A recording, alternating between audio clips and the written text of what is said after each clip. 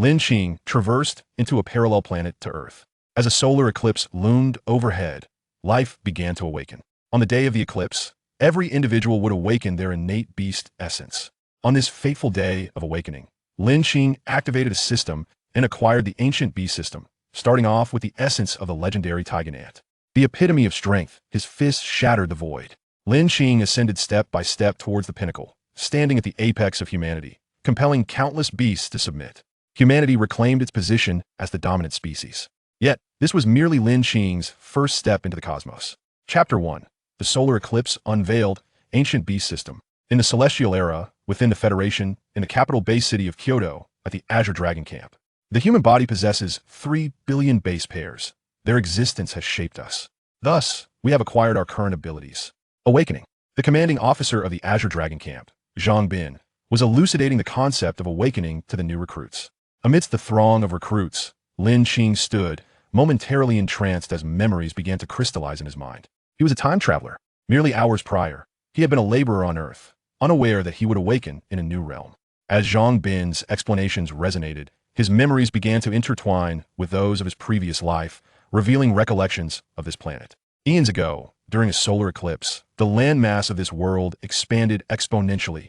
Under the eclipse's influence, various life forms on this planet underwent mutations. Animals, plants, and humans were all ensnared by this transformation. Flora and fauna grew to colossal sizes and became increasingly feral, collectively termed as beasts.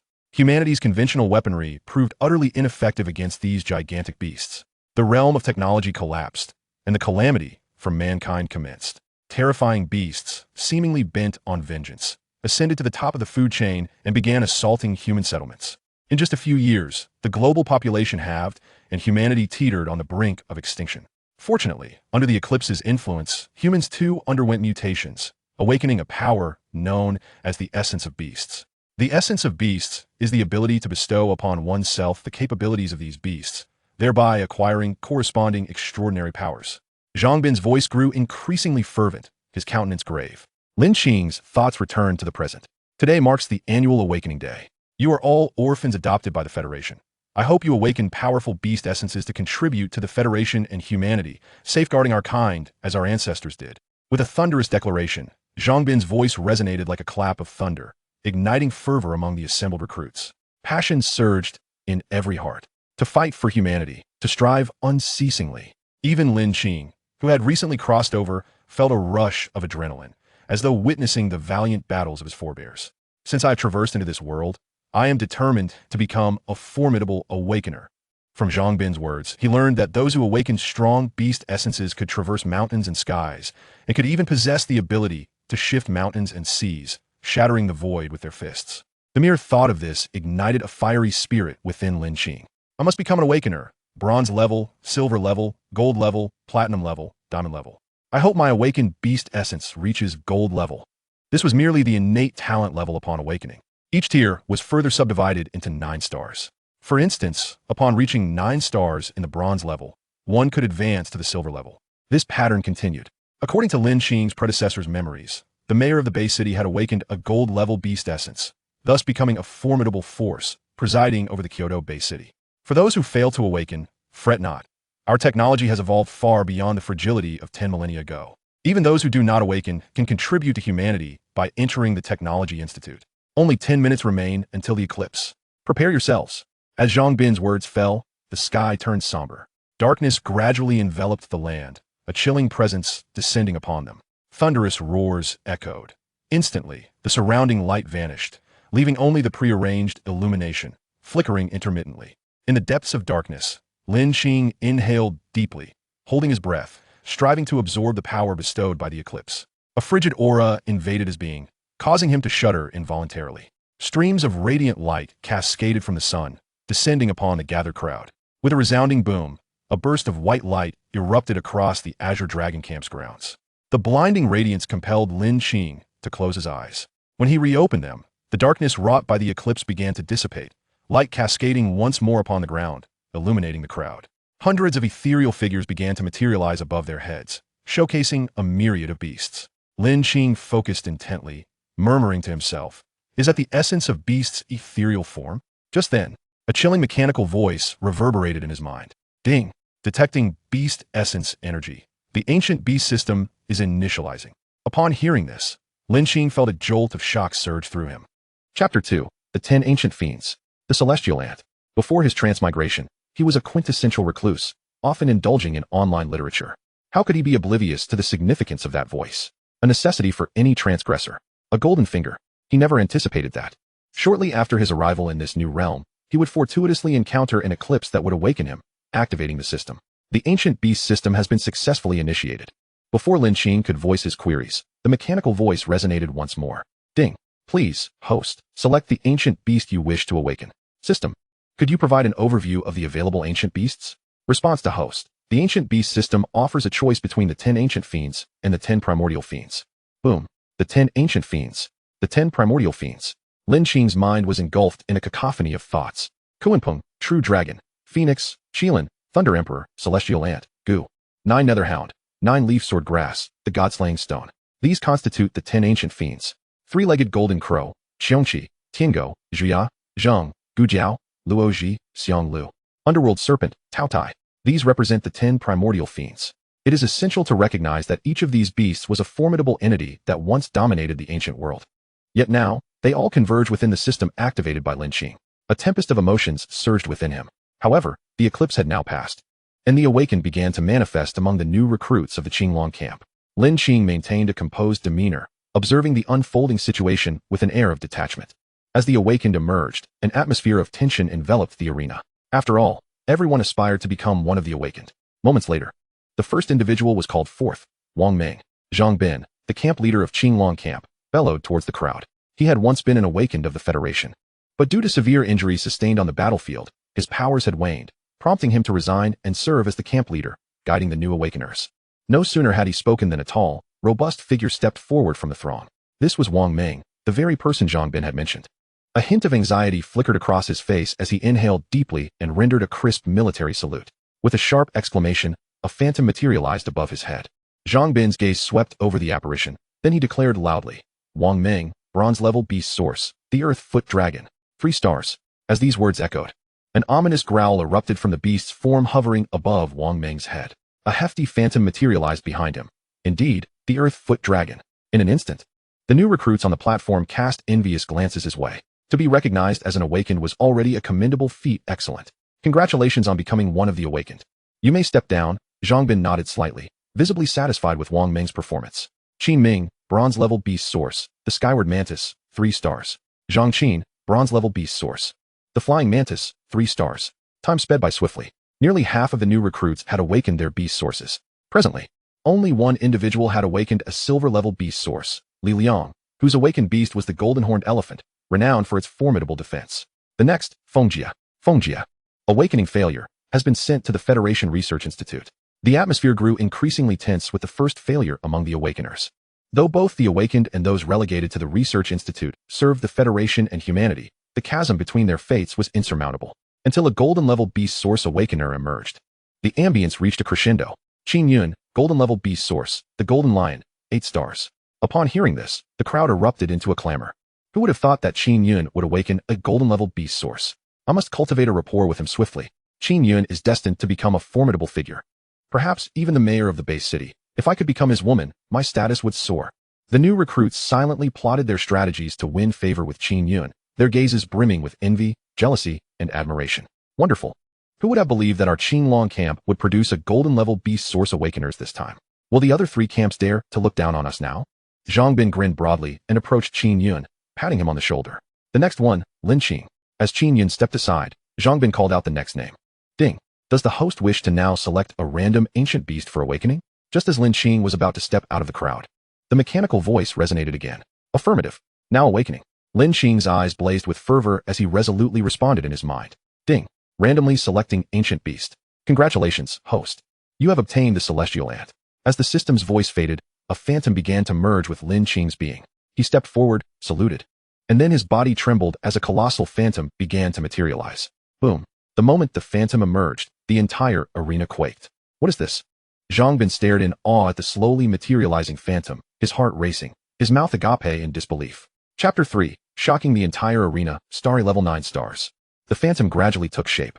In the next moment, a blinding radiance erupted, and a terrifying humanoid apparition stood behind Lin Qing, exuding an overwhelming presence. Merely standing there, it seemed capable of instilling fear across vast realms, as if it could shatter the very heavens. An ancient aura emanated from the phantom, causing the already awakened recruits to feel their beasts quiver within them. Bloodline suppression. Zhang Bin's expression shifted to one of sheer horror. The soul-crushing force was such that even he, a platinum 6-star expert, found it difficult to breathe. Furthermore, it felt as if the beast within him was on the verge of breaking free. Roar. The awakened ones in the arena suddenly trembled, their beasts manifesting and emitting deep growls, all eyes drawn toward Lin Qing, as if in submission. What an intimidating aura. What level of beast source is this? Even my own beast trembles in deference. Not only Zhang Bin but also the new awakeners standing below felt their beasts shudder, gazing in shock at Lin Qing. Until the phantom fully revealed its true form. It was a humanoid creature, resembling an ant, yet distinctly different. Enveloped in golden light, it emanated an iron-like strength, standing as a sovereign above the heavens, akin to a deity. A domineering and terrifying aura washed over them. The celestial ant, one of the 10 ancient fiends, renowned as the epitome of strength, the most powerful beast in history, unmatched and fearsome, capable of shattering the heavens and overturning the 9 skies. In terms of sheer power, even the true dragon could not contend. The phrase a single force can overcome 10 aptly describes this 10 ancient fiend, the celestial ant. Lin Qing's eyes sparkled with divine brilliance as his body quaked. The energy of the celestial ant surged into him, relentlessly coursing through his being. Every inch of his flesh, every cell was permeated by this energy. Lin Qing could sense that his body was undergoing a monumental transformation. Bones were being restructured. Flesh was being reborn. Moments later, he began to revert to normal. Lin Qing, what level is the beast source you awakened? What beast is it? Zhang Bin's inquiry jolted Lin Qing back to reality. It felt somewhat embarrassing. As the leader of the Qinglong camp, how could he fail to discern the level of a new recruit's beast source? He could only voice his question to Lin Qing. Every awakened individual is greeted with a prompt at the moment of their awakening. In the past, Zhang Bin had the capability to discern this for himself. However, he found Lin Qing's level to be utterly inscrutable. As for the primal origin level of the beast, who could say? All I know is that my beast is named the celestial horn ant, reputed to be a creature of the ancient ferocity. Lin Qing responded to Zhang Bin's inquiry. Ancient ferocity? Upon hearing this, Zhang Bin's jaw dropped in astonishment, and his demeanor transformed into one of fervent excitement. Quickly, bring forth the testing apparatus, he commanded, turning to the soldiers behind him with a booming voice. What is happening? Even the camp leader cannot ascertain Lin Qing's primal origin level. When the ethereal form of his beast manifested, I could feel my entire being tremble. Who would have thought Lin Qing possessed such extraordinary talent? Why did we not recognize this before? Indeed, I recall he once pursued me. How careless of me. I wonder if it would be of any use to pursue him now. Not long after, a finely crafted device was presented before Lin Qing. He lifted his hand, concentrating intently as he placed his right palm upon the apparatus. A crisp chime resonated from the device.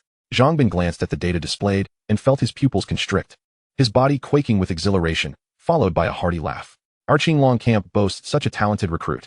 Lin Qing, your primal origin level is star radiance level, 9 stars. His voice boomed across the arena. A stunned silence enveloped the crowd, which was soon replaced by an uproar. All gazes turned towards Lin Qing, filled with envy and admiration. Star radiance level 9 stars. Undoubtedly, should Lin Qing develop to this pinnacle, he would surely become one of the Federation's foremost powers. At that moment, Lin Qing appeared to be an unattainable figure in the eyes of the onlookers. Even Qin Yun, who had previously awakened a golden-level beast, gazed at Lin Qing with a look of reverence and submission. The new recruits were profoundly shaken by Lin Qing's extraordinary talent. Yet, Zhang Bin harbored doubts. Our base city's awakening apparatus seems only capable of detecting up to star radiance level 9 stars. This implies that Lin Qing's potential surpasses this threshold. The device merely has its limitations. I must promptly report this to higher authorities. Such a prodigy is beyond my capacity to nurture. Zhang Bin resolved silently. Lin Qing, please retract your beast back into your body. He cast a glance at the hundreds of ethereal beasts present, forcing a smile as he spoke to Lin Qing. After taking a deep breath, he moved aside and dialed the highest-ranking official he could reach, commander of the 4th Battalion. Hello, Commander. What did you say? Star Radiance level 9 stars for the primal origin. The 4th Battalion commander, Zhao Jun, nearly dropped his phone upon hearing Zhang Bin's words. His previous murmur transformed into a shout. With a serious expression, he stood up and strode toward the command room. Simultaneously, the awakening ceremonies for the other 3 battalions were concluding. Old Zhang, let us see how your Qinglong camp fared in the awakenings. Yes, we are here to take a look. I wonder if this year, Qinglong camp has once again landed at the bottom. The commanders of the 3rd Battalion strolled into Qinglong camp, each wearing a smile. Seeing this, Zhang Bin cursed under his breath. These fellows are here to belittle me again. But this year, they are destined to lose. With that thought, he approached them with a bright smile. Chapter 4. The Celestial Horn Ant vs. the Mammoth. The outcome is clear. Upon witnessing Zhang Bin's grin, the commanders of the 3rd Battalion felt an inexplicable sense of foreboding. However, recalling that Qinglong camp had consistently finished at the bottom in previous years, they dismissed their unease. Each year, on the day of awakening, the 4th Battalion would secretly compete with the others. What brings you here to my Qinglong camp? Zhang Bin was not one to beat around the bush in the military. Old Zhang, what do you say? Shall we proceed with the new recruit competition this year? The rotund Bida spoke first. As the commander of the White Tiger Battalion, Bida's team had often claimed victory in past competitions. Old Zhang, you're not afraid, are you? Chuckled Manhwaedit, the commander of the Vermilion Bird Battalion. Oh, we wouldn't want to put you in a difficult position, Old Zhang. Wang Jia, the commander of the Black Tortoise Battalion, feigned a look of disappointment. Of course, Zhang Bin readily agreed. The 3 commanders exchanged skeptical glances at Zhang Bin's unexpected eagerness. In previous years, he had always made numerous excuses. What has changed this year? Is it possible that Qinglong camp has produced an extraordinary seedling? However, they were not without their own strengths. After a brief interval, a circular arena, several dozen meters in diameter, was erected at the boundary of the 4th Battalion. The new recruits from the 4th Battalion stood at their respective positions, observing the arena before them. The rules of the competition were quite simple. Each battalion would send forth 1 recruit to battle in turn, with the victor receiving 4 primal cores as a reward. Lin Qing, are you able to take the stage? Zhang Bin inquired quietly, glancing at the arena. Commander, I can do it. Lin Qing nodded in agreement. He too wished to test the capabilities of his recently awakened celestial horn ant and ascertain its true potential. Good lad. Zhang Bin patted him on the shoulder, commending him. He then took his seat in the spectators' area. I hereby declare the 4th Battalion's new recruit competition officially commenced. Bida proclaimed loudly, without any superfluous words. Boom. As his words fell, a robust figure descended upon the arena, causing the entire platform to tremble. The sound of fists colliding echoed ominously. Grinning widely, he addressed the Qinglong camp directly. Qinglong camp, you shall once again find yourselves at the bottom. Might as well rename yourselves the Qingbug camp. Today, I, Manlong, will show you what a true dragon is. Brute, do not be so arrogant. Dare to insult my Qinglong camp? You seek death, Qin Yun declared, preparing to step onto the stage. However, after taking 2 steps, he found himself utterly immobilized. Turning back, he discovered Lin Qing had a firm grip on his arm, and his expression turned to one of horror. Is this the power of Star Radiance level 9 stars? Terrifying indeed. His own awakened Golden Lion's strength was formidable, but he realized that no matter how hard he tried, he could not break free from Lin Qing's grasp. Qin Yun, allow me to handle this swiftly and spare us the waste of time, Lin Qing spoke calmly. As soon as the words left his lips, Lin Qing rose and walked steadily from Qinglong camp toward the arena, exuding an air of tranquility, as though he had complete mastery over this battle. Along the way, Lin Qing's mind flickered, and he glanced at his personal panel. Host, Lin Qing. Beast, Celestial Horn Ant. Fusion level, 10. Traits, Ultimate Strength. After reviewing the panel, Lin Qing smiled slightly. Upon stepping onto the arena, the system's voice resonated once more. Task, defeat the opponent from the 3rd Battalion. Reward, Celestial Horn Ant. Fusion, level 20. Do you accept? Upon reading the system's issued task, Lin Qing furrowed his brow momentarily. Yet, he resolutely chose to accept, for he held great confidence in his Celestial Horn Ant. It is, after all, the embodiment of ultimate strength. In terms of power, it is nearly unmatched. Accepted. Lin Qing declared outright. This lad isn't paralyzed with fear, is he? Observing the formidable presence of Manlong, the recruits from the White Tiger Battalion erupted into mockery. You should just concede now, kid. Spare yourself further embarrassment. Manlong sneered. Do the recruits of the White Tiger Battalion have nothing but idle chatter? Lin Qing replied calmly. You all wonder if Lin Qing can truly defeat that fellow. Fear not, for Lin Qing is a 9-star stellar champion. Though the members of the Azure Dragon camp may feel a twinge of anxiety, they choose to place their faith in Lin Qing. A fool's errand. Upon hearing this, Manlong was momentarily taken aback, but his expression quickly hardened. Release the beast. With a thunderous command, an ethereal figure of a beast materialized behind him, resembling an elephant but several times its size, with tusks of extraordinary length. A mammoth. Indeed, it is a mammoth. The White Tiger camp is faring well this year. Moreover, it is a 9-star golden class mammoth, exclaimed Manhwaedit, observing the beast behind Manlong with astonishment. I didn't expect this, Bida remarked, his facade of nonchalance failing to conceal his smugness. What beast has the new recruit from the Azure Dragon camp awakened? Should I instruct Manlong to hold back a bit? As he spoke, Bida cast a sidelong glance at Zhang Bin, only to find him unfazed, seemingly indifferent to Bida's mockery. Humph. Soon, you shall witness the prowess of the Azure Dragon camp, Zhang Bin thought to himself. On the stage, as the manifestation of Manlong's beast appeared, Lin Qing maintained his composure, as if the confrontation were of no consequence to him. With a simple reprimand, Lin Qing summoned his own beast, unleashing a terrifying aura that forced the onlookers to step back involuntarily. Manlong, momentarily dazed, clenched his right fist and hurled a powerful punch towards Lin Qing, the force of which produced a crackling sound in the air. Witnessing this, Bida smiled slightly, convinced that with such a blow, the Azure Dragon camp would undoubtedly face defeat. The might of the mammoth is not to be trifled with. However, just as the spectators anticipated Lin Qing's imminent downfall, he calmly raised his arm, his fingers splayed wide, effortlessly grasping Manlong's fist. Boom! The collision of their hands resonated throughout the arena, leaving Manlong's face flushed and his body struggling in vain against an unyielding grip. This scene left the audience utterly astounded, jaws dropped in disbelief. Lin Qing's demeanor was serene, while Manlong appeared mortified. The disparity was stark. Chapter 5. In my eyes, you are as insignificant as an ant. Impossible. Bida shot to his feet, his eyes wide with shock. He had believed victory was assured, only to witness his camp's mammoth falter. The spectators were left dumbfounded. Old Zhang, do tell me, what beast has that young man awakened? How could a mammoth possibly be outmatched in strength? After a moment of astonishment, Bida turned to the composed Zhang Bin for answers. The Skyhorn ant, though merely a 9-star stellar champion, is nothing to scoff at. Zhang Bin reveled internally, delighted by the turn of events. Let them underestimate the Azure Dragon camp. Now it is my time to shine. What a thrill. Merely a 9-star stellar champion? Is that even a valid comparison? Bida glared at Zhang Bin, his irritation mounting as he noted the smug grin on his face. The golden class and the stellar class are leagues apart. This is futile. You might as well go home and rest. Meanwhile, the new recruits of the White Tiger camp were left speechless, as if they had swallowed something bitter, their faces contorted in dismay. Just moments ago, they had jeered at the Azure Dragon camp. Now they were rendered mute, starkly aware of their own hubris. How ironic. Manlong, are you constipated today? Your face is so red. Are you holding back something? The laughter erupted from the crowd, with one jesting. Lin Qing is incredible. He is like a powerful cow making a young calf till the land. The taunts made Manlong's face turn from red to deep crimson, then to black with rage. Yet, what astonished him was that his opponent had effortlessly caught his full-force strike. I refuse to accept this. I will not concede. Manlong roared in fury. The might of the mammoth surged anew, but he soon realized that no matter how fiercely he exerted himself, he remained immobile. It felt as if he were confronting not a mere human, but a colossal beast from the primordial world. Cease your struggles. Though your mammoth is formidable, in my eyes, it is but an ant, Lin Qing said, shaking his head slightly as he began to exert pressure with his grip. Manlong felt as though his fist were being crushed under immense force, the pain forcing a cry from his lips. The Skyhorn ant was renowned for its strength, and a mere mammoth stood no chance against it.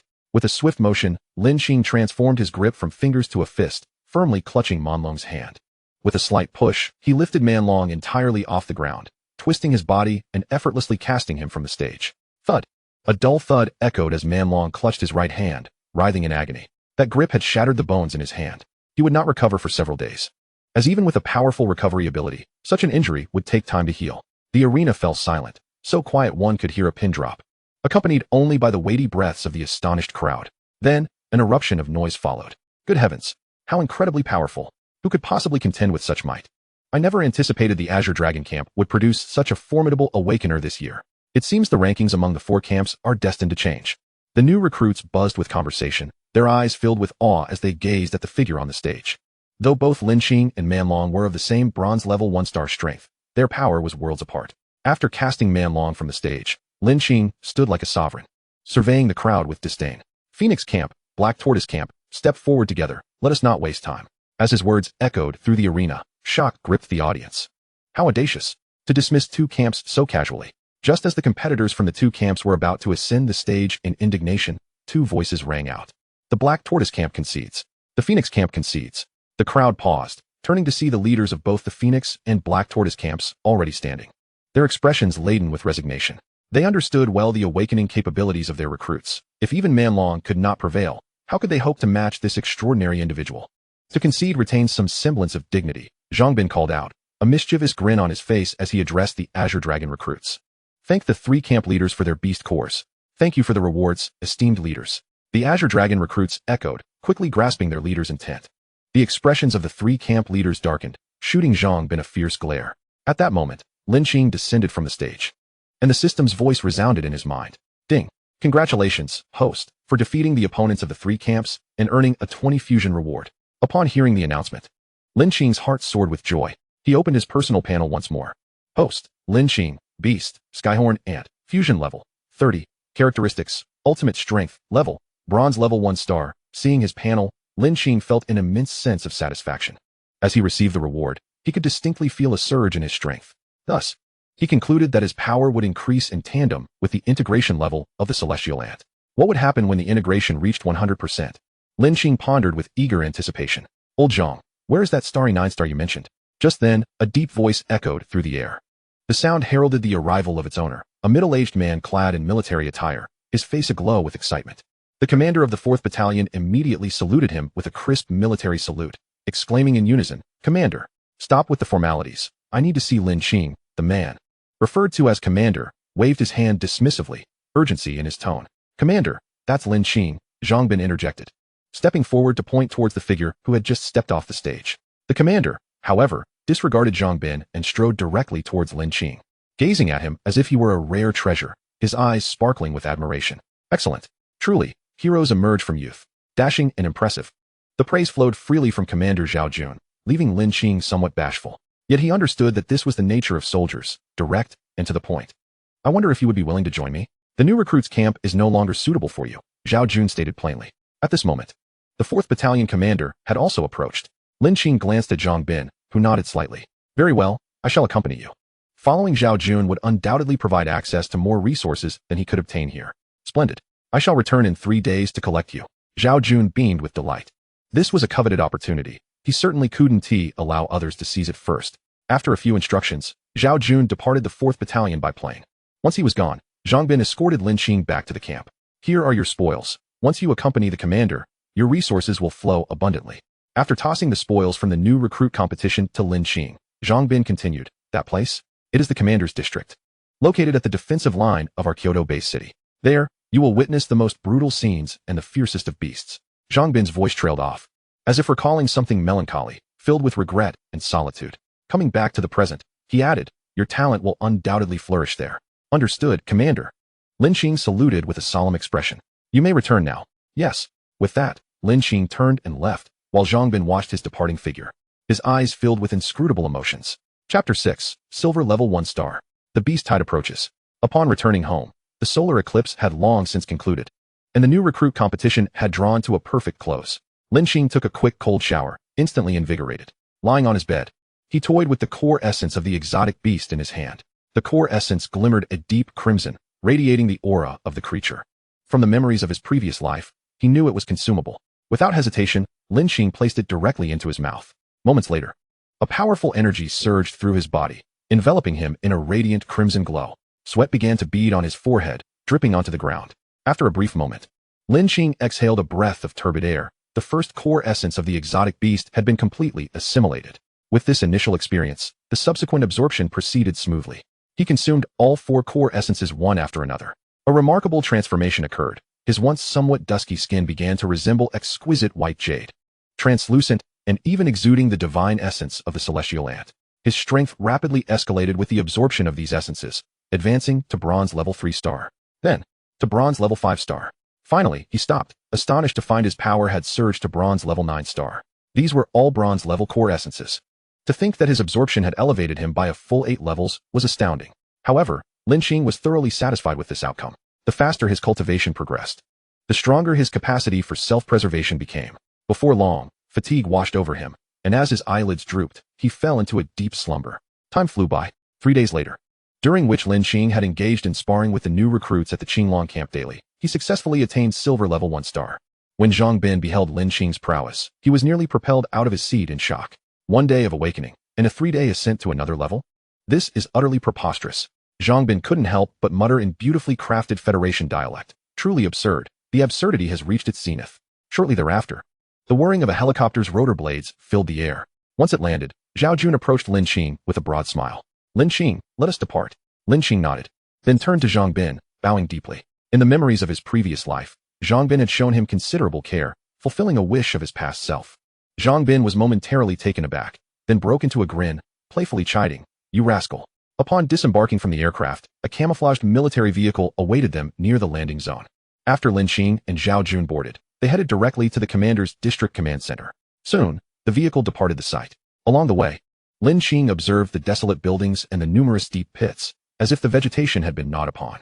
Half an hour later, a colossal wall loomed before them, stretching endlessly from east to west. "This is our commander's district, also the defense area of Kyoto Bay City," Zhao Jun patiently explained. "We have arrived at our destination." After disembarking, Zhao Jun led Lin Qing towards the top of the towering wall. Along the way, the soldiers on guard saluted and shouted, "Commander!" Before long, they boarded an elevator constructed within the wall. 10 minutes later, they stood atop the fortification. Lin Qing inhaled deeply. The air was thick with the acrid scent of gunpowder and the metallic tang of blood. Looking down, he noticed an array of laser cannons positioned along the edge of the wall, advanced weaponry developed by the Institute of Technology, capable of inflicting damage upon level 1 and level 2 beasts. As he gazed beyond the wall, the scene outside resembled something out of the Jurassic era, with towering trees stretching hundreds and thousands of meters, dotting the landscape. Beyond the city lay the terrifying expanse known as the Beast Forest. Zhao Jun elaborated patiently, revealing that this area was frequently traversed by exotic beasts.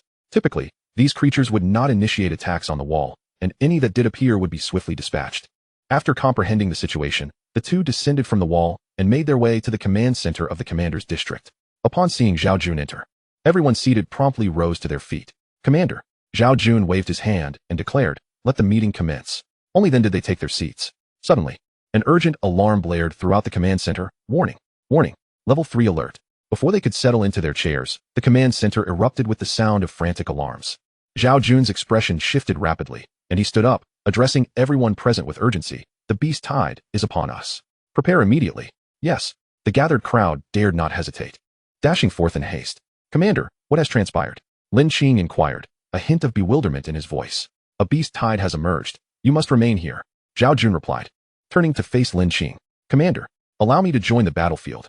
After a moment of contemplation, Lin Qing stepped forward boldly, positioning himself directly in front of Zhao Jun. His expression resolute. Zhao Jun was taken aback, but soon recalled that this beast tide was merely classified as a level 3 alert, indicating a relatively moderate threat. Given Lin Qing's bronze-level prowess, he should be capable of handling it. "Very well.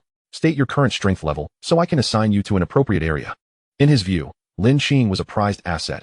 He could not afford any mishaps, lest he face dire consequences from his superiors. "Lin Qing, silver level 1 star." Lin Qing saluted sharply and declared loudly, "What? Silver level 1 star?" Zhao Jun initially thought he had misheard, believing Lin Qing to be a bronze level 1 star. However, upon realization, he was utterly astonished, his voice soaring to an incredulous pitch. "You truly claim to be silver level 1 star?" Zhao Jun asked, unable to contain his disbelief. "Indeed. I just barely managed to break through a couple of days ago," Lin Qing admitted, scratching his head sheepishly. "What on earth? Just barely? What would those who struggle to break through think?" Zhao Jun's mind was flooded with a torrent of incredulous thoughts. "In that case, proceed to the East City Gate to assist in repelling the beast tide." Zhao Jun, suppressing his shock, shouted towards the exit, "Wu Ji, come in." No sooner had he spoken than a figure appeared, approximately 23 or 24 years of age. "Commander, did you call for me?" Wu Ji inquired after saluting. "Take him to the East City Gate and ensure he assists in repelling this beast tide. Protect him at all costs." Zhao Jun instructed earnestly before allowing the two to depart. Once outside the command center, Wu Ji spoke quietly, "Follow me." At this moment, they could see a steady stream of soldiers, fully armed, racing toward the high walls. The sounds of weaponry, artillery fire, and the roars of the aberrant beasts intertwined in a cacophony. "What weapon do you require?" Wu Ji asked as he led the way. "None, my fist will suffice," Lin Qing replied nonchalantly. Wu Ji paused momentarily but chose not to press further. Indeed, some awakened individuals were capable of fighting without weapons. The duo proceeded directly toward the East City Gate. Chapter 7, Repelling the Beast Tide, the Celestial Dragon's city-breaking halberd. The two raced forward with great urgency. As they drew closer to the East City Gate, the roars of the aberrant beasts outside grew increasingly deafening, mingled with the shouts and battle cries of awakened warriors. Shortly thereafter, Lin Qing gazed at the imposing city gate before him, feeling a profound sense of awe. This gate, forged as if from steel, stood resolutely against all threats posed by the aberrant beasts. Wu Ji led Lin Qing to the front of the gate. With a thunderous boom, the massive gate slowly creaked open. The first sight to greet them was a horde of charging aberrant beasts, dust swirling in the air, while enormous flying creatures circled overhead, recklessly hurtling toward the high walls. Yet, before they could close in within 100 meters of the walls, they were intercepted by the awakened defenders, who either cleaved them asunder with flashing blades or obliterated them with explosive punches. A group of figures stood valiantly before the city gate, exuding an aura of authority. This was the East City Gate, guarded by the Azure Dragon Squad, comprising 4 members, each boasting a strength level of bronze 6 stars or above. Wu Ji gestured toward the defenders outside, introducing them. He then pointed to another city gate in the distance. That is the West City Gate. Lin Qing followed his direction, nodding in acknowledgement. He could discern that the East City Gate was evidently the safest among the others, as evidenced by the sparse number of aberrant beasts outside. After fending off a wave of minor beast tides, the members of the Azure Dragon squad began to converse casually. Suddenly, a colossal roar shattered the calm. From the depths of the distant treetops, a violent rustling erupted, followed by hundreds of dark figures bursting forth, rushing toward the high walls with ferocious cries. They approached with alarming speed, closing in on the Azure Dragon squad in the blink of an eye. Be careful. Lin Qing's expression darkened as he shouted sharply. As he spoke, he forcefully stomped the ground, vanishing from his spot in an instant. The members of the Azure Dragon squad, alerted by his warning, finally reacted. But the first wave of predatory birds was already upon them. One member gasped in horror. It's over. The onslaught of the predatory birds loomed dangerously close. Just as he shut his eyes, bracing for the worst, a sound resonated beside him. When he opened his eyes again, he found himself unharmed. Turning, he beheld a striking figure standing nearby, gazing intently ahead. Thank you. He began, only to be interrupted. Focus on repelling the beast tide first. Before he could finish, Lin Qing cut in. Nodding, he turned his attention back to the approaching tide with a grave expression. Fire! Fire! Orders rang out suddenly, and the artillery atop the high walls erupted with thunderous roars. Beams of laser fire intertwined in the air, producing a piercing cacophony as they shot toward the flock of flying beasts. Explosions erupted in the densest areas of the beast tide, generating a tremendous uproar. Boom! Boom! Boom! A torrent of fiery destruction cascaded down upon the beasts, forming a formidable barrier of defense. What a powerful assault chain! Lin Qing marveled at the scene, deeply impressed. Utilizing concentrated laser and artillery fire, they had established the first line of defense. In the next moment, several shadowy figures broke through the protective barrier and charged forward. Kill! The captain of the Azure Dragon squad bellowed, leading the charge. Ding! A notification sounded. Quest activated. Repel the beast tide. Rewards, Fusion Degree 20, along with a random bonus. Just as Lin Qing prepared to join the fray, the system's voice echoed in his mind. No sooner had the words settled than Lin Qing's figure vanished once more. Boom! A thunderous sound erupted as a serrated tiger beast was obliterated, its blood splattering across the ground. Lin Qing flickered through the ranks of the charging aberrant beasts, delivering powerful blows with astonishing speed. Boom! Boom! Boom! The sounds of flesh and blood being shattered reverberated, and with each sound, another aberrant beast was reduced to mere fragments. Lin Qing's beast, the celestial horn ant, was renowned for its strength. Each strike landed with brutal force. And given that most of the aberrant beasts before him were of first or second tier strength, as a silver level 1 star, he could easily dispatch them. With the terrifying power of the celestial horn ant bolstering him, he navigated through the chaos, as if traversing an empty domain. In the blink of an eye, the aberrant beasts that had breached the first line of defense were entirely annihilated. Who is this kid? He's unbelievable. The members of the Azure Dragon squad exclaimed in disbelief. 1 punch for each first tier beast? Even our captain can't match that intensity. And he does it barehanded. Their faces were awash with incredulity as they stared at the figure standing before them. A flicker of astonishment crossed the captain's eyes as well. 2 hours later, under the relentless assault of the defenders, the beast tide receded, and the alarm was lifted. Ding! Congratulations, host, for completing the mission to repel the beast tide. You have gained a fusion degree of 20 and received a random reward. The Celestial Dragon's City-Breaking Halberd. Celestial Dragon's City-Breaking Halberd? That name sounds familiar. Lin Qing mused silently. System, provide details on the Celestial Dragon's City-Breaking Halberd. Celestial Dragon's City-Breaking Halberd, forged from meteorites over 9 days and nights, summoned by thunder from the earth. It is the weapon of the ancient war god Xiangyu. Incredible. It is indeed Xiangyu's weapon. Lin Qing erupted with joy. The halberd, a heavy weapon, perfectly complemented the utmost strength of the 10 fiends' celestial horn ant. The two were a match made in heaven. This spear is no ordinary weapon. It is the weapon of the god of war, the Celestial Dragon's city-breaking spear. This battle can be deemed a resounding success.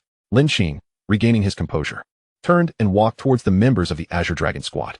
Thank you, brothers, for your timely rescue. I am Guan Tian of the Azure Dragon squad. The individual whom Lin Qing had just saved expressed, clasping his fists in gratitude. Lin Qing shook his head modestly. It was but a trifling effort. Brother, your display of power was astonishing. I am Wang Ming. Truly remarkable. You resembled a fierce beast, terrifying in your might. Greetings, I am Qi Yu. Added another member of the Azure Dragon squad. Lin Qing smiled in response. I am Lin Qing. Zhang Shun, the captain of the Azure Dragon squad, approached, his eyes glinting with a hint of combat fervor as he extended his hand, speaking earnestly. Zhang Shun could sense that the young man before him was exceptionally strong, stirring a sense of battle spirit within him. Brother Lin, your recent display of strength was nothing short of impressive. I would like to challenge you. If you would permit me? Zhang Shun stated frankly. In the military, camaraderie is straightforward, devoid of pretense. Of course, Lin Qing replied without hesitation. Recognizing that Zhang Shun also possessed the essence of a powerful beast, it had been a long time since he had seen the captain so serious. However, one might wonder who would emerge victorious in this encounter. The captain's beast essence was that of the giant strength gorilla, and in terms of sheer power, Lin Qing might not stand a chance. As they conversed, the two combatants took their stances. Forgive me. Zhang Shun initiated the assault. Stepping forward with a powerful thrust of his waist, his right fist coiled with tension, striking like a cannonball. Lin Qing responded with a calm and simple punch. Observing this, a flicker of displeasure crossed Zhang Shun's eyes. Clearly, Lin Qing was underestimating him. Thus, he resolved to make Lin Qing regret it. Bang! Their fists collided, unleashing a gust of force that reverberated outward, sending shockwaves. The three members of the squad were jolted back by the sheer impact. In the next moment, they swallowed hard, gazing in disbelief at the spectacle before them. Chapter 8. A fusion rate of 50, slaying 100 beasts. A figure was sent hurtling backward. It was none other than Zhang Shun, the captain of the Azure Dragon squad. Meanwhile, Lin Qing stood resolute, as immovable as an ancient monument. Zhang Shun, with his face flushed and breathing heavily, was incredulous that the captain of the giant strength gorilla had lost in terms of raw power. Guan Tian stared in astonishment at the duel, unable to comprehend how Lin Qing had executed his strike so swiftly. How could this be possible? What essence of beast does this young man possess? Looking at Lin Qing's serene expression, one would think he had not exerted himself at all. I concede. Zhang Shun sighed, a wry smile gracing his lips. To be able to rise and fall with grace, to acknowledge one's inferiority, is a mark of strength. Lin Qing shook his head lightly. I am honored. What essence of beast do you possess, Brother Lin? Zhang Shun inquired with genuine curiosity, for it was evident that such power must also stem from a formidable beast essence. The celestial ant, Lin Qing replied. Upon uttering these words, a phantom of the beast materialized. Boom. The manifestation struck awe into the members of the Azure Dragon squad and the soldiers atop the high walls, evoking a sense of reverence within them. All right, you all, it is only natural that you are no match for him. This fellow is a true monster. Just then, Wu Ji stepped forward, grinning widely. Oh, old Wu, do you know something we don't? Guan Tian and Wang Ming pressed, wrapping their arms around Wu Ji's shoulders. When Brother Lin awakened, his beast essence was at the starry level, 9 stars. Moreover, his current strength has already reached silver level, 1 star. Wu Ji recalled the orders he received from Commander Zhao, emphasizing the necessity of ensuring Lin Qing's safety. He couldn't help but chuckle at the irony. Did he truly require protection? He himself was merely at bronze level, 7 stars. The more he pondered, the more vexed he became. What did you just say? Starry level, 9 stars? Silver level, 1 star? Zhang Shun stared in disbelief, his uncertainty evident. Observing Zhang Shun's reaction, Wu Ji felt a significant portion of his irritation dissipate. It seemed everyone shared his astonishment upon hearing the news. Indeed, his mood was considerably lifted. As the surrounding soldiers approached, they greeted Lin Qing with smiles. Brother Lin, you are incredible. A true powerhouse. With you here, the East City Gate is secure. Indeed. Indeed. Lin Qing found himself somewhat bewildered. Guan Tian clapped a hand on Lin Qing's shoulder, speaking with familiarity. Brother Lin, congratulations. In the realm where strength reigns supreme, you have conquered them. Lin Qing paused momentarily before breaking into a smile. At that moment, the roar of engines echoed from within the city gates. Dozens of camouflaged military vehicles emerged, prompting everyone to quickly step aside. The vehicles headed directly toward the remnants of the beasts. Lin Qing, curious, inquired, what are those? They are the cleanup crews, Wu Ji explained. They are tasked with collecting useful remnants from the beasts after a tide, either for research or to forge weapons, including the cores of the beasts. And they belong to the Research Institute. Utilizing remnants of the beasts for our own purposes is indeed a clever method, Lin Qing mused. Some beasts possess extraordinary defenses, allowing the Research Institute to craft armor from their remains. Others, with formidable offensive capabilities, could be turned into weapons for the awakened. As his fusion rate increased, changes began to occur within Lin Qing. A surge of searing energy coursed through him, enveloping his entire being in an instant. Clenching his fist slightly, he could sense the immense power within him on the verge of erupting. His strength had augmented once more. The celestial ant truly epitomized the pinnacle of power. With only a 20 increase in fusion rate, his strength had multiplied. Lin Qing felt a thrill of astonishment. Had he possessed such power earlier, the recent battle with the beasts would have been even more effortless. Brother Lin, what is the matter? Wu Ji inquired, noticing Lin Qing lost in thought. Shaking his head, Lin Qing returned to reality. After the battle, guided by Wu Ji, Lin Qing arrived at their temporary quarters, the command center of the governing district. Commander Zhao sat in the main seat, attentively listening to reports from the awakened squads at various city gates. West City Gate, White Tiger Squad. A total of 120 beasts slain. North City Gate, Vermilion Bird Squad. A total of 105 beasts slain. South City Gate, Black Tortoise Squad, a total of 90 beasts slain. East City Gate, Azure Dragon Squad, a total of 200 beasts slain. Commander Zhao nodded in satisfaction, about to speak when he suddenly sensed something amiss. Please repeat the kill count for the Azure Dragon Squad. The reporter, somewhat bewildered, complied. East City Gate, Azure Dragon Squad, a total of 200 beasts slain. As soon as the words left his lips, Commander Zhao was taken aback. How could the Azure Dragon Squad have slain so many? In previous instances, they typically ranked third among the squads. The East City Gate is the safest of the four. I never expected them to have eliminated 200 beasts this time. I shall elucidate. Commander, a voice interjected as Zhang Shun and his squad entered. Zhang Shun, what is going on? Commander Zhao's eyes widened in disbelief. Commander, it is as follows. 100 of those beasts were slain by brother Lin Qing. As he spoke, Zhang Shun recalled Lin Qing's valor during the battle, a wave of admiration swelling within him. In the military, strength is revered. In a world governed by the survival of the fittest, the strong rightfully reign supreme. There is nothing inappropriate about admiring the powerful. Are you jesting, old Zhang? 100 beasts. The captain of the White Tiger Squad exclaimed, his disbelief palpable.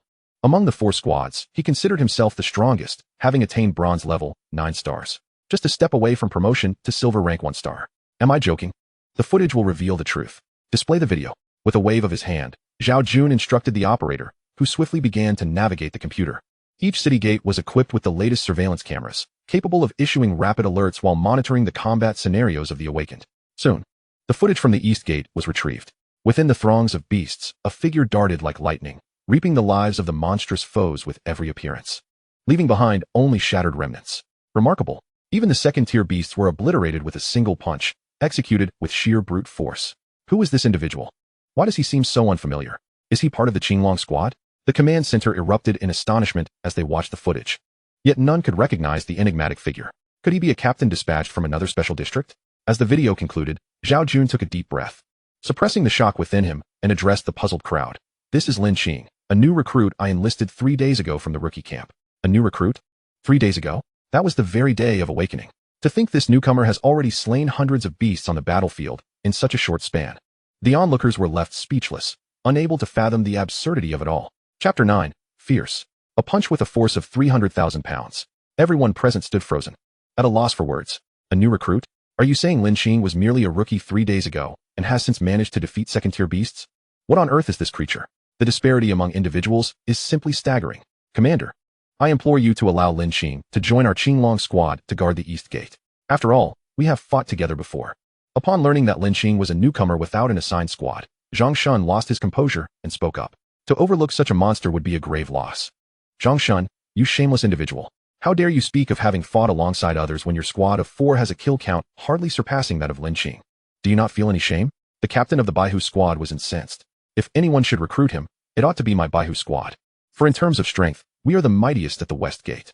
The captain of the Baihu squad wore a smug expression. Subsequently, the squads at the other 2 gates also began vying for Lin Qing's allegiance.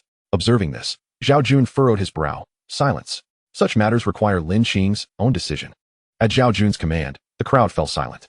By the way, Zhang Shun, go to the Research Institute and request 10 first-tier and 10 second-tier beast cores, and have them delivered to Lin Qing's residence as a reward for his triumph over the beast tide. Moments later, Zhao Jun instructed Zhang Shun. Understood, Commander. Zhang Shun saluted and promptly departed. The regulations of the Commander's district were quite straightforward. Each time a beast tide occurred, the number of beasts slain by an awakened individual would yield a reward equivalent to 1/5 of their total kills. There are rewards and penalties. As Zhao Jun had only recently arrived in the Commander's district, he had yet to arrange accommodations for Lin Qing. Thus he hastily found a temporary lodging. The quarters were situated to the southeast of the command center, not far away. The Commander's district was directly in front of the Kyoto base city, with Kyoto itself sprawling behind it. The permanent population reached over 1 million. The temporary residence was a 2-story building, not significantly different from those on Earth, except that the structures here were constructed from alloy steel, rendering them exceptionally sturdy. System, open my personal information panel. Lin Qing sat cross-legged on the ground, silently invoking the command. Host, Lin Qing. Beast, Tianjiao Ant. Fusion degree, 50. Traits, pinnacle of strength. Weapon, Tianlong breaking city halberd. The fusion degree has reached 50%. Observing his panel, Lin Qing felt a surge of joy within. At this pace, he believed the fusion degree would soon reach 100%. At that point, he would awaken the next of the ancient 10 fierce beasts. Tianlong breaking city halberd. Arise. With a fierce shout from Lin Qing. A halberd with a blade as white as snow and serrated like the setting sun materialized in his grasp. He swung his arm, driving the Tianlong breaking city halberd into the ground, which immediately emitted a dull thud as a web-like crack appeared. Is it merely the weight that possesses such power? Lin Qing mused. Extending his hand to grip the halberd's shaft, he lifted it, swinging his arm to rest it by his side. His aura surged, and his gaze sharpened, reminiscent of an ancient war god re-emerging. With the Tianlong breaking city halberd in hand, my strength has increased by at least 70%. Lin Qing reveled in exhilaration. The pinnacle strength of the Tianjiao ant combined with the formidable prowess of the Tianlong breaking city halberd created an unparalleled synergy. How astonishing! As he held the halberd, a wild energy surged from within him, merging with the weapon. Lin Qing bellowed, sweeping his right foot back, positioning the halberd behind his body. And with a wave of his hand, the halberd's might surged. It sliced through the air with a sound of destruction, roaring ominously. Boom! With a resounding crash, a gaping hole materialized in the alloy wall before him. Good heavens! Did I truly just pierce through the alloy wall with a mere strike? I've caused a calamity. Lin Qing felt a tinge of embarrassment as he gazed at the gaping hole. He had merely intended to test the power of the Tianlong breaking city halberd. Who could have anticipated such an outrageous weapon?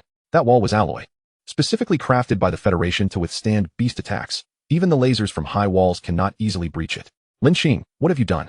At that moment, Zhang Shun stood at the doorway, witnessing the scene before him, utterly dumbfounded, swallowing hard in astonishment as he regarded Lin Qing. I accidentally broke it just now. Lin Qing scratched his head awkwardly and explained. You mean to say you shattered this alloy wall with your bare hands? Zhang Shun's mind was already tumultuous with disbelief. He gazed at Lin Qing as if he were a monster. This is an alloy wall. It's nothing. I'll find someone to repair it later. By the way, this is the Commander's reward for you. First tier and second tier beast cores. Zhang Shun hurriedly shifted the topic, presenting a bag to Lin Qing. Upon receiving the bag, a warm sensation enveloped his hand. This is a spatial bag, crafted from the remains of a beast known as the spatial beast, with a capacity of 20 cubic meters, and it is all yours. Noticing Lin Qing's confusion, Zhang Shun quickly elaborated. Lin Qing nodded in acknowledgement, expressing his gratitude. Thank you, Captain Zhang. Please, just call me Zhang Shun, or if you don't mind, you can call me Brother Zhang. Brother Zhang, you can call me Lin Qing as well. After their exchange, Zhang Shun departed. He needed to hurry and find someone to repair the wall that Lin Qing had inadvertently destroyed. Once Zhang Shun left, Lin Qing returned to his room. He opened the spatial bag and retrieved the beast cores, observing the warm energy radiating from them. He settled down in place. Taking a deep breath, he regulated the energy within him. He consumed all the first-tier cores in his possession. The furious energy surged like dragon's breath, searingly hot, rushing into Lin Qing's body. Time passed. With each core absorbed, the system's notifications chimed in succession. Fusion degree increased by 1, strength elevated to silver rank 2 star. Fusion degree increased by 1, strength elevated to silver rank 3 star. Fusion degree increased by 1, strength elevated to silver rank 4 star. The fusion level has reached 60, and strength has ascended to the 9th star of the silver rank. As the system's voice faded, Lin Qing promptly absorbed the essence of 10 first-tier beast cores. Slowly opening his eyes, Lin Qing felt the tremendous transformation occurring within him. Rising to his feet, he clenched his fists, a surge of immense power coursing through him. In terms of sheer strength, Lin Qing's current punch could wield a staggering force of 300,000 pounds.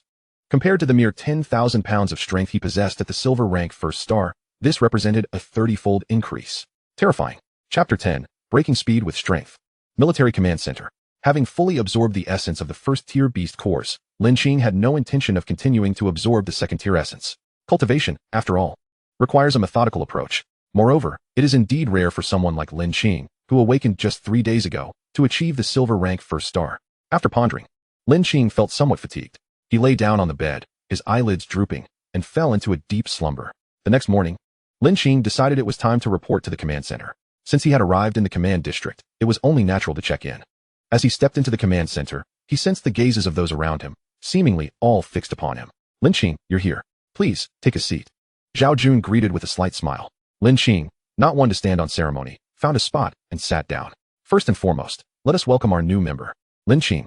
As soon as the words left Zhao Jun's mouth, the entire command center erupted in enthusiastic applause. Following the battle footage from the previous day, Lin Qing's figure had already been etched in the minds of the attendees. Lin Qing, please introduce yourself, Zhao Jun said, casting an appreciative glance at Lin Qing from a distance. Lin Qing's talent was indeed among the finest in the entire Federation. In Zhao Jun's memory, only 10 individuals could rival his giftedness. Lin Qing stood up, surveying the room with calm composure, and stated, I am Lin Qing, a new recruit of the Qinglong camp, visiting the command district for the first time. His introduction was succinct, even leaving Zhao Jun momentarily taken aback. What level of strength have you reached now? I need to arrange a position for you, so you can familiarize yourself with the captains of the various squads and the military leaders, he inquired, gesturing toward the individuals seated beside him. Lin Qing, I presume there is much about our command district that you are yet to comprehend. Zhang Ge will enlighten you, Zhang Shun said as he rose, moving closer to Lin Qing and placing a friendly arm around his shoulder with a grin. Our command district is divided in two. 10 minutes later, Lin Qing learned from Zhang Shun about the hierarchy within the command district. The commander oversees 2 military leaders, while 4 squads are under the jurisdiction of the 2 leaders. To become a military leader, one must achieve a minimum strength of silver rank 5 stars. The 2 military leaders present were of 6 stars and 7 stars, respectively, ranking among the top within the command districts. Lin, I heard from old Zhang that he was defeated by you. May I have the honor of sparring with you? One of the squad leaders, smiling, said to Lin Qing. Lin Qing understood their intentions were benign. In a world where strength dictates respect, one must naturally showcase their prowess. In the Federation, the strong have never shied away from challenges. No problem, Lin Qing replied with an unruffled demeanor. In the command district arena, Lin Qing stepped onto the stage. Facing the captain of the White Tiger squad, Wenbo, I have a request. The 3 of you should come at me together. Before Wenbo could respond, Lin Qing had already made his declaration. Lin, don't speak so boastfully. You might just trip over your own words. Wenbo's expression soured at Lin Qing's provocation. As a squad captain, he found it intolerable to be challenged so brazenly. With that, Wenbo charged forward, fast as lightning, his fist striking like thunder, exuding an imposing aura. His beast was known as the Thunderclap Tiger, naturally imbued with the power of electricity.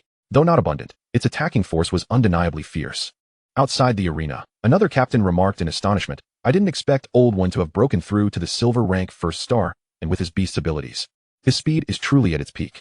Lin Qing raised his right arm, gently thrusting forward a punch. The surrounding air seemed to warp, with strength overcoming speed. The force of 300,000 pounds effectively stifled the velocity within a confined space. Wenbo, aiming to win through speed, was astonished to find his movements inexplicably slowing. Looking for Lin Qing, he realized he could no longer see him. Boom. The sound of an explosive impact rang in his ears as a colossal fist suddenly appeared before him, abruptly halting. You have my gratitude, Lin Qing's voice echoed nearby. Stunned, Wenbo broke into a cold sweat, unable to fathom what would have occurred had Lin Qing's punch connected. In that fleeting moment of impact, he envisioned an ancient behemoth roaring towards him. It appeared Lin Qing's earlier assertion of facing them together was not mere bravado. Captain Wen, do you wish to continue? Lin Qing inquired nonchalantly. The military leaders watching from the sidelines were taken aback by the new recruit's formidable prowess, realizing even Wenbo could not withstand a single strike. Boss, should I go take a shot at this kid? One leader suggested. Louis, isn't that a bit unfair? You're a silver rank 6 star. Yet, this Lin Qing seems no ordinary foe. You should give him a try. Zhao Jun replied, casting a wary glance at him. After a moment's thought, he acquiesced. Lu Yi rose from his seat and approached the arena. Upon witnessing Wenbo's defeat, the other 2 squad leaders lost their will to fight. If they couldn't best Wenbo, how could they hope to contend with Lin Qing? Lin Qing, allow me to exchange a few moves with you. A voice called from the audience. As the words faded, Lu Yi had already landed on the stage. Boss, what are you doing up here? Wenbo exclaimed in shock. Very well, Lin Qing replied, assessing Lu Yi. His aura suggested he was far superior to Wenbo. Satisfied, Lu Yi immediately made his move. He lunged forward, delivering a powerful punch. Buzz. The weighty force of Lu Yi's strike surged forth, far more robust than Wenbo's. However, Lin Qing remained unperturbed, sinking his waist slightly as he channeled the power of the celestial ant into his arm and responded with a strike of his own. Bang!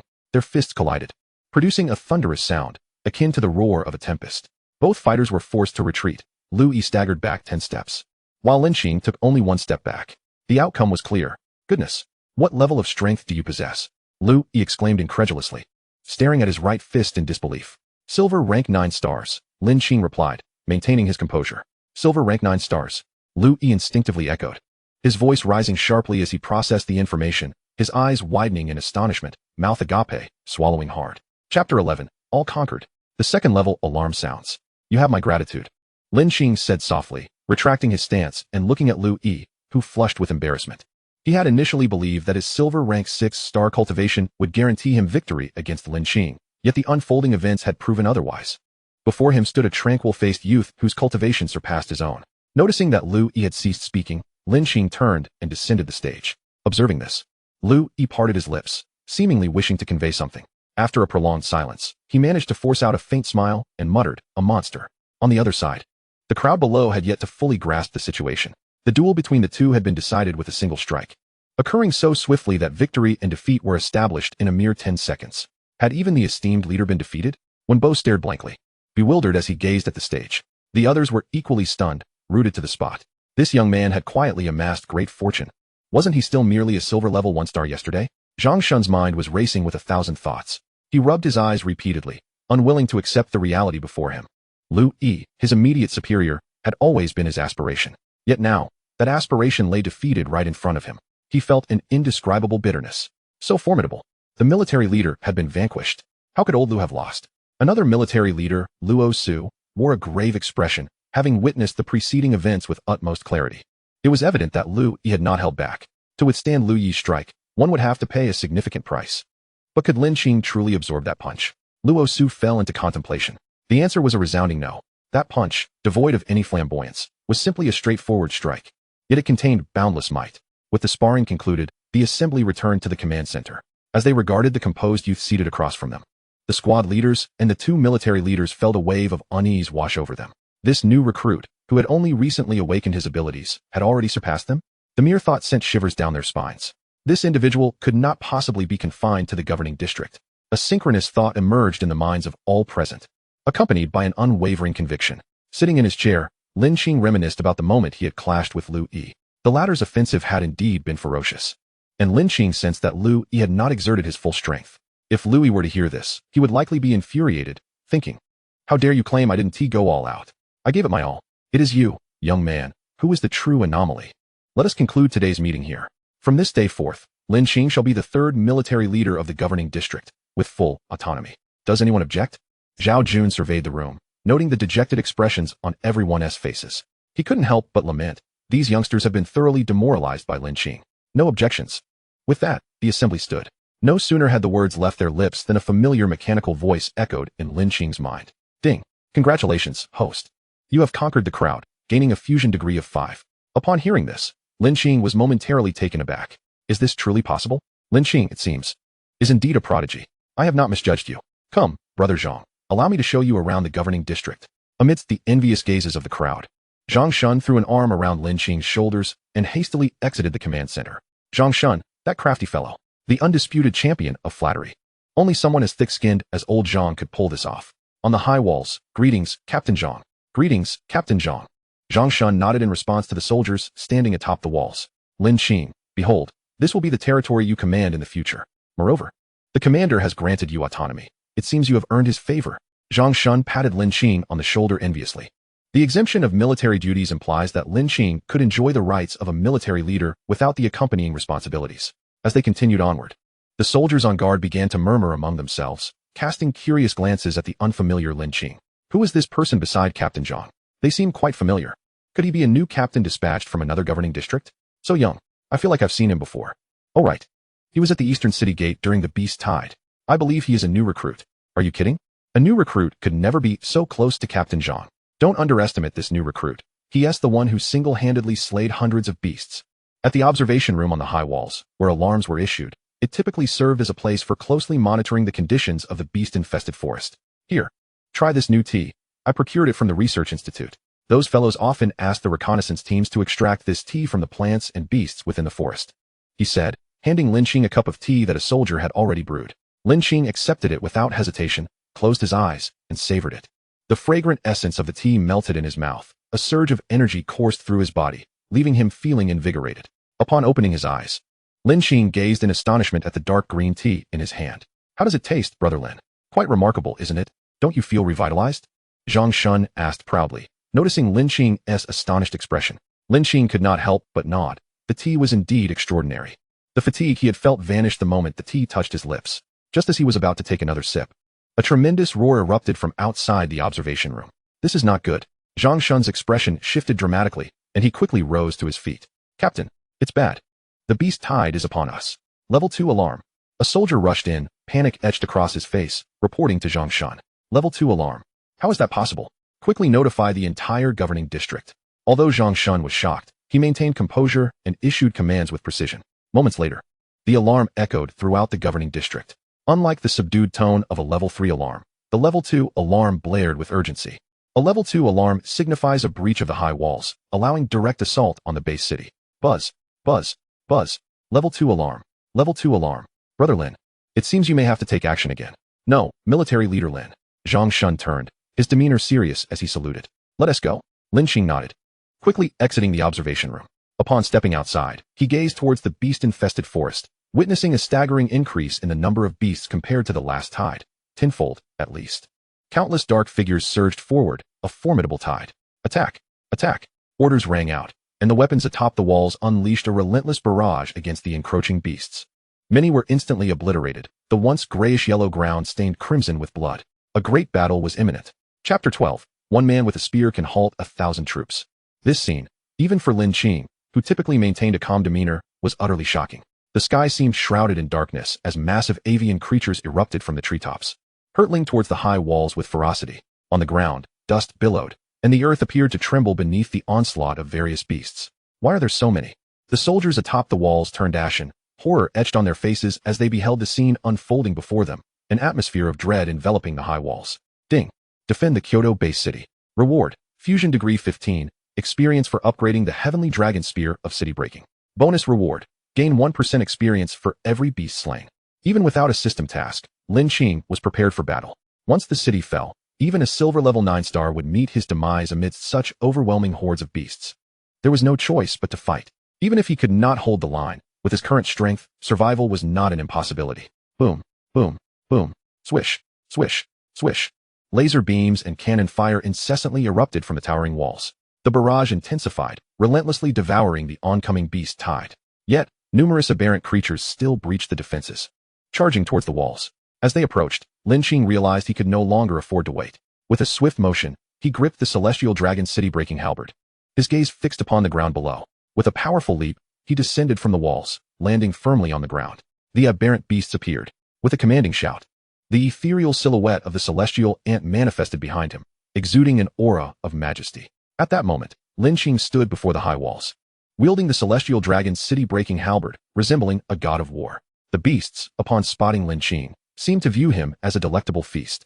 Salivating profusely, they bared their colossal jaws and roared towards him. Monsters!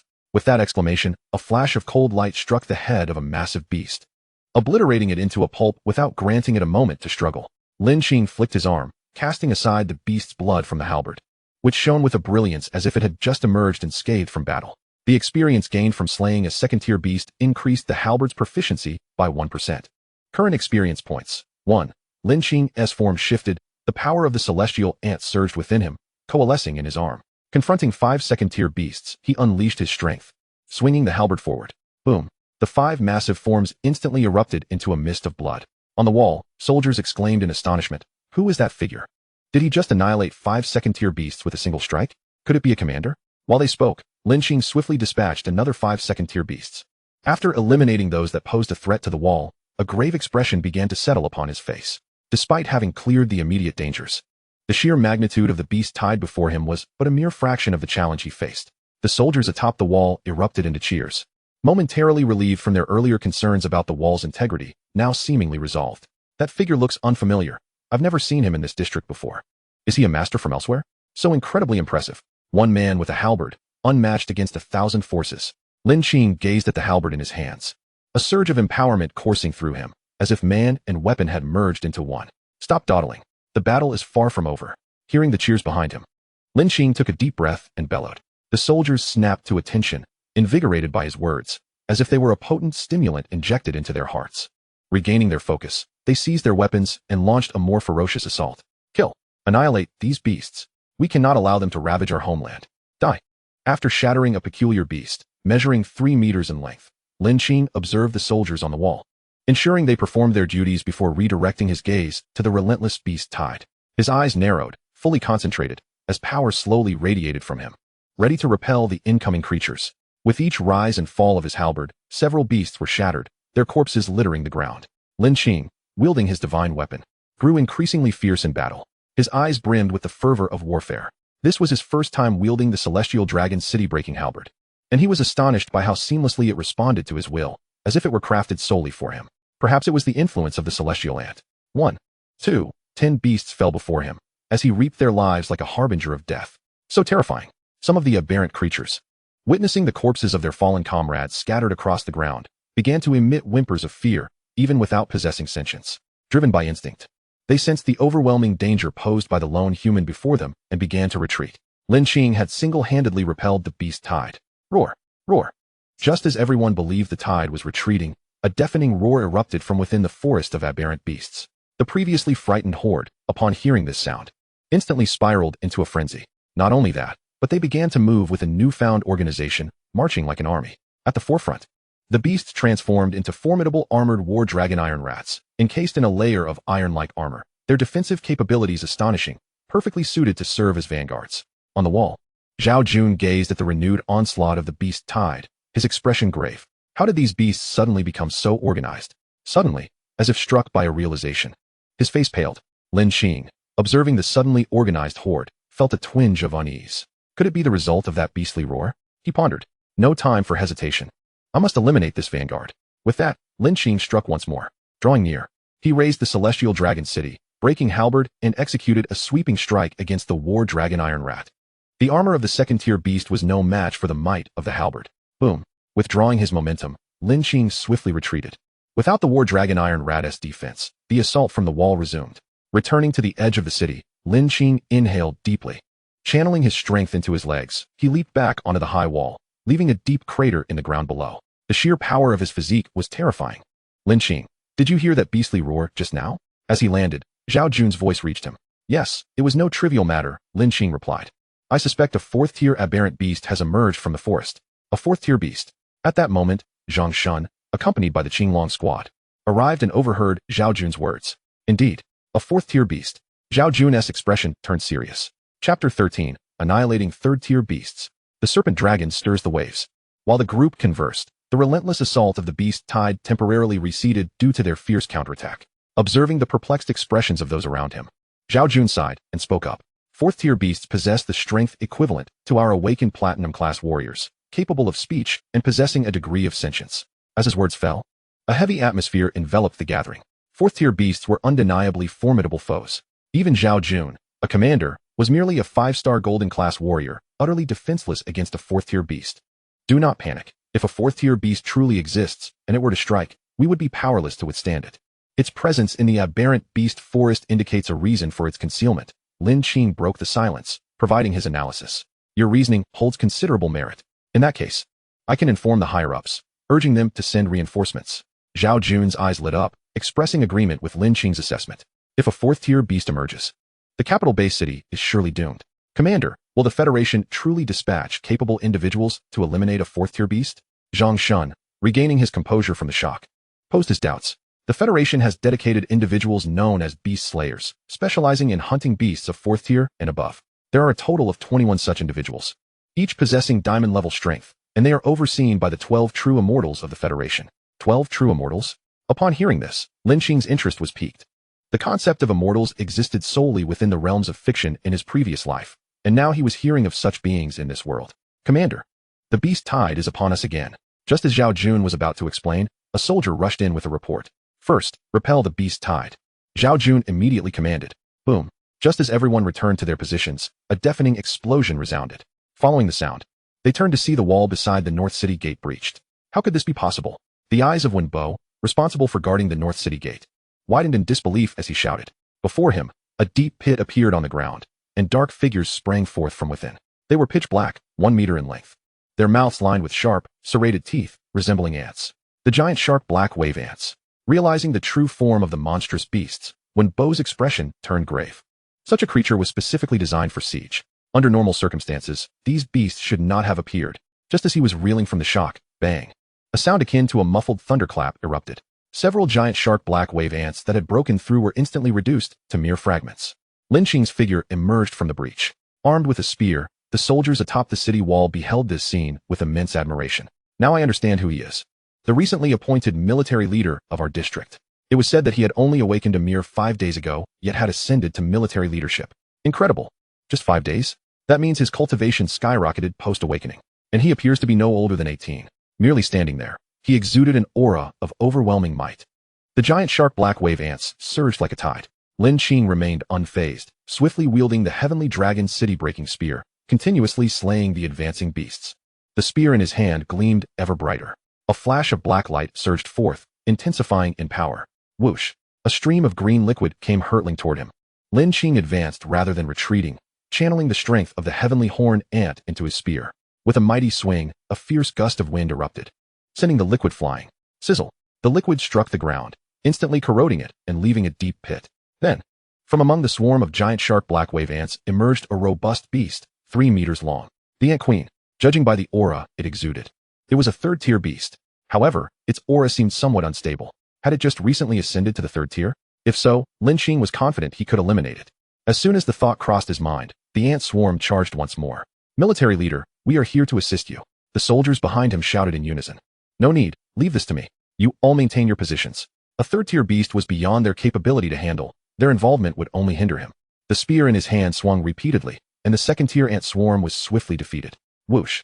Another stream of green liquid lunged at him. Lin Qing's figure flickered as he deftly evaded it. It possesses intelligence? Lin Qing pondered in surprise. He hadn't anticipated that a third-tier beast would employ rudimentary tactics. An ambush. How cunning, knowing to strike from the shadows. After launching its surprise attack, it quickly retreated behind its swarm. Ding! Congratulations, host. The Heavenly Dragon City-breaking spear has transcended to an extraordinary grade and gained the innate martial skill, Dragon Roar, in the waves. Upon hearing the sudden system notification, Lin Qing was momentarily taken aback before bursting with joy. Dragon Roar in the waves. With a slight shout, Lin Qing stepped back, his body bending slightly. The Heavenly Dragon City-breaking spear was positioned behind him. With a powerful shake of his arm, the spear was flung forward, tracing an arc. All his strength was channeled into this strike. Roar! A dragon's roar emanated from the spear. A wave of black light surged through the air, transforming into a dragon that charged straight for the Ant Queen at the rear of the swarm. Boom! Wherever the black light passed, the ant swarm was annihilated. Seeing this, the Ant Queen turned to flee, but it was already too late. With a thunderous crash, the Ant Queen was obliterated. A massive pit appeared where the dragon had landed, spanning 100 meters in radius. The entire area fell silent, both humans and beasts frozen in place. Lin Qing approached the deep pit and noticed a purple gold glow at the bottom. Reaching down, he grasped the glow in his hand. It was the core essence of a third-tier beast, just what he needed to break through his current level of power. After stowing it in his spatial pouch, Lin Qing turned his gaze toward the remaining beast horde. The horde hesitated, as if lost in their movements. Roar! The earlier roar of the beasts reverberated once more. Upon hearing it, the horde lamented in unison. After a brief moment, they began to retreat, fleeing back into the beast forest. Witnessing this scene, the soldiers atop the high walls were initially stunned, then erupted into joyous celebration, embracing one another. We held the line. We held the line. Long live the military leader. The military leader is amazing. From this day forth, you shall be my idol. As the beast tide receded, Zhao Jun and the others on the high wall let out a deep sigh of relief. Fortunately, the Kyoto-based city had been defended, and it was all thanks to one person, Lin Qing. With a single stroke, he had slain a third-tier beast, instilling fear in tens of thousands of others. Truly formidable. Indeed, a monster had emerged. Lu Yi and Wenbo expressed their astonishment in unison. On the high wall, the soldiers began to whisper among themselves. Clear the battlefield. Zhao Jun promptly commanded. Meanwhile, he was already contemplating how to inform the higher-ups about the fourth-tier beast. Chapter 14, Divine Lin. Conquering all. Fusion rate 90. If the fourth-tier beast were to cultivate as Lin Qing had mentioned, the Kyoto-based city would be in jeopardy. Lin Qing chose not to follow the team to clean the battlefield, and instead returned directly to the designated house. The pit caused by testing the power of the Heavenly Dragon City-breaking spear had already been repaired. Upon entering the house, Lin Qing sat down immediately and opened his personal panel, silently reciting. The panel materialized in his mind. Host, Lin Qing. Beast, Heavenly Horn Ant. Fusion rate, 75. Characteristics, Pinnacle of Strength. Weapon, Heavenly Dragon City-breaking spear, extraordinary. Innate martial skill, Dragon Roar in the waves, LV1. Strength, Silver tier 9 stars. Seeing the panel, Lin Qing took a deep breath, feeling quite satisfied. This battle not only increased his fusion rate, but also upgraded the Heavenly Dragon City-breaking spear, granting him an innate martial skill. Recalling the moment he killed the giant toothed black wave ant, that strike felt as if it would drain him entirely. Its power was astounding. It was a technique that could kill 1,000 enemies while inflicting heavy damage upon oneself. Fortunately, it only consumed stamina. It was time to break through from silver tier to golden tier. Lin Qing brushed his hand across his spatial pouch, and 10 second-tier beast core essences appeared in his palm. System absorb. This time, Lin Qing opted not to swallow them directly, wanting to see if the system could absorb them instead. The absorption process commenced. Immediately, an unprecedented surge of energy flooded into Lin Qing's body. Compared to first tier, the essence of second-tier cores was much more intense and fiery. Once inside, it flowed through his body like an ocean, staining his skin a shade of blue, the energy of the core essence. Strangely, Lin Qing felt no discomfort whatsoever. Under normal circumstances, absorbing 10 second-tier beast core essences at once would likely cause an ordinary silver-tier awakener to explode from the overwhelming energy. Only someone like Lin Qing would dare to absorb them all at once. Moreover, Lin Qing could sense that the absorption speed was accelerating. An hour later, the absorption was successful. To my surprise, the system has this function that significantly expedited the process. Slowly opening his eyes, Lin Qing murmured softly. The essence of 10 beast cores had elevated his strength to the level of a 5-star gold rank. Additionally, his fusion degree with the celestial ant had increased by 10%. Observing the viscous state of his body, Lin Qing resolved to wash up first. Moments later, having just finished his cleansing, a knock resonated from outside the door. Commander Lin, the leader has sent us to escort you. Approaching the door, he opened it to find a soldier standing at the threshold. Understood, Lin Qing replied, turning back to his room to tidy up before following the soldier into the vehicle.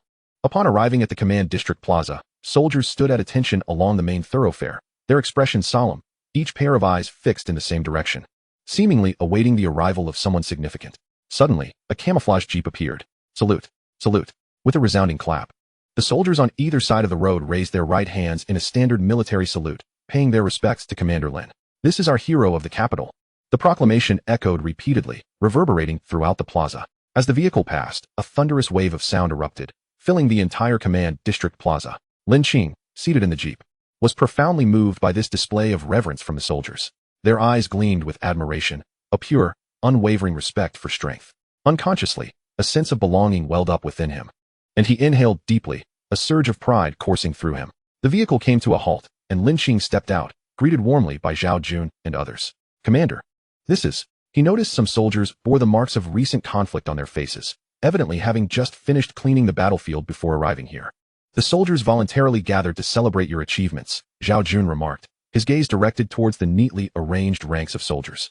As he spoke, a slant of sunlight bathed everyone in warmth, as if heralding the victory of this battle. The smiles on the soldiers' faces harmonized beautifully with the scene, creating a breathtaking tableau. Say a few words to the soldiers. This battle is your triumph. Zhao Jun encouraged, patting Lin Qing on the shoulder. Feeling the hopeful gazes surrounding him, Lin Qing acquiesced. Lin Shun, Lin Shun, Lin Shun. Before he could utter a word, a wave of fervent cheers erupted once more. In their eyes, Lin Qing's figure, single-handedly repelling myriad beasts, was already etched into their minds, akin to a war deity. Thus, they dubbed him Lin Shun, clearing his throat lightly. Lin Qing gauged the soldiers' fervor. I am Lin Qing, and I wish to express my gratitude. I have but one message. This battle was won together. You all are heroes. He exhaled deeply, his voice ringing out with conviction. At that moment, silence enveloped the crowd. We are also heroes? An unbidden question arose in the soldiers' minds. Indeed, they had fought alongside Lin Shun. If he acknowledged them, how could they doubt their own worth? Long live the command district. Lin Shun is invincible. Long live the command district. Lin Shun is invincible. The chants cascaded one after the other, enveloping the plaza in an unprecedented atmosphere of unity and valor. Even those standing behind Lin Qing, such as Zhao Jun, felt their eyes moistened, moved by the scene before them. In this grueling war for survival within the base city, every individual was a hero. Ding. All members conquered, reward received, fusion degree 5. Lin Qing was taken aback. Was this truly possible? His fusion degree with the celestial ant had now reached 90%, drawing him closer to unlocking the path to the next 10 fearsome beasts. You rascals, look at your Lin Shun. Just 5 days after awakening the beast's essence, he has reached the level of a 9-star silver rank, and he is merely 18 years old. Zhao Jun extolled Lin Qing, his cheeks unflushed, as if speaking of his own achievements. 18? 9-star silver? Surely this cannot be true. Lin Shun is so formidable. They knew that within the Federation, only that esteemed figure possessed such talent. Commander, are you jesting? Lin Shun is this powerful at merely 18? Seeing the incredulous expressions on their faces, Zhao Jun felt a surge of indignation. How could these rascals doubt his words? He glared fiercely. You little brats. If you don't believe me, ask your Lin Qing. He then turned to Lin Qing. Commander, your statement is not entirely accurate. Lin Qing replied with calm composure. Zhao Jun's expression froze. I am not a 9-star silver. I am a 5-star gold. His tranquil voice resonated through the ears of every soldier like a thunderclap, echoing within their hearts. You have truly reached 5-star gold. Zhao Jun swallowed hard, his face a portrait of astonishment. It had been less than a day since Lin Qing's last engagement with Lu Yi and the others, and he had ascended from 9-star silver to 5-star gold? It was utterly absurd. A fortunate breakthrough, Lin Qing remarked, lightly rubbing his nose with a hint of a smile. The crowd fell silent. Fortunate? Is that what you call it? Do you hear yourself? Zhao Jun, who had toiled for 20 years at the 5-star gold rank without finding a path to advancement, could only remain a commander within the district. In contrast, Lin Qing had achieved such power in under 6 days since awakening. It was infuriating. Zhao Jun's expression darkened. Why was the disparity between people so vast? This was utterly unfair. Consequently, the way the crowd regarded Lin Qing resembled that of observing a marvel, as if they wished to dissect him to uncover the secrets of his divine lineage. You are simply too abnormal. Ascending a rank each day? Is there no respite for the rest of us? Lu Yi and the other military leaders lamented, feeling utterly powerless. The soldiers in the plaza, long since dumbfounded, eventually regained their composure, their faces alight with smiles. Lin Shen truly deserves the title. Only someone this extraordinary could embody Lin Shen. At this point, if you told me Lin Shen were the reincarnation of some ancient deity, I would believe it. You really know how to flatter, but I believe it. The soldiers began to murmur among themselves. Eventually, under Zhao Jun's orders, the soldiers in the plaza dispersed, having just experienced a fierce battle. Their bodies could no longer withstand the tension and pressure, and they began to support one another as they made their way home. Yet every face bore a relaxed expression, for they understood that with Lin Qing present, it was as if they had a reliable anchor. In the command post, Zhao Jun spoke gravely. I have already reported the emergence of 4th-tier beasts in the Beast Forest to the higher-ups. I believe it won't be long before Lord Beast Slayer appears. And at that time, stability will return to the capital base city. This was the first instance of a level 2 alert in the capital base city. It seemed that the frequency of beast tides had been increasing in recent years. Lu Yi furrowed his brow slightly, accepting the conversation with a heavy heart. They understood that had it not been for Lin Qing's intervention in slaying the 3rd-tier beast today, the formidable strength of such a creature would have rendered Zhao Jun incapable of subduing it. Although his power stood at the pinnacle of the golden 5-star level, the cunning nature of the Ant Queen from that day posed a significant threat. He feared he would be overwhelmed by the giant toothed black wave ants before he could even approach her. Zhao Jun pondered for a moment, then sighed. It is not just our capital base city. This phenomenon is occurring worldwide. Listening to their exchange, Lin Qing grasped the concerns they harbored. Beasts are inherently different from humans. These creatures are mutated animals resulting from the solar eclipse. They are the natural rulers of the wild. Initially, humanity maintained its dominance through various tools and firearms. But with the onset of the eclipse, the beasts grew increasingly powerful, rendering traditional weaponry ineffective against them. Furthermore, animals possess an intrinsic territorial awareness. Once their strength escalated, they inevitably began to assault humanity. This was an unavoidable reality, especially for those beasts endowed with intelligence. The beastly roars they had heard were indicative of a heightened territorial instinct. With the emergence of 4th-tier beasts, the capital base city found itself in a precarious situation, hoping that their formation would not occur too swiftly. After speaking, Zhao Jun fell silent. 4th tier? Is that exceedingly rare? Lin Qing inquired, somewhat befuddled. What you may not realize is that 4th-tier beasts seldom appear within base cities. The environments in which these creatures thrive are far more unforgiving than those of our awakened ones. To ascend from a 1st tier to a 4th-tier beast takes significantly longer than our own progression. Thus, in terms of equivalent levels, we awakened humans are simply no match for the beasts. They grow stronger by devouring and cultivating. And places like the Beast Forest do not provide suitable conditions for their training, Zhao Jun explained. Following his words, the command center descended into a profound silence. Every brow was deeply furrowed, as the shock brought forth by the prospect of 4th-tier beasts was overwhelming. Though the 4th-tier beasts were equivalent to platinum-level awakened humans, they could rival those of the diamond level. Lu Yi suddenly broke the silence. Upon hearing of diamond-level beings, only the esteemed beast slayers within the Federation possess such power. They are capable of moving mountains and extinguishing cities. After the meeting concluded, Lin Qing returned to the newly designated residence arranged by the commander. Situated in the very heart of the base city, he could easily view the towering walls of the commander's district. This location was not only suitable for habitation, but also allowed for immediate response should any situation arise in the commander's district. Lin Qing held no objections to these arrangements. Yet Zhao Jun's words had granted him a deeper understanding of the world.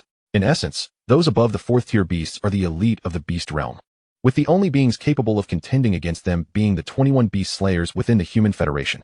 Moreover, there are certainly higher-tier beasts beyond the 4th level. While humanity's upper echelon consists of the 12 true immortals Zhao Jun had previously mentioned, the relationship between beasts and humans hinges upon these formidable beings, existing in a delicate equilibrium. Beasts do not launch large-scale assaults on humanity, nor do humans engage in widespread extermination of the beasts. It amounts to a fragile balance. It is imperative to swiftly enhance one's own strength. Should that 4th-tier beast emerge from the forest and the beast slayers have not yet arrived, he must at least possess the capability for self-preservation. With that thought, Lin Qing immersed himself once more in his training to bolster his powers. The following day, within the commander's district, soldiers were diligently repairing the damaged high walls. The recent level 2 alert had inflicted significant damage upon the entire defensive line. There were multiple breaches in the walls. Rumors circulated that a 4th-tier beast had emerged from the beast forest. A fourth tier. Are we doomed? Fear not. It is said that the commander has reported this matter upwards, and the beast slayers will soon arrive to assist us in the capital base city. The beast slayers are coming? Which esteemed individual will the Federation dispatch? It would be splendid if it were the Supreme Master. I've heard on the Federation's network that he has recently made another breakthrough. Is that true? Wouldn't that solidify his ranking even further? The soldiers murmured among themselves as they repaired the walls. Chapter 16. In the name of the Lin God. The dominance of the domain network. In the command center. News from the upper echelons of the Federation had just arrived. The esteemed beast slayers have recently been preoccupied with the beasts of the 10,000 great mountains and the vast deep sea. It is likely, just as everyone stepped into the command center, they found Zhao Jun with a somber expression, his face etched with worry. Boss, is there truly no solution? Louis asked, his voice tinged with hope. Zhao Jun shook his head. For reasons unknown. High-tier beasts have been emerging in both the 10,000 great mountains and the vast demon sea. Currently, the only available esteemed individual is the Ghost Slayer. Upon hearing the name Ghost Slayer, Louis's expression froze momentarily, as if recalling something terrifying, his complexion paling. If that esteemed individual cannot provide evidence of the fourth-tier beast in the beast forest, we will surely suffer the consequences. Ghost Slayer? Lin Qing entered the room. Intrigued by the name. Among the 21 beast slayers, each possesses a unique codename. The Ghost Slayer ranks 9th among them. A figure of formidable strength, but known for a rather irritable temperament, Louis elucidated. Upon hearing this, Lin Qing furrowed his brow. It seemed these beast slayers were not to be trifled with. However, in order to gather evidence, one must venture into the beast forest. Zhao Jun sighed as he moved to sit down. Let us proceed. As long as we remain discreet and attempt to locate any traces of the beast, we can withdraw immediately if necessary. There should be no issues. The two military leaders petitioned. Yet, despite their words, they harbored a grim resolve. Aware that their own strengths were merely at the silver level, leaving them with a survival chance of scarcely 1% against a fourth-tier beast. The disparity in realms was simply too vast. Zhao Jun shook his head. I will go. You two shall guard the commander's district. If, boss. The two military leaders looked at him with expressions of guilt. Enough. My decision is final. Zhao Jun declared resolutely. His own strength had stagnated for many years. Barring any unforeseen circumstances, he had no prospects for advancement. However, his two loyal military leaders still had the potential to rise further. Thus, he felt compelled to undertake this journey personally. Lin Qing, you must remain here. Your future accomplishments will far exceed this. You cannot take such risks. Zhao Jun interjected. Sensing Lin Qing's intent to speak, Lin Qing had indeed wished to accompany Zhao Jun, but to his surprise, Zhao Jun anticipated his thoughts and prevented him. The time was soon set for 1 week hence. In his residence, Lin Qing regarded the token that Zhang Shun had recently given him. The token emitted a faint red glow, and at its center were inscribed two prominent characters, Federation. This was a specially crafted token by the Federation, enabling purchases within the domain network established by the Federation. By merely infusing a trace of the beast's primal energy into the token, entry would be granted. Recalling Zhang Shun's words, Lin Qing decided, very well, I shall take a look. With a sense of ennui, he grasped the token in his hand and exerted a slight pressure. A beam of light flashed, momentarily blinding him. After a moment, as he cautiously opened his eyes, the scene before him left him momentarily stunned. In an endless expanse floated thousands of cabinets, and before these cabinets stood a metal plaque inscribed with the word, goods. As Lin Qing's gaze shifted, it fell upon a radiant light screen beside the merchandise area. This luminous display was densely populated with an array of names. A fleeting glance revealed his own name occupying the foremost position. At the end of his name, a series of digits read, 236985, following the trail of numbers upward. The words kill points materialized. These were the very kill points spoken of by Zhang Shun. For each beast a new recruit slays, their kill points increase. It had been a while since he had last accessed the domain network. He wondered if his ranking had improved. Recently, he had successfully slain 3 first-tier beasts, augmenting his kill points by 3,000. This time, he could exchange them for new armor. It was likely that Bai Qing still held the top spot on the leaderboard. He had heard that the lad had recently been consolidated into the Jiang City command area and had repelled a wave of beast tide just days prior. While Lin Qing leisurely perused the merchandise area, the newly arrived recruits began to murmur amongst themselves. Each newcomer entered the domain network as an individual in this space. Yet they could communicate through thought. Upon examining the leaderboard, it became evident that Bai Qing's kill points had soared past 50,000, an unexpected turn of events. Second place? Which formidable individual has surpassed him? That's a staggering 50,000 points, equivalent to 5 second-tier beasts, exclaimed one recruit. Look, the first place has over 200,000 points. Incredible. Who is this Lin Qing? They gasped. What a formidable figure. I wonder which base city he hails from. Is he truly a new recruit? Just how many beasts must he have slain? Some speculated. Perhaps he even defeated a third-tier beast. Instantly, the domain network buzzed with excitement. This was due to the calculation of kill points. First-tier beasts grant 1,000 points, second-tier beasts yield 10,000, and third-tier beasts bestow 100,000. Soon, glowing points emerged as more recruits entered the domain network, eager to discover the true identity of this Lin Qing. The new recruit period lasts for 1 year following awakening. So Lin Qing was still within this time frame and could naturally partake in the kill leaderboard. The title Lin Qing was likely bestowed upon him by Zhang Shan. Ignoring the recruit's reactions, Lin Qing browsed through the merchandise area and decisively exchanged his kill points for 10 third-tier beast cores, expending 50,000 points. With a flash of brilliance, he exited the domain network and returned to his dwelling. He pondered whether these 10 third-tier beast cores would enable him to break through. Seated in a cross-legged position, Lin Qing resumed his cultivation. Time flew swiftly, and in the blink of an eye, 7 days had passed. He had successfully absorbed the core essences exchanged in the domain network, elevating his strength to the pinnacle of the 9th star in the golden tier. This outcome surprised Lin Qing. He had anticipated that the 10 cores would facilitate a smooth ascent to the platinum tier. Yet he had underestimated the challenges of advancement at higher ranks. The initial bronze tier could be likened to a gentle stream, while the current golden tier was akin to a vast river. Today marked the day General Zhao would embark towards the beast forest to seek traces of 4th-tier beasts. Zhao had not informed the others, and only 3 military leaders had come to see him off. The command area is entrusted to you, Zhao reiterated, his gaze serious. Boss. Louis hesitated, searching for words. Stop dawdling, you sound like a woman, Zhao retorted before turning to leave. Chapter 17, 4th-tier beast. The purple flame red king ape. Once a common forest, the beast forest transformed dramatically following the eruption of the Sun Eater. The trees shot up thousands, even tens of thousands of times in height, their canopies piercing the heavens and blocking out the sun. Vines twisted and entwined like coiled dragons. A profound silence enveloped the surroundings, as if life had been extinguished. It seems that 4th-tier beasts truly exist, Zhao mused, noting the unusual stillness that pervaded the forest's outskirts. As he advanced cautiously, a sudden realization struck him. Could it be that the 4th-tier beast detected my presence the moment I stepped into the forest? The thought sent chills down his spine. If that were the case, he might truly be walking into a trap. Nevertheless, he pressed onward with unwavering resolve toward the inner circle of the forest. The closer he drew to the heart of the woods, the heavier his breathing became, his muscles taut and ready. The primal power of the beasts within him coiled like a spring, prepared for any eventuality. If he could gather sufficient evidence, he would make a swift retreat. Suddenly, as he entered the inner circle, the surrounding trees began to sway ominously. A ferocious roar erupted, and several enormous beasts materialized, each as large as a house. Their predatory gazes fixated upon the intruding human. Unlike humans, lower-tier beasts excelled at concealing their presence. Judging by their aura, they were all second-tier beasts. Second-tier aberrations dare to display their ferocity before me. Unleash the source of the beast, Zhao bellowed. In an instant, a crimson radiance surged from within him, accompanied by the manifestation of a beastly specter.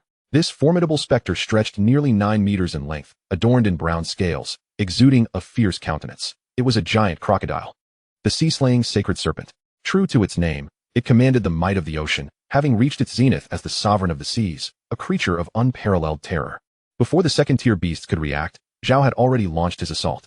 With a powerful stomp, he charged forward like a tank, closing the distance. He struck the nearest second-tier beast with a devastating blow, the crimson light enveloping his right arm, channeling immense force. The impact sent the beast crashing into a nearby colossal tree with a resounding thud, the ground trembling beneath the force of the collision.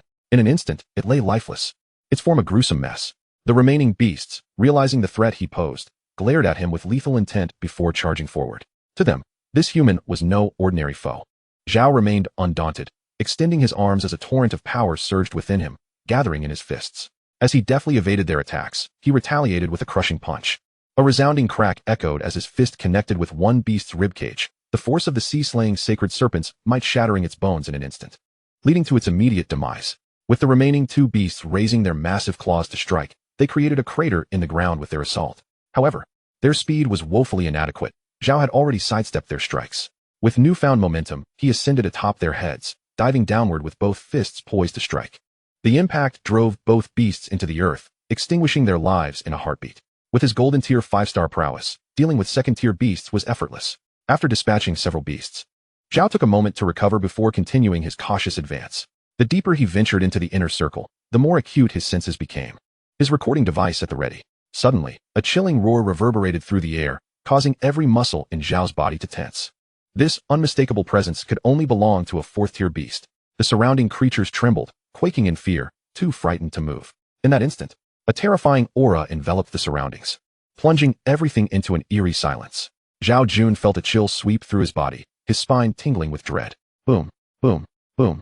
The ground trembled violently as a shadowy figure emerged.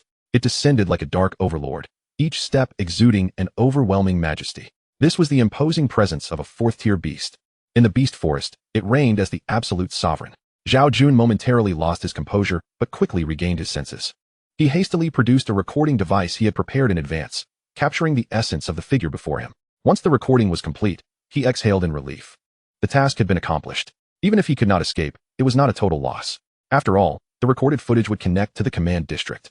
Once successfully documented, the military leaders of the district would be able to view it and relay it to the Federation. In that case, the beast hunters would descend, ensuring the safety of the base city. Human, you have overstepped your bounds. Suddenly, the beast before him began to articulate human speech. It was enveloped in a layer of purple flames, its bare feet starkly visible. Alarmingly, a pair of enormous wings unfurled behind it, radiating a fierce and terrifying power. Zhao Jun's complexion changed drastically, and he turned to flee at once. A fourth-tier beast capable of human speech. This was no mere fantasy. Think you can escape? You dare to enter the domain of my purple flame red king ape? A colossal foot descended from the air, casting a terrifying aura that enveloped Zhao Jun. He felt a crimson light emanate from within, unleashing the primal energy of the slashing sea saint crocodile to its fullest extent. The light rapidly expanded, forming a defensive barrier. Boom. Yet, against the onslaught of the giant foot, he found himself utterly defenseless. Crack. The barrier shattered instantaneously, and a metallic taste filled Zhao Jun's mouth as blood erupted from him. This was merely a casual strike, and he could hardly withstand it.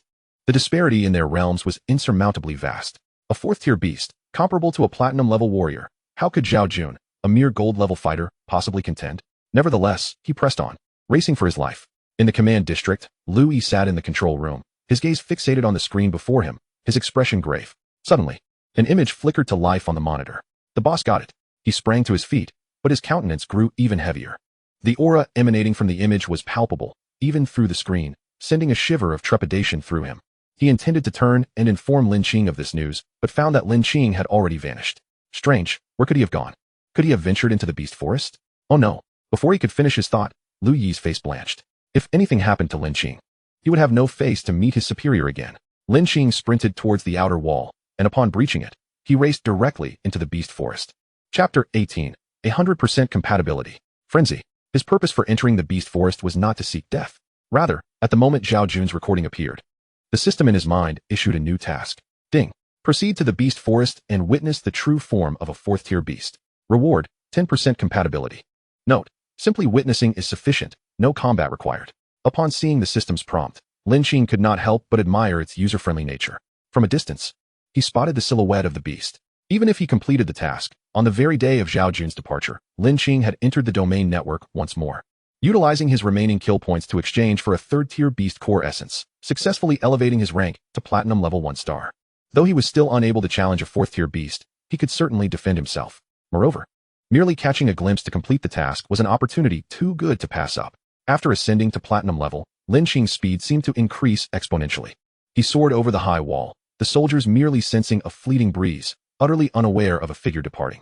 Lin Qing swiftly infiltrated the beast forest, moving as if traversing mere inches with each leap, avoiding detection from first and second-tier beasts. He masked his presence completely, racing toward the inner circle without pause. In the inner circle, Zhao Jun bellowed in fury, enduring his bodily pain as he charged at the fourth-tier beast, the purple flame red king ape. His form was enveloped in a crimson glow as the primal energy surged through him, delivering a powerful strike. He had retreated to the brink, regardless of how he fled. He found himself perpetually ensnared within the realm of the purple flame red king ape, as if locked in place. Once a beast reached the fourth tier, its power would double, along with the acquisition of new innate skills, domains. Each fourth-tier beast possessed a unique domain, whether it be one that froze vast expanses or melted mountains. The domain of the purple flame red king ape allowed it to perceive everything within its territory. Roar. Foolish human, you dare to resist. A booming voice erupted from the purple flame red king ape, shaking the entire beast forest. The other beasts quivered in submission, unable to move under the weight of that voice. Such was the dominion of a high-tier beast. As soon as the proclamation ended, a fist the size of a small mountain came crashing down, colliding heavily with Zhao Jun's figure. He plummeted like a ferocious beast, crashing into the trunk of a massive tree. Another mouthful of blood erupted from him as he collapsed to the ground, his eyes filled with despair. That last strike had been his utmost effort, yet he was effortlessly vanquished by his opponent. A profound sense of helplessness washed over him. The chasm between their realms was like an insurmountable divide. In the next moment, the fist of the purple flame red king ape descended once more. Its force akin to an ominous cloud, bearing down. As the fist approached, Zhao Jun closed his eyes, bracing for death. In an instant, a figure darted past, saving him. Boom. The ground shook violently as the colossal fist crashed down, creating cracks that radiated outward. This was merely an ordinary punch, yet it wrought such a terrifying scene, leaving one aghast. Lin Qing, what are you doing here? Didn't I tell you not to come? Zhao Jun exclaimed upon realizing that his savior was Lin Qing. Lin Qing understood Zhao Jun's intentions were for his safety, hence his anger. A mere half-hour prior, upon entering the inner circle, Lin Qing had sensed the overwhelming aura of the beast, causing even him to feel a pang of dread. Just as he arrived, he witnessed the fist poised to strike. And with utmost speed, he had saved Zhao Jun at the last possible moment, leading to the earlier scene. Ding. Congratulations, host. For witnessing the true form of a fourth-tier beast, task completed. Reward, 10% compatibility. Congratulations, host. For achieving 100% compatibility with the source of the Skyhorn ant beast. Ding. You have acquired the talent of frenzy from the Skyhorn ant. Ding. You may simultaneously activate the source of a second 10-fiend beast. A flurry of notifications left Lin Qing momentarily stunned. Frenzy? System. Please elaborate on the frenzy talent of the Skyhorn ant, Lin Qing inquired. Skyhorn ant frenzy. Upon activation of the frenzied state, the host's power will surge dramatically, along with a significant enhancement of physical strength. In other words, once frenzy was activated, his strength would multiply.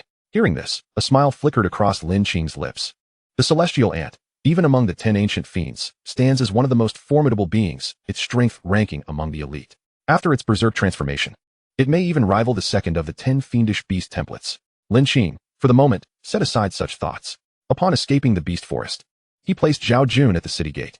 Due to severe injuries, Zhao Jun had long succumbed to unconsciousness. After a brief moment, a thunderous roar that could shake the heavens erupted from behind. The Crimson Flame Royal Ape was truly enraged this time. It could hardly believe that a being it regarded as insignificant as an insect had managed to evade its onslaught. How could it not be infuriated? After ascending to the 4th tier, all beasts had bowed to its might. As for the humans daring to intrude upon its territory, it yearned to devour them alive. The high walls trembled. With a resounding roar, a colossal shadow, towering at 30 meters, approached, its footsteps resonating with the earth itself. The soldiers felt the overwhelming aura of terror, their faces pale, their voices trembling. Quick, bring the commander inside. What is that creature? Such a terrifying presence. I can scarcely breathe. The soldiers exchanged glances, a veil of despair gradually settling over their eyes as they gazed into the distance from whence the ominous aura emanated. The Crimson Flame Royal Ape relentlessly searched for that presence within the beast forest. Wherever it passed, mountains and forests crumbled, and lower-tier beasts that failed to escape met their gruesome demise beneath its feet. This is bad. It must not reach the high walls. Lin Qing resolved to act. He pivoted and dashed toward the direction from which the Crimson Flame Royal Ape approached. Ding. A task was activated. Eliminate or tame the Crimson Flame Royal Ape. Reward, Celestial Ant S Divine Art. The Celestial Ant S Divine Art. That was the most esteemed technique of the Celestial Ant. When cultivated to perfection, one could shatter the void with a mere gesture. With a flick of hair, one could extinguish stars. Such was the pinnacle of power. To tear apart the cosmos. To be the unrivaled terror of the universe. Lin Qing yearned for it increasingly. One day, if he could attain that realm, he would become the most formidable being in existence. Human, so it was you who rescued that insect. The words, like a muffled thunder, yanked Lin Qing back to reality. The Crimson Flame Royal Ape's eyes, resembling 2 crimson moons, were fixed intently upon him. It sensed a profound difference between this human and the previous one. A flicker of doubt gleamed in its eyes.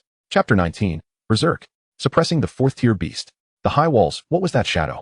Could it be a 4th-tier beast? Hadn't I just seen Lin Qing rush toward it? Surely not. Wasn't Lin Qing merely at the golden level? Was he not walking to his doom? In the command district's medical room, Zhao Jun slowly regained consciousness. Upon seeing Lu Yi, his first reaction was to sit up abruptly. His expression tense as he grasped Lu Yi's shoulders. Where's Lin Qing? Where's Lin Qing?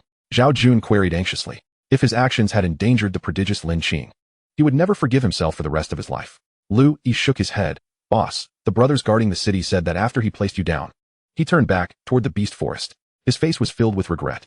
That is a 4th-tier beast. Escaping from it is no simple feat. Yet Lin Qing still chooses to return. Isn't that tantamount to courting death? Foolishness. Quickly, to the high walls, and report Lin Qing's condition to the Federation post-haste. We must have the beast slayer dispatched immediately. Zhao Jun bellowed, issuing commands. As he spoke, he removed the 4 from his arm and, step by step, made his way toward the ward exit. Boss, you should rest. I'll take care of it right away, Lu Yi urged, hastily supporting Zhao Jun. Within the inner circle of the forest, the crimson flame royal ape, witnessing the human it deemed an insect smiling at it, felt an uncontrollable rage swell within. Such humiliation. It was a provocation against its status as the king of the forest. It would not tolerate such disdain from a lowly human. They should fear it. They should tremble, not look down upon it. You insolent human, you have enraged me. It roared, its fury unleashed as it raised its right arm, crashing it down with the intent to smash the insignificant insect before it into a pulp. Unperturbed, Lin Qing let out a light admonition, and the essence of beast surged forth behind him. In the instant the attack descended, he vanished from sight, though the crimson flame royal ape's assault was fierce. To Lin Qing, its speed was woefully sluggish. Utilizing the power of the celestial ant, he deftly dodged its onslaught with a mere push against the ground. The earth trembled violently as its fist struck, shattering the ground beneath him. With one punch followed by several, it sensed the insect nearby, driving it into a frenzy. Like a mad beast, it swung its arms wildly, pounding the ground again and again. The entire beast forest quaked with each blow, while the lower-tier beasts dared not move. Yet Lin Qing remained entirely unscathed. Slow. Too slow. The crimson flame royal ape, appearing somewhat fatigued, halted its assault. Lowering its gaze, it found the supposed insect smiling at it with unscathed composure, as if witnessing a mere animal performance. Is the show over? Now it's my turn. With a resounding roar, Lin Qing surged upward, channeling all his strength into his right arm. He unleashed a punch aimed squarely at the abdomen of the crimson flame royal ape. Bang! Lin Qing's speed was astonishing. The crimson flame royal ape had no time to react before the fist struck its midsection. Roar!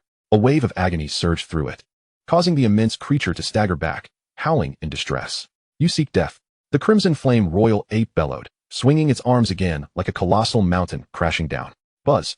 This time, a dark aura coiled around its fists, evoking a mournful wail from the air itself, a cataclysmic force unleashed.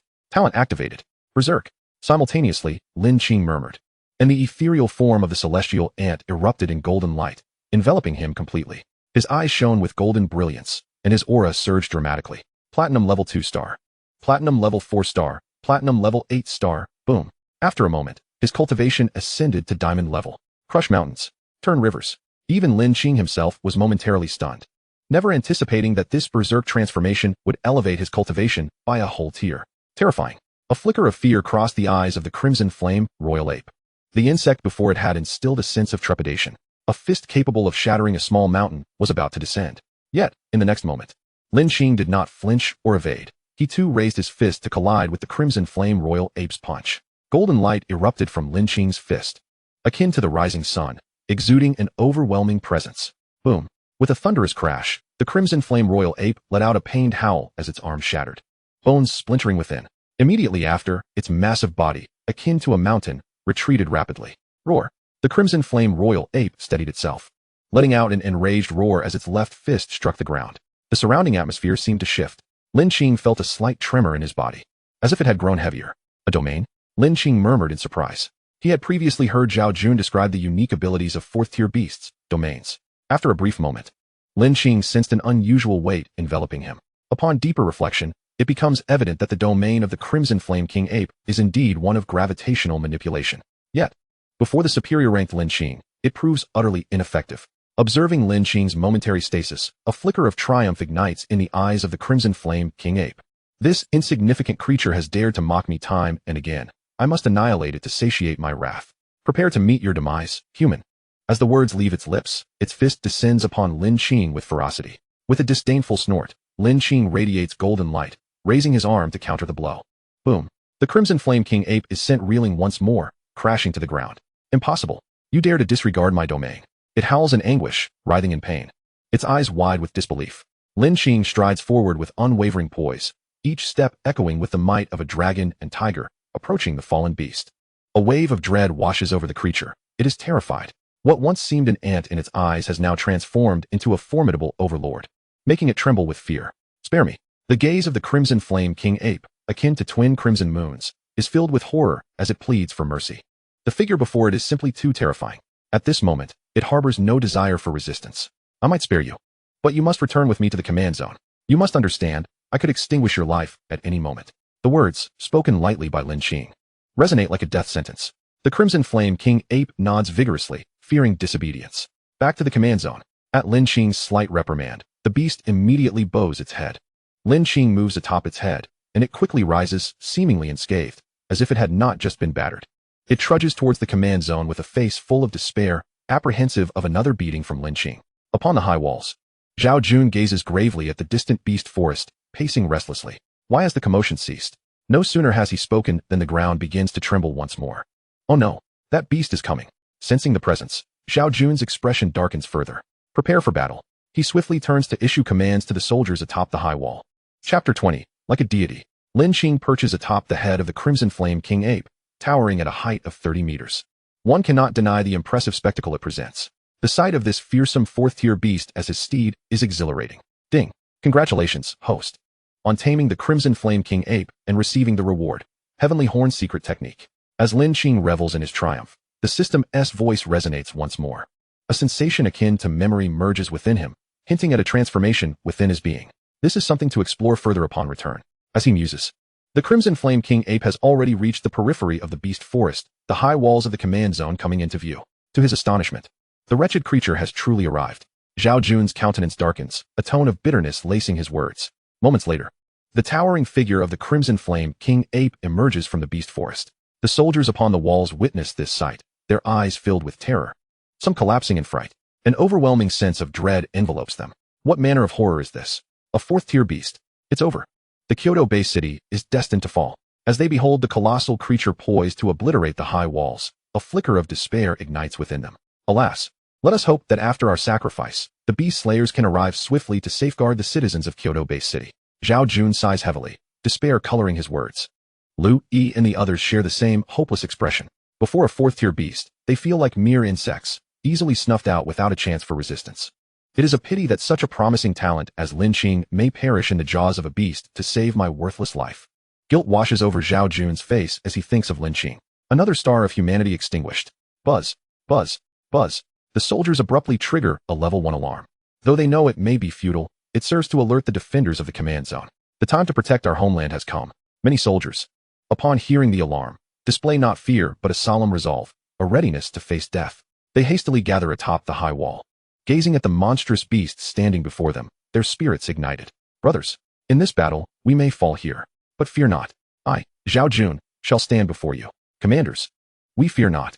To die alongside you is our honor. To die alongside you is our honor. To die alongside you is our honor. To die alongside you is our honor. The chorus of defiant roars reverberates across the high walls. What is happening? From his perch atop the Crimson Flame King Ape, Lin Qing hears the roars from the walls, perplexed. With a slight push of his feet, he descends like a great rock.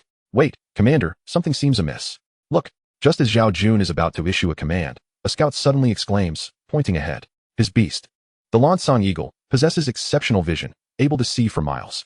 Typically, he patrols the walls as a scout.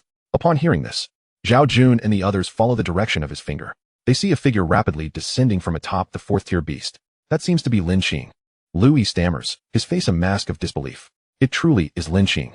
As Lin Qing approaches, the crowd erupts in cheers, shouting, Lin Shun is alive. Lin Shun has returned. No, wait.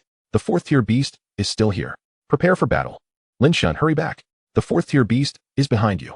After a brief moment of jubilation, the soldiers suddenly realize the looming threat of the fourth-tier beast still standing before the city gates. Instantly, the shouts atop the high wall descend into chaos, some urging Lin Qing to enter the city quickly, while others call for an offensive against the beast.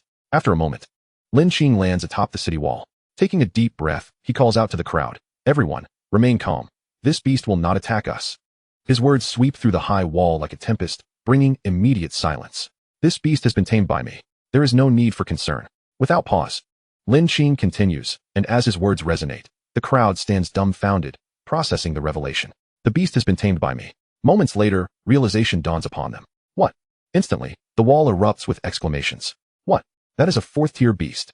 A terrifying creature that is said only the beast slayers can tame. It is enormous. At least 30 meters tall.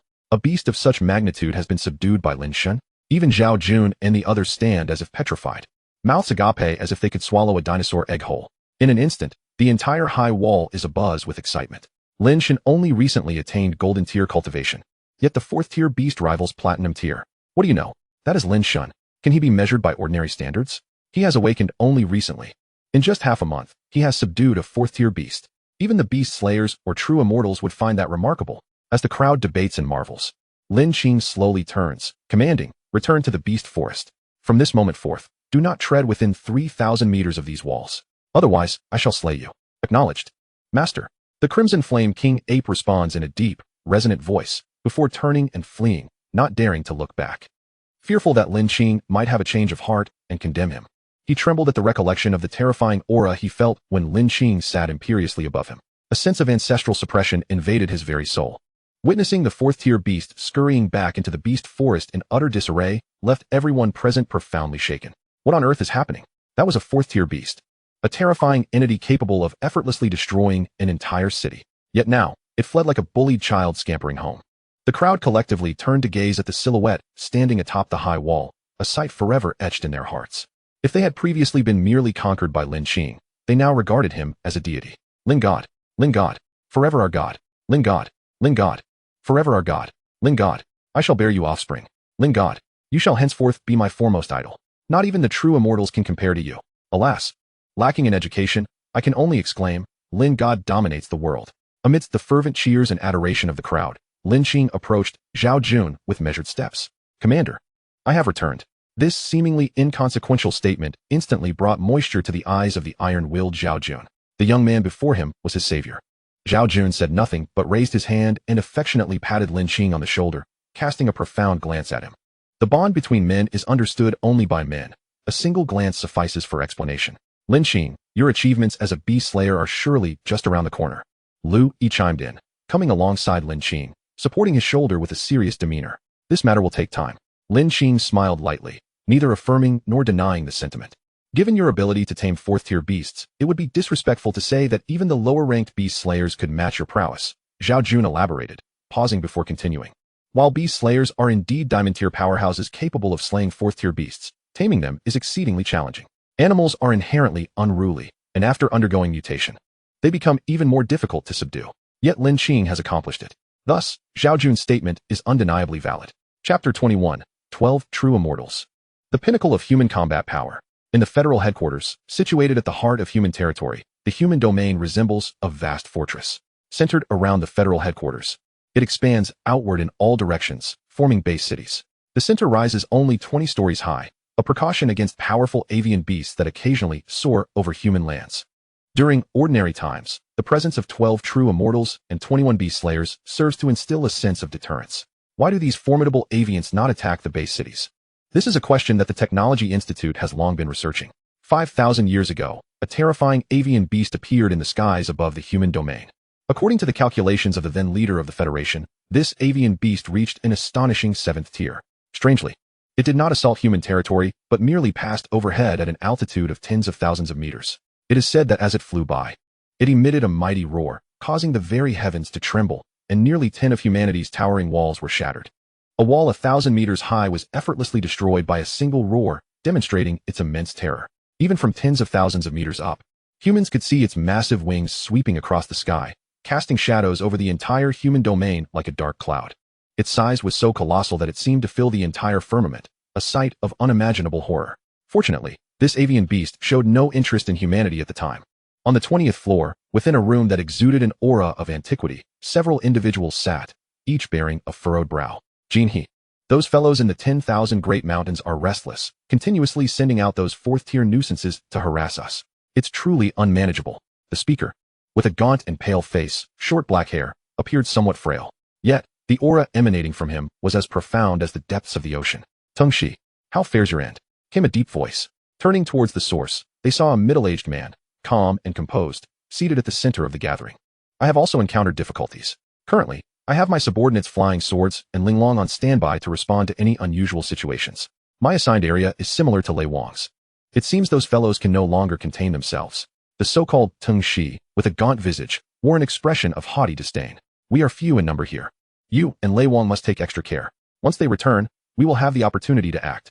I truly wish to exterminate those beasts. Lei Wang slammed his palm on the table, causing a crackling sound of thunder, instantly reducing the furniture to mere air, leaving not a trace behind. The few present were the 12 true immortals, just beneath the 3 generals of the Federation, namely Jinhe, Lei Wang, Tengshi, Pan Long, and Gu Ling. Each had reached a formidable starry level of 5 stars or above, occupying the 4th, 6th, 7th, 11th, and 12th positions among the 12 immortals. Beneath them were 21 beast slayers, each true immortal commanding 1 or 2 beast slayers. These 3 major factions constituted the Federation's supreme combat strength, safeguarding humanity. By the way, has there been any report regarding the appearance of 4th-tier beasts in the Kyoto-based city to the northwest? He inquired, referencing recent intelligence. He glanced at the assembled true immortals. Yes, I have dispatched my subordinate, Fire Phoenix, to Kyoto. At this point, they should be arriving shortly, Ling replied. However, they also reported an extremely important piece of information. With a wave of his hand, a beam of light materialized, hovering before the true immortals. Moments later, a holographic display emerged. Lin Qing, age 18, awakened 6 days ago, successfully slayed a 3rd-tier beast and hundreds of 1st and 2nd-tier beasts. Power level reaching golden level 5 stars, awakened talent, starry level 9 stars, presumably not limited to this. Silence fell over the room, an unexpected stillness enveloping the gathering. The true immortals exchanged glances, then eagerly spoke up. I want him. I currently have only 1 beast slayer under my command. You won't compete with me. Will you? Lei Wang. Do you feel no shame in saying that? Have you even considered the strength of your subordinate, Qing Long? He ranks 4th among the beast slayers. Pan Long. I only have 2 subordinates, and they are both new to their roles. None of you should contend with me. He is mine. Ling. This individual should rightfully belong to me. I currently have only Fire Phoenix, and Jin. Everyone. Ling, be quiet. Ling.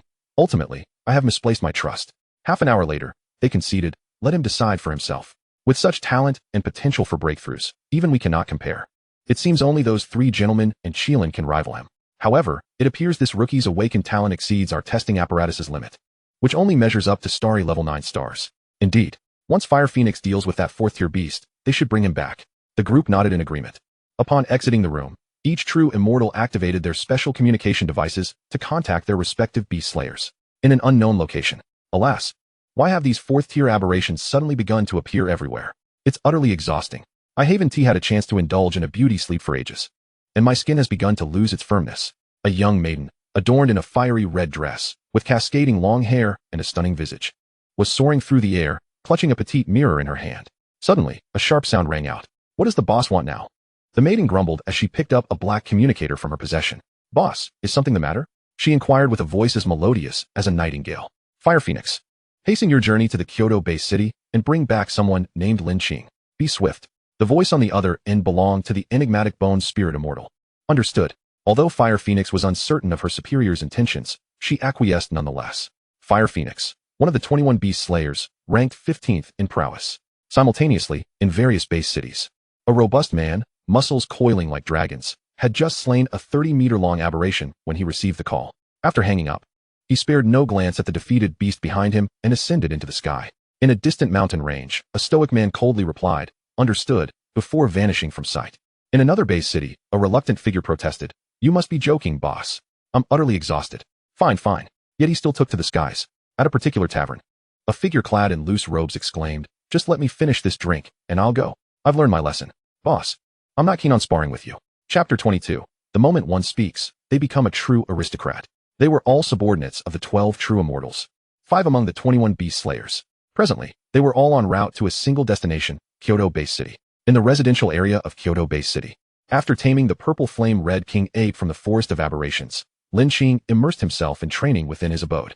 Having absorbed the essence from 5 third-tier aberration cores, his cultivation advanced to platinum level 2 stars, a modest breakthrough, indeed.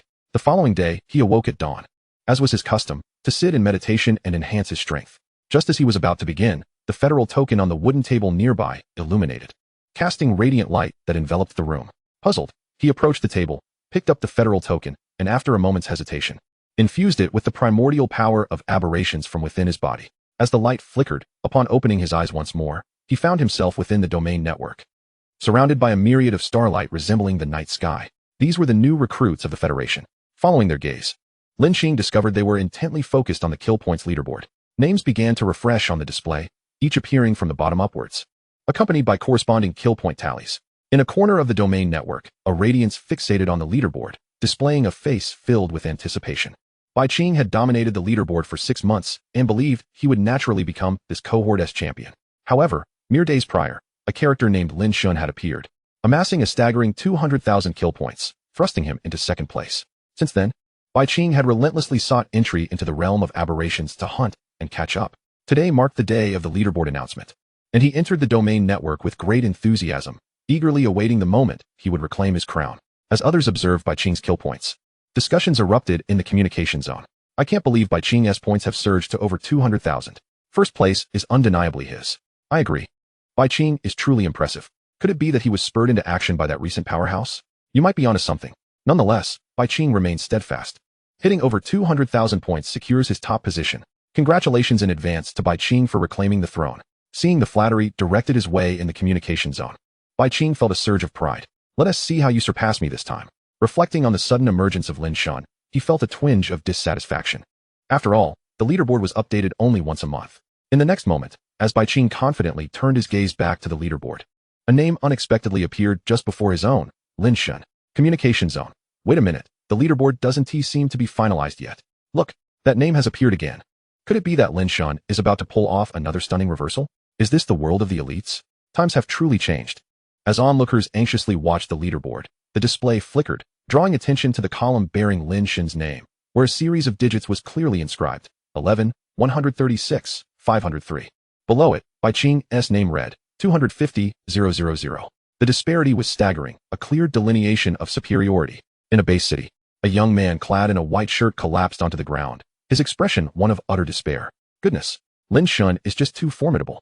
He outright eclipsed Bai Qing by a 0. Is this the realm of the elites? I'm in awe. I aspire to create a world devoid of such elites.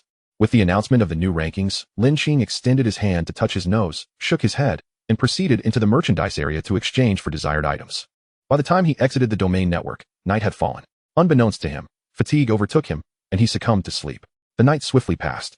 As dawn broke and the sun ascended, Lin Qing awoke, tidied himself, and resumed his training. Since achieving 100% fusion, he had not thoroughly examined his internal condition. Frenzy was a natural skill of the celestial ant. Every celestial ant possessed this ability. Reflecting on the scene after utilizing frenzy, he had notably ascended an entire rank. In critical situations, it served as a means of survival. After mentally rehearsing the frenzy ability, Lin Qing released a deep breath. This frenzy talent was nothing short of a game-changer, truly befitting of the ancient Ten Fiend's supreme talent.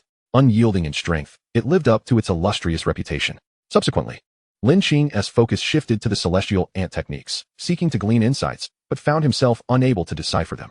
My strength is still too feeble. To genuinely comprehend this ancient supreme technique, I must hasten my cultivation. Lin Qing retracted his thoughts and resolved, very well, let us head to the command zone. With that, he stood up and walked towards the door. Commander, I can sense signs of a breakthrough in my strength recently. As Louis was deeply engrossed in his practice, a sudden glimmer illuminated his eyes as he leaned closer to Zhao Jun, whispering, You rascal. After all this time, you've only managed to advance a minor level. Look at Lin Qing. Zhao Jun wore an expression of frustration, exclaiming, Boss, that guy is not normal. How can I possibly compare to him?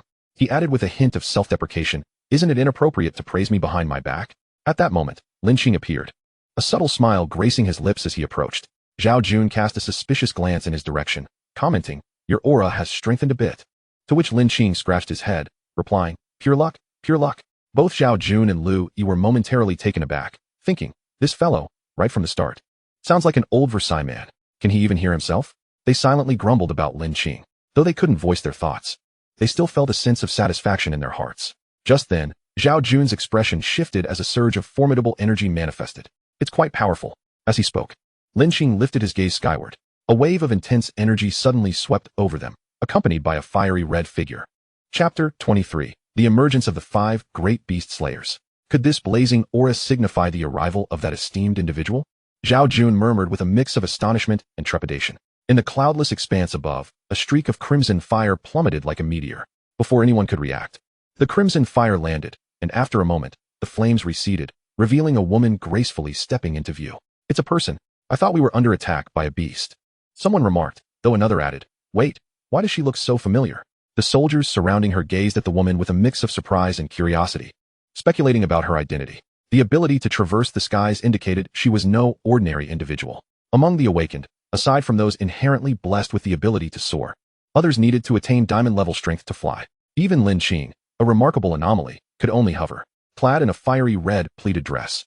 With a porcelain-like face and enchanting phoenix eyes, her long, dark hair cascaded down, embodying an ethereal beauty. Lady Fire Phoenix. As the crowd admired the woman's beauty, Zhao Jun quickly stepped forward, bowing respectfully.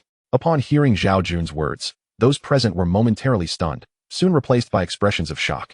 The only individuals whom Zhao Jun, the leader of this base city, would refer to as my lady were the esteemed figures from the 3 major factions of the Federation. Is that truly Lady Fire Phoenix? I heard she's ranked 15th among the Beast Slayers and is undoubtedly formidable. It's said that she is the most beautiful among the Beast Slayers. Realizing the identity of the woman before them, hushed whispers erupted among the gathering. Isn't this the Kyoto-based city? The phoenix-eyed lady surveyed her surroundings, eventually fixing her gaze upon Zhao Jun. Indeed, it is I. Is it a 4-tiered beast, my lady? Perhaps you should rest for a day before addressing this matter? Zhao Jun proposed. No need, I am pressed for time.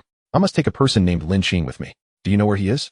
Lady Fire Phoenix was unaware of her superior's urgent reasons for her visit, but she had no choice but to comply. Before anyone could respond, a loud crash reverberated as a shadow descended, creating a deep pit in the square of the command area. As everyone turned to look, a man emerged from the pit, his muscular physique radiating explosive strength. Hey, Fire Phoenix, what brings you here? The man regarded her with a hint of surprise. If you can come, why can't I? Besides, I have a task to fulfill. Fire Phoenix retorted, turning her head away with an air of defiance. Lord Wuxian, that's Lord Wuxian. A soldier in the crowd recognized the man, the 10th-ranked beast slayer, known for his terrifying power and renowned for his fierce attacks and immense strength. Originating from the toothed shark barbarian dragon. Ha ha ha, it seems you all are quite swift, Wuxian and Fire Phoenix. I haven't had my fill of wine yet. Before Wuxian could reply, 3 voices resonated from above. Moments later, the trio descended, landing gracefully before the astonished crowd. Witnessing the arrival of these 3, the expressions of those present varied widely. The soldiers were left dumbfounded, erupting in exclamations of disbelief. Wine Sword, Shumi, Ghost Slayer. All 3 esteemed beast slayers are here. Could it be that a significant event has transpired in our base city?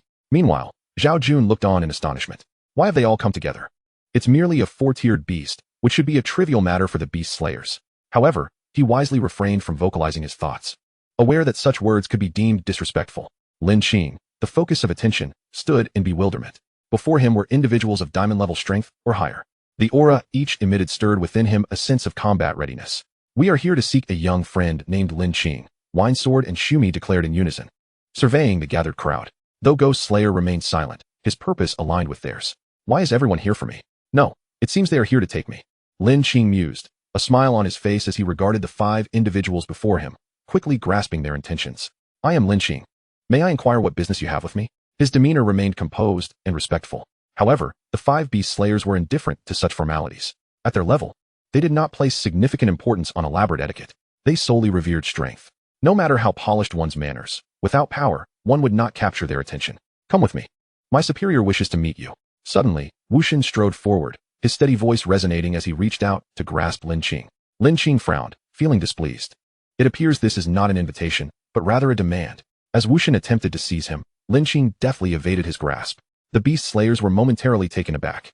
Though Wuxian had not employed his full strength, it was still considerable for a rookie. Yet, Lin Qing had effortlessly broken free. Wuxian regarded his outstretched arm with a flicker of surprise, followed by a slight smirk, intrigued by the development. Lin Qing, my young friend, Wuxian can be rather overbearing. Why not accompany me instead? I am Shumi, and I was specifically sent by my superior, the true immortal of the Panlong, to invite you. With a smile, Shumi extended his invitation. I am Ghost Slayer, come with me. My superior, the true immortal of the Tangsha, has requested your presence for tea. This was arguably the most words Ghost Slayer had ever uttered. My young friend, I am Wine Sword. How about returning with me to discuss wine? Wine Sword lifted his wine flask, taking a swig before speaking. Little brother Lin Qing, why not come with your sister? I can offer you a delightful experience. Lady Fire Phoenix sauntered closer, her fingers lightly tracing Lin Qing's shoulder as she spoke in a soft voice. Lin Qing involuntarily shivered, mentally cursing, Enchantress. Enough with the pleasantries. Kid, come with me. Wuxian, known for his domineering nature, insisted, raising his hand once more to grasp Lin Qing. But Lin Qing easily sidestepped him. Once steady on his feet, he spoke coldly. What if I refuse? A terrifying aura erupted from Wuxian, causing the surrounding soldiers to stagger backward from the force. Do you believe you have the right to refuse? Wuxian's voice dripped with an air of ultimatum. Lin Qing was undeterred, feeling the power of the beast within him surge in response, ready to confront the challenge. The soldiers present were momentarily stunned. Could it be that Lin Qing intended to stand against Wuxian? Although Lin Shun is my idol, the disparity in strength between the two is simply too vast. This is troubling. I cannot help but worry for Lin Qing. After all, Lin Qing is the one who shares life and death with them, not the war god. The beast slayers, witnessing this, were equally astonished.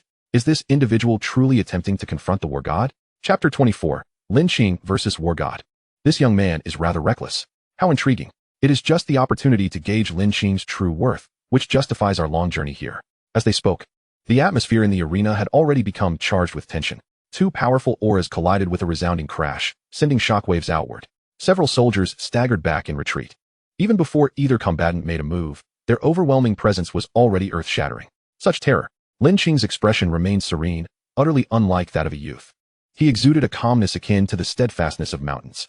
On the other hand, the war god maintained a placid demeanor, brimming with confidence, as though he had complete control over the battle at hand.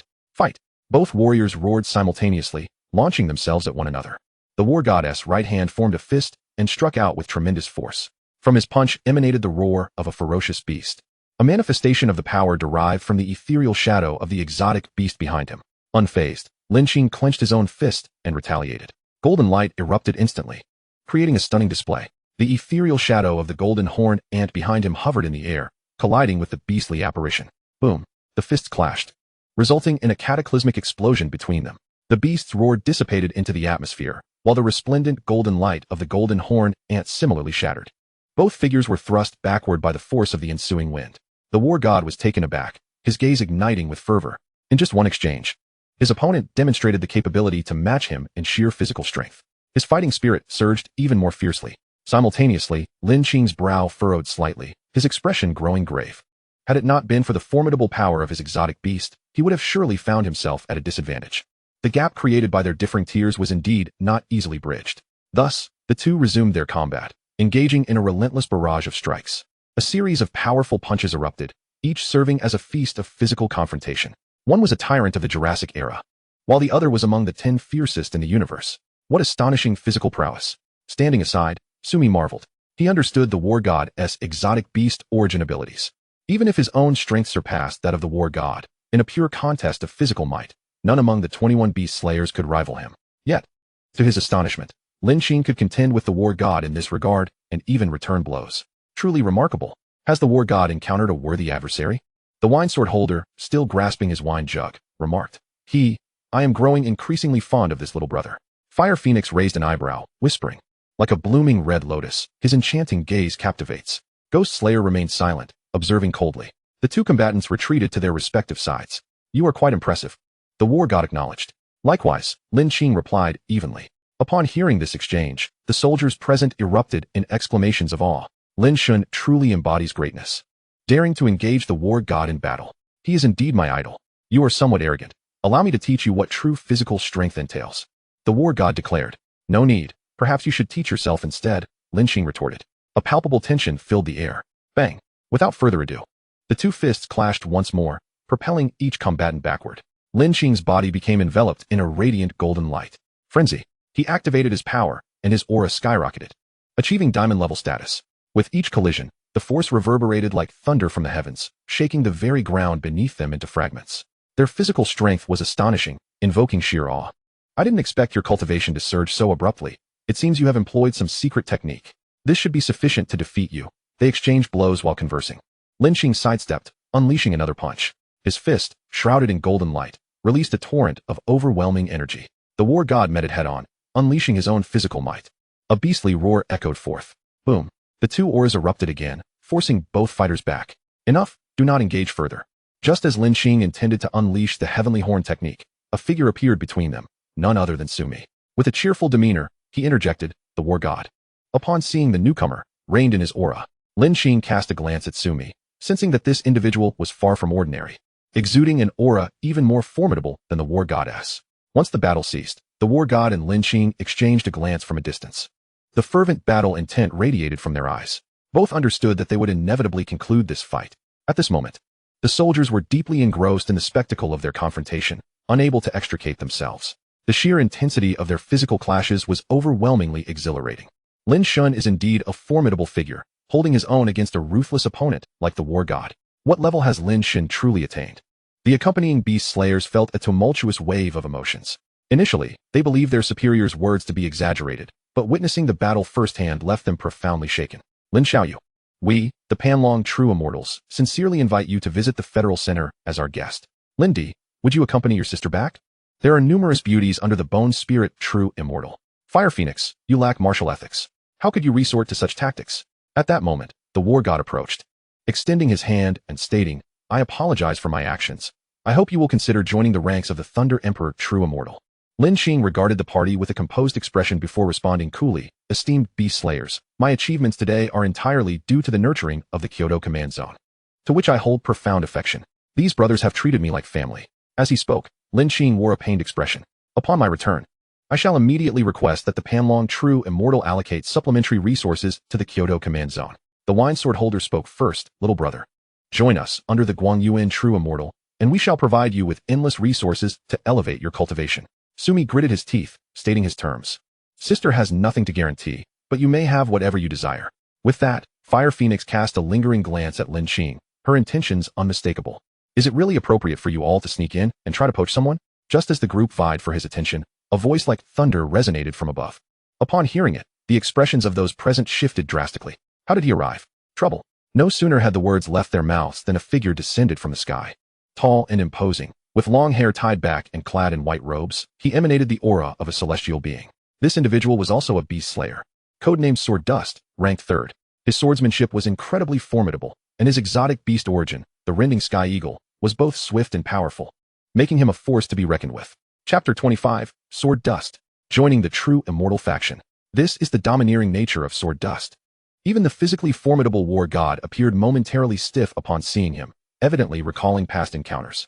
As the sword light descended, Sword Dust followed suit. He approached leisurely, each step intensifying the sharp aura surrounding him. What a formidable sword intent! Lin Qing silently marveled. Unlike the fierce and unyielding aura of the war god, Jian Shun exudes a singular sensation, an overwhelming sharpness. The domineering and audacious sword intent is utterly unmatched, captivating the very soul. A hum resonates as a formidable aura bursts forth from Jian Chen's being, radiating outward in all directions. Naturally, Lin Qing finds himself within this sphere. Lin Qing's gaze sharpens. The primal power of the heavenly ant coursing through his veins, enveloping him in a faint golden glow, effectively countering the piercing sword energy. Jian Shun has unleashed his sword intent once more. How troublesome, the wine sword muttered. Will that little rascal be unharmed? As Sumi was about to speak, his eyes fell upon Lin Qing, who appeared completely unscathed. The others present also observed the scene, their hearts simultaneously filled with astonishment. Lin Qing has managed to withstand Jian Chen's released sword intent. Simultaneously, a flicker of surprise flashed in Jian Chen's eyes. He had deliberately unleashed his sword intent to test the young man before him. Not long ago, he had just slain a 5th-tier beast in the 10,000 Great Mountains. Completing his task, when he received communication from his superior, the sword enthusiast True Immortal, instructing him to travel to the Kyoto-based city to invite a young man named Lin Qing. Upon hearing this, he was profoundly shocked, for his superior, the sword enthusiast, was perpetually immersed in the pursuit of swordsmanship and power, completely indifferent to such matters. Many of the tasks under his purview were managed by Jian Chen himself. Without hesitation, he took to the skies on his sword. After witnessing the battle between the war god and Lin Qing, he felt compelled to test Lin Qing. However, he did not anticipate that the young man would confront his sword intent head-on, remaining unfazed and at ease.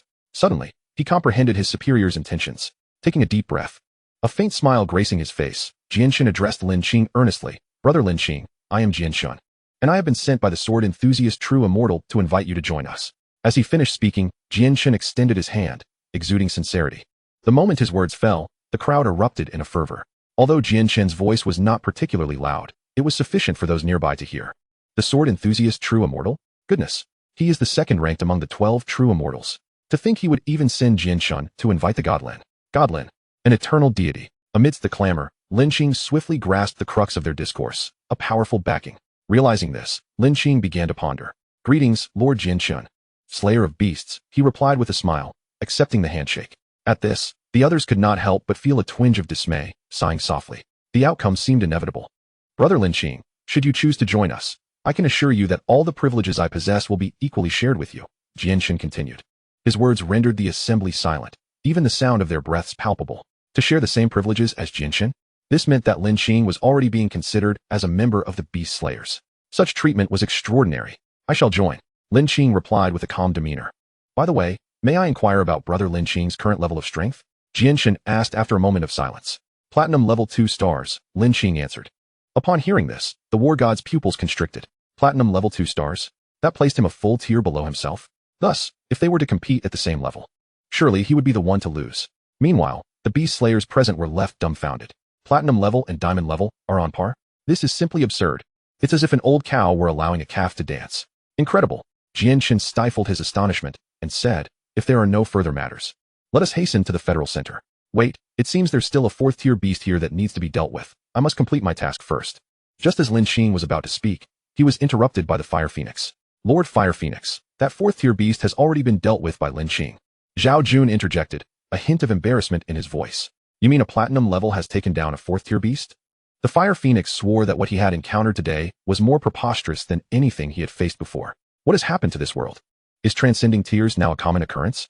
The following day, in the command district square, the soldiers gazed at Lin Qing's departing figure, filled with reluctance and gravitas. Their minds were occupied with memories of fighting alongside him. Zhao Jun and the others felt their eyes moisten. Lin Qing, after you leave, our command district will lose a significant asset. Indeed, who could argue otherwise? We have suffered tremendous losses in this beast tide. I wonder if the higher-ups care about us frontline warriors at all. They conversed as if lost in their own thoughts. Commander Zhao, perhaps I should stay behind? I could defend Kyoto alongside my brothers. Lin Qing feigned reluctance. Jianchen's expression darkened immediately upon hearing this. He knew these words were directed at him. Kyoto Bay City. I will arrange for appropriate support to arrive. There is no need for concern. Sighing, Jianchen spoke. Thank you, Lord Jianchen. Thank you, Lord Jianchen. The soldiers around them erupted in a chorus of gratitude. At that moment, Zhao Jun secretly gave Lin Qing a thumbs up, a smile gracing his lips. Such tacit understanding is unparalleled. Then I shall take my leave. Lin Qing nodded lightly. A gigantic sword suddenly materialized beneath their feet. Whoosh. As they stepped onto the sword's surface, they soared into the air. Watching Lin Qing's retreating figure, Zhao Jun sighed. A talent like Lin Qing is destined not to remain in a mere base city. Federal Center. Conference room. Sword enthusiast, why have you returned? Old Jin he what? Am I not allowed to return? I heard you sent Jianchen to fetch Lin Qing? The two figures engaged in conversation were the Jin he true immortal and the sword enthusiast true immortal, clad in a flowing blue robe. The sword enthusiast resembled an ancient swordsman, his hair tied back and exuding no aura whatsoever, appearing as an ordinary person. Yet, to mistake him for an ordinary individual would likely lead to one's demise. Ranked second among the 12 true immortals, his might is formidable, worthy of being called humanity's fifth strongest combat force. Chapter 26, The Seven Immortals Gather. The ranking of beast slayers. Alas, my subordinates have been working excessively hard lately. Perhaps we should initiate the beast slayer selection? Jin he shook his head, knowing the sword enthusiast's nature. However, in the next moment, as if suddenly recalling something, he addressed the sword enthusiast, boss, with the third one absent. It falls upon us to make decisions. The sword enthusiast nodded, approving of Jin he's proposal. Subsequently, the 12 true immortals stationed at the Federal Center received Jin he's telepathic message, summoning them to the conference room. Moments later, Gu Ling, Lei Wang, Teng Shi, Pan Long, and Guang Yuan all arrived. Jin he surveyed the room with a solemn expression and stated, everyone, recently, that group has become increasingly audacious, and we seem to be lacking in manpower. Therefore, I have decided to initiate a new beast slayer selection tournament. What are your thoughts? I have no objections. It has indeed been rather overwhelming lately, Gu Ling replied. In recent times, his subordinate, the Fire Phoenix, had been tirelessly running errands, and he felt quite overwhelmed. However, could it be that the number of individuals eligible for selection is rather scarce? The diamond level strength is probably the threshold. Following this, Guang Yuan also spoke up, raising the issue. The beast slayers have always set the diamond level as their benchmark. Consequently, there are only 21 beast slayers remaining to this day. If we were to slightly lower the threshold, I believe it would not be unfeasible. I concur with Panlong's perspective. A reduction may indeed be warranted. The reason we initially established the beast slayers was based on the ability to slay tier 4 beasts. The Thunder King interjected. Are you suggesting that anyone capable of slaying a tier 4 beast can qualify for selection as a new beast slayer? Guang Yuan inquired. Precisely. I believe this could significantly augment the ranks of the beast slayers. After all, our engagements with those creatures have been infrequent, primarily involving the younger members. The Thunder King nodded in agreement. One major reason for the terrifying balance between humanity and the beasts is the rarity of high-level combatants from both sides engaging in battle. Thus, it can almost be said that confrontations occur primarily between the beast slayers and tier 4 or tier 5 beasts. Yet the number of beasts is virtually countless. Consider the vast population of animals worldwide. A millennium ago, at the onset of the solar eclipse, humanity experienced a drastic decline in numbers. In stark contrast, the population of beasts surged significantly. The reproductive rate of animals has always been remarkably vigorous, with litters of over 10 not being uncommon, particularly following the mutations. Their numbers have multiplied exponentially. Consequently, the number of beasts far exceeds that of humans. If there are no objections, the new selection for beast slayers will officially commence 3 days hence. It seems that various base cities have recently produced promising young talents. This session is bound to be intriguing. No objections. No objections. Following the meeting, This matter swiftly became a significant report, disseminated throughout the realm of humanity. At a certain base city, Wangchang, there is an important message to convey. A man clad in military attire strode in and addressed a young man engaged in training within the room. Is the new selection for beast slayers about to commence? Splendid. The youth exclaimed, his aura suddenly radiating forth, a surge of fervent battle intent filling his eyes. At the Federal Center. The Linglong family is renowned within the Federal Center and throughout the human realm as a distinguished family of awakened ones. Not only that, but two of the true immortals. The demon immortal and the flying dragon immortal hail from the Linglong family. There are also members of the Linglong family among the beast slayers, as well as within various base cities. This illustrates the profound influence of the Linglong family. In the courtyard, a young girl sat gracefully, clad in a white dress. With a round, doll-like face, sparkling eyes beneath elegant brows, and long, lustrous black hair cascading down her shoulders, she appeared as a vision of beauty. Miss, the selection for beast slayers has begun. The master requests that you prepare to attend. An elderly gentleman dressed in a black suit, presumably the butler, said with a slight bow, speaking respectfully. Understood. I shall prepare at once, the girl replied softly, her voice melodious and sweet, akin to the music of the heavens. She stood and made her way inside. Simultaneously, similar occurrences transpired across various locales. The alteration of the rules for becoming a beast slayer has instilled confidence in many young talents, as now anyone capable of slaying a tier 4 beast can participate in the selection. This significantly increases the number of candidates. At the Federal Center, on the 15th floor, in a corridor flanked by light screens, Jian Shun accompanied Lin Qing as they casually strolled. This floor is designated for the beast slayers. Lin Qing followed closely behind Jian Shun, casting a cursory glance at the light screens lining the corridor. Suddenly, he halted, his gaze fixed on the screens, showcasing 21 virtual images of individuals, each accompanied by a code and a series of numbers. This displays the ranking among the beast slayers. Reflecting the contribution points accrued after slaying beasts, Jian Shun explained upon noticing Lin Qing's pause. Every year, we hold a competition among the beast slayers to determine our rankings, with the victors receiving additional contribution points, he continued, elucidating the workings of the beast slayers. Following Jian Shen's explanation, Lin Qing gained a general understanding of the beast slayers. In essence, the rankings among the beast slayers are influenced by two factors. First, the contribution points gained from slaying tier 4 and tier 5 beasts, and second, the annual competition where pairs of beast slayers face off, with the victors earning contribution points. Lin Qing found the ranking system quite satisfactory. After all, respect for the strong is an undeniable truth. As Lin Qing's gaze traversed the rankings, he noted that the top position was held by a beast slayer designated as supreme, boasting an astonishing 200 million contribution points.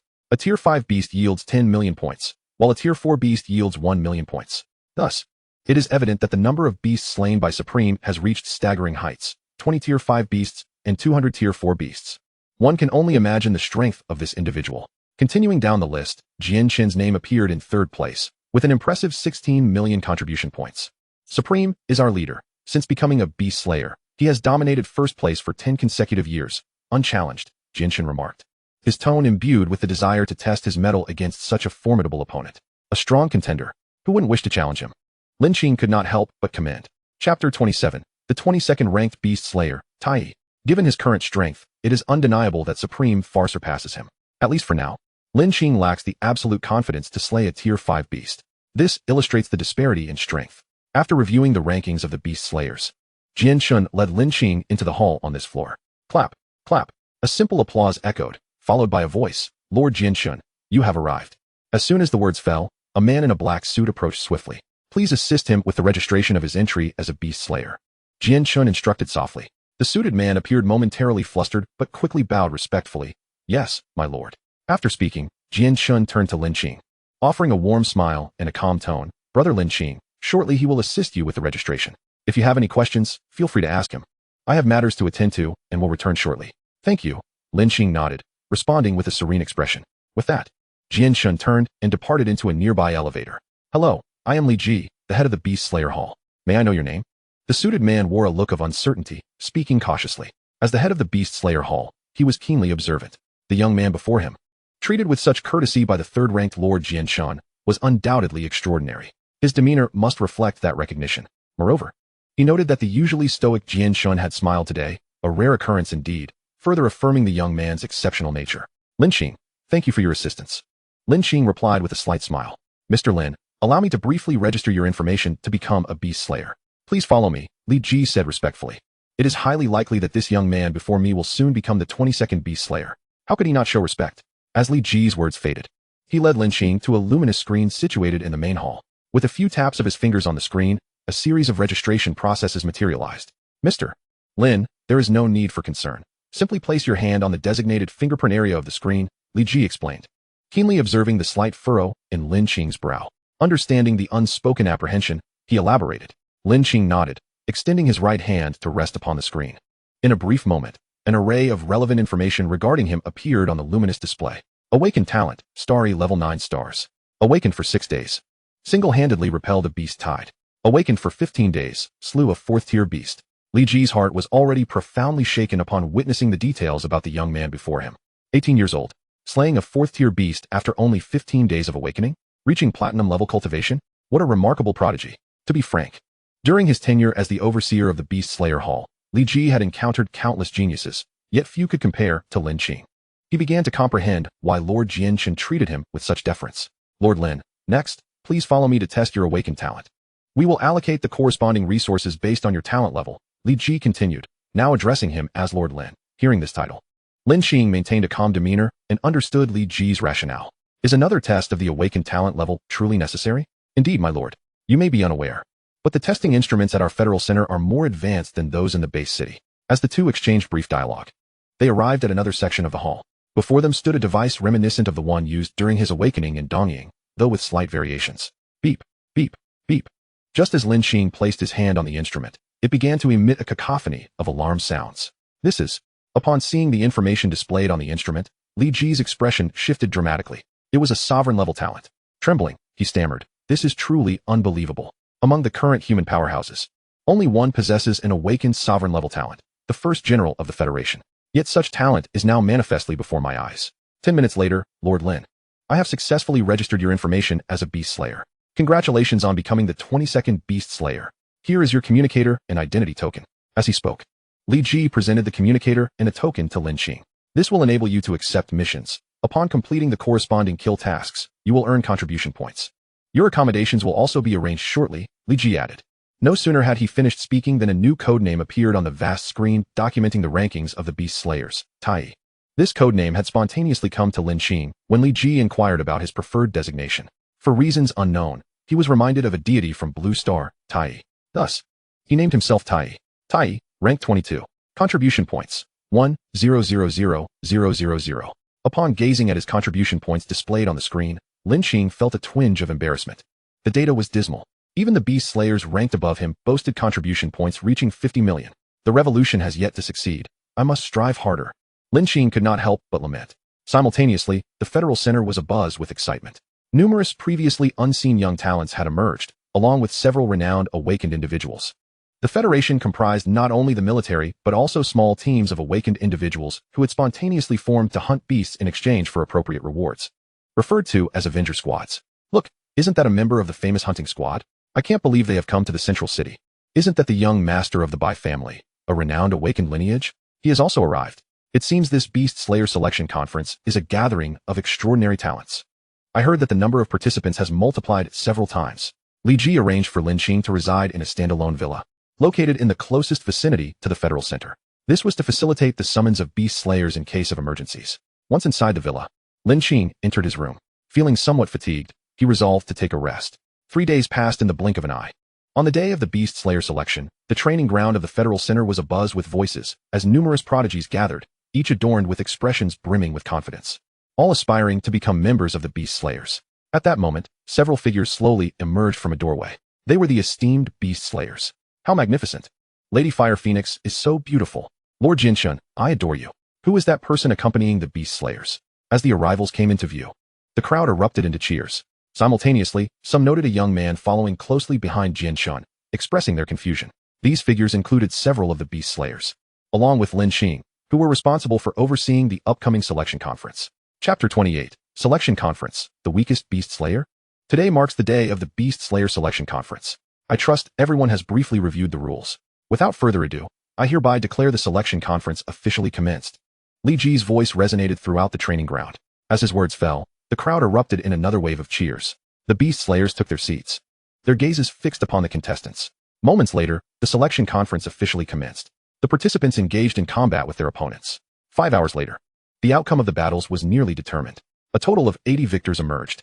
However, prevailing in combat did not automatically qualify them as beast slayers. According to the rules, a stringent condition remained. They must either slay a 4th-tier beast or defeat any currently ranked beast slayer to immediately become a member. First, congratulations to you all for becoming victors. I trust you are aware of the subsequent rules. Next is the leaderboard of the esteemed beast slayers.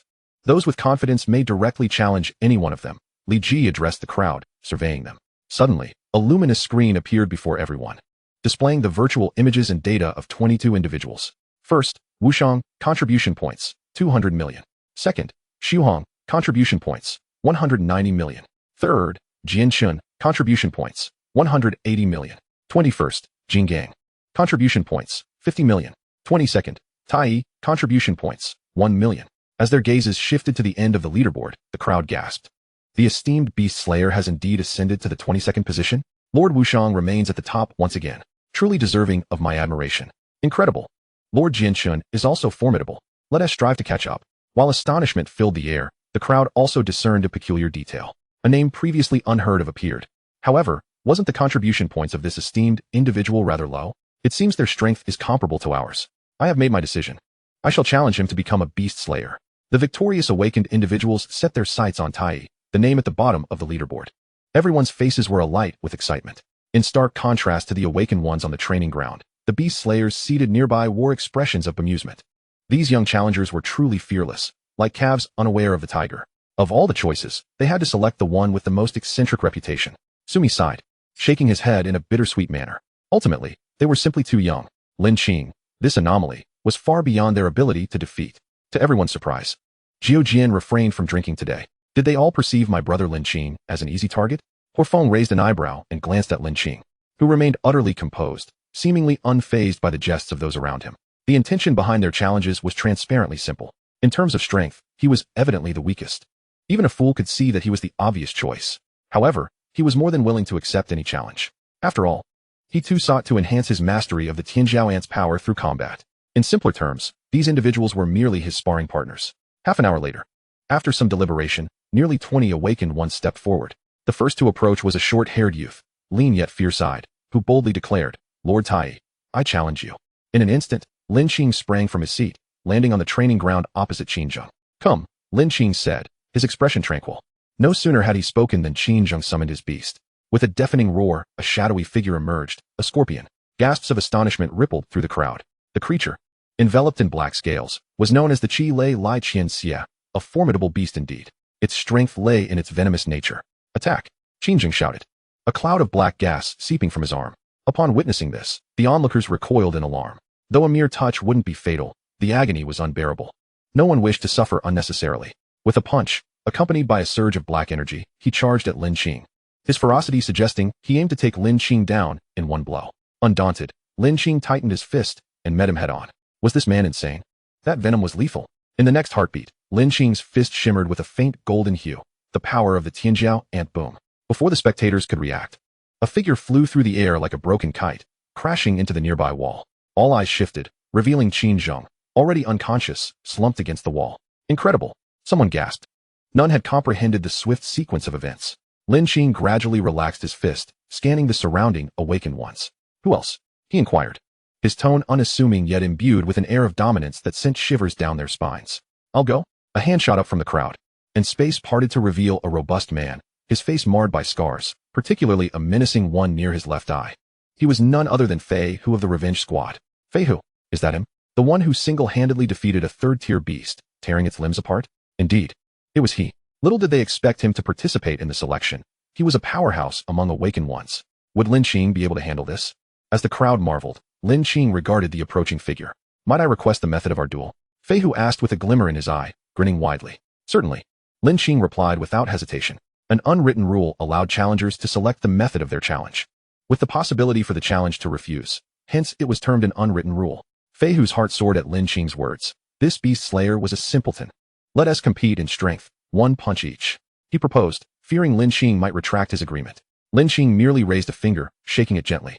The onlookers exchanged puzzled glances at Lin Qing's acceptance of Fei Hu's challenge. Observing their physiques, one could hardly fathom how Lin Qing's slender form could stand against Fei Hu, who towered nearly 3 meters tall. Was he perhaps overly confident in his abilities? Many murmured among themselves, believing Fei Hu would soon become the 23rd Beast Slayer. With a determined glint, Fei Hu charged like a human tank, causing the ground to tremble beneath him. He unleashed a mighty blow. Lin Qing did not flinch or evade. He returned the strike effortlessly. Chapter 29. 1 Strength overcomes 10 skills. On the platform, Jian Chun and the others, upon hearing Fei Hu's challenge, covered their mouths with their hands, doing their utmost to suppress any sounds. Li Ji, witnessing this scene, was bewildered. Did the lords find the ensuing spectacle too gruesome to bear? He mumbled to himself, continuing to observe the training ground. In the next instant, everyone dropped their jaws in disbelief. The nearly 3-meter-tall Fei Hu lay sprawled beside Lin Qing. A sense of déjà vu washed over some awakened ones who instinctively rubbed their eyes, unable to accept what they were witnessing. Fei Hu had been defeated? The notorious powerhouse of the Revenge Squad, renowned for his strength, had fallen in a single punch? Their gazes towards Lin Qing transformed. He was the real deal. No matter the venom or the reputation of the Revenge Squad, he had subdued them with a single strike. Truly, 1 strength overcomes 10 skills, worthy of the Tianjiao Ant's fearsome name. On the platform, Sumi sighed, youthful arrogance, isn't it? This lad dared to challenge Lin Qing in strength. Fei Hu has truly become a waste tiger now. Jiao Jian and Sumi exchanged exasperated glances. Li Ji, staring at the wall where Fei Hu lay, swallowed hard. His eyes wide with realization.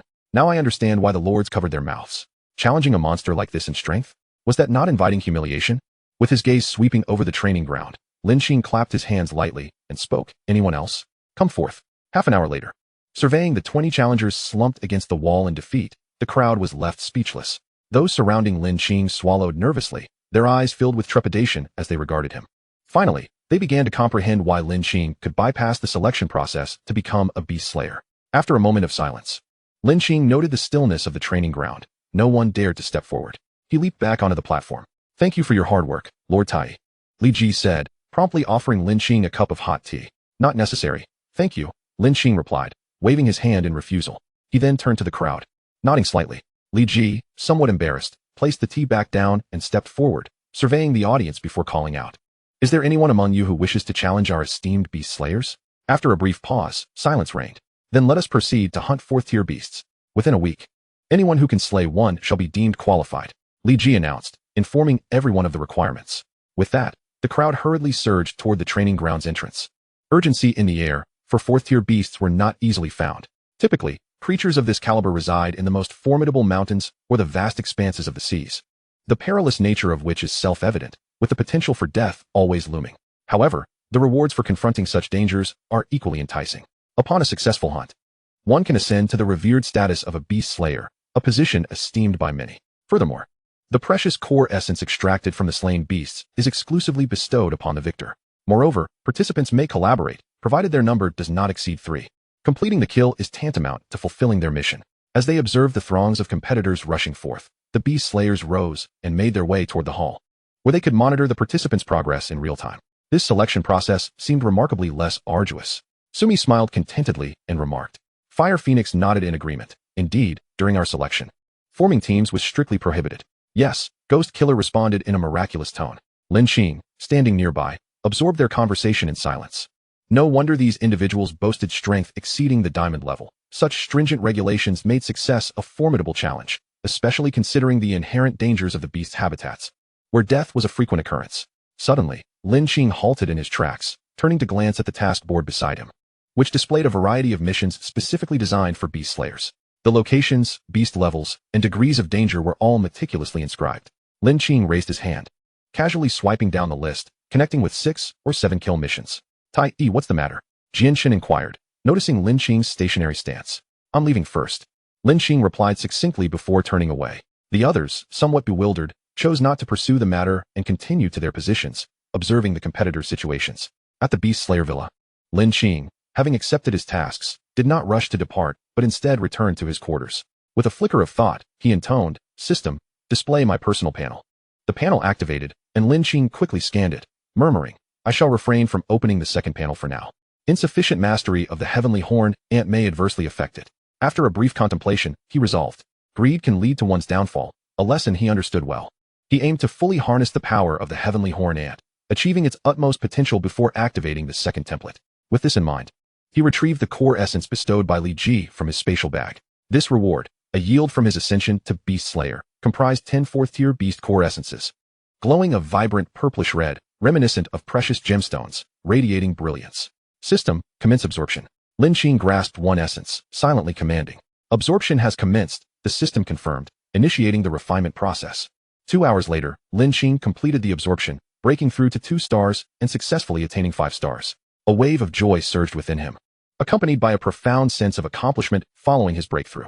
Every breath he took felt drastically different, as though his comprehension had ascended to a new echelon.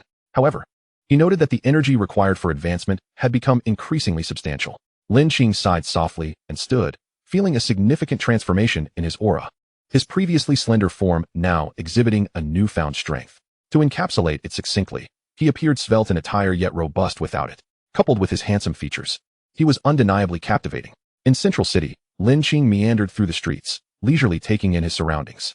He found that Central City, in stark contrast to the base city, embodied a realm of boundless possibilities. The awakened individuals here were as plentiful as the stars in the sky. A congregation of nearly all the awakened beings from a human domain. To Lin Qing's astonishment, he observed a plethora of flying vehicles, diverse and abundant, reminiscent of scenes from a science fiction film, with hovering cars and the like. Surely, these must be products of advanced research. Is that Lord Tai? Someone voiced in disbelief. As soon as the words left their lips, glances converged on Lin Qing, and in an instant, a crowd surged toward him, chattering excitedly. Lord Tai is so handsome. Is this the newly minted beast slayer who took on 20 opponents at the selection event? I'm in love. Lin Qing felt a wave of embarrassment wash over him, realizing how swiftly his identity had been recognized in Central City. Look, a celestial being has arrived. With that, Lin Qing, feeling exasperated, raised his hand and pointed skyward, exclaiming. As the crowd's attention was diverted, he seized the opportunity to slip away. Is this the power of fandom? A terrifying force indeed. Chapter 30, Terrifying Beings. After departing Central City, Lin Qing made his way directly toward the teleportation array. The research facility had devised a rudimentary method of spatial jumping utilizing coordinates from various locations to facilitate the transportation process. Prior to his stroll, he had requested a map from Li Ji. Stepping into the shimmering teleportation array, Lin Qing confidently advanced, selecting his destination, the ancient Demon Mountain. Before the anomaly, this mountain was renowned as a sacred site, home to an abundance of flora and fauna. However, with the onset of the anomaly, everything had undergone a dramatic transformation. The once vibrant habitat of rare and extraordinary beasts had swiftly devolved into a perilous domain.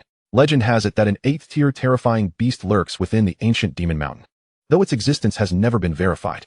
As the light flickered, Lin Qing opened his eyes to find himself amidst an exceedingly dense jungle. Still on the outskirts of the ancient Demon Mountain, where the danger level was relatively low. Unlike the previous beast forests, the towering trees here reached heights 3 to 5 times greater, truly scraping the clouds. The immense trunks rooted in the black soil appeared rather uncanny. Lin Qing marveled at how the once sacred mountain had transformed into such a fearful sight, the impact of the anomaly indeed chilling. He began his trek further into the mountain, and not far along, he keenly sensed the presence of numerous beings, each formidable in their own right. With every few steps, he detected multiple auras of third-tier creatures. It seemed that third-tier beings had become the standard here. Just as he uttered this thought, a massive shadow obstructed his path. Upon closer inspection, its back was distinctly divided. The left shimmered with lightning, accompanied by the occasional rumble of thunder, while the right blazed a fiery red, akin to a raging inferno. Its size was comparable to a small hill, resembling a lizard-like aberration. The endless thunderflame lizard? Lin Qing murmured, recognizing the creature from the beast compendium.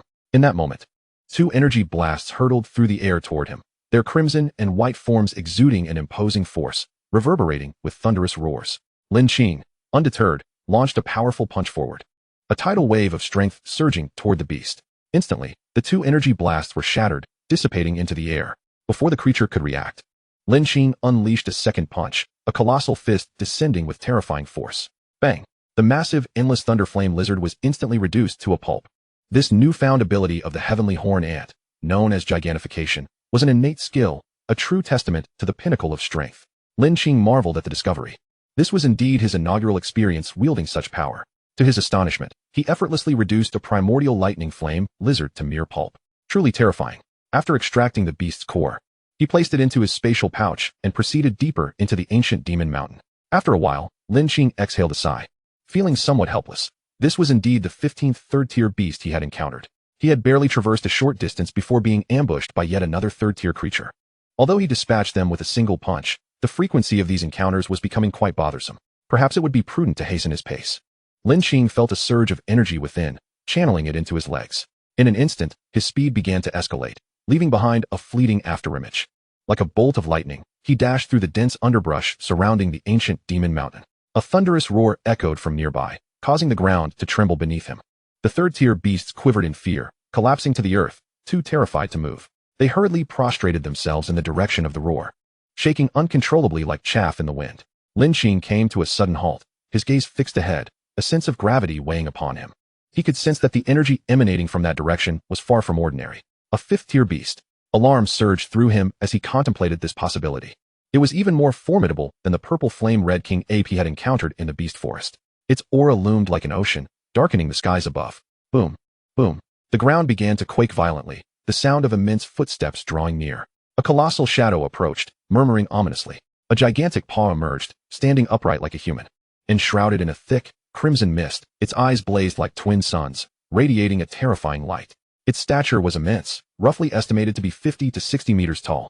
Before it, Lin Qing appeared as insignificant as an ant. Human, you should not have come here. The beast, now in a humanoid form, spoke in a voice resembling thunder, sending tremors through the nearby creatures. Lin Qing was rendered speechless. Facing a fifth-tier beast, with his platinum level 5-star strength, it was utterly implausible for him to contend with it. However, should he unleash his innate frenzy skill, his power could ascend to the diamond level 5-star, making it feasible to engage in battle. Bolstered by his recent experience with the giant transformation, his confidence surged. Since he was not retreating, he would stand his ground. Noticing the human's silence, the beast grew impatient. With a hum, dark energy flickered, and the nearly 100-meter-tall beast suddenly began to shrink. Moments later, it transformed into a towering figure of 3 meters, muscles bulging. Wielding a massive bone club, its eyes locked onto Lin Qing, a glint of coldness flashing through them as it raised the club to strike. Without honor, the giant's strike was swift as lightning, crashing down upon Lin Qing with the force of a mountain. Weapon, manifest. Frenzy, activate. Lin Qing commanded, and the celestial dragon-breaking city halberd appeared in his grasp. Simultaneously, a golden radiance began to emanate from him, enveloping his form. His momentum surged with the activation of frenzy, ascending to the diamond level 5-star before finally stabilizing. Clang. The collision of the bone club and halberd produced a deafening sound, reverberating throughout the vicinity. Both combatants staggered back, their arms trembling slightly from the impact. A flicker of astonishment crossed the giant's eyes. The human before him had managed to numb his grip. Quite remarkable. In the next instant, their figures clashed fiercely once more, engaging in an intense ballet of combat. Unleashing boundless might. Boom. Both combatants swayed slightly, having exchanged hundreds of blows in mere moments, their speed astonishingly swift. Lin Qing's expression turned to one of disbelief. He had not anticipated that this fifth-tier beast would possess not only immense strength, but also terrifying speed. The giant, too, was taken aback. As a fifth-tier beast, he had long since attained the ability to speak and assume a human form, akin to that of a human being. Yet, this young man evoked a sense of trepidation within him. Kill. Their eyes met, and they vanished from sight. The giant, wielding his bone club, stepped into the void. Pressing forward, the bone club swung, enveloped in dark energy, striking horizontally. Lin Qing flicked his arm, his halberd responding in kind. Power surged into his arm as he swung forcefully to meet the club. Boom. The ground crumbled beneath them, leaving a massive crater. The surrounding trees were shattered as if they were mere twigs. Truly fearsome. Chapter 31. Slaying the fifth tier. Killing fourth tiers like harvesting chives. Kill. With Lin Qing's command, the power of the celestial ant surged forth. In that instant, he seemed to transform into one of the ancient 10 fiends, exuding a terrifying aura that shook the very heavens and earth. The giant felt a tremor within his heart. A wave of primal fears surged from his soul, a suppression of bloodline, a racial dominance. How could this be? Who on earth was he? The giant pondered in shock. In a daze, he seemed to see a colossal shadow gazing intently at him. Snapping back to reality, a massive iron fist hurtled through the air, poised to strike. The giant pivoted, extending his right arm, countering with a punch of his own. Boom. The turbulent waves of the dragon stirred the waters. As the initial attack dissipated, Lin Qing's next strike was already upon him, manifesting as the accompanying technique of the celestial dragon-breaking city halberd. With Lin Qing's strength amplified, this technique's might had surged significantly. The dragon took shape, opening its massive jaws in a deafening roar, its power escalating. With each step, the dragon grew larger. As the dragon lunged toward him, the giant felt an unfamiliar fear welling within him. He was terrified. This strike was unstoppable. Instinctively, he sought to flee. After all, despite his humanoid form, he remained a beast at heart. When danger approached, his instincts screamed for escape. Lin Qing, however, awaited this very moment. As the giant turned to flee, a colossal hand descended from the heavens, radiating an overwhelming force that darkened the sky. It instilled a tremor of fear within him, as if an ancient, mighty being had descended to crush him. In the heat of battle, should either side waver, the opportunity for victory would slip away, leading to certain death. Roar! The giant had entirely forgotten he could speak. A wail of despair escaped him, and before he could even beg for mercy, he was crushed by the descending hand. Boom! As the giant fell, he could no longer maintain his humanoid form, reverting back to his monstrous guise. He crashed to the ground, creating a deep chasm that spread outward due to the force of impact. The monstrous form gradually revealed itself, glistening with a chilling radiance, resembling scaled fur. It bore a pair of enormous teeth and fearsome claws, looking exceedingly menacing. Lin Qing recalled that this fifth-tier beast was known as the Frost Radiant Scaled Bear. As it shifted slightly, Lin Qing approached its head and raised the celestial dragon-breaking city halberd, striking downward with force. A beam of crimson golden light shot forth. Lin Qing grasped the light, having acquired the essence of the fifth-tier beast's core. He then harvested some flesh from the beast and placed it into his spatial pouch. The flesh and essence of a fifth-tier beast were immensely potent. Consuming it would undoubtedly confer significant benefits to his physical form. After completing these tasks, Lin Qing hastily departed. The death of a beast, particularly that of a fifth-tier creature, would inevitably attract a horde of beasts in response. If one could partake in a morsel of that extraordinary beast's flesh, it would undeniably serve as a means of elevating their own rank. Inevitably, a fierce competition would ensue. Lin Qing, however, wished to avoid confronting the colossal tide of beasts. It was entirely possible that 3 or 4 fifth-tier beasts might emerge at that time, and he knew he would be ill-equipped to handle such an onslaught. In the central city, within the Beast Slayer Hall, Sumi suddenly inquired, "Has Tai E's contribution points changed?" "Impossible. Tai E has only just departed less than a day ago. How could he have slain a beast so swiftly?" Jiao Jian retorted, skeptical of Su Mi's assertion. Yet, as his gaze shifted to the Beast Slayer leaderboard, he was taken aback to see Tai E's contribution points had surged to 11 million. His expression shifted dramatically as he gasped in disbelief. It truly has changed. 10 million? This implies he has slain a fifth-tier beast. Is this the newcomer in question? A cool voice interjected from beside Jiao Jian. The speaker, clad in white robes and holding a folding fan, exuded the air of an ancient, refined gentleman, strikingly handsome. This individual was also a beast slayer, known by the codename Gongzi, and ranked 6th. Indeed, I never anticipated he would dispatch a fifth-tier beast in such a short span, Sumi exclaimed, astonished by Lin Qing's remarkable prowess. Humph, it's merely a fifth-tier beast. I could slice it down with a single blow, scoffed a man wielding a massive battle blade. He was ranked 11th and went by the codename Ba Dao. He's merely of platinum rank. How can you even compare yourself to him without feeling shame? Fire Phoenix mocked upon hearing Ba Dao's disparaging remarks about Lin Qing. What did you say? A platinum rank defeating a fifth-tier beast? How is that possible? The crowd exclaimed in shock, having just returned from their own missions. The beast slayers were unaware of Lin Qing's extraordinary capabilities. Jian Chun, is this true? Gongzi turned to Jian Chun, who maintained a calm demeanor. Jian Chun nodded silently. Gongzi, Ba Dao, both appeared astonished. Moreover, he left less than a day ago, Fire Phoenix continued. A collective gasp echoed through the crowd, particularly among the eliminated awakeners who were left dumbfounded. It was remarkable enough to slay a fifth-tier beast in less than a day, but the fact that he was of platinum rank rendered them speechless. Look, the data has changed again. Suddenly, an awakener pointed at the numbers on the luminous screen and shouted. The crowd turned to see that the 11 million had now escalated to 16 million. This meant that during the very moments they had been speaking, Tai E had consecutively defeated 5 fourth-tier beasts. Absurd. Does he treat fourth-tier beasts like cabbages? Tai E is astonishingly formidable. This is the true essence of a ruthless warrior. At this point, everyone had forgotten about the competitors and were entirely captivated by Tai E. How many do you think he'll kill next? I wager at least 5. I believe 7. The onlookers began to speculate, as if it had turned into a game. 20 million contribution points. 23 million contribution points. The numbers continued to soar. At the outskirts of the ancient demon mountain, Lin Qing, having slain 12 fourth-tier beasts that day, sat down to recuperate. Since defeating the fifth-tier beast, he had consumed some of its flesh, the rich essence instantly enhancing his physical prowess. Furthermore, he had absorbed a significant amount of fourth-tier beast core essence, elevating his rank from platinum 5 stars to 7 stars. He had also gained substantial control over the power of the Skyhorn. Truly, this was a bountiful harvest. A week later, the competitors began to return one by one, most bearing varying degrees of injuries. However, due to their teamwork, a considerable number had successfully slain beasts. Out of 80 individuals, 50 had achieved success, which was commendable. Consequently, the number of beast slayers reached 72. Congratulations on completing the extermination task. You are now officially members of the beast slayers. Your ranks will be determined by the strength of the beasts you have slain. Now, you may all go and rest, Li Ji announced loudly. Chapter 32. Activate the Confronting. The following day, in the Federal Center, within the Beast Slayer Hall, the entire hall was already filled with people. Excitement radiated from every face, for from this day forth, they would be part of the Beast Slayers, under Li Ji's guidance. The contestants who had successfully slain 4th-tier beasts the previous day each chose their code names and were added to the leaderboard. The previously quiet display screen suddenly became bustling with activity. The crowd's eyes scanned the leaderboard, landing on the 23rd rank, whose code name was White Garment. The virtual image revealed a girl clad in a white dress, Lin Qing from the Lin family. Someone recognized her, exclaiming, "This is the heritage of the awakened families." As soon as the words were spoken, a graceful figure entered the sight of the crowd. Her white dress flowing and dark hair cascading down her back, exuding an ethereal charm that captivated all. "So beautiful," someone gasped involuntarily, quickly covering their mouth in fear of being overheard. A glance around revealed that everyone else was equally entranced by her beauty. It was Lin Qing, codename White Garment. After a moment, she paused, gazing at the screen. With a delicate hand, she traced the screen, accepting a task before turning to leave. "White Garment, have you accepted a task?" A warm voice called from behind her.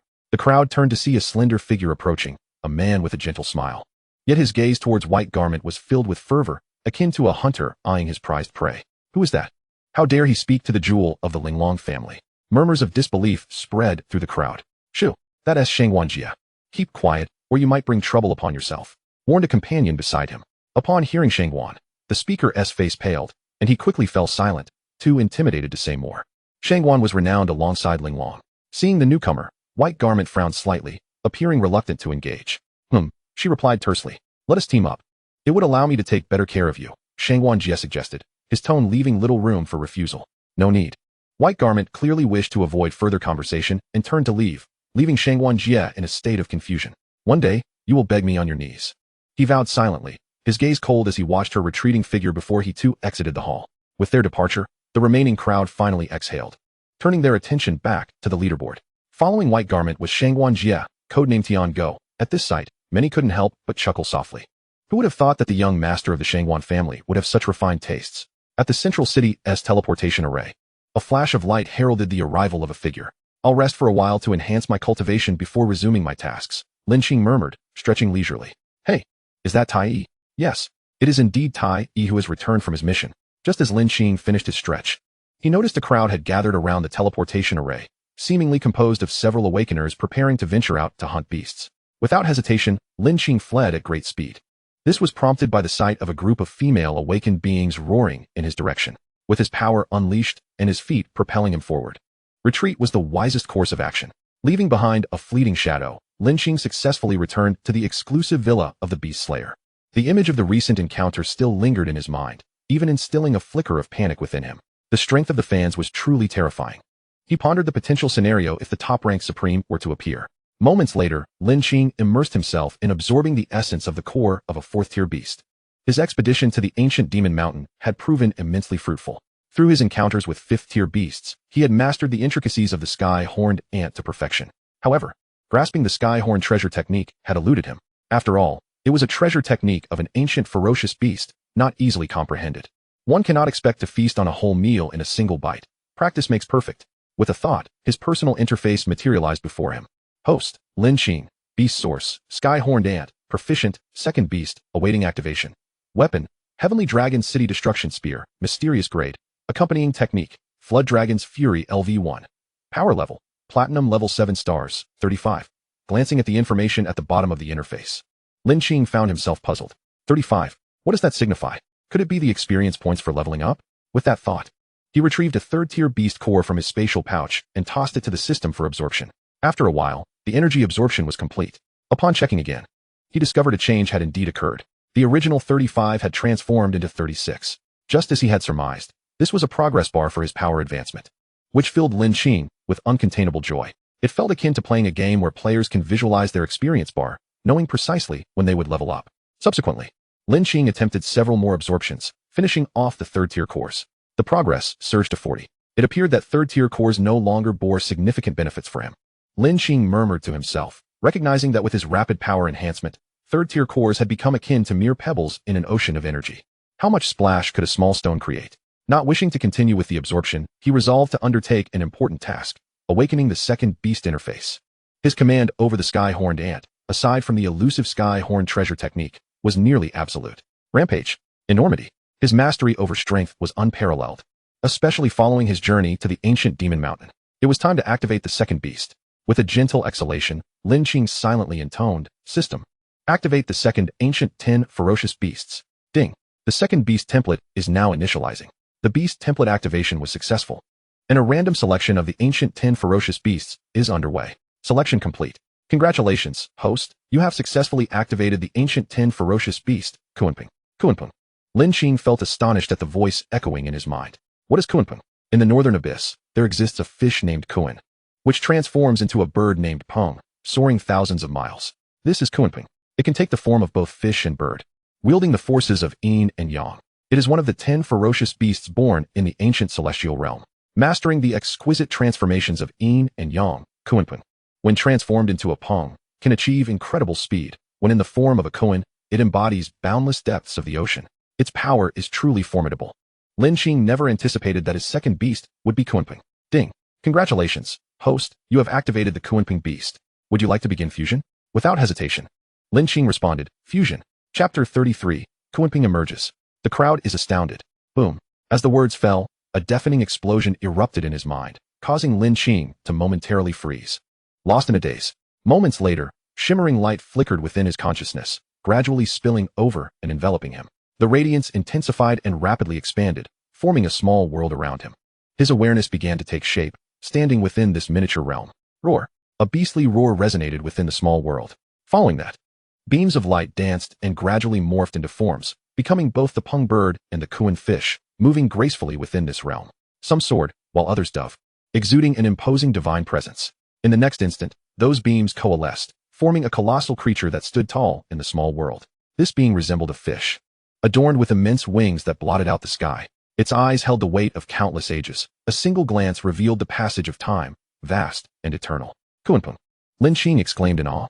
This was indeed worthy of being one of the ancient 10 ferocious beasts, an awe-inspiring sight. Yet, Lin Qing understood that the Kunpeng within this small world was merely a diminutive manifestation. If the true Kunpeng were to emerge, its sheer size would likely span the vastness of the universe. After a while, the Kunpeng began to drift, soaring and diving, before finally leaping into Lin Qing's consciousness. The radiant light surged into his body, illuminating him from within. The entire room was filled with resplendent light.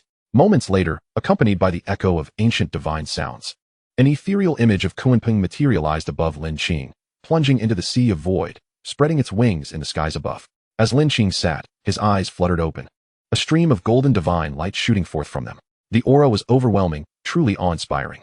Such potent energy. Lin Qing couldn't help but exclaim, his face alight with joy. The energy within him began to surge vigorously, coursing through his entire being. His exterior radiated a kaleidoscope of light, rendering him akin to a deity descended from the heavens. Subsequently, Lin Qing began to attempt absorbing the 10 ferocious energies he had awakened through Kunpeng, immersing himself in the experience. 2 hours later, the beast emerged. With a soft command from Lin Qing, 2 ethereal figures gradually appeared behind him. Kunpeng stood to the left, while the Skyhorned ant occupied the right. The ancient aura emanated from both figures, resonating with thunderous intensity. Taking a deep breath, his eyes gleamed with delight. His strength had ascended once more. The activation of the second beast template, along with the abundant energy, propelled him from platinum level 7 stars straight into diamond level 1, a leap of 3 entire levels. As awakened beings progress, the energy demands escalate. Nevertheless, he now truly stood among the ranks of diamond level powerhouses. He felt confident that if he were to confront the martial god again now, he would no longer feel constrained, but instead be able to engage in a battle with absolute assurance. Time to head to the hall. Lin Qing rose, realizing his garments had been reduced to ashes by the intense energy. After changing into a simple outfit, he pushed open the grand door and, with a swift movement, transformed into a streak of light, racing towards the Federal Center. On the 20th floor, 2 men sat sipping tea, engaged in light-hearted conversation, utterly relaxed. Suddenly, both rose simultaneously, astonished by the look in each other's eyes. Jinhe, did you feel that? A surge of formidable energy is approaching at great speed. Indeed, this velocity rivals that of Peng Lai. Could it be a true immortal has manifested? Or perhaps that little fellow below has broken through? Let us go. Gu Ling. Let us investigate. With that, Jin He and Gu Ling, 2 true immortals, vanished in an instant. Meanwhile, in the Beast Slayer Hall, several Beast Slayers stood up simultaneously, their fighting spirit soaring to its zenith. As several individuals exchanged glances, the weight of their shared understanding was palpable. Collectively, they turned their attention towards the entrance of the hall. The presence that could instantaneously ignite the battle spirit of numerous Beast Slayers was certainly no ordinary foe. Could it be the return of the Supreme? No, that was not his aura. Such a formidable presence. My blood surges with excitement. The newly initiated beast slayers, having just donned their titles, felt the overwhelming battle intent emanating from the few before them. They trembled in fear, holding their breaths, paralyzed by the sheer terror. It was utterly daunting. Though they too had joined the ranks of the beast slayers, the chasm between them and the more seasoned warriors was akin to a vast gulf. Merely the pressure of the released aura left them gasping for air, their hearts gripped by trepidation. Meanwhile, Lin Qing descended into the beast slayer hall at the Federal Center. Truly, the speed of the Kunpeng was nothing short of terrifying. Lin Qing sighed softly. Having uttered his thoughts, he prepared to make his way into the hall. At that moment, an overwhelming force seized him. His expression shifted dramatically as he exclaimed in shock. Just as he spoke, two powerful auras surged forth. He felt as though his very breath had grown heavy. Two figures materialized before him, standing tall. "You!" exclaimed Jin He, recognizing the newcomers. Upon hearing this, Lin Qing lifted his gaze to behold two unfamiliar faces. "Who are you?" he inquired, puzzled. "You may not know me yet, but I am Jin He, the true immortal. And this is Bone Spirit, another true immortal. We have heard of your exploits." Jin He replied with a casual smile, retracting his aura. Bone Spirit followed suit, dissipating his own presence. The oppressive weight lifted instantly, allowing Lin Qing to breathe normally once more. Two true immortals. No wonder their auras were so terrifying. Having met the two true immortals before, Lin Qing slightly bowed in respect.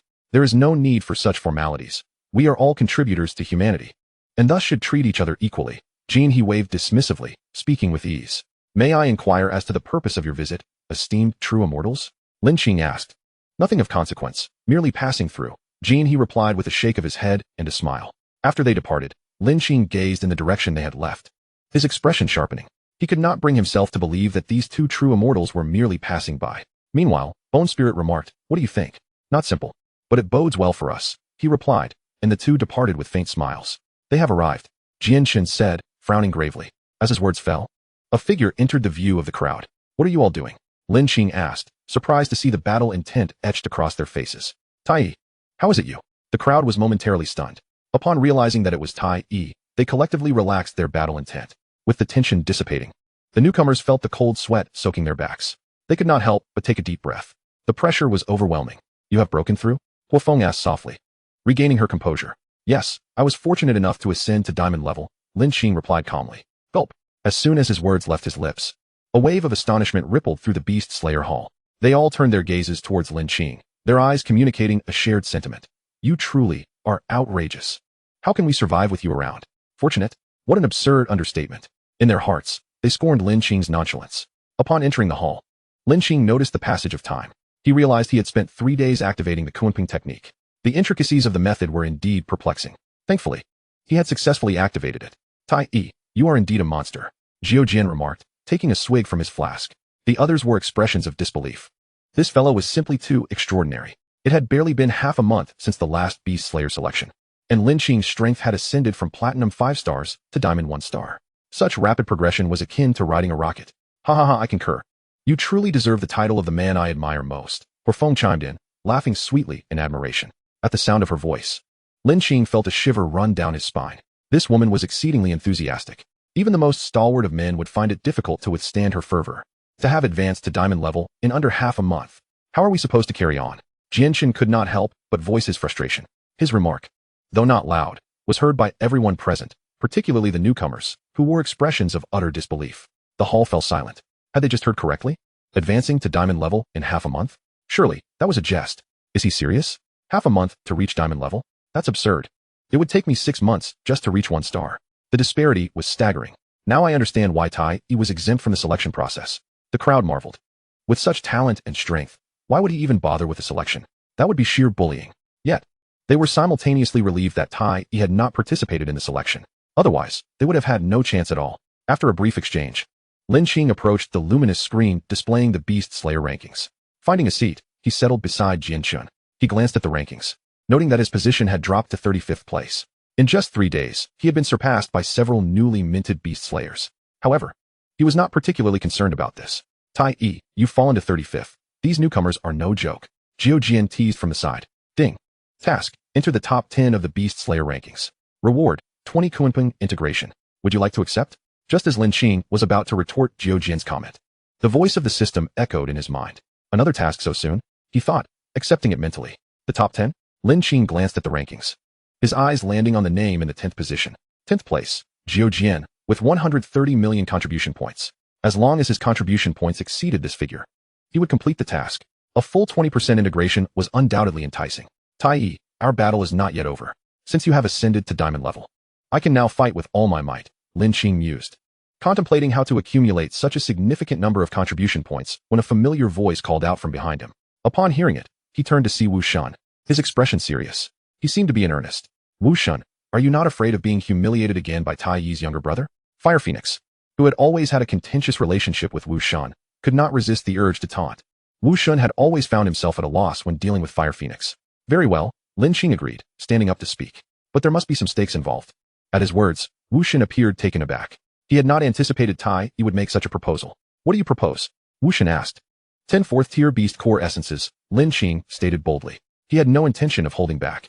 If they were to play, they might as well play big. Moreover, he felt far more confident in facing Wu Shan now than before. The onlookers were filled with anticipation at the prospect of witnessing a duel between the top-ranked beast slayers. They had never seen such high-ranking warriors engage in combat before, and to think they would witness it today was exhilarating. Agreed, Wu Shan replied without a moment's hesitation.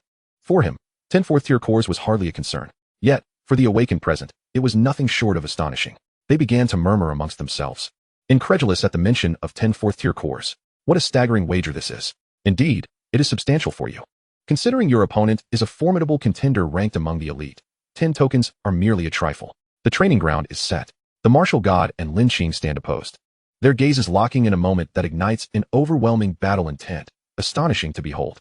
The onlookers instinctively retreat upon witnessing this clash of wills.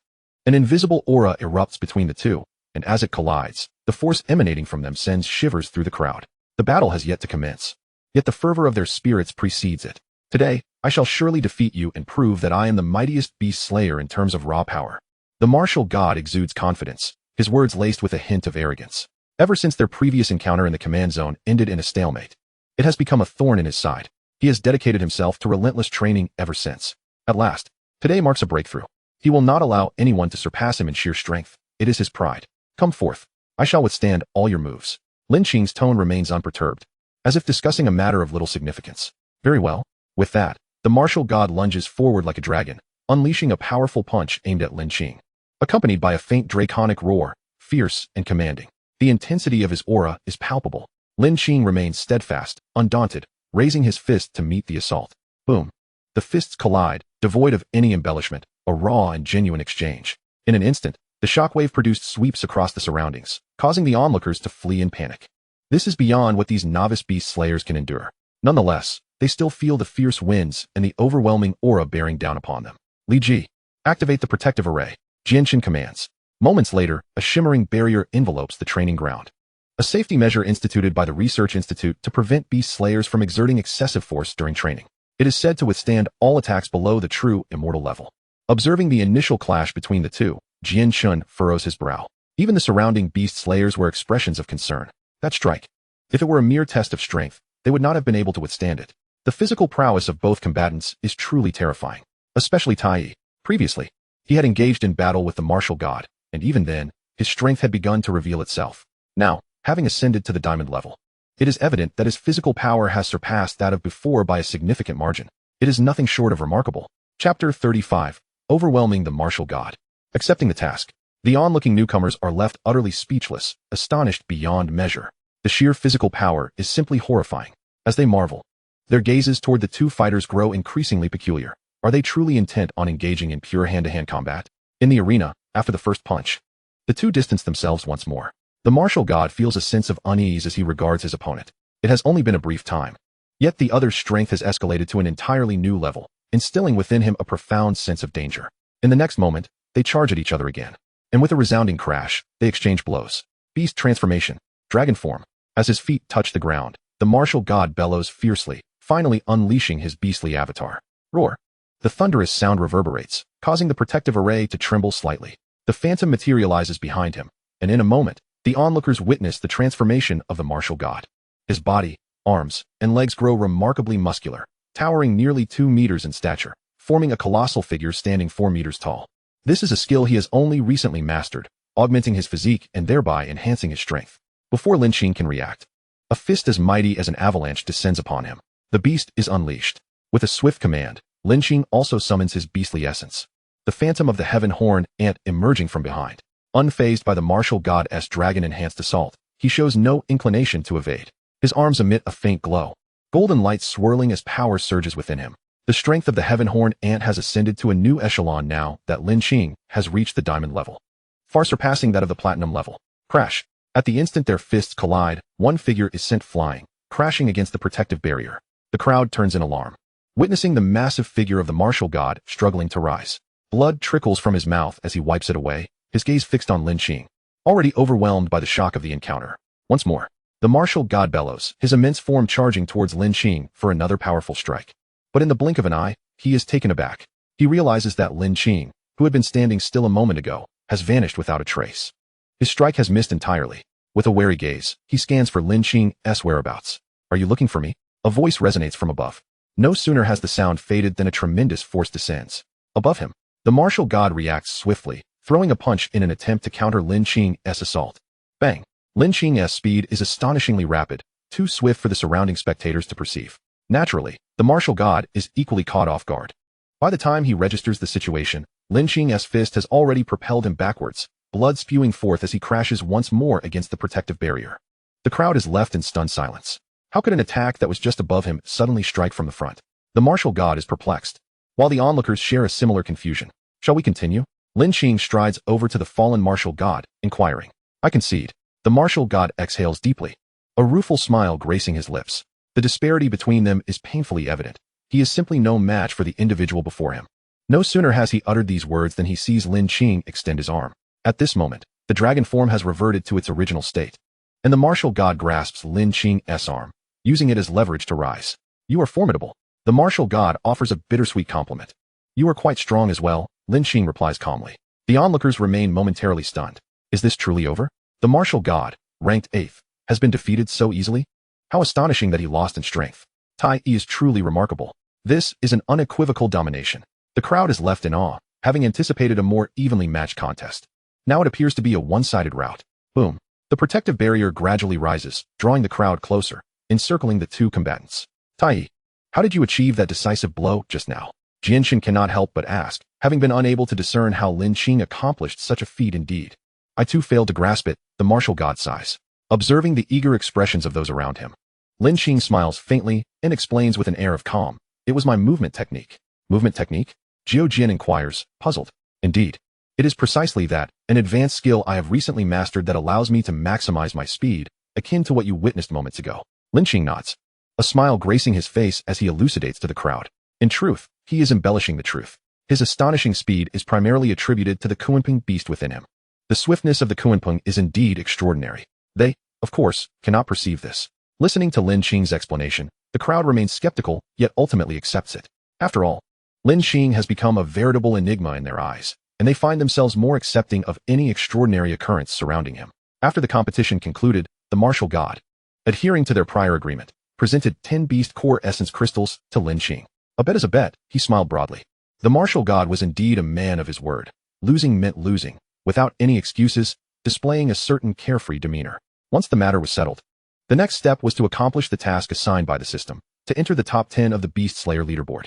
Lin Qing approached the luminous screen announcing the tasks, his gaze sweeping across it casually. He discovered a series of missions involving the extermination of 4th and 5th tier beasts. With a few taps of his fingers, he accepted a multitude of tasks. "Are you not even going to look?"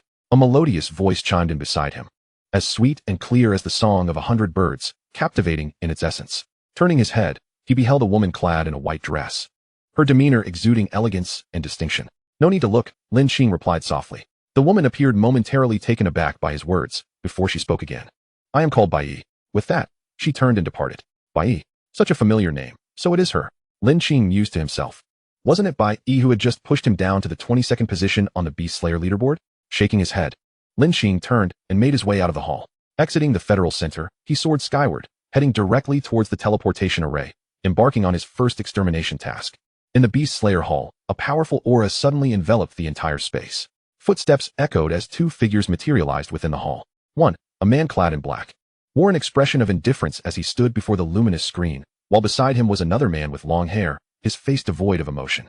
The newcomers instinctively held their breath, silence falling over the crowd as they sensed an overwhelmingly fearsome presence emanating from the duo, akin to confronting a fifth-tier apex beast. Shuko. It seems we've gathered a fair number of people this time, one remarked. Indeed, let's first accept some tasks to pass the time, the other replied. Their fingers gliding across the screen, causing a multitude of tasks to vanish. Chapter 36, The Task-Obsessed Maniac. After the two departed, the crowd regained their composure. Who were those two just now? Such a formidable aura. Someone whispered. I think one was called Shuko. Shuko? Could it be the one ranked second? The realization dawned on them. Who was accompanying him but Wu Shang? Those in the know began to lament. These two were fierce competitors who had long dominated the Beast Slayer leaderboard. Rumor had it that they were on the verge of breaking into diamond rank and entering the Starshine tier, poised to become the 13th and 14th immortals of the Federal Center. Their power was evidently formidable. Upon exiting the city, Lin Qing glanced at the Beast Slayer task he had accepted. A smile crept onto his lips as he read the details. Task level, 4 stars. Task content, 2 4th-tier beasts have appeared in the Kyoto-based city.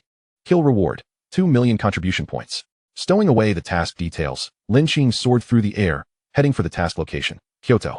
In the Kyoto command area, the high walls had been reduced to ruins, echoing with the incessant sounds of artillery and the scent of blood pervading the air. Outside the walls loomed 2 beasts. Towering 50 to 60 meters high, their roars deafening as they relentlessly attacked the soldiers stationed atop the walls. These brutes, Zhao Jun bellowed in fury, witnessing the soldiers fall one by one under the onslaught of the 2 beasts. Meanwhile, a relentless tide of beasts continued its assault, threatening to dismantle the walls further. The soldiers, faced with the grim scene and the overwhelming horde, were filled with despair, yet they refused to surrender. Behind them stood their parents, wives, and children. When will the Beast Slayer arrive? Someone questioned. Just then, the purple flame Crimson King ape raised its arm and struck again at the soldiers atop the walls. Boom. The walls crumbled under the force. Humans, I will have you dead. It roared in a guttural voice. Humans are weak. Beside it stood a massive beast resembling a bat, the bloodthirsty flat-tailed bat, also a 4th-tier beast, having only recently broken through. Initially, the purple flame Crimson King ape had hidden in fear from Lin Qing. But spurred on by the bloodthirsty flat-tailed bat and encouraged by the news that Lin Qing was no longer present, it had joined the attack. Let us deliver the final blow to these wretched humans. The bloodthirsty flat-tailed bat screeched, unleashing a crimson beam of light that appeared ominous and terrifying. Simultaneously, the purple flame Crimson King ape clenched its fists, a surge of domineering energy emanating towards the walls. Witnessing the fierce energies converging in the air, the soldiers fell into utter despair. If only Lin Shen were here, one soldier whispered, while others began to lower their weapons, awaiting the inevitable approach of death. Yet in the next moment, the 2 energies vanished into thin air. As the soldiers slowly opened their eyes, realizing they were still alive, a wave of joy surged through them. Suddenly, someone pointed to the sky, exclaiming, "The Beast Slayer has arrived." Upon hearing this, the soldiers erupted into cheers. Lin Qing, hearing the commotion, glanced down to see the joy on their faces and nodded slightly. Who dares to impede us? The bloodthirsty flat-tailed bat barked, its eyes fierce, glowing a menacing red as it fixed its gaze upon the figure hovering in the air. Moments later, it soared upwards, emitting a shrill scream that was exceedingly uncomfortable. Beast, die! Lin Qing commanded, flicking his arm to wield the celestial dragon breaking city glaive. With a slight shift, a flash of cold light swept past the bloodthirsty flat-tailed bat. Moments later, Lin Qing wiped the blood from the glaive, fixing his gaze upon the purple flame Crimson King ape, leveling it with his own. Boom. The massive form of the bloodthirsty flat-tailed bat erupted in the air, dissolving into a mist of blood that vanished into the void. Wretched creature, I spared you once, and yet you show no remorse. Now perish. His voice thundered, reverberating through the heavens and the earth. As soon as he finished speaking, whoosh, Lin Qing vanished in an instant. The purple flame Crimson King's face turned pale with terror, its body trembling as it recalled the fear it had experienced that day. This deep-rooted fear compelled it to flee. Yet, Lin Qing would not grant it a second chance. The cold light flashed again, and a massive hole appeared in its colossal body. It looked down in disbelief at its chest, unable to utter a sound before crashing to the ground. The soldiers atop the walls remained stunned, their faces blank with disbelief. Had a 4th-tier beast truly been slain in an instant? Some rubbed their eyes vigorously. Still unable to comprehend the scene before them, Lin Qing twisted his form, appearing atop the walls, his expression gentle as he gazed at the crowd. Lin Shen, they murmured, coming back to their senses, hesitantly acknowledging him. It is I, Lin Qing replied with a smile. Boom. The entire area erupted into an astonishing chorus of cheers. It is Lin Shen come to save us. Lin Shen, Lin Shen, Lin Shen. The waves of exuberant shouts cascaded over them. From a state of despair, they had suddenly been rescued by the one they held dear. How could they not feel elated? I will first repel the beast tide, Lin Qing stated. With that, he turned, unleashing his aura. The beast tide trembled in fear, paralyzed and unwilling to advance. Rushing towards the beast forest, Lin Qing departed hastily. 2 hours later, having finished reminiscing, he took to the skies.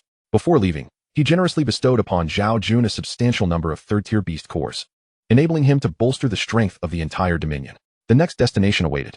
Soaring through the air, Lin Qing glanced at the coordinates of his subsequent mission.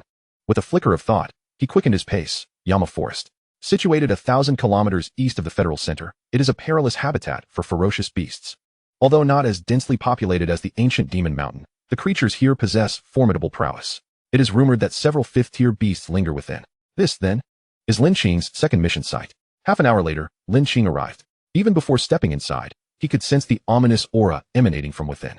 Moreover, toxic gases permeated Yama Mountain. With a swift turn, Lin Qing found himself at the mountain's base. As he ventured into the range, he proceeded directly into its depths. After traversing approximately 3 kilometers, a surge of energy assaulted him. Rustling sounds echoed nearby, and the ground began to shake violently. Suddenly, the earth beneath Lin Qing's feet collapsed, and a colossal serpent's head shot forth, its gaping maw intent on devouring him whole. With a cold scoff, Lin Qing summoned the power of the Kunping, narrowly evading the attack. Steadying himself, he gazed at the monstrous creature before him, a glimmer of cold light flashing in his eyes. Chapter 37. Crisis in the Forbidden Land. The beast before him possessed a body 100 times thicker than a barrel, its surface faintly tinged with crimson. The serpent's head reared back, baring its fangs as it fixated on Lin Qing, exuding a foul stench reminiscent of rotten eggs, inciting nausea. Lin Qing furrowed his brow, clearly affected by the rancid odor. Observing the lengthy creature, he discerned that its power barely hovered at the pinnacle of the 4th tier, tantalizingly close to the 5th. Hissing, the serpent lunged forward like an arrow, its massive jaws wide open. Its tail swept violently across the ground, causing tremors. It aimed to swallow Lin Qing whole, intending to feast upon him to ascend to a 5th-tier beast. Unflustered, Lin Qing bent his knees slightly, channeling his strength into his legs, and with a sharp shout, propelled himself like a cannonball into the air, effortlessly dodging the serpent's strike. The serpent's head crashed down onto the ground, creating a massive crater. It lifted its head again, shaking it vigorously, its green eyes glowing ominously. In the next instant, it surged upward once more, targeting Lin Qing with greater speed and ferocity. Buzz. Golden light enveloped Lin Qing's arms as he concentrated his power. Employing the Kunping's technique, he vanished in an instant. When he reappeared, it was but a heartbeat later, delivering a fist imbued with the strength of the Skyhorn aimed directly to the serpent's chin. Its venomous fangs shattered upon impact, and a groan escaped its throat as its massive form crashed into the mountainside nearby, sending debris flying in all directions. The sheer power of that single punch was terrifying. Roaring in agony, the serpent became increasingly enraged. Struggling to rise, it refused to relent, its tail thrashing and its massive body shaking violently as it charged again. Grow. Lin Qing commanded softly. Boom. A colossal fist descended from the heavens, accompanied by a cataclysmic force, crashing down upon the serpent's enormous head. Sensing the imminent danger, the serpent's instincts urged it to flee, but it was too late. The fist struck with such ferocity that it reduced the serpent to a mere pulp, utterly lifeless. Its massive body was driven deep into the ground under the force of the blow. In a swift motion, Lin Qing grasped its core and stowed it away in his spatial pouch. Moments later, he soared into the sky, transforming into a streak of light as he sped towards his next mission site. At the Federal Center, on the 20th floor, the true immortal Jin, he sat in the main seat, his expression grave. An air of heaviness enveloped the room. What has happened? Why summon us in such haste? Bone Spirit had just entered when he noticed Jin, his solemn demeanor, and promptly inquired. Something has occurred. I just received word from Tianxia that the 2 6th-tier beasts guarding Lingyun Mountain are about to make a move. Jin, he replied, his voice low and serious. What? Thunder King exclaimed, springing to his feet. Moreover, other regions are also beginning to stir. It's likely. Jin He's words trailed off, but everyone present understood the implication. Beyond the realm of humanity lies an abundance of perilous territories. Yet, the 5 most threatening locations to mankind are Lingyun Mountain, Mysterious Lake, the vast mountains, the boundless sea, and the ancient Demon Mountain. While the beasts in these places may not be the most enigmatic, they are the closest to human domains, thus posing the greatest threat. Each of these areas is guarded by powerful beasts, only rivaled by 6th-tier beasts that can contend with true immortals. For instance, Lingyun Mountain, as mentioned by Jin He, is home to 2 6th-tier beasts, hence the presence of 2 true immortals, Tianxia and Feilong, stationed there. Instantly, the atmosphere in the room thickened further. The number of high-tier beast combatants far exceeds that of humanity, and this is merely the nearest territory. Further north lies an even greater multitude of perilous lands. Moreover, since the onset of the solar eclipse, the ocean's expanse has widened considerably, teeming with marine life. Compared to terrestrial beasts, Those of the ocean are even more formidable and abundant. Deep within its depths, countless high-tier beasts lurk. The vast sea is thus under the watch of the Federal's strongest, underscoring its danger. The situation is urgent. Bone Spirit, you will remain here with me to guard the Federal Center. The rest of you, head to various locations to provide support, Jean he instructed. The overseer of the Federal Center's daily affairs, addressing those present. Tungsha and Pan Long, you two will assist the esteemed leader at the ancient demon mountain. Thunder King, you shall go to Mysterious Lake and rendezvous with Guan Yuan. The vast mountains have 2 generals stationed, so there is no need for concern. Sword Mad, you will serve as a mobile support, providing rapid assistance in emergencies. Jean he swiftly assigned tasks to the true immortals, acting as the brain of the Federal Center. He must devise the quickest and most stable response plan. Once each task was understood, the true immortals rose to depart. Leaving only Bone Spirit and Jean he seated by the floor-to-ceiling window, gazing pensively at the entire central city, sighing simultaneously. Deep within the ancient demon mountain, in a cold palace, 2 men clad in black robes sat. One was plump, the other lean. The stout one was shrouded in black mist, rendering his form indistinct. The slender one radiated an eerie blue light, his sharp teeth unsettling to behold. The aura they emitted was profoundly disquieting. The plumper man lifted a goblet filled with a crimson liquid from the table and drained it in one gulp. The next moment, he erupted, spewing forth a crimson arc. Bellowing, the quality of this blood has been declining lately. Fog Ghost, bear with it. The human race is eyeing us hungrily. Neither of us stands a chance against them. The leaner man replied coldly, though the chill in his gaze was enough to send shivers down one's spine. I shall devour that creature eventually. To sate my grudge, we shall await the arrival of our Lord's emissary. It is the moment of my clan's annihilation at the hands of humanity. The Fog Demon and the Azure Demon proclaimed with a voice filled with hatred. These 2 figures, one corpulent and the other lean, are the current sovereigns of the ancient demon mountain, Fog Demon and Azure Demon, both 6th-tier extraordinary beasts. Upon reaching the 6th tier, they crown themselves as demon gods. Meanwhile, outside the ancient demon mountain, within a pavilion, sat a man clad in a blue robe. His hair was neatly cropped, and his angular features conveyed a striking handsomeness. His aura was subdued, akin to an ordinary person. Yet, surrounding the pavilion were the carcasses of extraordinary beasts, their scent saturating the air. Strangely, these beasts seemed to harbor a profound fear of this man, daring not to advance even a step closer. This man is none other than the foremost among the 12 true immortals, supreme, true immortal. The extent of his power remains shrouded in mystery. It is said that he has engaged in combat with the 3 great generals, the outcome of which remains unknown. However, one who can contend with the 3 great generals must surely possess formidable strength. Chapter 38. The ocean is boundless. At the same time, tumult erupted in perilous locales unguarded by true immortals. The once silent mountains and jungles echoed with the roars of beasts and the tremors of the earth. In an instant, the beast hunters scattered across various regions received urgent communications. Attention all beast hunters, a massive beast tide is in upheaval. Proceed immediately to suppress it. Newly appointed beast hunters must return to the Federal Center on standby. There must be no errors. Upon hearing this news, the crowd was taken aback, speculating what calamity had befallen. A massive beast tide? What could have transpired? Enough chatter. Emergency situation. Evacuate at once. With our strength, should we linger, we may very well meet our demise within the beast's bellies. Before long, frantic figures were seen racing through various locations, some soaring through the air. These were the newly appointed beast hunters. Simultaneously, Lin Qing, who was preparing to head to his next mission location, received a task notification from the Federal Center. Glancing at the map, he discovered that the nearest site of the beast tide was in close proximity. Without hesitation, he transformed into a streak of light, hurtling towards the destination. 10 minutes later, he successfully arrived above the area. According to the map, this place was known as the 100-mile mountain range. Roar, screech. The cacophony of various extraordinary beasts melded together, causing the entire mountain range to tremble violently. The earth began to fracture, and colossal trees were crushed into splinters. One massive extraordinary beast after another emerged from the depths of the mountains. Behind these titanic creatures was a dense throng of countless beasts, all seemingly converging towards a common destination, the outside of the mountains. Lin Qing, hovering in midair, observed this scene with a growing sense of gravity.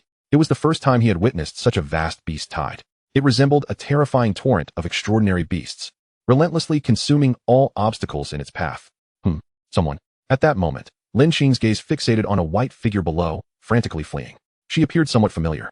Without further thought, he swiftly darted downward like a fleeting ray of light.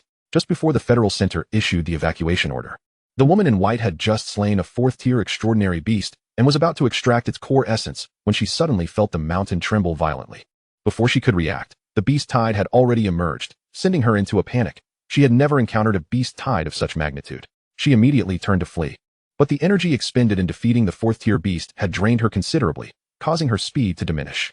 The roars of the beasts behind her grew louder, and she began to brace herself for the arrival of death. In the face of such a formidable beast tide, survival seemed impossible, as despair washed over her. Her eyes began to glisten with unshed tears. As the little princess of the Linglong family, cherished like a gem, although she possessed considerable strength, she was still but a girl. At just 18 years of age, she found herself selected for the beast hunter competition, easily triumphing due to her family's inherent extraordinary beast lineage as a descendant of the vermilion bird. The vermilion bird, one of the 4 ancient divine beasts, was known for its formidable attack power, rumored to be a deity of fire. Thus, as its descendant, she was expected to be no less capable. Yet at this moment, she felt she was on the brink of death. Just as she was about to surrender, a hand grasped her body and swiftly propelled her into the air. It was you. When she finally realized who had saved her, she found herself in the presence of Tai, whom she had encountered just a few days prior. Did you not receive the withdrawal notice from the center? Lin Qing asked, casting a glance at the woman in white, his voice low. Upon hearing this, the white-clad woman's cheeks flushed crimson, and she stammered, "I came." Before she could finish, Lin Qing interjected with a serious tone, "This guy," with an affectionate reprimand in her heart. She followed Lin Qing's gaze and saw that the beast tide was about to surge out of the depths of the mountains towards the outside. Once the beast tide broke free from the mountains, the nearest base city would face a tremendous onslaught, perhaps even annihilation. Can you still move? Yes. Then stay here and do not move. I will return shortly. With that, he vanished from sight. Just as the white-clad woman was about to voice her question, she turned to find herself alone, the space beside her now empty. Buzz. A crimson light suddenly unfurled behind her, gradually forming into wings. This was the innate ability of her accompanying extraordinary beast, flight. After being rescued by Lin Qing, her energy had somewhat replenished, enabling her to awkwardly spread her wings and sustain flight. Yet her gaze remained fixated on the figure that streaked downward like a comet. Was this man insane? Charging headlong into the surging beast tide. Such a thought crossed her mind. In the next moment, she witnessed a scene that would astonish her for an entire year. Lin Qing, descending rapidly with a massive halberd in hand, was accompanied by a phantom behind him, reminiscent of an ancient sea god, radiating divine majesty. Faced with such a colossal beast tide, Lin Qing, as he plunged downward, extended his arm vigorously, sending the celestial dragon breaking city halberd sweeping forward. Accompanied by Lin Qing's light command, an overwhelming surge of energy erupted from the halberd. The ocean is boundless, like a terrifying torrent of the vast ocean. The formidable assault surged towards the beast horde before him. The momentum was colossal, consuming all in its path. Boom. The attack instantaneously engulfed the charging extraordinary beasts. The power of the ocean was utterly terrifying. It could shred an entire continent in an instant, let alone the strength of the Kunping. In the next heartbeat, the beast tide was torn to shreds. Flesh and blood splattered across the ground, painting the earth crimson. Most of the extraordinary beasts in the tide were at the 2nd and 3rd tiers, and before Lin Qing's horrifying assault, they naturally crumbled under the pressure. As his gaze shifted towards the remnants of the beast tide, only a meager handful of 4th-tier extraordinary beasts remained standing. In just a single strike, such a horrifying scene had unfolded. Even Lin Qing himself was left astounded. He had not underestimated the might of the Kunping, but he had never imagined it would be so formidable. The white-clad woman in the air witnessed this spectacle, her face a mask of shock. Staring at the ground soaked in crimson, she was at a loss as to what had just transpired. Who on earth was this man? A monster? He had halted the advance of the beast tide with a single blow? The remaining 4th-tier extraordinary beasts let out pitiful howls. Their eyes filled with terror and boundless fear as they gazed at Lin Qing. They began to tremble violently. Lin Qing landed, placing the breaking city halberd at his side. His gaze sharp and imposing, like a war god descending to the mortal realm. With a slight movement of his arm, the extraordinary beasts, upon witnessing this, shrieked and turned to flee, until it vanished deep within the mountains. The beast tide, retreat. The figure clad in white gracefully descended, retracting the wings that adorned her back. With delicate steps, she approached Lin Qing's side. Let us go. Before the words could escape her lips, Lin Qing had already stowed away his spear and turned to leave the mountains. Wait for me. Startled for a moment, the figure in white hastily followed. Chapter 39, Doubts. On the path, she inquired, how did you manage that just now? Such a vast beast tide was reduced to a mere pool of blood in an instant. The figure in white, trailing behind, incessantly questioned him. You must be a newly appointed beast slayer, right? You should return to the center as soon as possible. I have to continue my mission. Lin Qing, without turning back, replied softly as he walked straight ahead. After a brief silence, once they exited the mountains, he soared into the sky. Watching Lin Qing's figure disappear in the blink of an eye, the figure in white could not help but stomp her foot in frustration. I have never felt so speechless in my life. Here I am, a stunning beauty before you, and yet you remain utterly indifferent. How absurd. Before she could finish her thoughts, he had already departed. At the Federal Center, within the Beast Slayer Hall, the newly appointed Beast Slayers had all returned to the central city. At this moment, they congregated in the hall, their attention drawn to the massive light screen before them. The Beast Slayer rankings. Their gazes fixated on the rankings. A swift glance revealed that Tai Yi, who had once held the 33rd position, had plummeted to 45th. Observing Tai Yi's declining rank, the crowd erupted in questions. After all, they had witnessed Lin Qing undertake a series of missions. Yet his contribution points had not increased at all. This was undeniably perplexing. The rankings only recorded beasts of the 4th tier and above, meaning one could only earn contribution points by slaying beasts of that caliber. Could it be that Senior Tai Yi has fallen? Impossible. He is the one who defeated the martial god. How could he fall so easily? Could it be that he is hiding? Now that you mention it. That is indeed possible. But isn't that excessively cowardly? How can he face those warriors who are fighting for their lives out there? In a moment, the crowd's perception of Tai Yi transformed into disdain. And yet he could surpass the selection and become a beast slayer? Truly a disgrace to our kind. Seeing this, Tiango sneered disdainfully. Indeed, how could such a person become a beast slayer?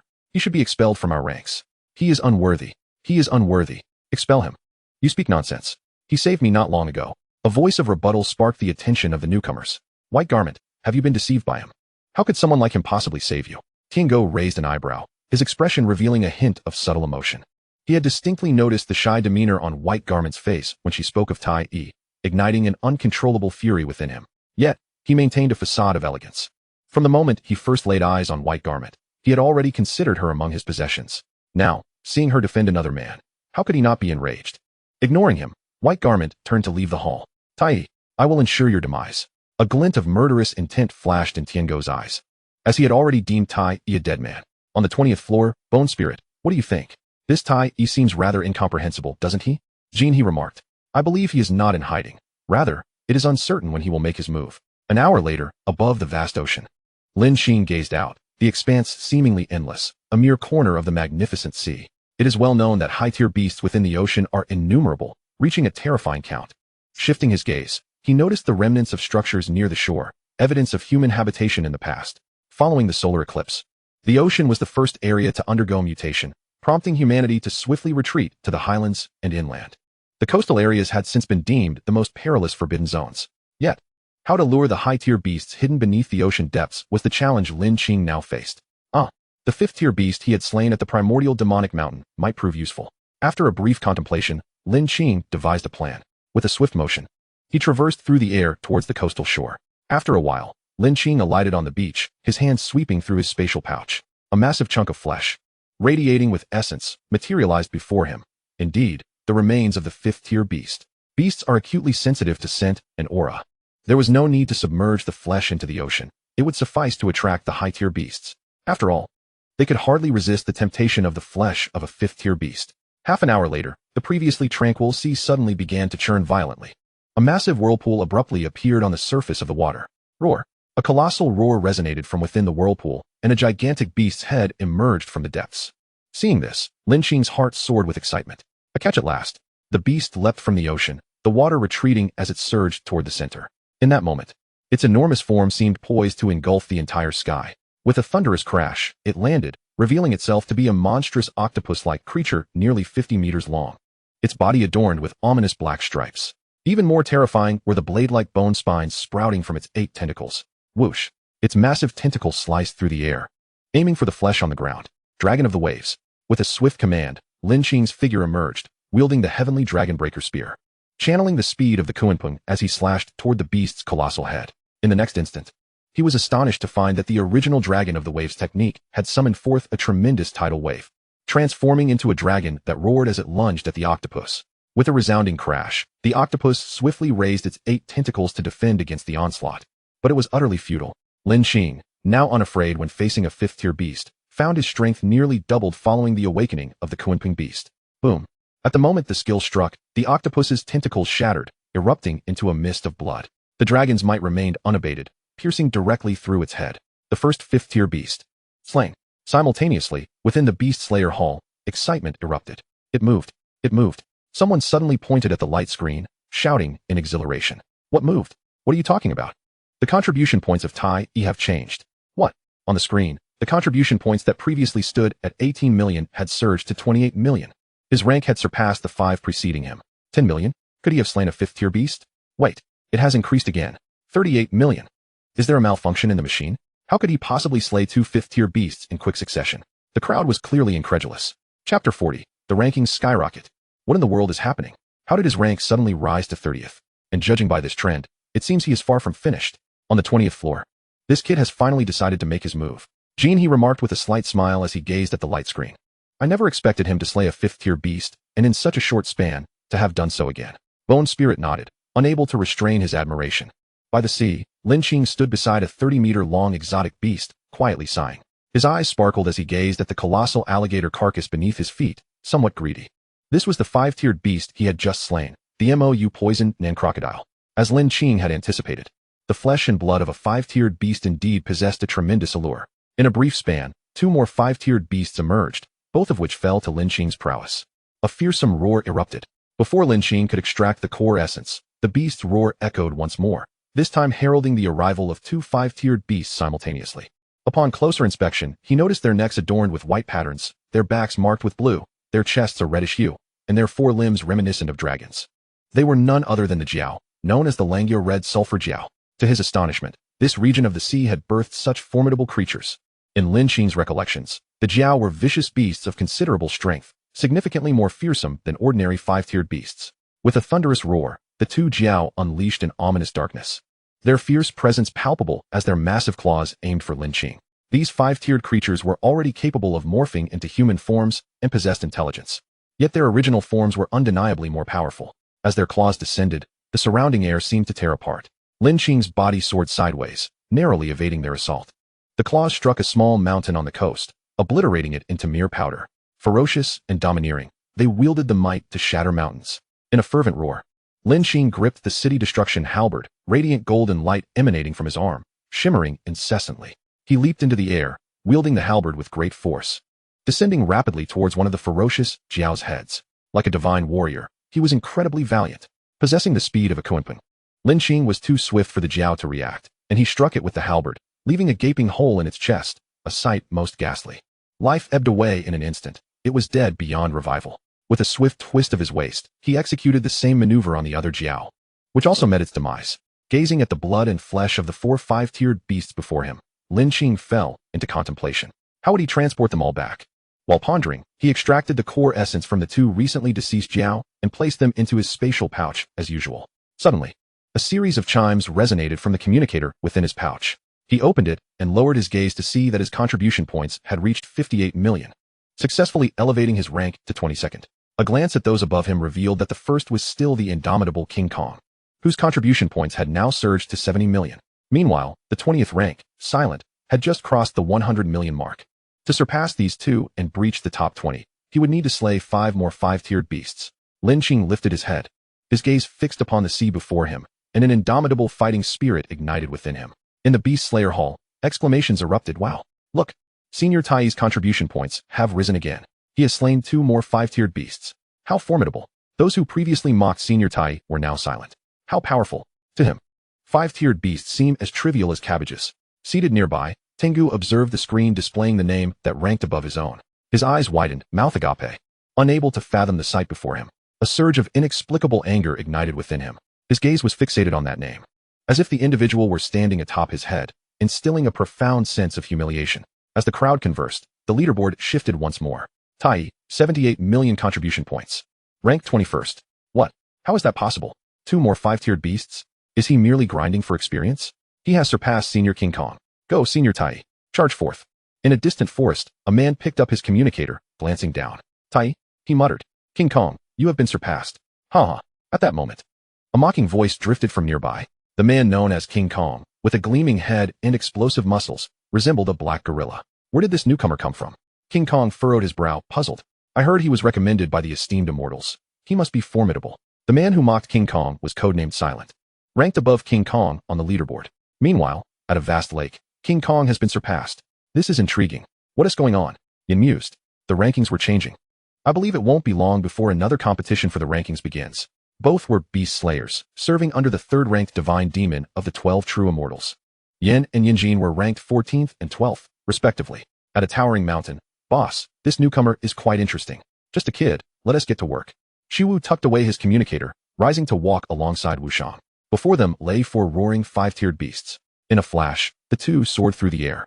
Beast slayers executing tasks in various locations reacted differently upon receiving the news. Joy, surprise, indifference. I can't believe Tai's brother is so fierce. I must step up, exclaimed Fire Phoenix, charging toward the 5-tiered beast before her. Interesting, Ghost Slayer remarked coolly. Yet the changes on the leaderboard undeniably stirred the fighting spirit within everyone. No one wished to be the one cast aside. Clearly, Tai's exploits had ignited the competitive fire in these young ones.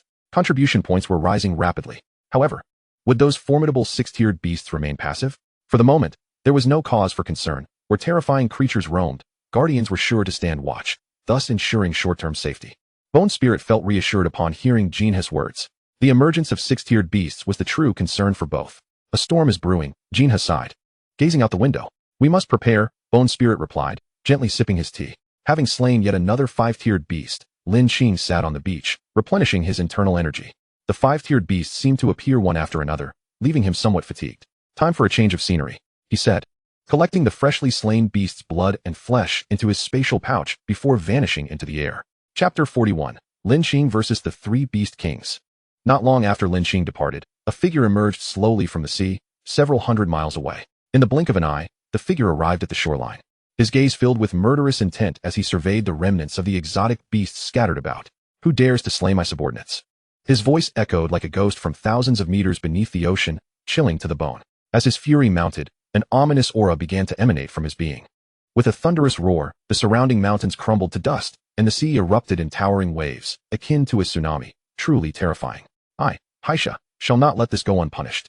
I will flay you alive and use your bones to honor their spirits. No sooner had he spoken than Haisha swept his hand, causing the remnants of the beasts on the shore to vanish in an instant. He then submerged into the depths of the sea, 1,000 miles away. In an oceanfront villa, a man slowly opened his eyes, purple light flickering within them. Haisha, the sound resonated like thunder from the heavens, resounding with a profound and commanding presence. Yet, to the untrained eye, he appeared as an ordinary individual. As if sensing the dissipating aura, he once again entered into a state of meditation. Beneath the ocean, in a realm dark and foreboding, lay depths nearly 100,000 meters from the surface, where not a glimmer of light could penetrate. The eerie calls echoing intermittently and the enormous shadows prowling about rendered this place even more sinister. Amidst this gloom, a palace stood in its midst, reminiscent of the fabled Dragon Palace, albeit with subtle distinctions. The edifice before him was shrouded in an inky glow, nebulous and enigmatic, rendering its true form nearly indistinguishable. The human race has truly gone too far, yet our plan is on the verge of fruition. A deep voice suddenly resonated within the palace, its tone unembellished, yet exuding an overwhelming aura. Following the sound, a figure concealed within the darkness appeared, resembling a demonic deity seated upon the throne of the palace. The aura it radiated sent shivers down the spines of those below, causing them to tremble. A shadow among them quaked in fear. O Sea Emperor, when shall I quench my thirst with the blood of these humans? I seek vengeance for my fallen kin. Black Shah, there shall be ample opportunity for you to showcase your prowess, the Sea Emperor replied nonchalantly. Very well. Black Shah rose and retreated. Dark Ghost, how fares the task assigned to you? Reporting to the Sea Emperor, I have made arrangements with our kind over there, the shadow known as Dark Ghost replied ominously. The annihilation of the human race is nigh. Ding ding ding. Accompanied by the sound of a communicator, Lin Qing stood atop the carcass of a 5th-tier beast. Before him lay a desolate forest, beyond which stretched a series of undulating mountains. 20. Lin Qing murmured as he glanced at the communicator in his hand. Just as he set it down, the mountains before him began to tremble violently. With a resounding rumble, the mountains split apart, revealing enormous claws emerging from within. A colossal head followed, its eyes fixed intently on Lin Qing below. The beast bore resemblance to both a giant ape and a human, appearing exceedingly bizarre. Moments later, the ground beneath Lin Qing began to quake, and the previously sunken earth seemed to tear apart, gigantic fissures snaking outwards. He leapt into the air, standing aloft, gazing down to see a massive mutant rat emerging, its eyes glowing a sinister red. A shrill cry pierced the air, and looking up, Lin Qing beheld a figure as black as night, resembling a dark sun, plummeting downwards. Its vicious claws lunged toward him, intent on tearing him apart. Human, you have ruthlessly slaughtered my beast kin. Today, this shall be your grave. The beast from the mountains bellowed, its voice resonating with anger. Today, the 3 beast kings shall strike together. There is no escape for you. The rat king glared menacingly, threatening him. Let us fight. No need for further words. Lin Qing replied with calm composure, utterly unperturbed, as if he were facing not 3 5th-tier beasts, but mere cabbages. Face your death. The shadow in the air shouted fiercely, launching the first assault. Simultaneously, the other two kings also attacked, three fierce onslaughts converging to seal Lin Qing's escape, intent on annihilating him, though they had previously been rivals. Upon receiving orders from a certain master, they found themselves bereft of any will to resist and agreed to collaborate in eliminating Lin Qing. With a glare, Lin Qing's body erupted in golden light. The ethereal forms of the celestial ant and Kunping manifested behind him. As the golden radiance intensified, so too did Lin Qing's strength surge. These three beasts were no ordinary fifth-tier creatures. Even he was compelled to confront them with utmost seriousness. With a cold snort, Lin Qing unleashed a punch, the golden light shimmering, and with a thunderous boom, the force of his fist surged toward the nearest avian foe. The beast recoiled in terror, a flicker of dread crossing its mind. This punch was unfathomably terrifying, akin to a deity or demon descending, swinging forth its fist. It exerted all its strength to evade, yet still felt the wind of the punch graze it, blood bursting forth from its wings. Then, employing the Kunping's technique, Lin Qing evaded the Ape King's strike, his form flickering and vanishing from sight. Fixing his cold gaze upon the Rat King below, a powerful offensive surged forth from his hand. Spear forth. A gleam of cold light flashed, instantly severing the Rat King's tail. The Rat King screeched in agony, having entered a state of frenzy. Lin Qing's power had escalated by an entire tier. Even the three formidable Beast Kings were no match for him now, having ascended to the starry level. The disparity in levels was insurmountable. With a thunderous crash, the Ape King's fist, as massive as a mountain, charged toward Lin Qing.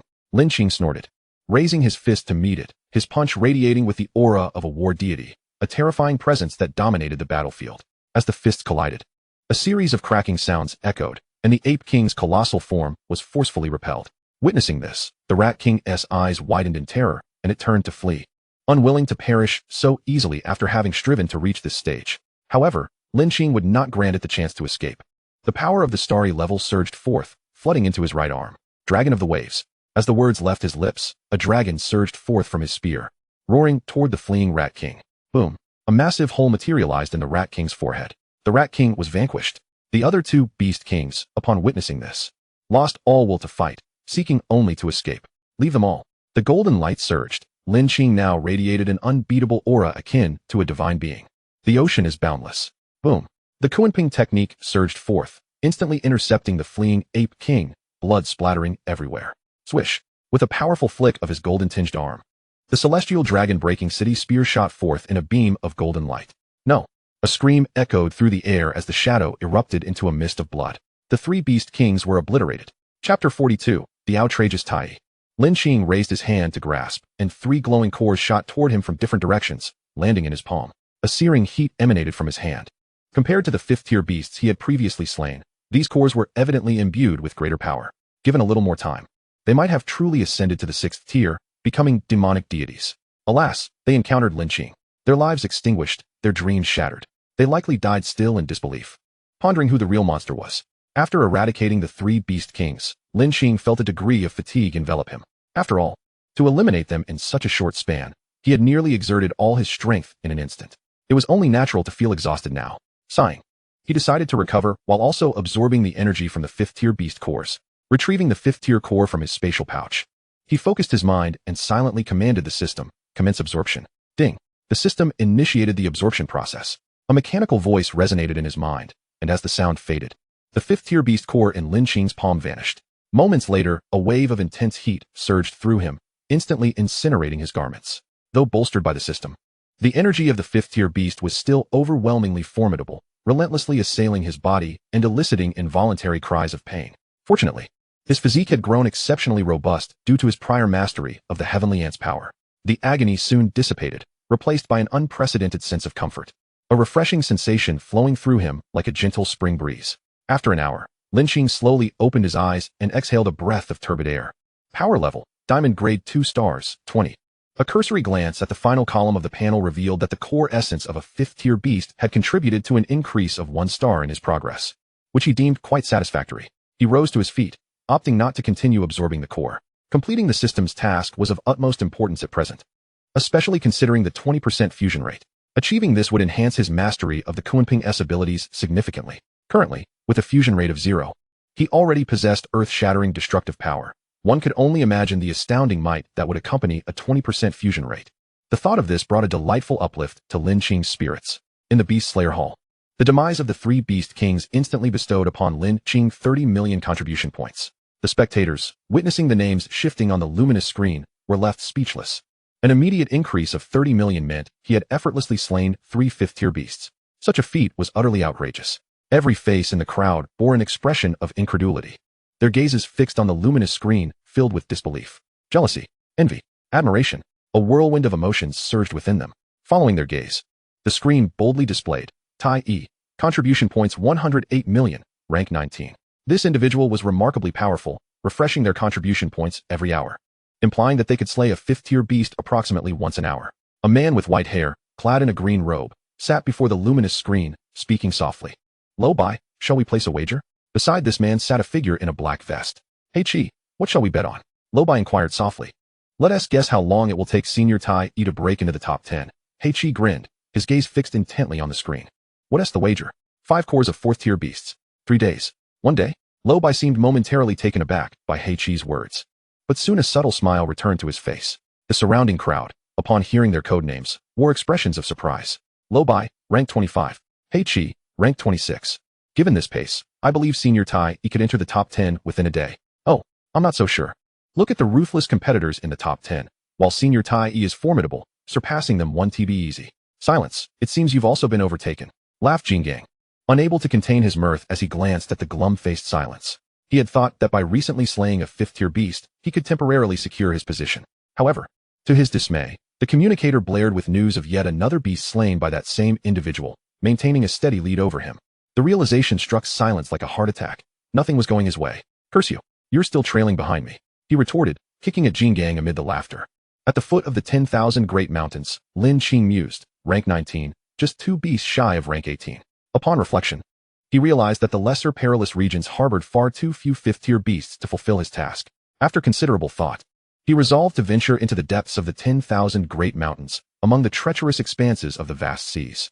Thus, he took flight, swiftly heading toward the 10,000 Great Mountains. The 10,000 Great Mountains, situated on the western side of the human domain, are one of the most perilous places, rivaling the vast seas in its ferocity. No one knew the true expanse of the 10,000 Great Mountains.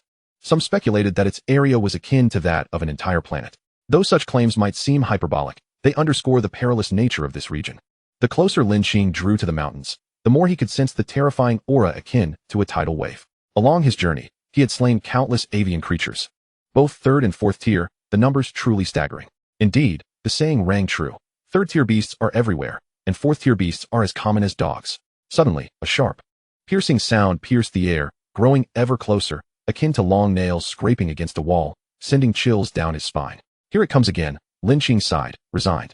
Drawing forth the heavenly dragon breaker halberd, golden light cascaded forth, transforming into a stream of brilliance as he charged towards the source of the shrill cries.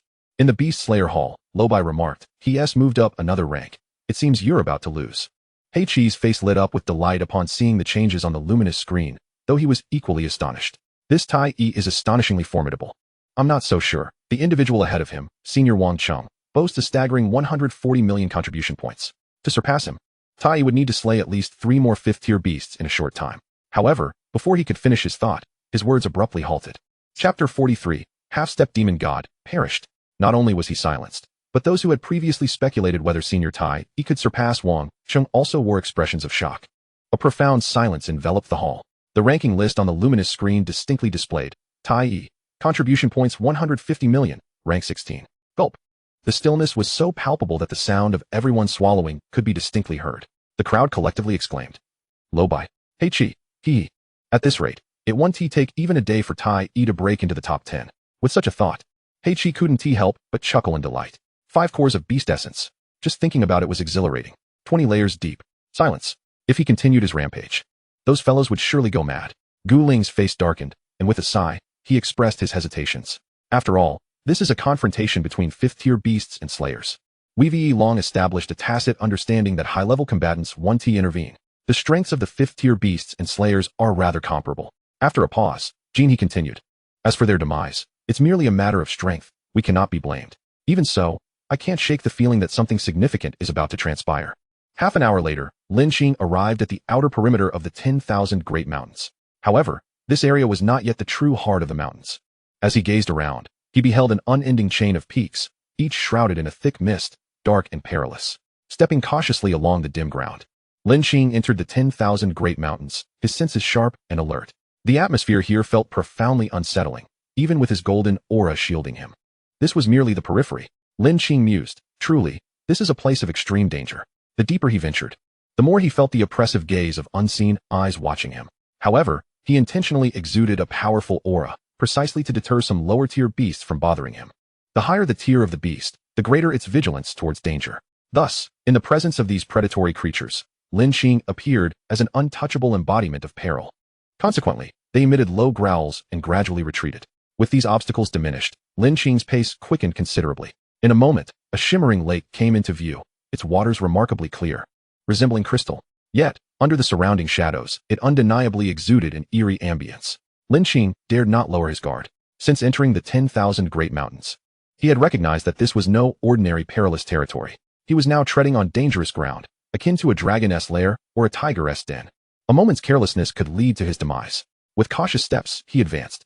The closer he drew to the lake, the more alert he became. Nonetheless, this journey was undertaken to slay beasts and fulfill his mission, compelling him to press on. Moreover, this was merely the periphery, and Lin Qing felt confident in his ability to handle all dangers that lay ahead. Suddenly, he heard a peculiar sound before nearing the lake. His gaze shifted to the tranquil surface of the water. Just then, a ferocious roar erupted. Moments later, several enormous beasts appeared along the lake's edge, their auras indicating they were at the pinnacle of the 4th tier, mere moments away from ascending to 5th-tier beasts. They lowered their heads to drink from the lake. In an instant, several vine-like appendages shot forth from the lake's surface, resembling withered trees, and before the 4th-tier beasts could react, they were ensnared by the thick tendrils. With a sickening snap, they were brutally severed and dragged into the depths of the lake. Before long, the once clear waters were stained a vivid crimson. This sight sent a shiver down Lin Qing's spine. Indeed, there was something amiss with this lake. With a thunderous rumble, the surface of the lake began to churn violently.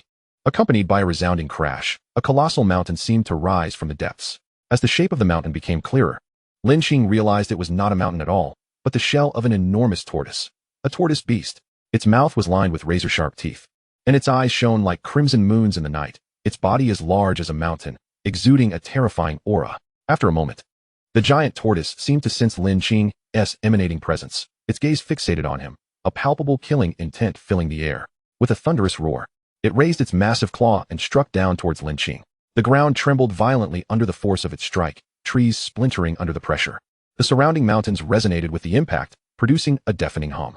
Lin Qing let out a sharp shout, activating the Confronting technique to evade the oncoming claw.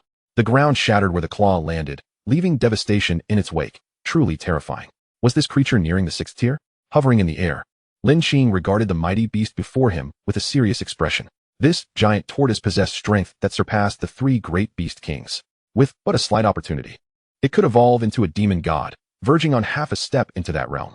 Once a beast reaches the 6th tier and becomes a demon god, its power undergoes a qualitative leap, akin to the 12 true immortals of humanity. It could harness the forces of heaven and earth for its own, a formidable threat indeed. Unperturbed by its missed strike, the giant tortoise was resolute, launching its mountain-like claw once more. Lin Qing's brow glowed, and behind him, 2 phantoms emerged, each radiating an ancient and domineering aura. Grasping a city-destroying halberd, surrounded by golden light, he activated his berserk talent. Boundless Sea, with a resounding roar. A terrifying wave surged forth, morphing in the air into the form of a Confronting, charging toward the giant claw.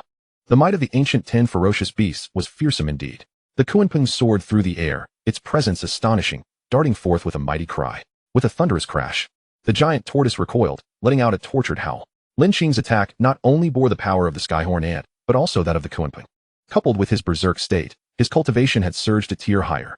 With 3 formidable forces combined, how could it possibly withstand such an onslaught? Even if its defenses were remarkable, it could not endure this wave of might. What is the Boundless Sea? Like ocean waves, one after another, they culminated into a colossal surge, crashing ashore. Even a true 6th-tier demon god would likely hesitate to confront such an assault, let alone a half-step demon god. The colossal tortoise beast collided with the undulating mountain range. One mountain after another crumbled under the overwhelming impact of the giant tortoise. As the giant tortoise came to a halt, Lin Qing's figure was already upon it. With a flick of his arm, he unleashed the accompanying technique of the halberd. Striking the tortoise beast, a tremendous force surged forth, directly impacting the tortoise's shell. With a resounding explosion, the tortoise's tough exterior was pierced by the morphing dragon, shattering in an instant. Before it could even emit a cry of anguish, the dragon tore through the shell, obliterating the tortoise's body. This accompanying technique was growing increasingly powerful. Observing the fallen giant tortoise, Lin Qing couldn't help but marvel. Chapter 44. The Gathering of 5 Poisons. Though the tortoise's shell had been reduced to fragments by the dragon's relentless assault, its massive size meant that substantial remnants remained. Lin Qing, naturally, did not hesitate to collect a portion into his spatial pouch. The armor of a half-step demon god beast was undoubtedly extraordinary. Moreover, given the inherent defensive capabilities of tortoise beasts, crafting armor from its remains was a prudent strategy. This marked his first direct confrontation with a half-step demon god. And though he had successfully vanquished it, the energy expended had been immense. The repeated use of boundless sea and dragons stirring the waves had left him somewhat drained. In recent days, Lin Qing had become accustomed to absorbing core essence during his energy recovery. The core essence from 5th-tier beasts provided him with substantial experience points. After a moment, 3 cores emanated a searing glow in his palm. Lin Qing glanced down. With a thought, he tossed them to the system for absorption. Ding! The system commenced its absorption. Accompanied by a mechanical sound, the 3 streams of blazing energy surged into his body. For a moment, Lin Qing furrowed his brow, becoming engrossed in the energy absorption process. Time passed swiftly. When Lin Qing finally awoke, an hour had elapsed. Diamond level 5 star. Elated, Lin Qing realized that the 3 cores had elevated him by 3 stars. A substantial gain indeed. Reflecting on the cores of the beasts he had slain stored in his spatial pouch, he mused that they might serve to facilitate his breakthrough to diamond level in due course. However, for now, he resolved to focus on improving his ranking. Rising to his feet, he stretched his limbs and proceeded deeper into the 10,000 great mountains. As he ventured further in, the trees became increasingly dense. What had once been a thicket of mere dozens of meters now transformed into towering giants, each nearly 1,000 meters high, under the influence of the solar eclipse. The colossal trees obscured the sunlight, rendering the surroundings perpetually dark and damp. Navigating through the thicket, he encountered a massive mountain range, grand and imposing. Nestled within the range was a palace-like structure that appeared somewhat rudimentary, seemingly not crafted by human hands. Several figures were seated within, their expressions grave. I have heard that a certain human beast slayer has been relentlessly pursuing 5th-tier beasts. It is utterly audacious. One of the figures suddenly clenched their fist, a venomous expression crossing their face as they bellowed. His face, marked by prominent veins, bore a trace of malice. And a row of finely serrated teeth spiraled within his mouth, while his frigid eyes emanated a green glow. "Black Scorpion, is what you say true?" inquired another, his voice cutting through the tension. The speaker, though humanoid, possessed only a single eye, presenting an exceedingly bizarre appearance. "The 5th-tier creature atop that nearby mountain is my brother. He issued a warning before his demise, advising me to be wary of that human." Black Scorpion seized a leg of an unknown beast from the table and bit down fiercely before nodding in acknowledgement. "I too have received word. It is said that this human is a merciless killer, slaying 5th-tier beings as if they were mere cabbages. This is why the esteemed ones have urged us to unite, to avoid perishing before the plan commences. Damn it, these contemptible humans dare to look down upon us." Just then, the previously furious Black Scorpion twitched his ears, as if receiving some alarming news, his expression shifting dramatically. "What is it?" the Python King asked, noticing Black Scorpion's sudden change. The remaining few turned their gazes toward him. "The human has arrived. He has just slain that old creature at Turtle Mountain." Black Scorpion's voice was grave. Upon hearing this, the others were instantly overcome with dread. They were all 5th-tier beast kings of the nearby perilous lands, who had recently received a warning from a certain lord, advising them to remain inconspicuous and gather together, awaiting the initiation of the plan. Having congregated, they had been indulging in carefree revelry within the palace, living quite comfortably. Occasionally, some hapless humans would tread too close, satisfying their hunger. Yet now, with the news of Turtle Mountain's demise, panic ensued. They were well aware of Turtle Mountain's prowess. Alone, none among them could contend with him. His shell, as solid as steel, was beyond their capabilities. If even Turtle Mountain had fallen to that human's hand, what hope did they have? What should we do? Should we await the arrival of the lords? Or shall we venture deeper into the mountains in search of refuge? Surely the words of those lords would safeguard us. Are we, 5 beast kings, to fear a single human? Have you all lost your courage? Black Scorpion clearly had no intention of fleeing. As a beast king, he possessed his own pride. After all, he was a ruler of perilous lands. How could he be intimidated by a mere human? Casting a glance at his 4 companions, he continued, "Do you truly believe that seeking out those lords will grant us protection? In their eyes, we may become obsolete, and our fate may well be to become their next meal."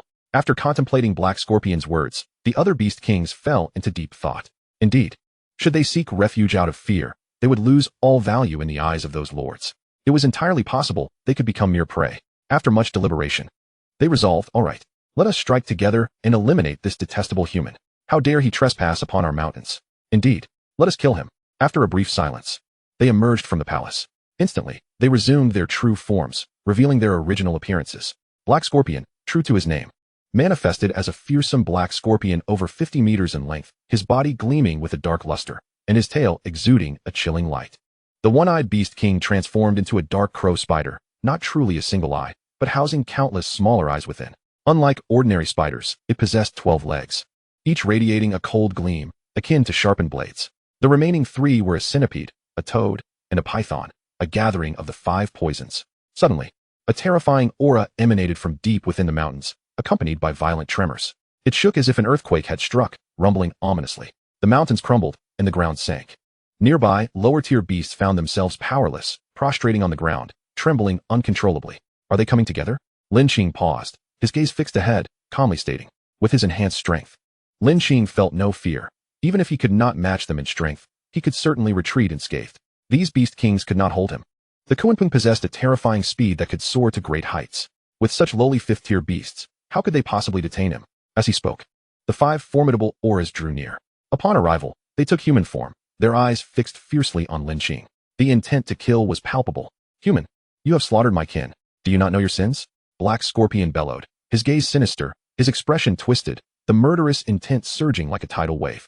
Lin Qing offered no response, merely casting a cold, disdainful glance at his adversary. Kill.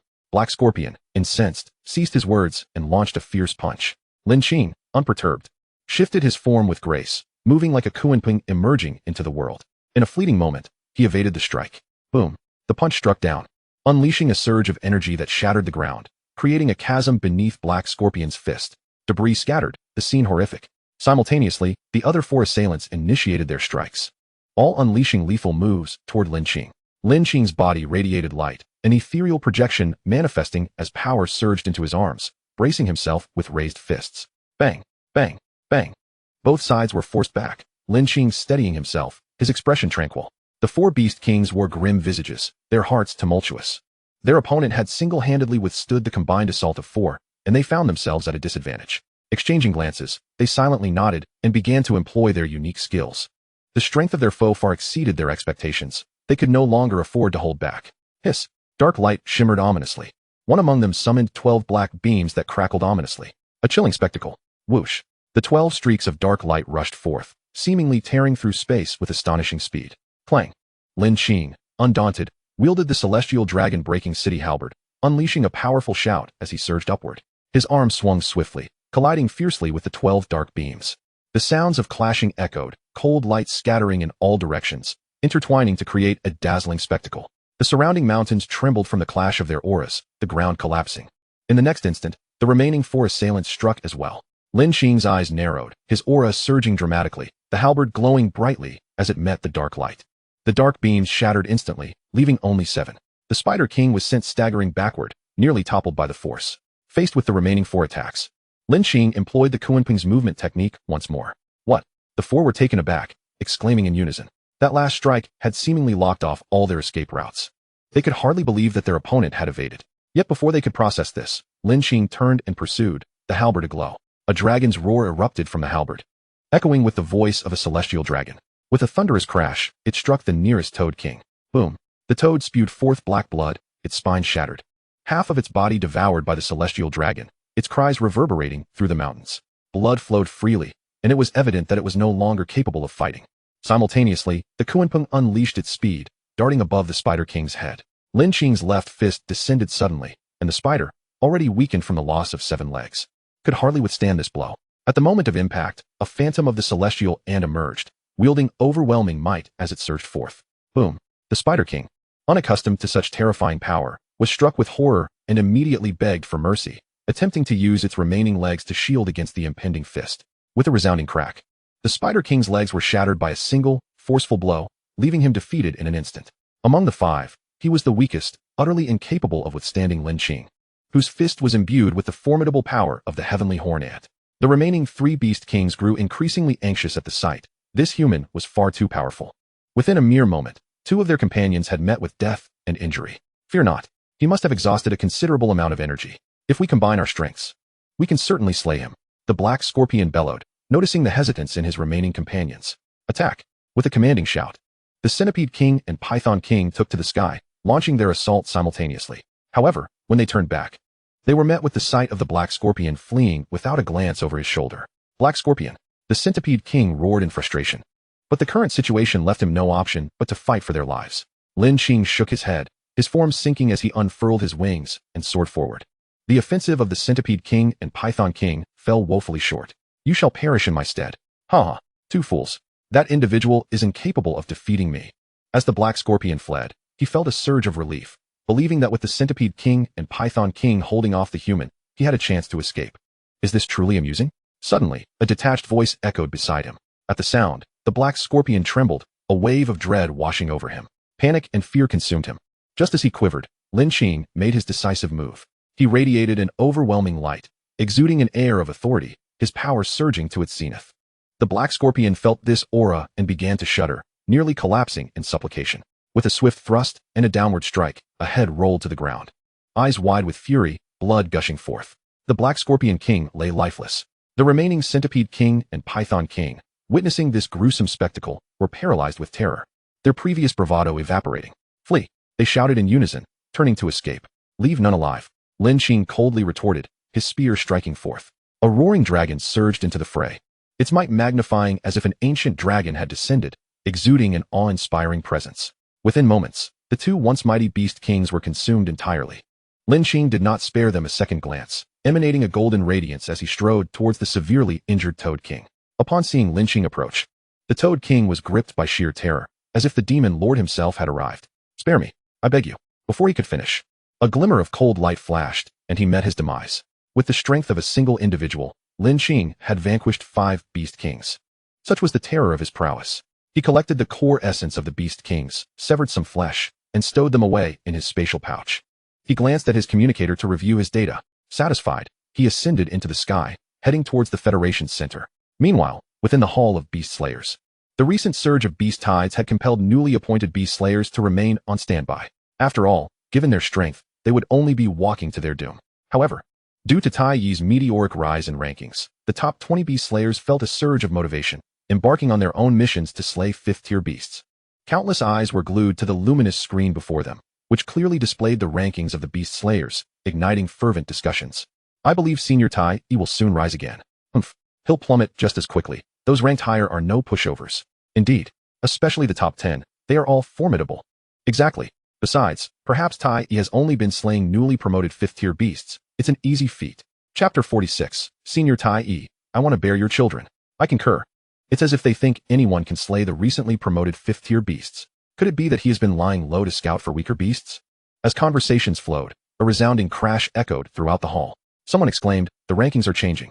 At this, the entire assembly set down their cups, eyes riveted on the screen. Names began to shift and change. My Fire Phoenix goddess has risen in rank. She's now 14th, truly deserving of her title. Unparalleled Senior remains at the top with ease, having just slain 3 5th-tier beasts, and his contribution value has surged. Senior Jian Shun has also dispatched 2. The triumvirate continued their steady ascent. As the crowd's gaze drifted downward, they soon reached the 16th position. When they saw that the name was not Tai Yi's, a collective sigh of relief escaped them. I told you he would be pushed down. Back to 22nd. I thought he was something special. Just this? Can someone like this truly be admitted based on merit? Ding ding ding. The screen emitted a sound, signaling another shift in rankings. Look, the rankings are changing again. With a loud shout, everyone's attention was once more captivated by the screen. In the next instant, the entire hall fell silent, stunned into disbelief. Gulp.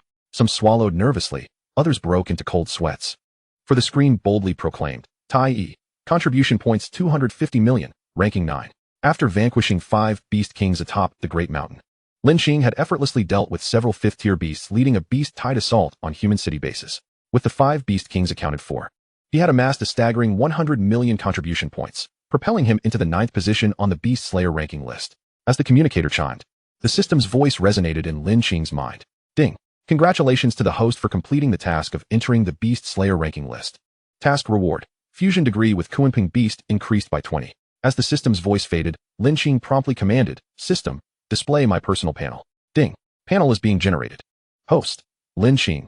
Beast origin. Heavenly Horn Ant. Proficient. Kunping. Fusion degree 20. Abilities. Pinnacle of strength. Soaring speed. Weapon. Heavenly Dragon City Destruction Spear. Mysterious grade. Accompanying martial skill. Dragon Tidal Wave LV2. Beast skills. Frenzy. Heavenly Horn Ant. Boundless Ocean. Kunping. Strength level. Diamond grade 5-star, 60. Seeing his personal panel transformed in such a manner, Lin Qing's heart swelled with joy. Not only had the accompanying skill of his Heavenly Dragon City Destruction Spear leveled up, but the fusion degree with Kunping had also increased. As the fusion degree with Kunping hit 20, Lin Qing felt a torrent of immense energy surge into his body, nourishing his meridians and invigorating every cell within him, metamorphosing his flesh and essence. After a while, the warm energy gradually subsided. Lin Qing tightened his grip, his fingers slightly curling, feeling a surge of strength beyond his previous capabilities. This time, his gains were indeed plentiful. With that, he extracted the core of the 5th-tier beast he had just slain and ascended into the sky, with the majestic wings of the Kunping suddenly manifesting on his back. Lin Qing subtly stirred, instantly transforming into a golden beam of light, soaring into the sky. The speed of the Kunping experienced a qualitative leap, experiencing the pinnacle of velocity. Lin Qing exclaimed in astonishment as they beheld the figure vanishing at the speed of light into the horizon. The soldiers atop the city walls were still in a state of disbelief. Just moments ago, they were on the brink of a catastrophic breach. In the blink of an eye, the formidable 5th-tier beast had been vanquished. What had just transpired? Have we, perhaps, emerged victorious? At this moment, the soldiers began to regain their composure, enthusiastically raising their weapons and cheering. If they were not mistaken, it was a master beast slayer who had dispatched that creature. With such a war god among us, how could humanity not triumph? Meanwhile, on the 20th floor, gazing at the changes in the rankings on the communicator, Jin He's eyes widened in shock at Lin Qing's meteoric rise in status. He was momentarily at a loss for words. It was unexpected that this young man had managed to slay 10 5th-tier beasts in one fell swoop, judging by his earlier position. It must have occurred in the 10,000 Great Mountains. The bone spirit true immortal sighed wryly, shaking his head as he spoke. He must have been slaying them on the outskirts. Otherwise, those two masters would have been aware. Jin He nodded in agreement, responding, however, this means that the beasts will suffer a significant loss in high-end combat power, which is beneficial for us. Jin He regained his composure, a fierce glint in his eyes. To the south, after sword dust pierced the brow of a 5th-tier beast with his sword, the communicator chimed. Picking it up, he discovered it was a message from the Beast Slayer's communication group. At this moment, the number of messages had reached an alarming several hundred. Normally, he was not inclined to check them, but for some inexplicable reason today, he felt compelled to click in. Senior Sword Dust has arrived. Senior Tai E is ranked 9th. Senior Sword Dust, you're actually in the chat group. The shock was palpable. Sword Dust froze momentarily. The mention of Tai E caught his attention. In such a short span of time, he had ascended to the 9th position, usurping the place of the Ghost Slayer. Although he understood that Tai E was no ordinary individual, the reality before him still struck him with profound astonishment. Sheathing his sword, he turned to leave. Sooner or later, he would surely reach the pinnacle. For some reason, Sword Dust felt a strong conviction about this. He shook his head, dismissing the thoughts in his mind, and continued towards his next mission. Before long, Lin Qing returned to the other end of the teleportation array, Central City. Stepping into the Federal Center, he intended to submit his tasks and exchange the remnants of the beasts for necessary items. However, before he could enter the elevator, a throng of awakened individuals surged towards him, their faces alight with excitement. What was happening? Before he could comprehend the situation, the crowd erupted with shouts. Senior Tai E, can I take a picture with you? I love you. Senior Tai E, I want to bear your children. I don't know if you mind, boys. I'm okay with it. Witnessing this scene, Lin Qing immediately turned and stepped into the elevator, hastily making his escape. It was terrifying. It felt as though he were facing a 6th-tier demon god. Truly daunting. Chapter 47. Sudden changes in dangerous grounds. The war general appears. In the Beast Slayer Hall.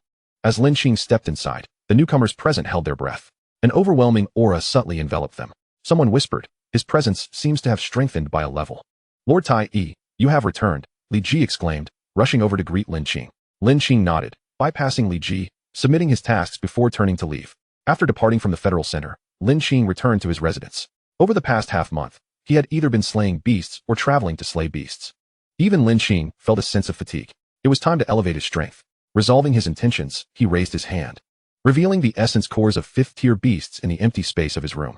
Moments later, the room was suffused with a radiant glow. The energy filled the entire room, and even a mere breath allowed him to perceive the potent energy contained within the 5th-tier beast cores. Gazing at the 20 essence cores on the floor, Lin Qing began to contemplate. The system initiated the absorption process. With a mental command, he began to recite the incantation. Ding! Absorption commencing. As the words fell, the core energy, in a gradual flow, began to enter his body. Lin Qing relaxed his mind, entering a state of profound tranquility. Moments later, with a thunderous roar, the gentle energy transformed into a torrent of immense power, surging within him like an ocean. His body emanated a soft golden light, as if a divine aura were manifesting. At that moment, Lin Qing appeared like a sacred deity. A phantom glided through the golden light. It was the Kuanping. His body seemed to undergo a reconstruction, a rebirth through nirvana. After some time, his physical form was reborn, every inch of his skin radiating with a celestial glow, exuding brilliance. Even Lin Qing himself was astonished. Absorbing such colossal energy at once had remarkably reshaped his physical form. Initially, he had enhanced his body using the primordial energy of the beast heaven horn ant. But that was merely the essence of primordial power, not his own. Now, with the system's assistance, his form had been remade.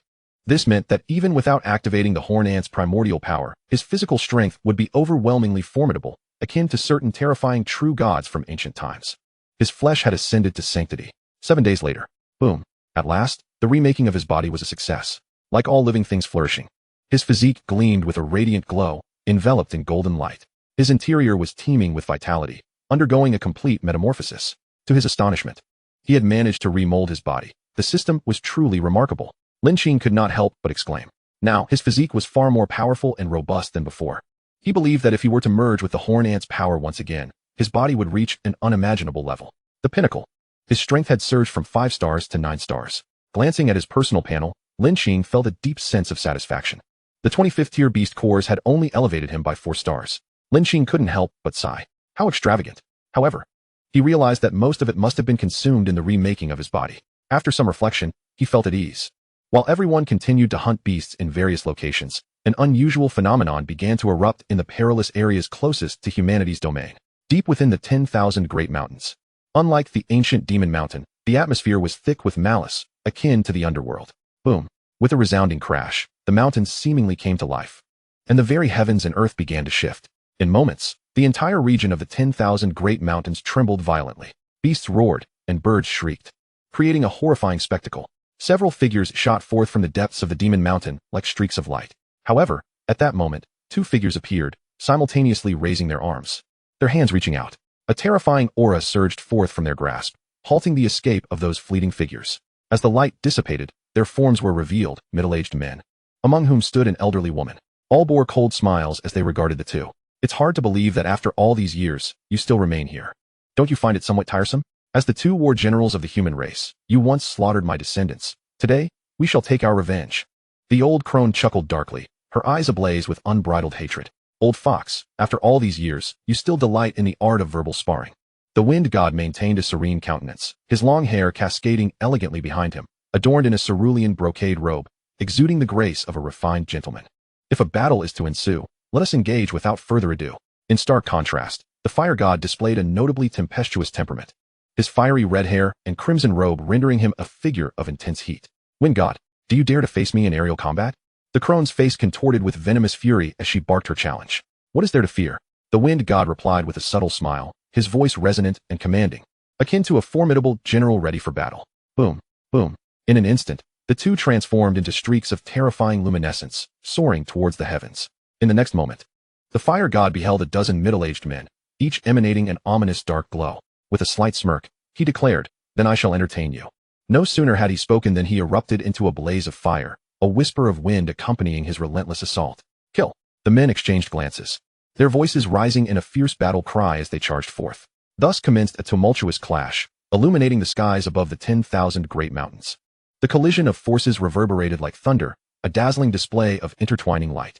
Above, the spectacle grew even more fearsome, with great pillars of light cascading down, accompanied by earth-shaking roars. The encounter between the wind god and the old crone was nothing short of a cataclysmic showdown. Simultaneously, the battle involving the fire god and his adversaries was equally formidable. The skies were ablaze, an endless sea of fire consuming all in its path. Dark energies poured forth, mingling with the flames, resulting in explosive bursts of power.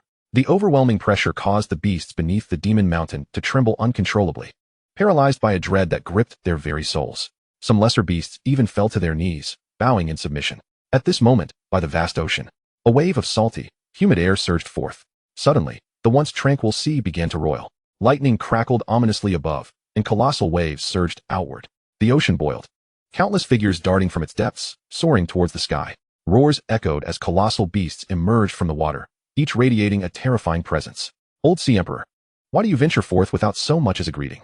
A voice, resonant like thunder, boomed from above. As the words faded, a figure appeared, suspended in midair, his gaze indifferent as he surveyed the scene before him. As he spoke, his aura began to swell, rapidly intensifying. Below, the sea's surface erupted in towering waves. And near the shore, the water vaporized instantaneously. Just the manifestation of his presence was enough to incite such awe. Do you truly believe you alone can impede my legion of sea beasts? The Sea Emperor halted mid-flight, confronting his opponent. The National Guardian, the preeminent champion of the human realm, was rumored to have attained the terrifying pinnacle of kingly strength. As the protector of humanity, his prowess had instilled fear in the hearts of all manner of beasts, even the Sea Emperor of the vast ocean, the Beast Emperor of the 10,000 great mountains, and the avian queen of the ethereal lake regarded him with trepidation. Feel free to test your might, the National Guardian replied, his tone devoid of emotion. His words resonated like thunder, echoing through the vast expanse of the ocean. Lower-tier sea creatures shattered under the force of his voice. Is this the might of the human National Guardian? Such a thunderous sound, wielding such lethal power. The transformed beasts of the sea gasped in terror, their eyes fixed on the human figure above. Kill. Before the Sea Emperor could utter another word, the National Guardian's eyes glinted with lethal intent as he unleashed his strike.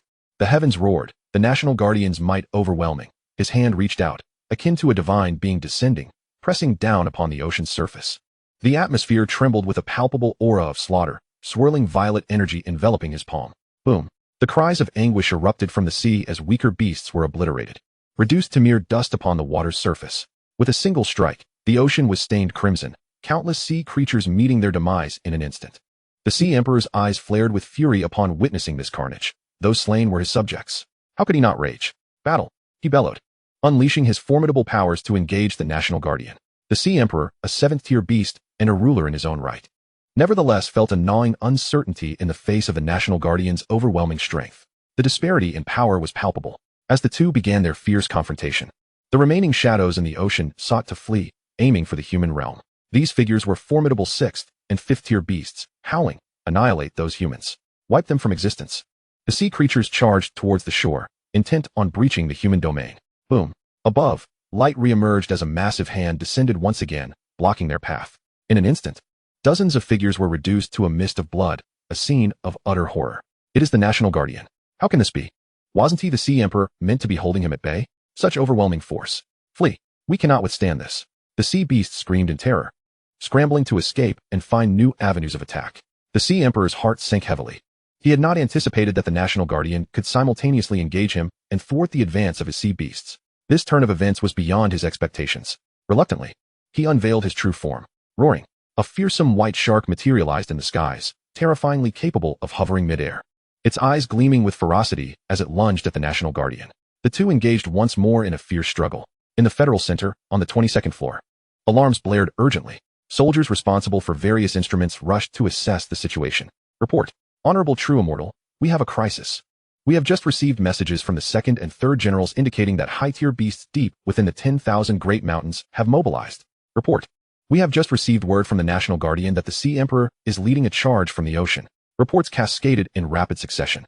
The two true immortals stationed at the Federal Center, Jin He and Gu Ling, suddenly wore grave expressions. Beep, beep. The reports had barely concluded when the hall was once again filled with the thunderous clamor of communication devices, signaling distress from various bases throughout the human realm.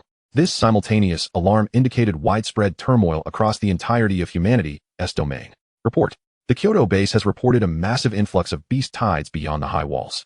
Urgent defenses are underway. Report. The Fengqing base has reported a significant beast tide emerging from treacherous grounds.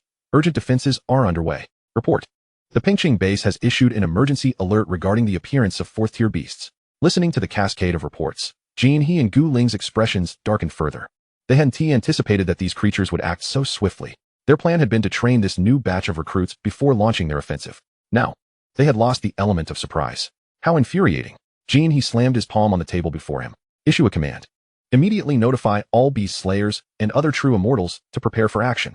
Those below Platinum 7 should remain on standby at the communication center or proceed to various bases to assist in defense. Contact the top 20 beast slayers and have them activate their communicators. Instruct them to eradicate those accursed fifth-tier beasts. Jin He quickly regained his composure, his expression becoming impassive as he issued commands. The recent onslaught of beasts was undoubtedly a premeditated attack. For an extended period, the advanced combat powers of humanity and beasts had reached a semblance of equilibrium, with the number of formidable entities on both sides not vastly differing. However, the beast's decision to launch a large-scale assault could only signify one thing. They possessed sufficient means to annihilate humanity's elite forces. The orders swiftly reached everyone, plunging the entire central city into a state of urgency. In the Beast Slayer's hall, a voice rang out. "Have you all received the decree from the true immortals?" "Yes," came the fervent reply. "Quickly, let us unite and march into battle. The beasts are mounting a massive offensive. We must fight for the survival of humanity. Let us go together. Our ranks may be slightly weaker, but we shall head to various base cities to assist. We can still contend with ordinary fourth-tier beasts. Slay the beasts. Let our human might be known. Slay the beasts. Let our human might be known. Slay the beasts. Let our human might be known." In unison, the awakened warriors in the hall roared with fervor. This battle was not merely for their families, but for the very survival of all humanity. No one faltered. Any past grievances evaporated in this moment, united against a common foe. Victory was assured. Victory was assured. The entire central city echoed with a unified battle cry. The streets and alleys resounded with the voices of the people. In that instant, humanity seemed to coalesce into an unyielding wall. Together, they stood resolute. Accompanied by the invigorating cries, figures surged forth from the federal center and various residences, some aboard camouflaged military vehicles, heading towards the outer city. The war between humanity and the beasts had officially ignited. All base cities within the human domain commenced defensive and emergency preparedness protocols. Alarms blared in every commanding district of the base cities. Chapter 49. The great battle unfolds in various danger zones. Simultaneously, tremors erupted in the perilous lands guarded by the true immortals. Countless beasts began to roar forth from the mountains and rivers, led by sixth-tier demonic entities, launching a full-scale assault on humanity. In the mysterious lake, a commanding voice declared, "Follow me to breach the mysterious lake. Devour humanity entirely." Avian beasts surged into the sky from the vast lake, led by a scaled Avian King, a sixth-tier pinnacle demon, mere steps away from ascending to the seventh tier. Its deep voice resonated, and its emerald eyes mirrored the lake's depths. Its form loomed like a thundercloud, casting a shadow over the mysterious lake. "Spirit Sparrow, do not flaunt your ferocity. We shall not permit you to threaten humanity." Two brilliant lights shot forth, blocking the Spirit Sparrow's path. Upon sensing their aura, it became evident that they were two true immortals, Guangyuan and the Thunder King. He had anticipated the impending chaos and had summoned them ahead of time. "Oh, it's you two again. Prepare for a fierce battle today. I shall make you both the feast that elevates my ascension to the seventh tier." The Spirit Sparrow screeched, unfurling its wings, casting a shroud of black mist over the entire lake, and charged towards Guangyuan and the Thunder King with terrifying ferocity. A dark aura erupted from its beak, exuding an overwhelming might. Guangyuan and the Thunder King seemed intimately familiar with this Spirit Sparrow, promptly deploying their respective beast-derived powers. The Thunder King was enveloped in a silver radiance, with bolts of lightning swirling around him, making him resemble a deity of thunder. Guangyuan, meanwhile, glowed with a vibrant azure light, his form instantly growing taller by a meter. With a thunderous roar, he spread a pair of wings from his back. The two exchanged knowing glances and smiled, then simultaneously launched their counterattack against the Spirit Sparrow. Three formidable auras clashed in an epic confrontation, as if they sought to rend the very sky apart. The atmosphere was charged with a terrifying energy. In the heat of battle, black light engulfed the scene. Silver flashes roared, and azure brilliance flickered. A clash of titans unfolded. Screech, screech. Several figures shot towards the lake's edge, elite fifth-tier beasts trusted by the Spirit Sparrow. Cackling. "This time, I shall consume humanity whole and replenish my essence. Humanity's flesh is truly delectable. It has been far too long since I feasted." Yet before they could revel in their triumph, several figures obstructed their path. "You little beasts, how arrogant. Prepare to die. One for each. Let's see who can slay first." Humph. The flying sword, Ling Long, and the martial god appeared, gazing at the fifth-tier beasts with a mocking demeanor. They were originally beast slayers under the Thunder King, having accompanied him on this expedition. Fifth-tier beasts were theirs to handle, while the remaining lower-tier beasts could be managed by the soldiers in the base cities. So they held no worries. As the words fell, the two sides clashed in brutal combat, unleashing a cacophony of skills that shook the heavens. Simultaneously, similar skirmishes erupted in perilous locales across the land. The true immortals assigned to guard these areas began to engage in battle, and the beast slayers, having received the federal command, took their positions to thwart the fifth-tier beasts encroaching upon them. This was a war unprecedented in grandeur over the last 3 centuries. "Quick! Hold the line. Annihilate these beasts. Behind us lies our homeland, our families. We cannot allow them to advance another step." Boom, boom. Various laser weapons and artillery erupted, spewing flames and beams that resembled serpents of fire, engulfing the oncoming tide of beasts. Roars and shrieks from the beasts reverberated against the soldiers atop the towering walls. They charged recklessly, trampling over the corpses of their comrades, howling in a frenzy. At this moment, Lin Qing remained seated within his dwelling, immersed in his breakthrough. He had just received an urgent command from the federal center. This very command tempered his previously impulsive intent to engage the beasts, urging him to maintain composure. He had previously understood the terrifying balance between humanity and the beasts. Now that the beasts were invading, it signified that this balance had been disrupted. The beasts had discovered a means to overpower humanity. With the crisis looming, elevating his cultivation was of utmost priority. He entered the domain network, exchanging all his contribution points for 5th-tier beast cores. Thus, he began absorbing the energy from the cores. In an unknown perilous location, a tremendous rumble ensued as the mountains trembled, a long howl resonating through the heavens. Humans, you shall all become my flesh and blood. From the crumbling mountains emerged a figure enveloped in dark energy, an aura of malevolence swirling around him. With each step, the fabric of reality seemed to fracture. With a sudden whoosh, a pair of colossal black wings erupted from his back, adorned with horns atop his head, his visage a striking blend of beauty and monstrosity. Tinged with blood, with a slight exertion, he flapped his wings, transforming into a shadowy streak as he soared into the distance. Jian Shun, the true dragon, and the ghost slayer were soaring through the air, seeking out any remaining foes. The trio's mission is to patrol various perilous locations, tasked with exterminating any escaped 5th-tier aberrations they encounter. With their formidable strength, ordinary 5th-tier beasts pose no challenge to them. Jinlong, any updates from the contact center? Jianshin inquired. Position to the left. Currently unable to establish a connection. It seems those creatures have deployed interference signals, replied the man known as Jinlong, glancing at the communicator in his hand and shaking his head. Jinlong, ranked 4th on the Beast Slayer leaderboard. He possesses extraordinary power. Meanwhile, Gui Sha remained characteristically silent. In the next moment, the expressions of the three grew grave as they sensed an impending threat. Caution! A powerful presence approaches. They halted, eyes fixed on the overwhelming aura surging toward them, as if facing a formidable adversary. Moments later, a mass of dark energy rushed forward and stopped not far from them. The darkness dissipated, revealing an extraordinarily eerie man with crimson eyes who suddenly grinned at the trio. Are you three the Beast Slayers? His voice was peculiar, akin to the sound of a chainsaw, grating and uncomfortable. You are a beast? Qinglong asked, scrutinizing the man. Why don't we play a game? Kill me, or be killed. The eerie man suddenly cackled. His brazen demeanor was chilling. A surge of dark energy erupted from him, climbing skyward and causing the clouds to shift hues. 6th tier. The trio gasped in unison. Chapter 50. The 6th tier demon god appears. The moment the words left his lips, the eerie man sprang into action.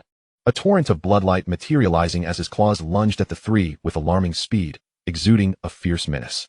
Although Jianshan and the others swiftly evaded, the speed of the eerie man was overwhelming, rendering them unable to react effectively. Thud! Gui Sha felt a portion of his flesh torn away. TSK. The essence of this flesh is remarkably rich, the eerie man remarked, bringing his claw to his mouth and inhaling appreciatively. The trio exchanged grave glances, their eyes brimming with vigilance. The man before them was too powerful. Even should they join forces, they likely stood no chance. The disparity in tier was not something numbers could compensate for. This man is likely the one behind the aberration's aggression, Jianshan murmured softly. We must relay this information to the Federation Center promptly. Qinglong nodded. For now, we need to stall him while we retreat, Qinglong proposed. Let us proceed with that plan. Gui Sha, are your injuries manageable? A minor wound, Gui Sha replied, swiftly restoring the severed flesh with a sweep of his hand. Now, with Qinglong's commanding shout, the trio unleashed their attacks simultaneously. Resist! Resist! This is what makes the slaughter exciting. The eerie man howled, throwing his head back in wild laughter. He then cast a sidelong glance at the oncoming trio, a sinister smile creeping across his face. Die! He bellowed, unleashing a low growl as his wings unfurled. Propelled by a torrent of blood energy. Boom! The four forces collided violently, releasing boundless energy that detonated upon impact. The three figures plummeted rapidly, shattering numerous colossal trees in their descent. After a moment, they struggled to rise, blood spilling from their mouths as they gazed up at the eerie man hovering above. Their expressions laden with gravity. He is too strong. The power of a 6th-tier being is beyond us, even as diamond-tier fighters. According to their prior agreement, the trio turned to flee, channeling their strength into a radiant blur as they escaped at breakneck speed. Flee! Flee! The prey is resisting. How exhilarating for the hunter. The eerie man remarked leisurely, brimming with confidence.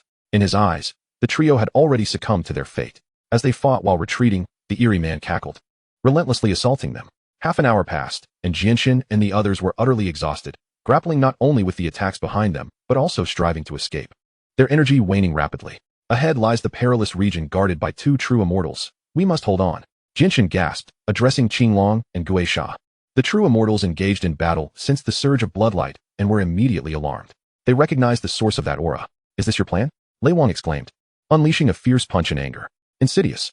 Guan Yuan seethed. Yet, the two had no capacity to intervene, as they faced the master of Pyamyao Lake, Gui Lingke. At this moment, In Lingyun Mountain, Tianxia, Filong. Do not even think of assisting. Stay back. A beastly roar echoed, a terrifying force bearing down on the two true immortals, Qimei and Wangliang. Is this part of your scheme? Filong bellowed. Ha. Indeed. This is our plan. Did you not expect it? We have a 6th-tier demon god you are unaware of. Your beast slayers shall all perish. Qimei and Wangliang laughed maniacally, deriving immense satisfaction from witnessing their old foe's helplessness. Simultaneously, in the Federation's center, on the 20th floor, Jinha and Guling observed the luminous screen with grave expressions. The moment the eerie man appeared, they sensed something amiss. What elaborate scheme are they concocting? Could it be a disaster? Jinha's expression shifted as he contemplated a possibility. Guling, you must immediately head to Jinshin's location. Their targets are those individuals. Realizing the potential danger, Jinha urged Guling urgently. If my suspicions are correct, their aim is to eliminate our beast slayers.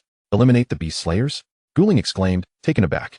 The beast slayers were among humanity's high-tier combat forces. Should they be annihilated or face a significant drop in numbers, humanity's defenses would falter against the next large-scale assault from the 5th-tier aberrations. Seeing Guling's confusion, Jinha elaborated, the balance of power is maintained between both sides. But if one side loses its high-tier combat strength, the other merely needs to deploy an additional 5th-tier beast. The side that has lost balance will surely suffer a catastrophic defeat.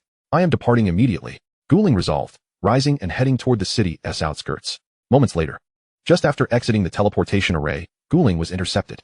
Guling, long time no see, let us catch up, a chilling voice echoed. Guling turned to see an unsettling figure and grimaced. You, old spider, you wish to rescue them? You'll find no opportunity. Old spider sneered. That remains to be seen.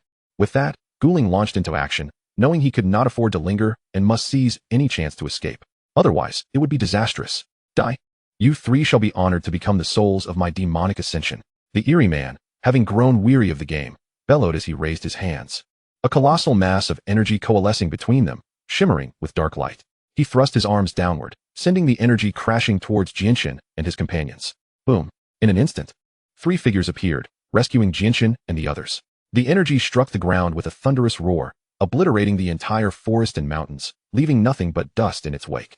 After the explosion, 6 figures appeared simultaneously not far from the malevolent entity. Fire Phoenix, Sumi, Qinggang, what brings you here? Jinshin lifted his head. Astonished. We sensed a terrifying aura and realized you were in peril, prompting us to hasten to your aid, replied Qinggang. A lean man whose piercing gaze revealed a formidable presence. More fools rushing to their doom. The malevolent entity remarked dismissively, though a tide of murderous intent surged forth from his eyes. Be cautious. This adversary is at the 6th tier, Jinshin cautioned. No wonder he is so arrogant. We must find an opportunity to escape. Combined, we are no match for a 6th tier opponent, Qinggang assessed calmly. Upon hearing this, the others nodded in agreement. Attack. The primal energies of 6 diverse beasts surged forth simultaneously, striking directly at the malevolent entity before they promptly turned to flee. With a mere flick of his arm, the entity dissipated their assault as if it were nothing. Do humans only know how to flee? His tone dripped with disdain, the mockery palpable. Chapter 51, Crisis. Lin Qing makes his entrance. As the group retreated, they received a message from the Federation Center. Is the target us? Qinggang furrowed his brow in confusion. Boom. Just as he spoke, a resounding explosion reverberated, causing them to cough up blood. The malevolent entity's voice echoed from behind them, filled with triumph. Humans, so easily crushed. Run. Let us see what means you have left to escape my grasp. Ha ha. His chilling laughter pierced the air, sending shivers down their spines. Purple Rainbow Holy Sword. Jinshin pivoted, delivering a strike into the air. The silver blade gleamed with ferocious energy, aimed directly at the malevolent entity. Bang. The entity paid no heed, swatting Jinshin's blade aside with a casual gesture, then taunting, pitifully weak. A sense of helplessness washed over Jinshin. That last strike had nearly exhausted his remaining strength, yet it was dismissed as if it were nothing more than a mere nuisance. The disparity in their levels left him feeling profoundly despondent. Kill. The malevolent entity bellowed, transforming his arm into a mass of dark energy that descended with explosive force. The shadowy assault bore down, exuding an overwhelming chill. Jinshin. The others cried out. Jinshin could have evaded this blow, but the energy he had just expended had diminished his speed, compounded by the significant depletion of his internal power. This strike was dire. At that moment, a commanding voice called out, break. A golden silhouette, wreathed in luminescence, roared forth to counter the malevolent entity's onslaught. Boom.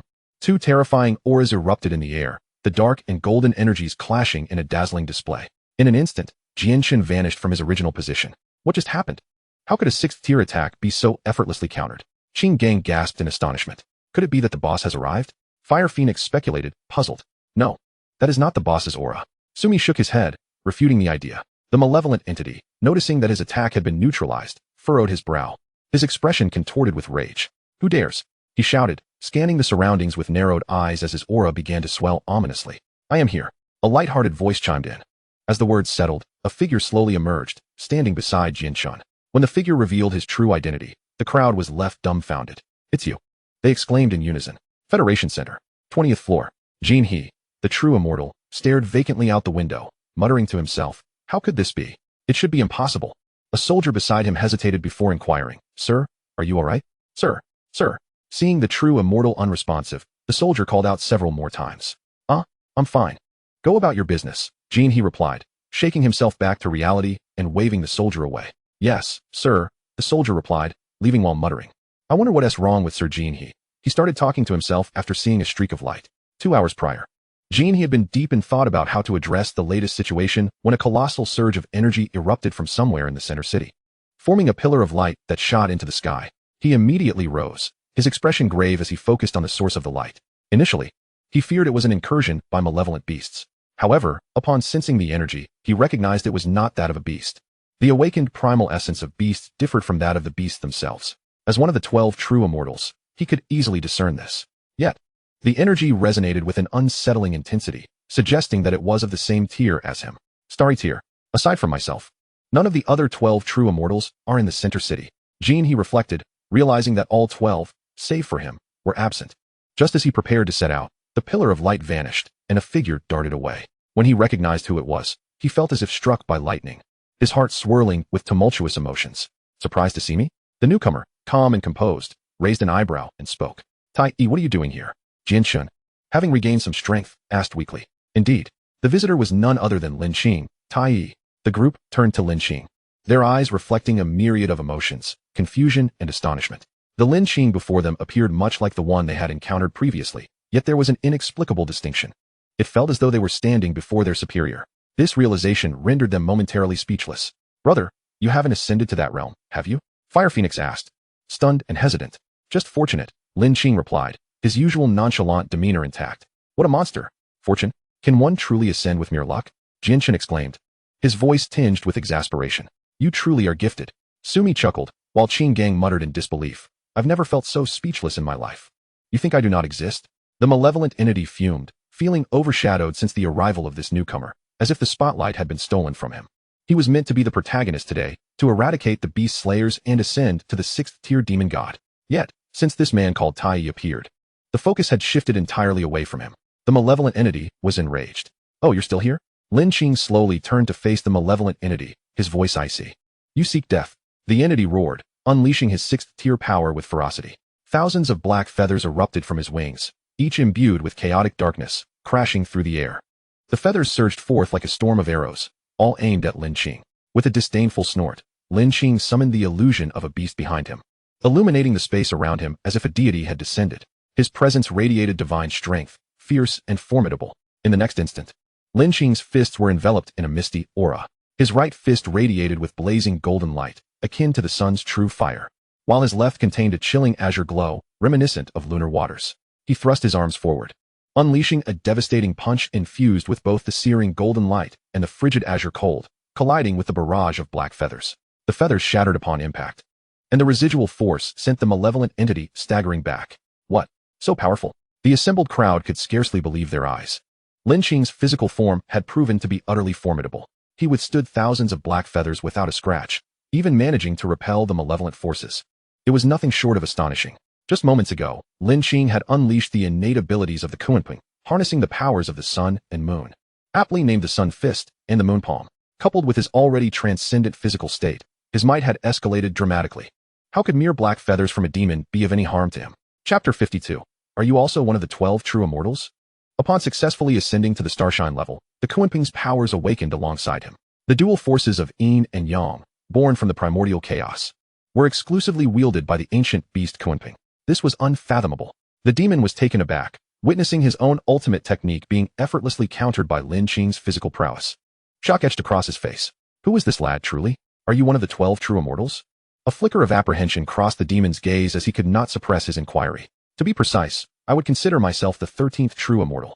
Lin Qing replied with a serene demeanor, shaking his head in response to the question. How delightful. I shall first eliminate you, and then deal with the remaining weaklings. The blood of a true immortal must be exquisitely delectable. The demon's expression returned to one of arrogant confidence. As a sixth-tier demon god, he toyed with those beast slayers as if they were mere ants, leaving him utterly disinterested. However, the emergence of a newly ascended true immortal piqued his interest immensely. After all, he was no ordinary sixth-tier beast. If one were to assess his rank, he was mid-sixth tier, far surpassing this newly minted true immortal. His previous attack had merely been evaded through sheer luck. With this thought, he could not help but erupt into a fit of maniacal laughter. Sword Dust. Do you think this beast is out of its mind? Qing Gang inquired, tilting his head towards Sword Dust as he observed the demon's wild laughter. Very likely. Sword Dust nodded gravely in agreement. Lin Qing wore an expression of disbelief, shaking his head as a twinge of pity began to rise within him. The demon, noticing the sympathy etched on Lin Qing's face, was immediately consumed by rage. How dare this insignificant ant pity a demon god? I've changed my mind. I will flay you alive, burn your soul, and make you experience the utmost agony. To him, Lin Qing's expression was nothing short of blatant disdain. It was intolerable. Are you speaking to me? Lin Qing asked blandly, advancing step by step, his strides powerful and radiating a faint golden aura. His presence surged, exuding an overwhelming pressure. What a terrifying aura. The faint golden waves emanating from him have made my heart race. The crowd gasped in astonishment. Indeed, the subtle golden waves surrounding Lin Qing were also one of the Kunpeng's innate abilities, the golden ripple technique, capable of converting others' attacks into his own. Truly remarkable. Today, your blood shall serve as the first step to elevate this demon god. In an instant, a dark aura erupted, tainting the surrounding void with shadows. Below, the land appeared to convulse with encroaching darkness. The demon's aura began to surge, reaching a terrifying height, while Lin Qing maintained his calm demeanor. Seemingly indifferent to everything around him, he clenched his fist, preparing to strike. In the next moment, he radiated golden light as if a deity had descended, his body glowing brilliantly as power surged forth, launching a powerful punch at the demon. The demon grinned maliciously, stepping forward, but in an instant, he was right before Lin Qing, moving with blinding speed, leaving only a black shadow behind. With an upward sweep of his arm, he reached for Lin Qing. The air resonated with the wails of the damned, eerily unsettling. The sixth-tier demon god's aura erupted. Kill. Lin Qing admonished sharply, the ripples around him intensifying, golden lights surging. His presence escalating as if a god or demon had awakened, overbearing and awe-inspiring. His right fist, infused with solar power, struck towards the descending claw like the explosion of a sun, terrifyingly potent. Boom. The clash of fist and claw unleashed a staggering force, sweeping outward with a ferocious tempest. The void itself seemed on the verge of rupture, emitting a blinding radiance. Flee. Sword Dust was the first to react, shouting to the others. In such a confrontation, they could easily be caught in the crossfire. Each attack summoned the power of heaven and earth, and should they be affected, their lives could be forfeit. The others reacted swiftly, retreating from the battleground of the two combatants to observe from a safe distance. It must be said that the demon, as a sixth-tier god, exhibited immense power. The might of a single claw was terrifying enough to rend the very fabric of space. Such an attack could compel even seasoned true immortals to retreat, illustrating its formidable nature. Yet, this horrifying offensive was met with Lin Qing's singular punch, an embodiment of his strength post-rebirth, enhanced by the might of the heavenly horn ant. He was practically invincible. Die! The demon roared, dark light exploding forth, coalescing into endless shadows that rushed toward Lin Qing. As a uniquely gifted beast, he possessed the audacity to boast of his prowess. Lin Qing, however, remained unflustered, his demeanor calm as he slightly raised his right arm, his fist unwavering. Yet, within it resided multiple forces, the ultimate strength of the heavenly horn ant, the solar power of the Kunpeng, and the golden ripple technique. This punch was nothing short of defiant. Unbreakable, it reverberated through the void. The surrounding space seemed to warp, threatening to shatter. Even those watching from a distance, such as Sword Dust, could feel the terror of this strike, their faces etched with disbelief. Even the demon felt a flicker of dread within him, his pupils widening in shock. Boom. The giant claw was sent flying by a single punch, the endless darkness instantly replaced by golden light. Accompanied by a resounding crash, Lin Qing's fist pierced the shadows, hurtling toward the demon. This was a display of Lin Qing's overwhelming strength, his punch akin to a dragon, crashing into the demon. Splash. Blood sprayed forth. The sound of shattering bones reverberated as the demon's crimson claws were instantly obliterated, clearly unable to withstand the blow. Aya! The demon howled in agony, the pain of his severed claws resonating deep within his soul. Just as he lamented, a figure appeared before him. The Kunpeng's unparalleled speed was impeccably demonstrated through Lin Qing. Lin Qing raised his hand and unleashed a second punch. While he's down, I'll strike for the kill. Die! Lin Qing bellowed as his fist surged forth. The ethereal form of the heavenly horned ant manifested, synchronizing perfectly with Lin Qing's movements. Bang! A single punch pierced through the demon's heart, the force rapidly spreading throughout its body. The outcome of this battle was now a foregone conclusion. Boom! The demon's entire form exploded, a mist of blood enveloping the sky. How could I possibly die? In the midst of the explosion, the demon's eyes brimmed with disbelief. Even in death, he could not fathom that he had been defeated by a nameless youth. Yet, none of this mattered to him now. The sixth-tier demon god, the demon, was dead. The spectators, including Sword Dust and the others, were filled with astonishment. Was this truly the end? Had a sixth-tier demon god met his demise so easily? Lin Qing reached into the blood mist, grasping a sixth-tier beast core, which shimmered with a purple-golden radiance. In a flash, he appeared beside Sword Dust and the others, startling them and stirring waves of shock within their hearts. Such terrifying speed was surely beyond even the adult's capabilities. This question simultaneously arose in the hearts of many. Chapter 53. Let it begin with you. Meanwhile, on Lingyun Mountain, the fiercely battling humans and otherworldly beasts suddenly halted. Their gazes fixated on the overwhelming force unleashed by Lin Qing's recent punch. This was the might of a true immortal. How could this be possible? The Qime demon god wore an expression of disbelief, his already fearsome visage appearing even more terrifying. Impossible. The 12 true immortals of the human race and the 3 great generals should have been entangled by us. The remaining forces are merely the wretched souls of the demon minions. How could such a situation arise? Could it be? As a possibility took shape in his mind, the wraith demon god's expression soured dramatically, akin to having bitten into something bitter. He turned to the 2 true immortals, clenched his fists, and venomously pressed, Tian Xie, you humans have plotted against us. Tian Xie, the true immortal. Fai Long, the true immortal.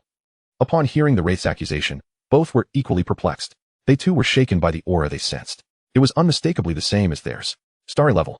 Also known as a true immortal. Upon reaching the true immortal level, every strike would unleash an aura detectable by powerful beings within a radius of thousands of meters. The same applied to the 6th-tier otherworldly beasts. Thus, when the demon encountered Lin Qing, they could sense it. Could it be that prodigy has broken through? Tian Xie murmured. In his memory, the only one capable of breaking through to true immortal in such a short span was none other than the top of the Beast Slayer leaderboard, the prodigy. No one else could possibly achieve it. No, wait. Could it be him? Tian Xie swiftly dismissed other possibilities, ultimately concluding that only the prodigy had the potential. With this thought, Tian Xie decided to play along with the unfolding events. He then donned an inscrutable expression and addressed the 2 demon gods. It's not about scheming. It's mutual. You humans truly are the most insidious. How infuriating. The Qime demon god spat in anger, seeing their adversaries in such a frenzy. Fai Long and Tian Xie could hardly contain their delight. This was immensely satisfying. With this turn of events, your plans have undoubtedly failed. Ha ha. Fai Long burst into laughter, their spirits soaring as any previous frustrations caused by the otherworldly beasts evaporated in that moment. No sooner had he spoken than the 2 demon gods charged forward, their offensive surging, crashing toward the 2. Do you think we fear you? Mere otherworldly beasts. How dare you act with such audacity? The 2 true immortals bellowed in unison as they prepared to confront the onslaught. The battle erupted once more. In the vast oceans, amidst the heavens above, 2 colossal energies clashed, seemingly intent on shattering the very sky. Below, the surface of the sea appeared on the verge of fracturing, with waves surging and boiling violently. Your plan seemed destined for failure, thundered the words of the National Guardian God, resonating like thunder across the heavens. National Guardian, do not revel too soon. My disciple is not one of those worthless humans that you can easily defeat. Upon hearing the National Guardian's declaration, the Sea Emperor could not contain his indignation, retorting loudly. Let us battle once more. With a sweeping gesture, the Sea Emperor unleashed a tidal wave of force toward the National Guardian. The clash of the 2 titans reignited.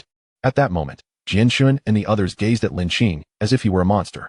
Tai, could it be that you are the reincarnation of an ancient war god?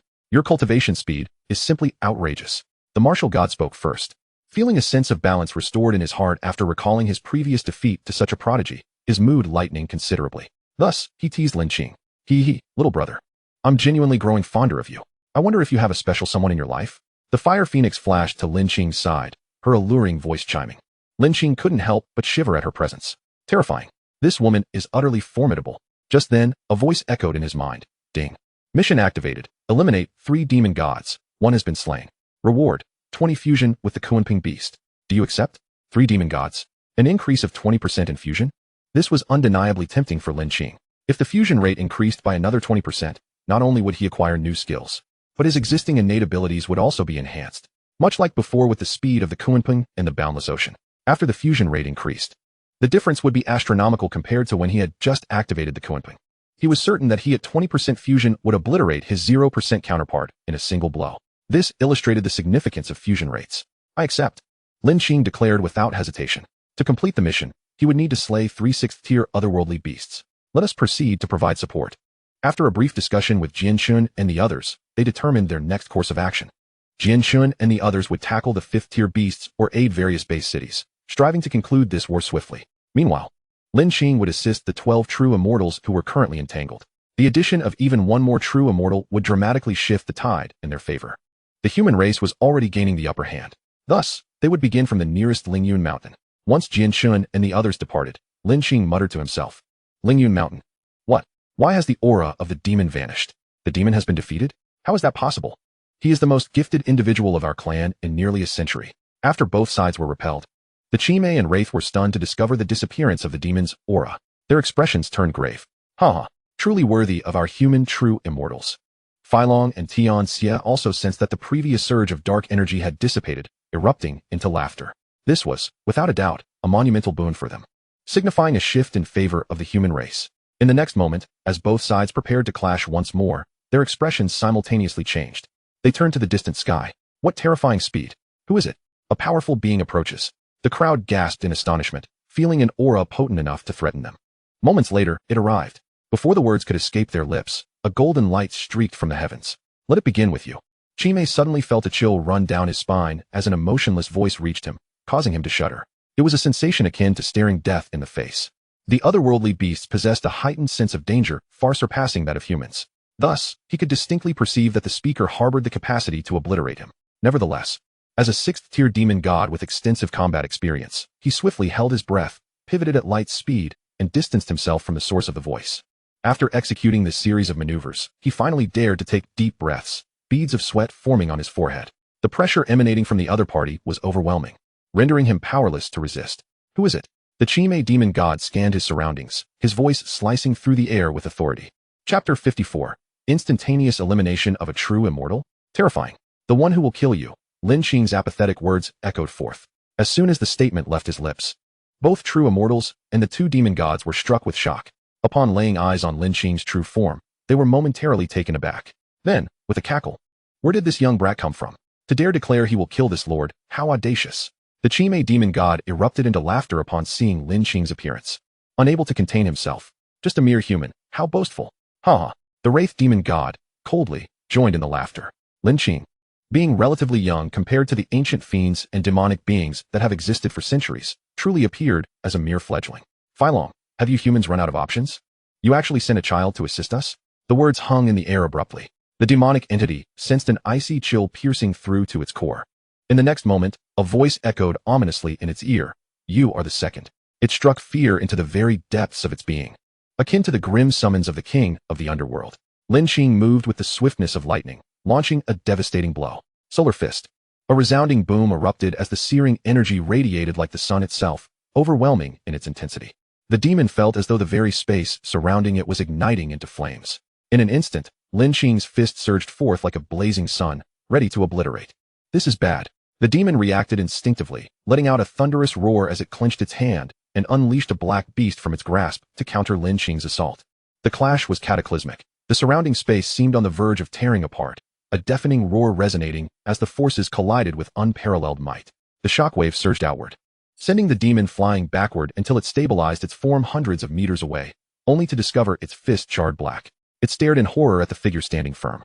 Witnessing the spectacle, Tian Xie and Filong were left dumbfounded. They had engaged in countless battles with the demon duo, each encounter almost evenly matched, yet now, the demon had been sent reeling by a single punch. How could they not be astonished? Tian Xie turned to Lin Qing, his voice laced with incredulity. He and Filong had long been stationed at Lingyun Mountain and were not particularly familiar with matters concerning the Federal Center. Therefore, it was entirely normal for them not to recognize Lin Qing, having only heard the name mentioned by the immortal Jin he without ever witnessing his true form. Moreover, Lin Qing had undergone some changes in appearance and stature since then. Greetings, senior. I am Tai, Lin Qing responded. Tai? That name sounds remarkably familiar. Could it possibly be the Tai who awakened with a stellar grade 9-star talent? Filong murmured, his voice rising in pitch with shock as he gazed at Lin Qing.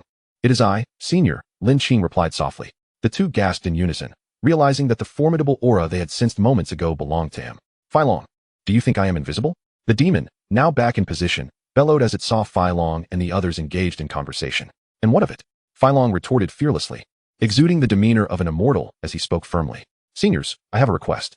Might you allow me to take on the two of them alone? You need only observe.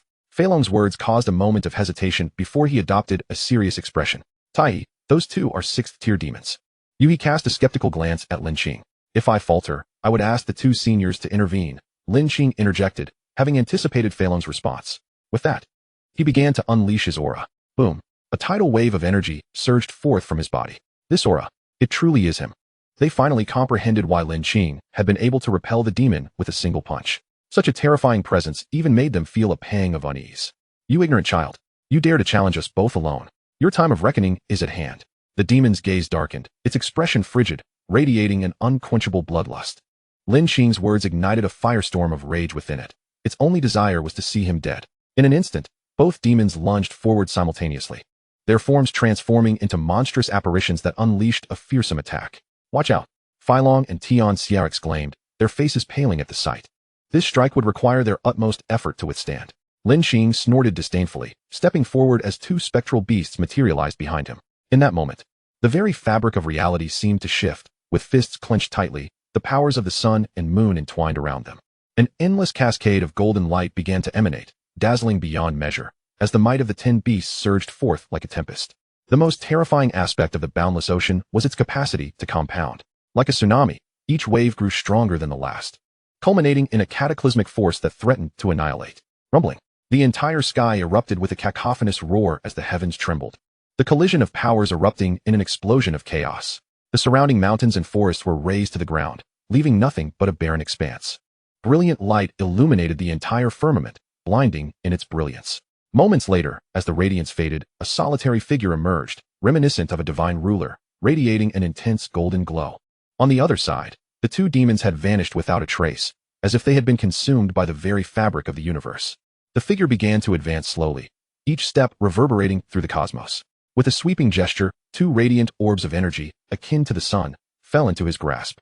A 6th-tier core, Lin Qing murmured to himself. Long and Tian Xia, regaining their senses, swallowed hard, gasping in disbelief. Had these once formidable adversaries, with whom they had battled countless times, truly been obliterated in an instant? This was utterly preposterous. Lin Qing stood there, exuding an air of ancient divinity that left them awestruck.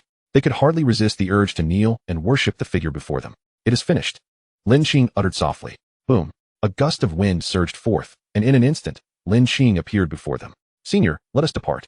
Only then did they snap back to reality, instinctively nodding in agreement. They pondered in their hearts. Despite being fellow immortals, how could Tai's energy feel so vast? Akin to an expansive ocean? It was terrifying. With that, the three soared into the skies, heading towards the Federal Center. Meanwhile, not long after parting ways with Lin Qing, Jian Xun and the others witnessed the astonishing scene unfold, gasping in awe. The sheer magnitude of it all was overwhelming, provoking a visceral response that felt like being suppressed by divine forces. Chapter 55. The beast tide recedes. The beast defeated, humanity prevails. At the same time, in various perilous locations, both sides ceased their hostilities, turning their gazes toward the direction where the demons had been. The terrifying energy emanating from that spot was palpable to them. The presence of the demon duo had vanished. Had Qimei and Wuliang perished? This question echoed in the minds of all the demon lords. There existed a subtle connection among the fiends, especially among those of the demon lord rank and above, making their bond even stronger. The moment one side's aura dissipated, they would instinctively sense it. The disappearance of Qimei and Wuliang caused their expressions to shift dramatically, clearly indicating that their plans had gone awry. In the vast ocean, the Sea King wore a grim expression, having sensed the vanishing of Qimei and Wuliang first. Old Sea King, it seems your plan has gone awry, the Guardian General remarked, his perceptive abilities allowing him to discern the situation with a mere glance. The Sea King's expression revealed that something had indeed gone amiss with his meticulously crafted scheme. Jinghua, we shall battle another day, the Sea King proclaimed, his hand sweeping forth with a terrifying force. Bang! The Guardian General's arm trembled, and his offensive dissipated in an instant. Upon glancing at the Sea Emperor, he found the spot utterly devoid of presence. He chose not to pursue further. At his level, should the opponent wish to escape, it would be exceedingly difficult to detain them unless he exerted his utmost effort. Thus, he permitted the Sea Emperor to depart. In the vast expanse of the 10,000 great mountains, the heavens echoed with the sounds of explosive energy collisions, shaking the very earth. Damn it! Wind God General. We shall meet again, the elderly woman declared, unleashing a palm imbued with formidable power towards the Wind God General. Bang! The Wind God General retaliated with a palm strike, summoning a tempest that swept forth. Has he fled? The Wind God General mused, gazing at the location where the old woman had stood. How trivial. A mere beast dares to flee with its tail between its legs. How dull. The Fire God General grumbled, observing the chaotic retreat of the demons he had just battled. Meanwhile, it appeared that the armies of various beasts had received some form of directive as they began to withdraw in unison across multiple base cities. As the tide of beasts retreated at an alarming speed, the soldiers took a moment to process the situation before erupting into jubilant cheers. The beast tide has retreated. We have triumphed. The beast tide has retreated. We have emerged victorious. The soldiers, their faces still smeared with the remnants of battle, commenced their celebrations. This conflict had been fraught with heavy casualties. Some of the fortified walls of the base cities had even been breached by the beasts, teetering on the brink of collapse. Yet, the unexpected retreat of the beast tide filled them with exhilaration. Laughter and tears intermingled, each voice heralding the resounding victory of humanity in this war. As the sun dipped below the horizon, a gentle afterglow bathed the weary yet smiling faces of the crowd in a breathtaking light. In the Federal Center, on the 20th floor, the communicator blared once more with fervent urgency. After a flurry of activity, the soldiers responsible for the device wore expressions of uncontainable joy. Sir, wonderful news. Remarkable tidings. They exclaimed as they hurried towards the chamber of the esteemed Golden River Celestial. What could possibly be so good at this moment? Golden River pondered, gazing out the window with a furrowed brow. Yet, upon hearing the soldiers' exclamations, he could only respond with a weary rebuke. What is it, soldiers? Sir, it truly is good news. We have just received reports from various base cities stating that the beast tide has retreated. What? The beast tide has retreated? Golden River rose in astonishment, his face a canvas of surprise. Indeed. Moreover, we have also received messages from the lords stationed at various perilous locations. The 6th-tier demons have fled in disarray. With that, Golden River felt a wave of relief wash over him. Since the beasts had initiated their assault, he had been engulfed in relentless anxiety. Additionally, there is one more significant matter. The 2 esteemed lords, Flying Dragon and Heavenly Evil, wish to speak with you directly. Connect me, Golden River instructed. After a brief moment, the visage of Flying Dragon and Heavenly Evil materialized on a massive luminous screen before him.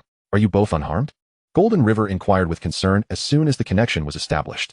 We are unscathed, but the demons of illusion have perished, Heavenly Evil replied with an odd expression. Oh, what did you say? The demons of illusion are dead? Golden River instinctively responded. Once he realized the implication of his words, his voice reverberated throughout the chamber. Is that truly the case? Did you two succeed in ambushing them? His eyes gleamed with anticipation, and he felt a surge of excitement. Upon hearing Golden River's words, both of them exchanged glances, their expressions darkening. It seemed as though in Golden River's eyes, they were incapable of defeating such adversaries. While the reality bore a semblance to this, they couldn't help feeling a twinge of annoyance. Do elaborate, Golden River urged. Sensing the palpable aura of murderous intent emanating from them, a wry smile gracing his lips. His initial question had indeed been a subconscious thought. He was well aware that the demons of illusion, Qi Mei and Wang Liang, had been their adversaries for centuries, often evenly matched. Yet now, the sudden claim of their demise left him momentarily perplexed. Heavenly Evil and Flying Dragon exchanged weary expressions before recounting the entire tale. Half an hour later, Golden River, what ails you?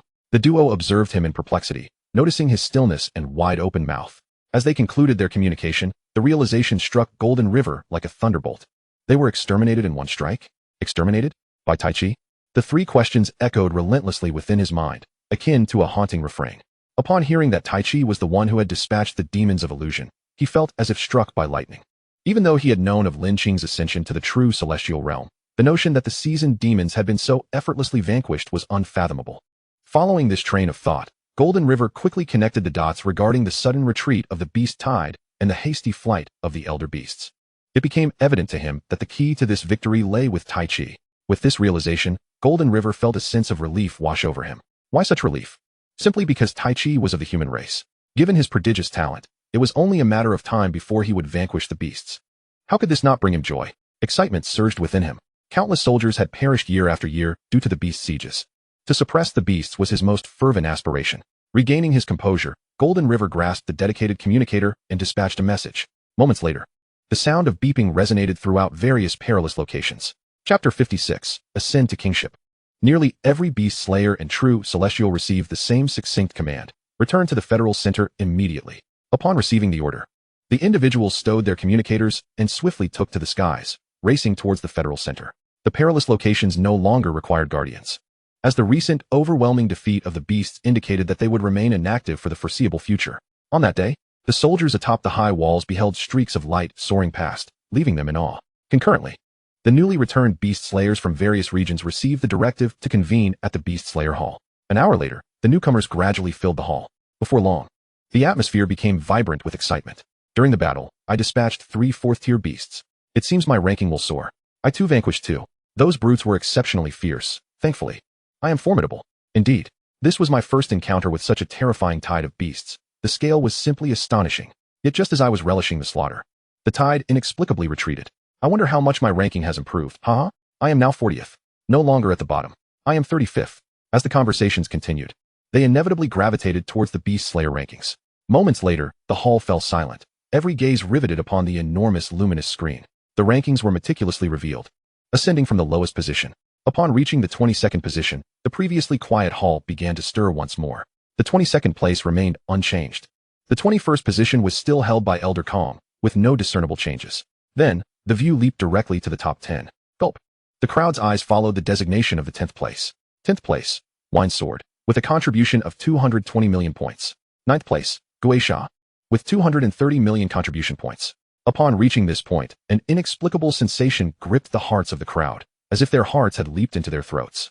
The atmosphere within the grand hall plunged into an intense tension. Each individual breathed heavily, repeatedly swallowing their saliva, while beads of cold sweat streamed down the foreheads of some. It felt as though everyone was holding their breath. 6th place, Qing, 320 million contribution points. 4th place, Jianshun, 350 million contribution points. At this juncture, murmurs of disbelief began to ripple through the assembly. Could it be that Senior Tai had truly ascended to that position? I find it hard to believe. Did we perhaps overlook something? Is it possible he fell to the 22nd position, and we simply did not notice? As these thoughts circulated, their gazes shifted toward the 2nd position. 2nd place, Wuxiang, 420 million contribution points. Wuxiang, surprisingly, claimed 2nd. How could this be? He has dominated the top position for multiple consecutive terms. Who could possibly be in 1st place? Quick, look at the name occupying the top spot. As the words fell, all eyes in the hall fixated upon the 1st position on the luminous screen. Clang. The sound of a cup crashing to the ground shattered the silence. Instantly, the beast hunters in the grand hall widened their eyes and gaped in astonishment at the name displayed in the 1st position.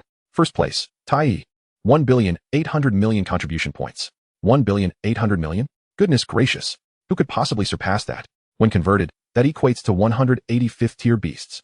No, that cannot be. It is impossible to have slain that many. A voice arose in rebuttal. I concur. The numbers simply do not add up, which implies. A collective gasp filled the hall. Eliminating all impossibilities, the remaining answer, no matter how improbable, must be the final conclusion. Contribution points for 5th tier beasts are 1 million per beast, while 6th tier beasts yield 500 million contribution points each. Though these two tiers differ by merely 1 rank, the disparity in their power is of an entirely different magnitude. To put it succinctly, a single 6th tier beast can withstand the assaults of over 100 5th tier beasts without sustaining any damage. This is the terror of the 6th tier. As exemplified by the previous demon, a solitary individual was able to pursue Jianshun and others relentlessly. The full might of the beast hunters was effortlessly neutralized by the demon, akin to a child toying with ants. This encapsulates the gap in tiers. The disparity between true immortals and beast hunters is similarly vast. They are not of the same caliber. If 5th tier beasts are likened to kindergarten children, then 6th tier beasts are akin to adults, extraordinary adults at that. Thus, it follows that Senior Tai must have slain 3 6th tier beasts. This is the only plausible explanation. I recall his previous contribution points being over 300 million, and now, they have surged to this staggering figure of 1,800 million. Undoubtedly through the slaying of 3 6th tier beasts. Senior Tai, forever a deity. In an instant, Tai Yi's name resonated throughout the entire hall of beast hunters. There exists no one who does not revere the powerful, particularly a being as extraordinarily formidable as Tai Yi. Previously, they had even entertained thoughts of measuring themselves against Tai Yi, but with his overwhelming ascent to the pinnacle, all they could do was gaze upward in awe. It is akin to a person of 160 centimeters seeking comparison with someone 150 centimeters tall. A person of 160 centimeters would never seek to compare themselves with someone 180 centimeters tall. Suddenly, a thought struck me. Just as the crowd was chanting Tai Yi's name, someone spoke up. The crowd turned in curiosity, eager to discern his intent. Might the retreat of the beast tide be attributed to Senior Tai Yi's contributions? The hall fell silent momentarily. After a pause, one exclaimed, by all means. That is indeed plausible. Could it be that after Senior Tai vanquished 3 6th-tier demons, the high-tier combatants among them diminished, forcing a retreat? Silence enveloped the room. Goodness. Brother, you are brilliant. To think of that. I concur. Just then, the rapid footfalls echoed from outside the hall. The crowd quieted, their gazes shifting toward the entrance. Moments later, several figures appeared at once. The beast hunters, each wearing a faint smile as they entered. Upon seeing them, the newcomers instinctively parted to create a path. At that moment, a solitary figure emerged slowly from the rear of the group. Witnessing this, the entire assembly collectively held their breath. The man had returned. With each step, his presence seemed to grow more formidable, exuding an aura of sheer power. When Lin Qing seated himself beside Jin Shun, the crowd finally regained their composure. Senior Tai. Senior Tai. The roar of the surrounding crowd reached a fever pitch. Wu Shang, rarely seen smiling, turned to Lin Qing and remarked, Tai, we must have a sparring session soon. My fans seem to have been usurped by you. Certainly, Lin Qing replied with a smile. The bystanders, overhearing their exchange, erupted into a frenzy. This was the clash of the new and old kings.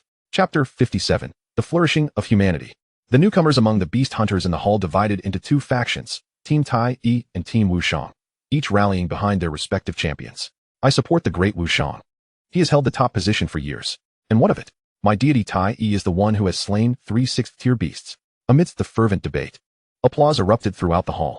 After a moment, a voice called out, everyone, quiet down and lend me your ears. As the words fell, all attention gravitated toward the source of the voice. However, Lin Qing and the others, who ranked highly among the beast hunters, simultaneously furrowed their brows. They sensed an unusual energy woven into the voice, compelling the entire hall to quieten. Following the sound, a figure emerged, standing before the assembly. Amidst the astonished gazes, he began to speak. This recent victory against the beast has truly elevated the prestige of our human race. I, Jin He, extend my gratitude to each of you for your contributions. To the astonishment of all, Jin He bowed deeply. In accordance with Jin He's arrangements, the entirety of the human realm was simultaneously broadcasting the events of the Beast Hunters Hall, a veritable live broadcast. A massive luminous screen floated in various locations throughout the human realm. The attendees in the hall were momentarily taken aback, as none had anticipated this scene. Moreover, upon hearing Jin He's name, the hearts of the newcomers were already stirred by tumultuous waves. Jin He, the true immortal? The esteemed figure known as the brain of humanity. One of the 12 true immortals? Gasps erupted from the crowd. Most of the newcomers had come from distant lands and had rarely beheld the visage of a true immortal. Seeing Jin He now ignited their excitement, akin to encountering their idol. After a brief pause, Jin He continued, this moment marks the flourishing of our human race. His words, imbued with the power of a true immortal, reverberated throughout the hall and the entire human realm. Humanity flourishes. Humanity flourishes. Humanity flourishes. Humanity flourishes. Humanity flourishes. Humanity flourishes. A resounding cheer akin to crashing waves erupted across the human realm, lingering in the air. Each person's eyes sparkled with fervor. After a while, as the crowd gradually settled, Jin He contemplated for a moment before continuing. There is yet one more matter of utmost importance. The most important matter? Upon hearing Jin He's proclamation, a wave of bewilderment washed over the crowd. Could there truly be anything of greater significance? The matter at hand was the announcement that, effective today, the 12 true immortals would officially become 13. Jin He's voice reverberated throughout the grand hall and the entirety of the human realm. The crowd gasped in unison. 13 true immortals? This meant that yet another formidable true immortal had emerged among humanity. Who could it be? How had this news escaped our ears? This revelation was utterly unexpected. Had a certain elder ascended to this rank? Or had some reclusive figure made their appearance? After a prolonged silence, Jin He declared that the feats of this new true immortal would soon be disseminated nationwide. With that, he turned and exited the hall, leaving the assembled multitude in fervent discussion. Meanwhile, across the vast expanse of the oceans, the Sea Emperor, seated regally upon his throne, clenched his fist and bellowed in rage. My plan cannot possibly fail. This latest endeavor to eradicate the beast slayers should have been a surefire success. How could the likes of Qi Mei and Wang be vanquished by a mere insect? As he spoke, a terrifying aura emanated from the Sea Emperor's being. Boom. This force surged outward, sweeping beyond the palace and provoking a colossal tsunami that shattered the nearby mountains. Such terror. Who indeed is this human? After venting his fury, the Sea Emperor regained his composure. The Black Fiend Demon, still recovering from the Sea Emperor's wrath, hurriedly responded, Your Majesty. It is said that he is a newly ascended true immortal. As he uttered these words, his body trembled uncontrollably. Boom. The palace trembled violently at his declaration. The Black Fiend dared not raise his head, fully aware of the Sea Emperor's impending wrath. Humanity, I shall annihilate you all.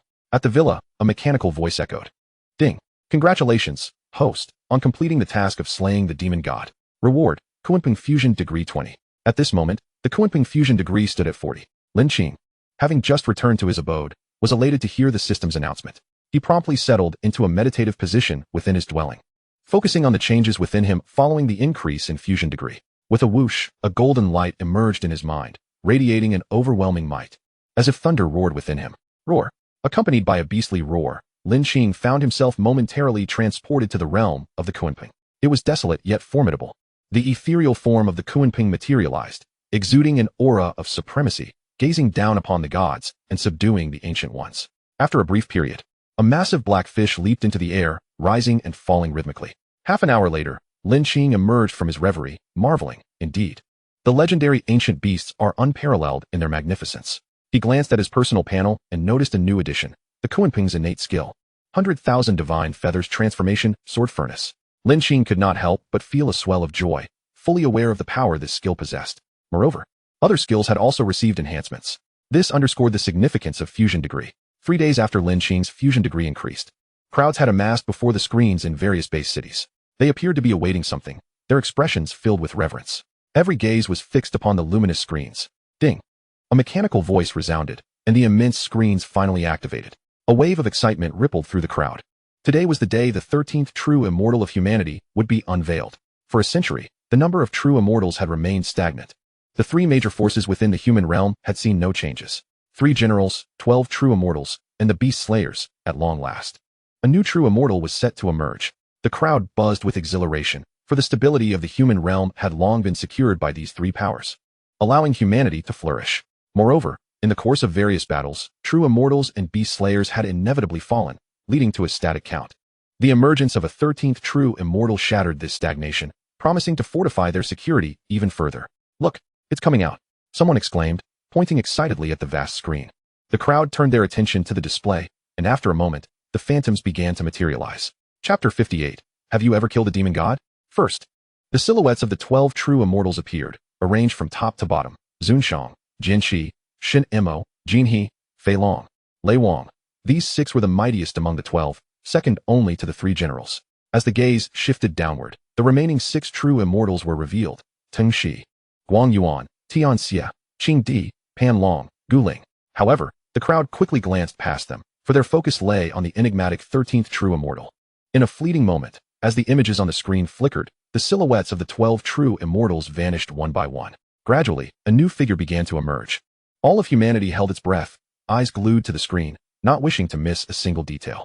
After a brief pause, the figure began to reveal its true form, and information about it was displayed alongside. Tai E True Immortal.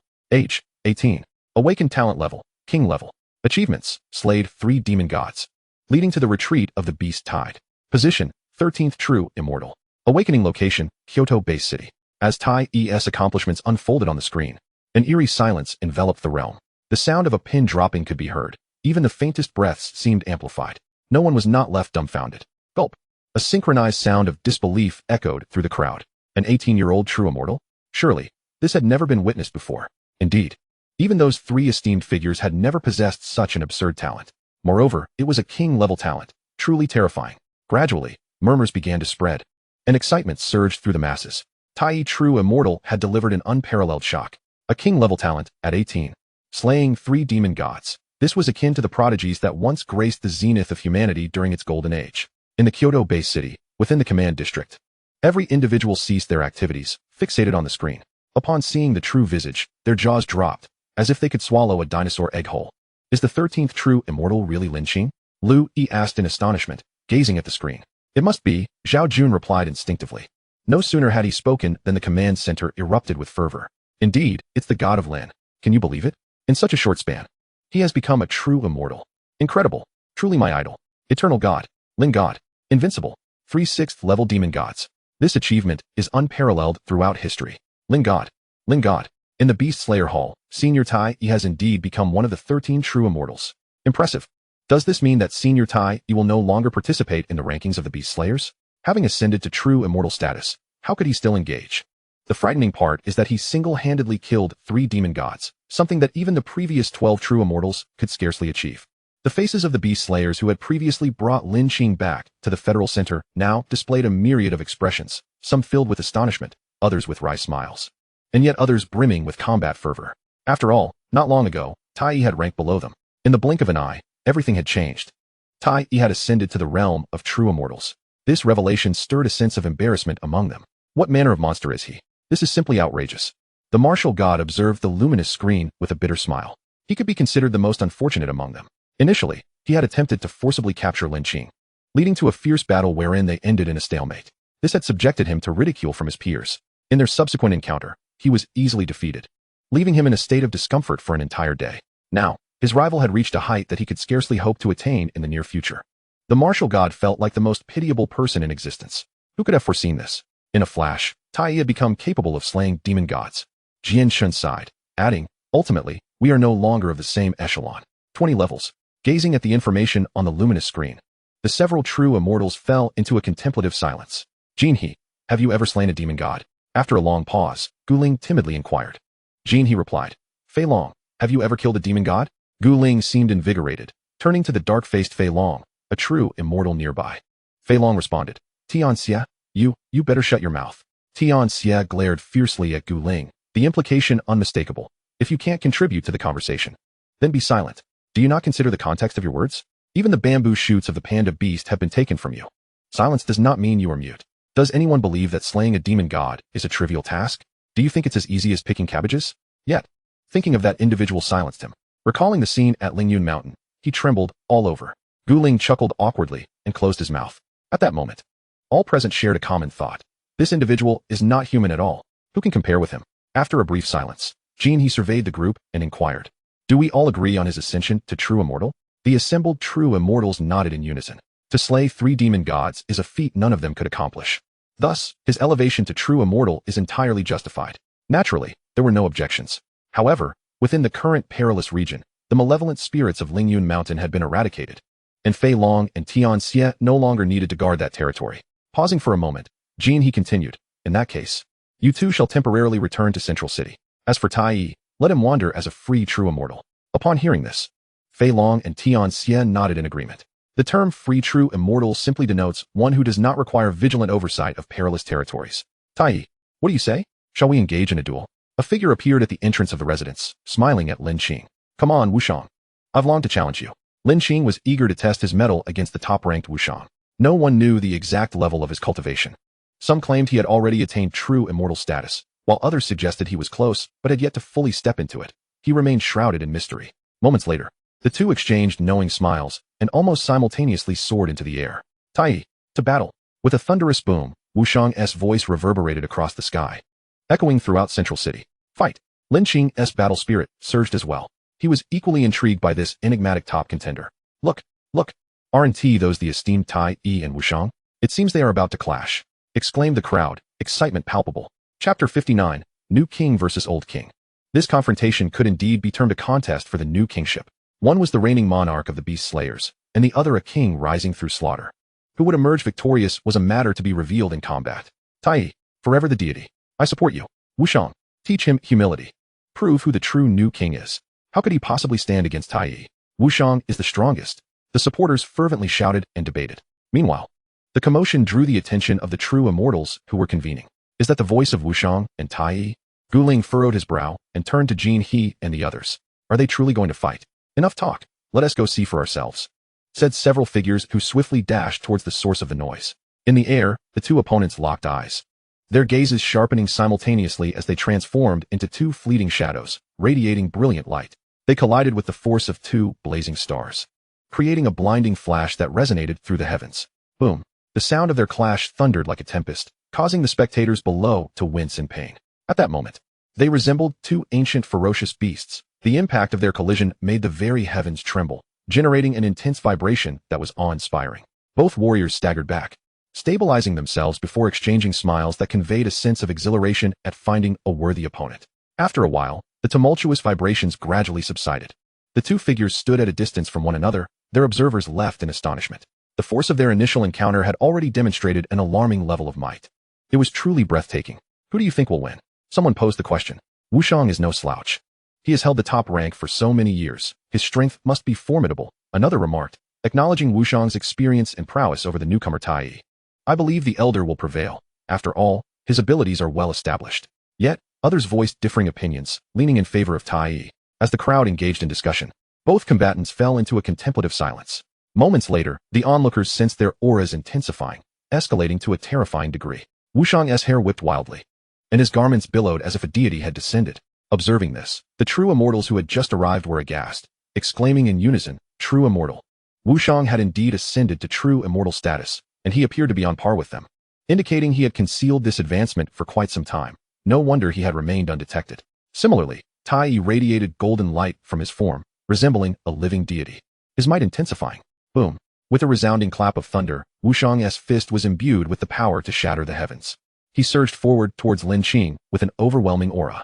In that instant, he emanated a presence so formidable that it shook the very foundations of the earth. What a powerful aura! I had no idea Wuxiang had reached such a terrifying level, Jean, he remarked. Buzz! Lin Qing, unwilling to be outdone, enveloped his fist in golden light, channeling the strength of the heavenly ant. In a moment, he unleashed a ferocious might that radiated unparalleled divine authority. Simultaneously, he invoked the speed of the Kunping, raising his fist to meet Wuxiang's attack, his brilliance increasing as he struck back. The entire sky seemed poised to shatter, quaking violently.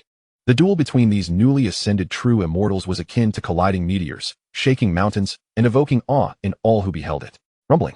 A cataclysmic sound reverberated through the realms, as blinding light flashed intensely. The two forces clashed repeatedly, each exchange meticulously calculated. A single misstep could lead to downfall. In a moment of dazed wonder, it seemed as if two true dragons were locked in fierce combat, leaving the onlookers profoundly shaken. Indeed, these two individuals are the shining stars of our human race. With them, how could we possibly fear for the future of our kind? A voice emerged, expressing awe. It was as if one could foresee, not long hence, these two figures standing resolutely, shaking the heavens and the earth. Tai astonishingly matched the unparalleled opponent blow for blow, a truly terrifying spectacle. Fei Long and the others discerned the disparity between the two. The level of the unparalleled was nearly at the mid-stage of the true immortal realm, approximately at the 5-star level of the stellar radiance. Meanwhile, his adversary Tai possessed strength at about 1 or 2 stars of the stellar radiance level. Yet, he was able to withstand such a formidable opponent, achieving this remarkable feat. Beyond the stellar radiance level, the differences between each star were exceedingly pronounced, akin to the distinction between the summit of a mountain and its base. Moreover, the gap between these two was a staggering 3 or 4 stars apart, a chasm as vast as the heavens themselves. In the arena, the expression on the face of the unparalleled grew grave. From the initial exchanges, he could ascertain that his opponent's prowess was not beneath his own. However, he sensed that the other had only recently breached the true immortal stage, yet managed to not only hold his ground, but even gain a slight upper hand. This realization sent waves of astonishment through him. On the other side, Lin Qing's gaze burned with fervor, brimming with combat spirit. Come again, the unparalleled roared, his feet striking the void with tremendous force. Instantly, the entire battlefield trembled with a thunderous roar. He dashed forward like a bolt of lightning, charging directly at Lin Qing. A gasp escaped the spectators below, taken aback by the sheer terror of such power. Merely stepping forward unleashed this overwhelming presence. What ferocity from the senior unparalleled. At this rate, my idol may very well face defeat. The crowd exclaimed in astonishment. Lin Qing remained undaunted, his eyes sharpening, as a pale golden light surged forth, revealing his mastery of the golden ripple technique, and he unleashed a fierce punch. The moment of impact resonated with a colossal force, causing both combatants' arms to tremble from the sheer might. In the blink of an eye, the two had exchanged blows over 100 times, a terrifying display of power that shattered the very void around them. Both figures were sent hurtling backwards. This strike, it seemed, marked not an end, but a true beginning. Fight! They both roared in unison, transforming into fleeting shadows, their speeds reaching unimaginable heights. The onlookers could barely discern their forms, only witnessing two brilliant lights colliding in a cataclysmic display, shattering the very fabric of the cosmos. What astounding speed! These two are indeed monsters. Someone exclaimed in awe. As the unparalleled prepared to unleash a punch, he struck a bizarre pose, gathering energy as if awakening a slumbering lion. The sound of a beast's roar reverberating through the battlefield. Lin Qing furrowed his brow. The power behind the unparalleled's punch was formidable. Yet would Lin Qing retreat? The answer was a resounding no. The strength of the Skyhorn ant had undergone a qualitative leap with his elevated rank. In a contest of might, he was an embodiment of pure strength. How could he possibly fear? Come at me, came a sharp cry, as his right fist radiated golden light, his power surging as he charged at the unparalleled. Boom. At the moment of collision, it felt as though the world itself was being obliterated. An astonishing display of fearsome energy. This is bad. We must shield them with energy, or this central city will be reduced to dust. Jin He and his companions sensed the energy emanating from both fighters, their expressions shifting dramatically with alarm. With that, several true immortals acted in concert, encasing the two in a vast white energy barrier. The spectators erupted in cries. The true immortals are intervening. It seemed they were aiming to protect the central city. The clash between these two was simply too extraordinary. If the true immortals did not act, the city would surely be destroyed. The protective barrier was immense, extending thousands of meters to encompass the space in which the two battled. The ferocity of their assault was overwhelming, leaving Jin He and others with no choice but to intervene. They cast anxious glances at the ongoing struggle. In the arena, an otherworldly beast emerged. They both shouted simultaneously. Behind the unparalleled, a colossal phantom began to take shape. Just its presence exuded an imposing aura, as if it bore the might of thunder itself, terrifying to behold. The crowd looked up, their faces morphing into expressions of sheer horror, trembling as they pointed at the phantom behind the unparalleled. Is that the source of the unparalleled's beast origin? They stammered, witnessing the phantom, alive and pulsating with a deep, rumbling growl that sent chills through them. Lin Qing furrowed his brow, recognizing the full visage of the phantom. It resembled a crimson leopard, possessing 5 tails and a single horn, radiating an aura of dread. It was unmistakably a descendant of the fearsome Zhun. No, despite its form, it was not Zhun, but rather its progeny. After a moment of shock, Lin Qing muttered to himself. Boom. A sound akin to stone being struck emanated from the phantom's mouth, eerie and terrifying. On the opposite side, a deep roar echoed as a humanoid beast suddenly materialized behind Lin Qing, exuding a divine and majestic presence. It stood firm like a 10-headed demon god, surveying all adversaries with disdain. Golden wings unfurled behind it, revealing the dual wings of the Confronting. With a soft cry, the wings expanded to an enormous size, casting a shadow over the entire battlefield. Boom. An ancient beast, a scion of Zhun, charged forth like a mountain, radiating boundless ferocity, shaking the very earth. In that moment, the unparalleled appeared to merge with the beast, exuding an unfathomable terror. Yet Lin Qing refused to be outdone. The Skyhorn ant behind him burst forth in golden light, bathing him in its brilliance. In an instant, Lin Qing's physique glimmered, seemingly brimming with infinite strength. The clash between Zhun and the Skyhorn ant was nothing short of cataclysmic. This was a battle of epic proportions, with Zhun roaring incessantly, while the Skyhorn ant stood like a divine warrior, brimming with valor. Boom. The entire void seemed to tear asunder. The collision was utterly terrifying, sending shockwaves through the world. Good heavens. The energy of these two youngsters is beyond comprehension. Jin He and the other true immortals, stunned by the force of the impact, spoke gravely. They had not anticipated that the duel would escalate to such a fearsome level. The protective barrier they had conjured was barely holding together. Increase your power. I sense their next assault will be even more terrifying, Fei Long urged. Casting a concerned glance at the two combatants, his expression tinged with an inscrutable meaning. The spectators were aghast. The intensity of the combatants' assaults was escalating, threatening to overwhelm the barrier. Both Tai Yi and the Unparalleled are astonishingly powerful. The very sky seems on the verge of shattering. Is this the power of a true immortal? To manipulate the energies of heaven and earth, it is truly terrifying. This battle resonated deep within their souls. Moonlit Howl. The Unparalleled momentarily distanced himself from Lin Qing, growling lowly. As his voice faded, a terrifying phantom erupted from his fist, lunging toward Lin Qing. The phantom was enveloped in silver light, as if infused with the power of the moon, striking with deadly precision. Solar Fist. Lin Qing retaliated. His fist enveloped in searing golden light, the sun's radiance reigniting. This was the unique celestial gift of the Confronting, the power of the sun, fierce and domineering. Coupled with his rebirth from his physical trials, he possessed a physique that could rival divine beings, immensely formidable. Break for me. Lin Qing roared, his punch unleashed. Boom. A tremendous roar reverberated through the sky, causing the very heavens to tremble as the winds and clouds shifted ominously. The illusory figure was utterly shattered by Lin Qing's ferocious punch. Yet, in the same breath, he was propelled backward. After swiftly regaining his composure, his berserk skill activated. In an instant, he lunged forward again, his entire being aglow with golden light, enhanced by the swiftness of the Confronting. Resembling a tempest as he charged toward the ultimate adversary. The air around him crackled with thunderous sounds, exuding an air of terror. The culmination of unparalleled strength and speed rendered this strike inescapable, an absolutely lethal blow. Fight! Roared the supreme being, his eyes brimming with determination, resolved to withstand this onslaught. Boom. This punch was akin to the shattering of the heavens, imbued with an immense ferocity. In his current state, nothing could withstand it. Everything would be obliterated. With a resounding crash, the very fabric of space seemed to warp, as if the sky were on the verge of collapsing. Moreover, the supreme being distinctly perceived a formidable essence emanating from Lin Qing's punch, a true embodiment of the 10 fiends, standing menacingly and capable of leading to his downfall. Accompanied by an arc of crimson, a figure was sent hurtling backward, crashing into a high wall 1,000 meters away. Boom. The wall crumbled instantaneously. Lin Qing hovered in the air, his garments billowing as if he were a deity or demon incarnate, radiating an overwhelming presence. Observing his silhouette, one felt an urge to kneel in submission. The arena fell into an eerie silence, with every face reflecting the same expression of stupefied awe as they gazed at the figure suspended in the air, their eyes wide with astonishment. Is it over? Who has triumphed? Someone voiced their confusion. It is indeed over. Senior Tai has emerged victorious. Incredible. Is this the coronation of a new king? Senior Tai is invincible. A timeless deity. Truly formidable. Both combatants were powerful, yet Senior Tai had the edge. At this moment, Jin He and the others were equally astonished. Had the Supreme Being truly been defeated? Such a significant disparity in levels, and yet he triumphed. Did you feel confident about the next move? Jin He inquired in disbelief. Confidence? At that moment, several seasoned true immortals found themselves grappling with this very question. However, upon reflection, they soon reached a conclusion. Their fate would not differ significantly from that of the Supreme Being. The might contained within that punch was far too terrifying.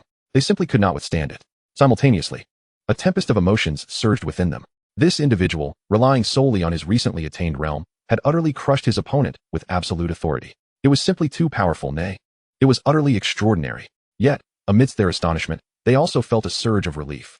With this development, their ability to subdue the alien beasts would undergo a transformative shift. Chapter 61. The Great Justice of the Supreme Being. Moreover, what exhilarated them further was the emergence of another true immortal among humankind. The Supreme True Immortal. They believed that in the near future, humanity would launch a counteroffensive against the alien beasts. Perhaps, they could indeed minimize the threat posed by these creatures. In this way, the realm of humanity would become significantly safer. The true immortals exchanged knowing glances and smiled in unison. Let us first take the Supreme Being for treatment, Phylong. Jin He suggested with a grin. Understood, Phylong responded before vanishing from sight. A streak of light sped toward the high wall with astonishing velocity. City Wall Brigade. Prepare the tools to repair the wall promptly. Jin He commanded. Yes, came the synchronized reply from below. In a moment, the roar of vehicles and the shouts of soldiers melded into a singular cacophony, rushing toward the shattered wall.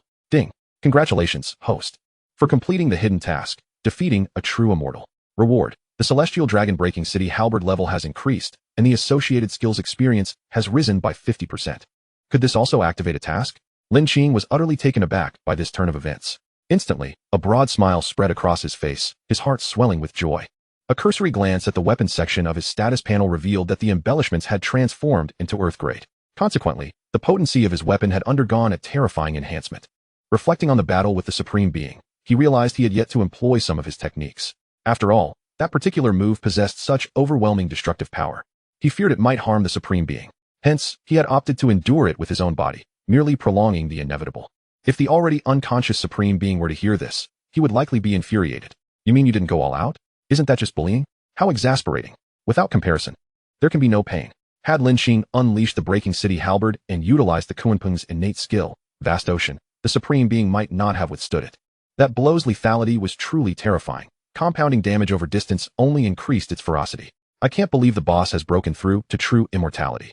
And at such a formidable level, he had concealed it well. I agree. I can't believe he didn't even inform us. Wait, Xuhua, did you know this all along? At this moment, Jian Xun and the others turned their gazes toward the stoic Xuhua at the back of the crowd, questioning him in unison. Xuhua's previously expressionless face took on a peculiar look as he turned to flee. Trying to run? You won't escape without clarifying. Though Xuhua was the second-ranked beast slayer, he could not evade the grasp of a dozen formidable companions. They seized hold of him, demanding answers. Quickly divulged the entire story. With a resigned sigh, Xuhua recounted the events surrounding the Supreme Being. Half an hour later, I never imagined the boss could endure so much. He had already broken through so long ago. But it's strange, why would he choose to conceal it? Indeed, why the secrecy? The group queried in confusion, turning their eyes back to Xuhua. Sensing the unfriendly glances surrounding him, and for his own safety, Xuhua offered an awkward smile and explained, of course. It was to catch them off guard. Over the years, we have faced the alien beasts countless times, and they are well acquainted with our strengths. Which is precisely why the previous incident occurred. Pausing for a moment, Xuhua pondered before continuing. The boss aimed for an element of surprise. Once he had slain one of their demon gods, the balance would be irrevocably disrupted.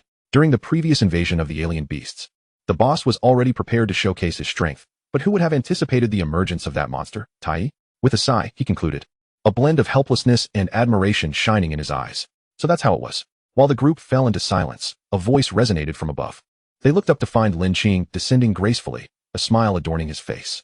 Good lad, you were simply incredible. You defeated the boss, Sumi exclaimed, taking the initiative to pat Lin Qing on the shoulder. Pure luck, Lin Qing chuckled, echoing the same sentiment. Good lad, you let us beat you up. Don't fight back. In an instant, laughter erupted among the group. For the first time, Lin Qing felt the warmth of camaraderie. They all laughed and played together. Yet, recalling Shuhua's earlier words, Lin Qing's admiration for the Supreme being deepened significantly. He was a person of great righteousness, willing to endure for the sake of humanity's victory.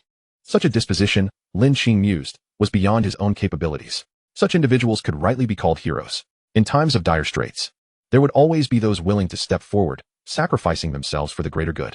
The Supreme Being embodied this spirit, truly admirable.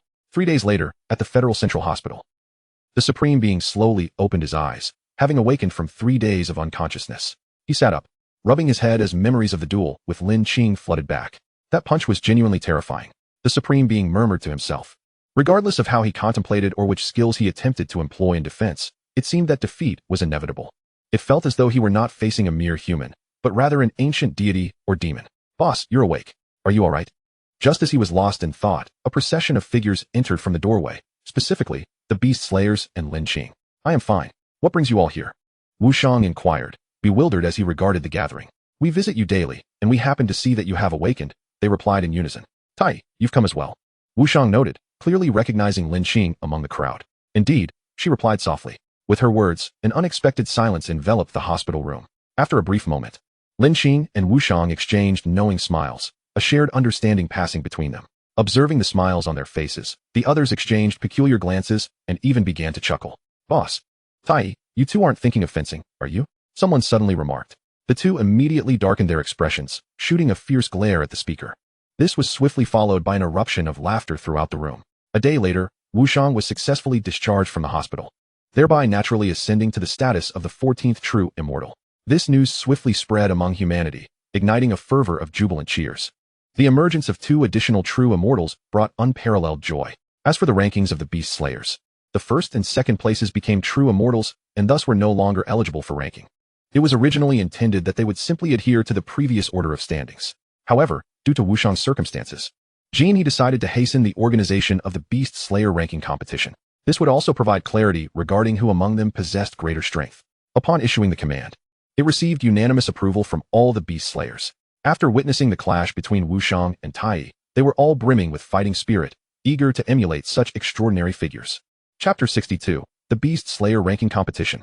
3 days later, in the Federal Central City, the announcement of the competition had the Beast Slayers brimming with anticipation. Today, the Central City buzzed with an unusual energy. Upon hearing that the Beast Slayer ranking competition was commencing, the populace flocked to witness the birth of a new Beast Slayer king, who would emerge as the successor to Tai and Wuxiang. Opinions among the citizens varied widely.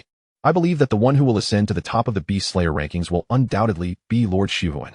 Like Lord Wuxiang, he has long held the second position on the rankings. I concur, perhaps Lord Shuhuan is also concealing his true strength, much like Lord Wuxiang. Naturally, the most support was garnered by Shuhuan, who held the second rank. I reckon this year, Lord Jianshun will claim the top spot. I've heard that his sword intent has reached a terrifying level, capable of tearing through the heavens. I believe Senior Qingtang is the new king. His formidable physique is truly intimidating. Supporters of other contenders, such as Jianshun and Qingtang, were equally vocal. In no time, the entire central city was alight with excitement. The fierce combat training platform was specifically constructed for the Beast Slayer ranking competition due to the excessive devastation caused by previous confrontations among the Beast Slayers. The decisive battle from a few years prior between Wuxiang and Shuhuan nearly obliterated the Federal Central. To prevent such occurrences from repeating, the fierce combat training platform was established. It was constructed from the alloy of the Baimu Turtle S shell, a material reputed to withstand a portion of the attacks from high-tier exotic beasts. Through research enhancements, the durability of this shell material was significantly augmented, resulting in the current fierce combat training platform. Moreover, surrounding the platform was an energy shield of true immortal caliber, also developed by the Research Institute utilizing true immortal energies. However, its limited capacity prevented it from being employed for the city wall's defenses. Moments later, the expansive square was filled to capacity with individuals of various appearances, resembling a vast sea of humanity. The air was thick with the sound of clamorous cheers, echoing like distant thunder. Even before the competition officially commenced, the atmosphere was already electric, underscoring the event's immense popularity. Look at this year's ranking competition. Your presence has made it much livelier than in previous years. Do not jest, your popularity surpasses mine by far. In front of the training platform, a designated viewing area for the judges was occupied by two figures, engaged in light-hearted banter. Upon seeing them, the crowd's expressions turned to ones of crimson excitement. Moments later, a thunderous cheer erupted across the square. It's Lord Tai and Lord Wuxiang. They were astonished to find that these two had become the judges for this ranking competition. This is only natural. In previous years, it was Lord Jin He and Lord Guling who served as judges. Now that these two seniors have recently ascended to true immortal status, it is only fitting that they preside over the event, the crowd murmured, gazing at the two with expressions filled with reverence. Silence. I hereby declare the Beast Slayer ranking competition officially begins. With Li Ji's proclamation, the once boisterous square fell into an immediate hush. Countless gazes turned toward the fierce combat training platform, then shifted to the participants standing alongside it, familiar figures materializing, Jianxin, Huofeng, and Wuxian among them. The first match featured the tiger python against the eagle dog. As Li Ji's words faded, two figures landed upon the training platform, one robust, the other slender, facing each other across the arena. In an instant, both sides launched their attacks simultaneously, their forms darting across the stage, energies colliding with a tremendous force, producing a staggering wave of impact that left the spectators in awe. After an intense battle, the slender figure, eagle dog, transformed his fist into a claw, unleashing a fierce gust of wind. The claw struck the robust individual squarely in the chest, sending him hurtling off the platform. Eagle dog wins. Li Ji's resounding announcement, accompanied by the cheers from the audience, declared the outcome. Subsequently, several exhilarating battles unfolded, showcasing the duels of the newcomers among the beast slayers. Victories and defeats were promptly determined, with many newcomers beginning to shine. Indeed, this year's newcomers exhibit considerable strength and promising talent, Wuxiang remarked, nodding in approval after observing several matches, a serene smile gracing his face. There are indeed a few who possess remarkable power, Lin Qing concurred, having also noticed several promising participants in the earlier skirmishes. Next, Jianxin versus Griffin. Li Ji glanced at the drawing list in his hand and called out loudly. Upon hearing this, the crowd fell into a hushed anticipation. After a moment, an explosive cheer erupted. In the hearts of the people, Jianxin's status rivaled that of Wuxiang. Clad in white, wielding a light sword, and with long hair tied at his waist, he exuded the very essence of a dashing young lord. His sword's trajectory was unstoppable. Lord Jianxin is truly handsome. Even I, a man, would wish to duel with him. You're incredible. I can't help but admire you. Upon hearing the audience's exuberant shouts, Lin Qing's expression turned somewhat peculiar, caught between laughter and exasperation. Is it a case of universal appeal? At this moment, Jianxin's opponent stood upon the training platform, his expression reflecting a bitter resignation. He inwardly lamented his misfortune, for he was merely a newcomer ranked 38th. Yet fate had drawn him against the third-ranked Jianxin. I might as well buy a lottery ticket. After a moment, a figure suddenly emerged on the previously empty training platform.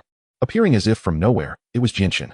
Suddenly, his opponent, the Griffin, was taken aback. Such terrifying speed. He thought in fright. My apologies, Senior Sword Dust. The Griffin's expression turned somewhat grim as he gritted his teeth and chose to strike first. With a powerful stomp of his foot on the ground, an immense force surged through him, and an ethereal shadow of a beast resembling a lion with wings abruptly appeared. Without uttering a word, he tore through the air, this being nearly his full-powered strike. He harbored a glimmer of hope that he could secure a decisive victory in one blow. Faced with a stronger adversary, taking the initiative was indeed a wise choice. Lin Qing secretly nodded, admiring the Griffin's proactive approach. In the face of the Griffin's all-out assault, Sword Dust remained unfazed, slightly shifting his body as he vanished from his original position. Whoosh! A terrifying sword light materialized out of thin air, descending upon the Griffin. The might of the sword light was extraordinarily fearsome, nearly sealing off the Griffin's entire vicinity. The Griffin's pupils constricted in despair. He could not evade this strike. Bang! The sword light struck down, and a figure was sent flying, none other than the Griffin himself. The arena fell into silence. A single strike determined the victor? Truly. He was the formidable one ranked third. After a brief moment of quiet, the crowd erupted into a wave of enthusiastic cheers. Chapter 63, Absorbing the Demon God's Core. Advancing. Sword Dust flicked his arm, sheathing his sword before turning to leave the martial platform. The competition proceeded. Once the crowd's cheers subsided, Li Ji promptly resumed reading from the list of participants. In the ensuing dozen matches, Sword Dust was a force to be reckoned with, standing alone against countless foes. With just one sword, he triumphed over many. Even the likes of the war god, Qing Gang, and Ghost Slayer fell beneath his blade. Thus, he smoothly advanced to the finals. Sword Dust's sword intent had grown significantly stronger. He never anticipated that even his protective aura would be shattered so swiftly. The defeated Qing Long shook his head helplessly, a bitter smile gracing his lips.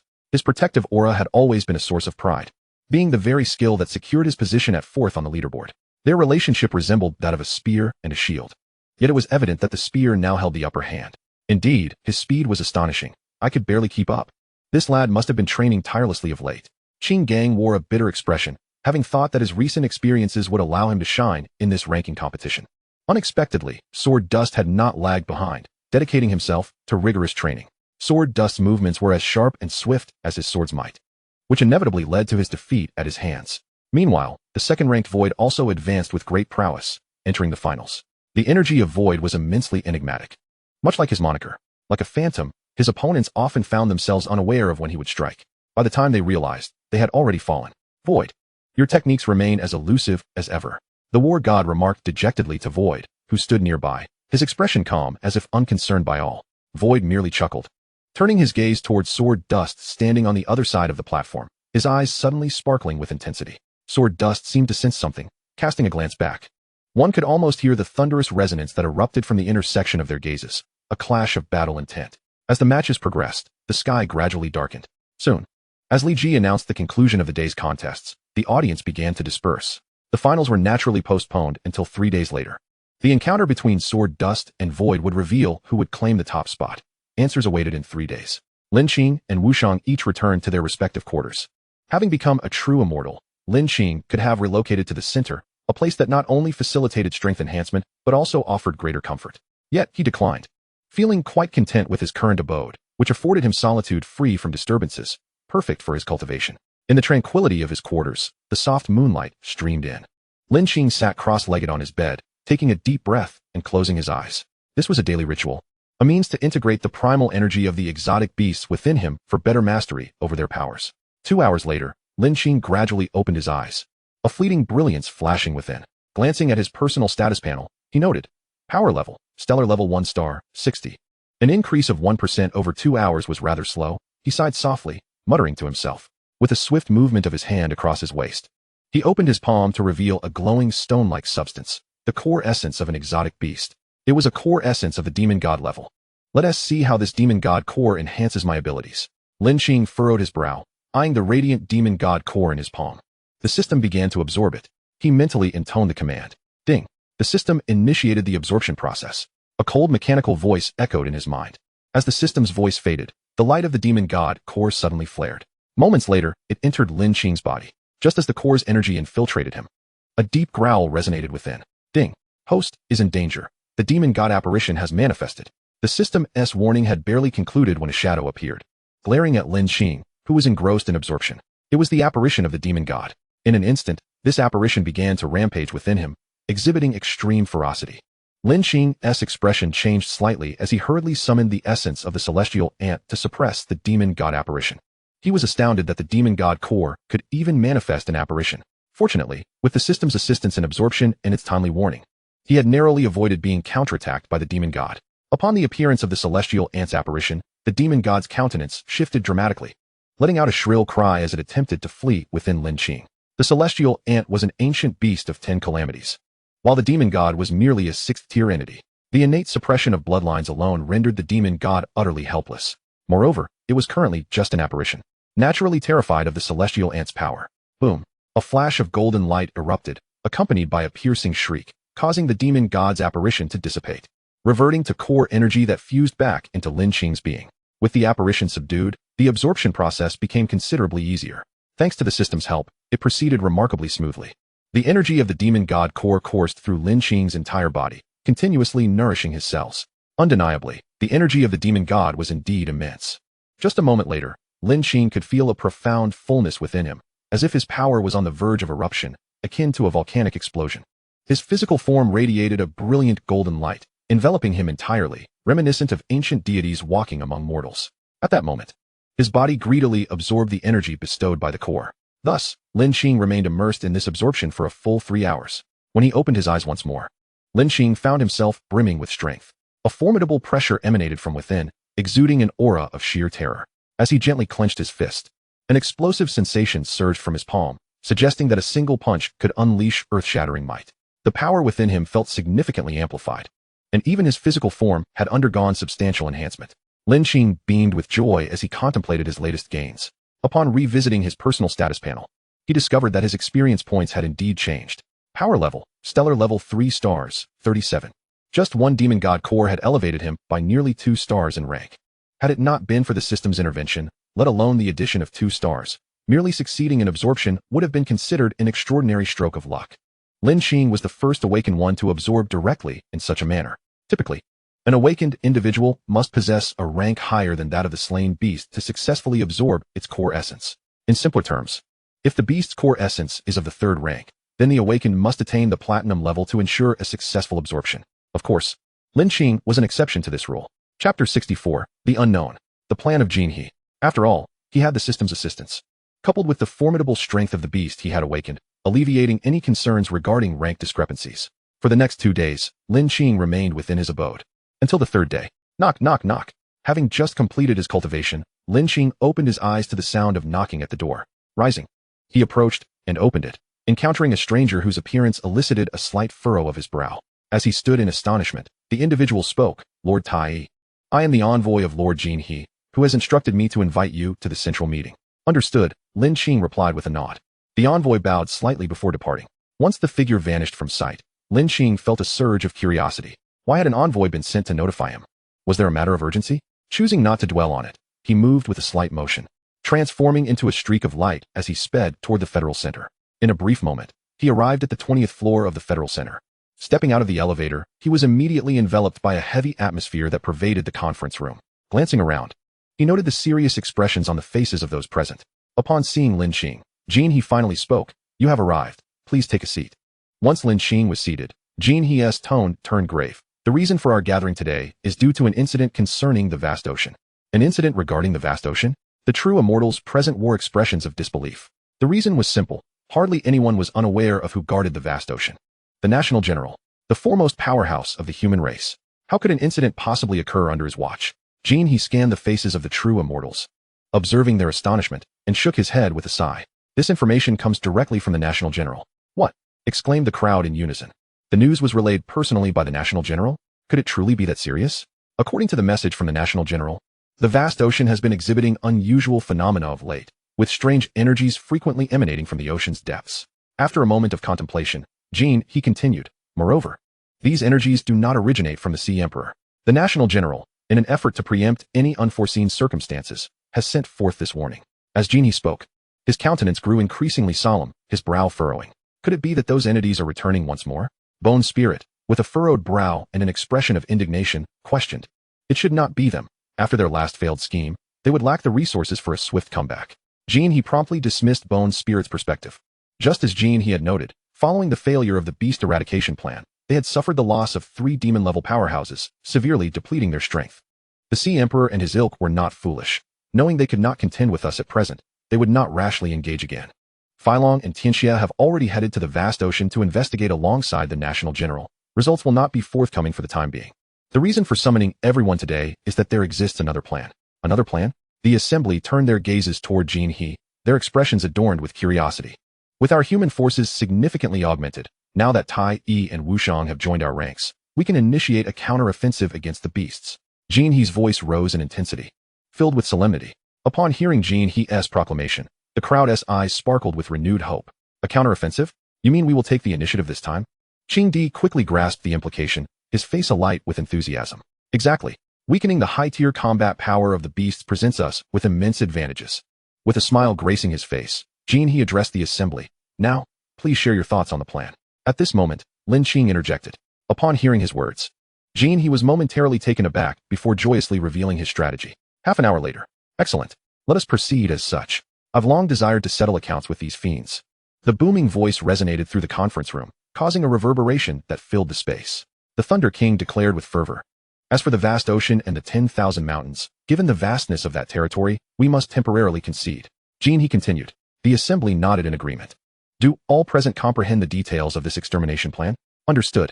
1 week hence, we shall execute the plan. The following day, on the day of the Beast Eradication Tournament Finals, the square was abuzz with unprecedented excitement, a stark contrast to 3 days prior. The crowd had swelled several-fold, with the arena teeming with spectators. The cheers rose and fell like waves, echoing throughout the square. The arrival of Lin Qing and Wuxiang sent the energy soaring to new heights. Moments later, 2 figures materialized on the battle platform like phantoms, gazing intently at one another. Today marked the finals of the ranking tournament, with the contenders Jianshun and Su Wu. I hereby announce, the match begins. With Li Ji's declaration, the entire square erupted into fervor, each spectator shouting the name of their favored contestant. Jianshun, Jianshun, unstoppable. Su Wu shall prevail. Su Wu shall claim the top spot. In an instant, the square transformed into a battleground. The two had long held the second and third positions on the ranking board, frequently alternating in their pursuit of the second rank. Their encounters were numerous, with victories and defeats evenly matched, akin to two chess masters, each narrowly claiming victory in their duels. Little did they know, today's battle was destined to be another fateful clash. Su Wu, who would have thought we would face off again this year? How many years has it been? Jianshun remarked, his expression calm, a faint smile gracing his lips. I cannot recall, perhaps 5 or 6 years. Su Wu replied, his demeanor equally composed, betraying no sign of tension. Their exchange resembled that of longtime friends reminiscing, the atmosphere relaxed and devoid of any sense of impending conflict. This scene left the spectators below perplexed. Why haven't they started fighting? It's like they're just catching up. You wouldn't understand. This is called mutual respect. A meeting of equals. In the stands, Wuxiang turned to Lin Qing, curiosity evident in his eyes. What is your perspective on this? It is difficult to say. In my view, the strength of both individuals appears to be evenly matched, making it hard to determine a victor, Lin Qing responded, shaking his head. Wuxiang raised an eyebrow, then smiled and nodded in agreement. A confrontation between such formidable opponents means that each move could potentially lead to victory or defeat. A single misstep could tip the scales. Chapter 65, A Battle of Epic Proportions. The struggle between light and darkness. On the battle platform, the spectators were tense yet eager, their anticipation surpassing even that of the two combatants. How has so much time passed without either of the two making a move? Is there to be no battle? This question lingered in the minds of the onlookers. Then let the battle commence. Though the words were few, they emanated from Jianshun a powerful aura. Suddenly, the entire arena erupted as if it had been set ablaze with a deafening roar. The spectators were jolted, realizing that mere words could wield such terrifying force. Truly astonishing. Come forth to battle. In the face of Jianshun's formidable presence, Su Wu remained unfazed, his expression as tranquil as a still pond, devoid of any disturbance. When the overwhelming force swept past him, he stood immovable, as steadfast as a mountain. Impressive. He dares to disregard the might of senior Jianshun. Someone gasped in astonishment. The great confrontation was imminent. The two warriors exchanged a brief, piercing gaze, and the previously serene atmosphere vanished without a trace, replaced by an aura of unfathomable terror. It was as if two primordial titans were poised to clash, ready to consume one another, standing atop the remnants of their fallen foes. Neither party was willing to yield. In an instant, both launched their assaults, their silhouettes transforming into streaks of lightning, unleashing a fierce momentum as they aimed to deliver the first blow of the duel. Boom! Jianshun glimmered with a resplendent azure light, surging forward with a fierce intent to subdue his opponent, Su Wu. Bang! Undeterred, Su Wu advanced with an unyielding stride, displaying no inclination to retreat, boldly meeting Jianshun's onslaught head-on. In a heartbeat, they collided, unleashing a cacophony that reverberated through the arena. Two fists clashed.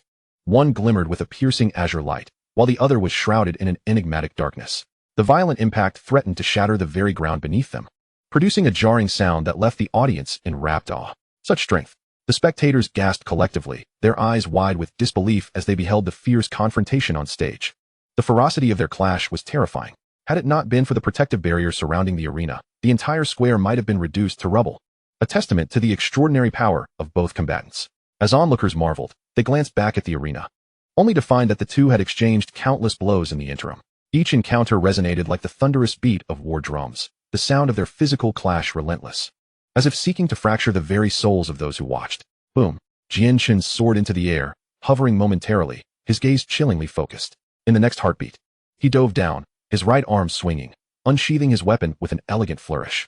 He unleashed the most formidable sword intent, transforming the atmosphere into a tempest of dread. As he descended, the arena hummed ominously, as if about to be shattered by the sheer force of his strike. Yet Su Wu's expression remained unchanged, shrouded in dark energy, moving with ghostly swiftness, evading the assault with uncanny grace. The monumental sword strike met the ground with a thunderous crash, obliterating the arena beneath it and causing it to collapse. The audience gasped in horror. Jianshun's assault was truly terrifying. You little rascal, you've destroyed the arena again. It seems we'll have to reinforce it next time, exclaimed a builder passing by, teeth clenched in frustration. With a swift reaction, Jianshun landed on the remnants of the arena, adjusting his stance as he raised his gaze to Su Wu. The two faced off once more. In that fleeting moment of eye contact, they transformed into twin phantoms, charging at one another. Boom, boom. The two streaks of light interwove, their forms darting about like fleeting shadows, and in the span of a second, they had exchanged dozens of blows, moving at an unfathomable speed that rendered them nearly invisible to the spectators. Just as the crowd thought the intensity of their battle might wane, the killing intent surged anew. Jianshun's eyes cooled, and with a swift motion, his sword was drawn, a sharp command escaping his lips as he ascended, pointing his blade at Su Wu. It was as if a divine weapon descended from the heavens, radiating an overwhelming brilliance and exuding an aura of dread. Su Wu's expression shifted slightly, and he raised his hand abruptly, an eerie energy coalescing around his right fist, forming a colossal skeletal phantom. Huh! With a thunderous shout, Su Wu propelled the phantom forward to meet Jianshen's dazzling azure light. Light and darkness intertwined, erupting in a cataclysmic explosion that engulfed the arena above. Boom! The sky erupted with a thunderous roar, the sound echoing in the ears of the onlookers, instilling fear in their hearts. When the blinding light and darkness faded, both figures were hurled backward, crashing heavily against the protective barrier surrounding the arena. After a brief moment, both warriors staggered to their feet, raising their arms to wipe the blood from their lips. Their eyes met, and they exchanged a knowing smile. This was a battle of exhilarating intensity. A true delight for both combatants. Delightful. Let us continue, Jianshun exclaimed, launching himself into the air, his face alight with a joyous smile. Fight, Su Wu echoed, his eyes ablaze with fervent determination. As the two prepared to engage once more, the audience held their breath, eyes wide with disbelief. Captivated by the electrifying tension between the two beasts appear, they both cried in unison. With a piercing eagle's cry and an eerie sound, towering phantoms emerged behind them. Jianshen's phantom resembled a majestic eagle, radiating azure light, its feathers gleaming like armor, its claws poised to rend the very fabric of reality. Aptly named the rending sky eagle. In contrast, Su Wu's phantom took the form of a humanoid figure, wielding a massive scythe, shrouded in dark energy. Resembling the grim reaper itself, eerily unsettling, sending chills down the spines of those who beheld it. Is this the essence of a mutated beast? Lin Qing exclaimed, startled at the sight of Su Wu's phantom. Indeed, that is Su Wu's beast essence, the scythe of death, Wu Shan confirmed, nodding in response to Lin Qing's inquiry. Before the words had fully escaped his lips, the two opponents had already gathered their strength, preparing for a final, all-out strike. Boom! Their auras surged violently, causing the very fabric of the surrounding void to tremble. In the next instant, light and darkness collided once more, a radiant brilliance erupting from their clash. The spectators shielded their eyes from the overwhelming luminosity. As the light finally dissipated, they looked up, their breaths heavy with anticipation. Silence enveloped the arena, each person quieting, only the sound of labored breathing filling the air. Who has won? This question echoed in the minds of the crowd. Boom! A figure descended rapidly, crashing heavily onto the collapsed arena. As the onlookers gazed up at the figure standing aloft, it was none other than Jianshan. After a moment, he too fell. But it was unequivocally clear, he had emerged victorious. Chapter 66, The Unknown Realm. The entire arena fell into a hushed silence, as if struck dumb. Only the sound of deep, labored breaths could be heard, even the heartbeat of the crowd palpable. After a moment, someone finally exclaimed, Lord Jianshen has triumphed. At this revelation, the square erupted into a frenzy of cheers and jubilations. Regardless of the outcome, the battle had left an indelible mark on their hearts. This had been a true clash of titans, and they no longer cared about the result of the skirmish. This is what true combat is all about, a genuine clash of titans. The two esteemed predecessors are undeniably formidable. This is the essence of a true battle. I am utterly enamored. I now believe both individuals could rightfully claim the top position. Indeed, I declare, the ranking competition for the Beast Slayer has officially concluded, with the illustrious Jianshun taking the crown. Li Ji then proclaimed loudly to the gathered crowd, Champion Jianshun, Champion Jianshun, Senior Jianshun, Invincible. The entire plaza resonated with the name of Jianshun. Following the event, Lin Qing returned to his dwelling, continuing to immerse himself in the extraordinary power of the beasts within him. After all, they would soon embark on perilous journeys to confront these beasts. Thus, enhancing one's strength is of paramount importance. In the vast expanse of the ocean, at this moment, Feilong and Tianai had already arrived at their destination. As they approached, they could sense an unusual aura. The essence was exceedingly enigmatic, sending shivers down their spines. Moments later, within a pavilion, a man sat quietly, his presence restrained. As he focused his energy, "You have arrived," the man spoke with a deep and resonant voice. Before they could draw closer, Feilong and Tianai were taken aback, their hearts racing with trepidation. Truly, he was the national general, possessing an extraordinary level of awareness. After a moment, the two entered the pavilion and, upon seeing the man, immediately bowed in respect. General, merely bowing elicited an overwhelming pressure from him, making their breaths feel laborious. Silence enveloped them as beads of cold sweat began to trickle down their foreheads. In the next instant, their backs were already drenched with perspiration. The man before them was simply too terrifying. Despite his aura being suppressed, in their eyes, he resembled a colossal primordial beast, as if a mere gesture from him could spell their demise. I presume you sensed that aura upon entering the vast ocean domain? The national general spoke with an unhurried tone. As soon as the words left his lips, the two recalled that aura, causing them to tremble involuntarily. Their hearts filled with dread.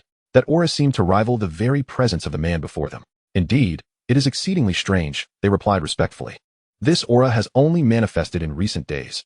I surmise it belongs to a creature from the deep sea that has recently emerged after a breakthrough, the national general reflected, his voice flowing steadily. The essence was certainly no less formidable than his own. Hearing this, both men were simultaneously taken aback. A creature from the deep sea? Could there be a domain more terrifying than the vast ocean? The vast ocean is not limited to the area we guard. It is no exaggeration to say that what we defend is merely a small fraction of the ocean, essentially its surface. Sensing the confusion on their faces, the national general elaborated. Pausing momentarily, he continued before they could respond. In other words, the area we currently protect is merely the weakest tier of the beast-infested ocean. Venturing further into the depths, even I would likely meet my end. As he concluded, his tone grew gravely serious. At this moment, Philong and Tianai felt a tempest of emotions swell within them. The notion that their guarded territory was merely the ocean's surface was staggering. There existed even more terrifying realms beneath. Especially when the national general asserted that even he could perish there, it was profoundly alarming. What level of power must reside in such depths? The national general was the strongest among humanity, a figure who had achieved the formidable rank of king. Even he felt fear regarding that domain. What kind of monstrous beast could emerge from such a place? I have summoned you here to make you aware of the unusual aura present, so you may return and prepare yourselves. I fear that changes may soon be upon us. The national general stated, his demeanor no longer calm. A frown creased his brow, and a hint of gravity appeared on his face, underscoring the seriousness of the situation. I need you to relay this information to everyone. A great catastrophe may soon be upon us. With a heavy sigh, he waved his hand, signaling for Philong and Tianai to depart. Understood, General. We shall act immediately. The two had never witnessed such an expression on the national general's face. Turning, they hurriedly made their way toward the Federation Center. The reason the national general refrained from conveying this information through the communicator was to allow them to experience the aura firsthand, ensuring they were adequately prepared upon their return. En route, they pondered that the most terrifying presence had yet to emerge from the surface of the vast ocean. The national general's words echoed in their minds. An incessant refrain, a sense of inexplicable anxiety surged within them. Philong, what do you think? Tianai inquired after a moment as contemplation. The general's words cannot be mere fabrications. Moreover, we indeed felt that eerie aura just now, Philong replied, pausing before continuing. That aura nearly suffocated us, and that was from such a distance. Imagine if that presence were to manifest before us. What would happen then? Tianai, reflecting on Philong's words, grew solemn. The origin of that aura is undoubtedly complex. We must promptly inform Jinha of this matter. Having said this, both men unleashed their energies, propelling themselves to their utmost speed. Half an hour later, they hurried into the conference room. What brings you back so soon? Jinha exclaimed upon seeing their anxious expressions. There is trouble, Jinha, they exclaimed, relaying the national general's words verbatim. Upon hearing their account, Jinha's expression shifted dramatically. He had no doubt about their claims. After all, they were the direct words of the national general. He had not anticipated the situation had escalated to such severity. We must prepare immediately to confront whatever lies ahead. Jinha, known as the brain of humanity, quickly regained his composure and began devising a strategy. Messenger, enter. He called out loudly to the door. A moment later, a figure rushed in with great swiftness. My lord, relay the message. The entire human domain is to enter a state of level 1 defense. Jinha urgently commanded. The messenger paused, a look of bewilderment crossing his face as he stared at Jinha in disbelief. My lord, a level 1 alert for the entire human domain? He asked, perplexed. Level 1 alert. Go now? Jinha reiterated his command. As soon as he finished speaking, the messenger hastily turned and exited to execute the order. A level 1 alert is no trivial matter, especially one that applies to the entire human domain. What does this signify? Level 1 alert. Activated only when a 6th-tier demon attacks a city. A level 1 alert for the entire human domain signifies the emergence of entities surpassing 6th-tier demons, or a special alert concerning unknown creatures. According to historical records, since the solar eclipse, a level 1 alert for the entire human domain has only been triggered once. This alert has been preserved through time, and now it was being invoked today. Moments later, a thunderous sound reverberated throughout the entire human federation like a rolling thunder. Soldiers and ordinary citizens alike, busy with their tasks, were drawn to the sound, halting their actions and gazing skyward. Suddenly, someone's expression changed dramatically. Pointing towards the sound reverberating from above, he trembled as he uttered, "That is the highest alert signal for all humanity." Upon hearing this, The people surrounding him were instantly gripped by profound terror. Though they were unfamiliar with the specifics of a level 1 alert, they understood its significance. In an instant, the entire central city and various base cities began to descend into chaos. The fear within the hearts of the populace surged rapidly alongside the blaring alarms, as if unrest were imminent. Ladies and gentlemen, do not panic. The reason this alarm has been activated is that it heralds the approach of a dire situation. Please return to your designated stations. Jean He's voice resonated throughout the human domain alongside the alarm. Listen, it is Lord Jean He's voice. Remain calm. With Lord Jean He present, there is nothing to fear. Clearly, the esteemed Jean He held immense weight in the hearts of the people. A single utterance from him was sufficient to quell the impending turmoil. A level 1 alert? The plan has been initiated earlier than anticipated? Seated in his abode, Lin Qing grasped the communicator in his hand, receiving directives from the Federation's center, his expression one of uncertainty. Moments later, the communicator chimed again, emitting a crisp sound that conveyed but a few terse words. The plan commences. Following this were the specifics regarding their respective domains. After a brief glance to ascertain the territory he was to conquer, Lin Qing stepped out of his residence, soaring into the air, transforming into a streak of golden light as he rushed towards the city gates. The Yunwu Marsh, situated in the southeast of the Human Federation, lay 1,500 kilometers from the Federation Center. It was an exceedingly perilous habitat for the aberrant beasts. This was the domain for which Lin Qing was responsible. Even before approaching the marsh, a repugnant stench mingled with the scent of blood assailed his senses, inducing nausea. In nearly every hazardous area inhabited by aberrant beasts, there existed a creature akin to a king. Deep within the marsh, a voice bellowed, "Boss. It seems that the bigwigs from the 10,000 Great Mountains have issued a death order recently, forbidding us from venturing out." Another replied, "Indeed. It has been ages since we feasted. I can hardly recall the taste of mere ants." Two four-legged, striped aberrant beasts expressed their grievances towards the creature before them.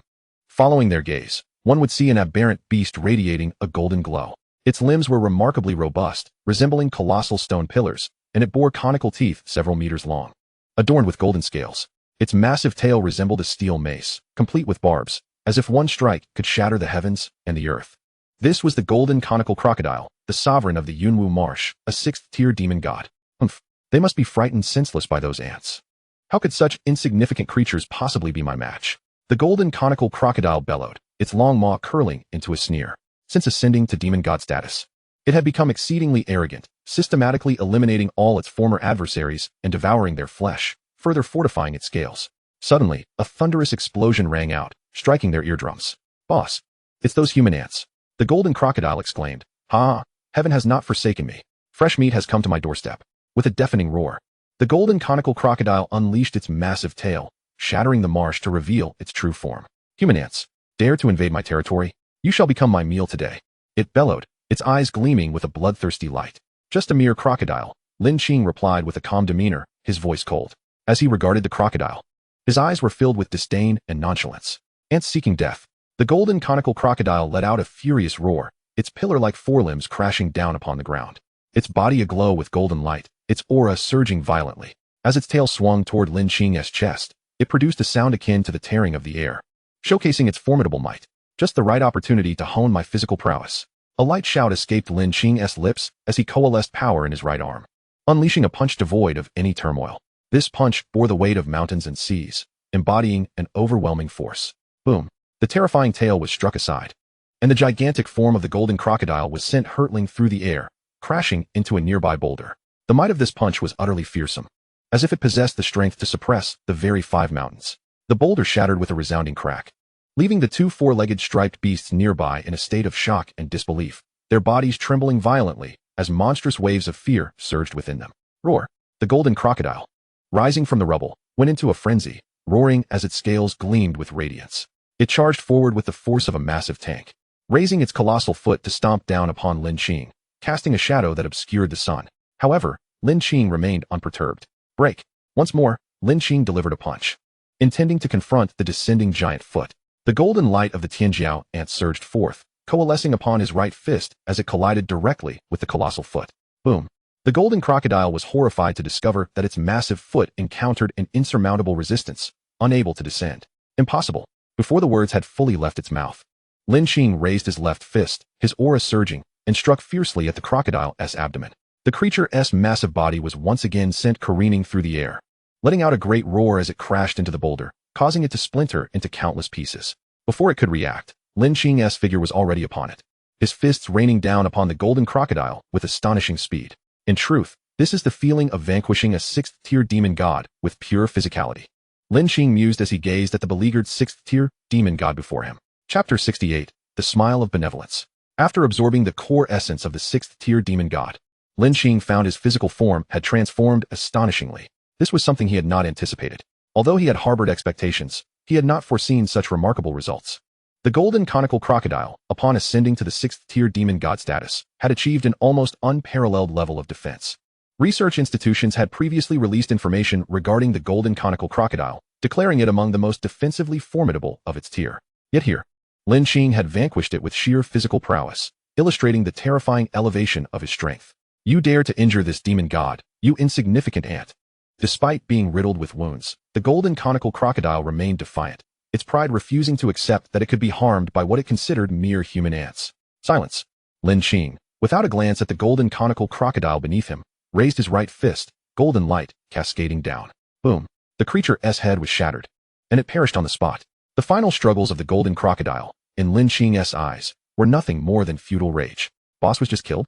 Is this human truly the one that the great ones of the 10,000 great mountains spoke of, the one capable of slaying the monstrous beings? Run. The two four-legged striped beasts were already trembling in fear, their teeth chattering. They were acutely aware of their boss's defensive capabilities. To be slain by a flurry of punches? How could they not feel terror? As Lin Qing slowly turned his gaze, a crimson light flickered in his eyes, fixating on the two 5th-tier aberrant beasts not far away. Why do I suddenly feel a chill down my spine? Me too. The two aberrant beasts had just turned to flee when they felt a prickling sensation on their backs, as if they were sitting on needles. Stiffly, they turned around to find a benevolent face staring back at them, adorned with a gentle smile. Gulp.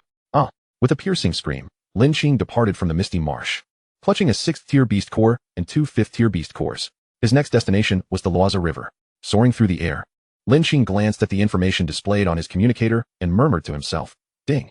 System task activated. Eliminate 5 6th-tier demon gods. Reward, 20% fusion rate and half of the companion skill experience points. Failure penalty, deduction of 10% fusion rate. Do you accept? Momentarily taken aback by the sudden mechanical voice echoing in his mind, Lin Qing was somewhat astonished. I didn't expect there to be a penalty this time. Yet he felt no concern. Given his current strength, eliminating demon gods of such caliber would be quite effortless. Accept. Thus, he decisively chose to accept. After all, a 20% fusion rate was an opportunity too good to pass up. Kumping speed forth.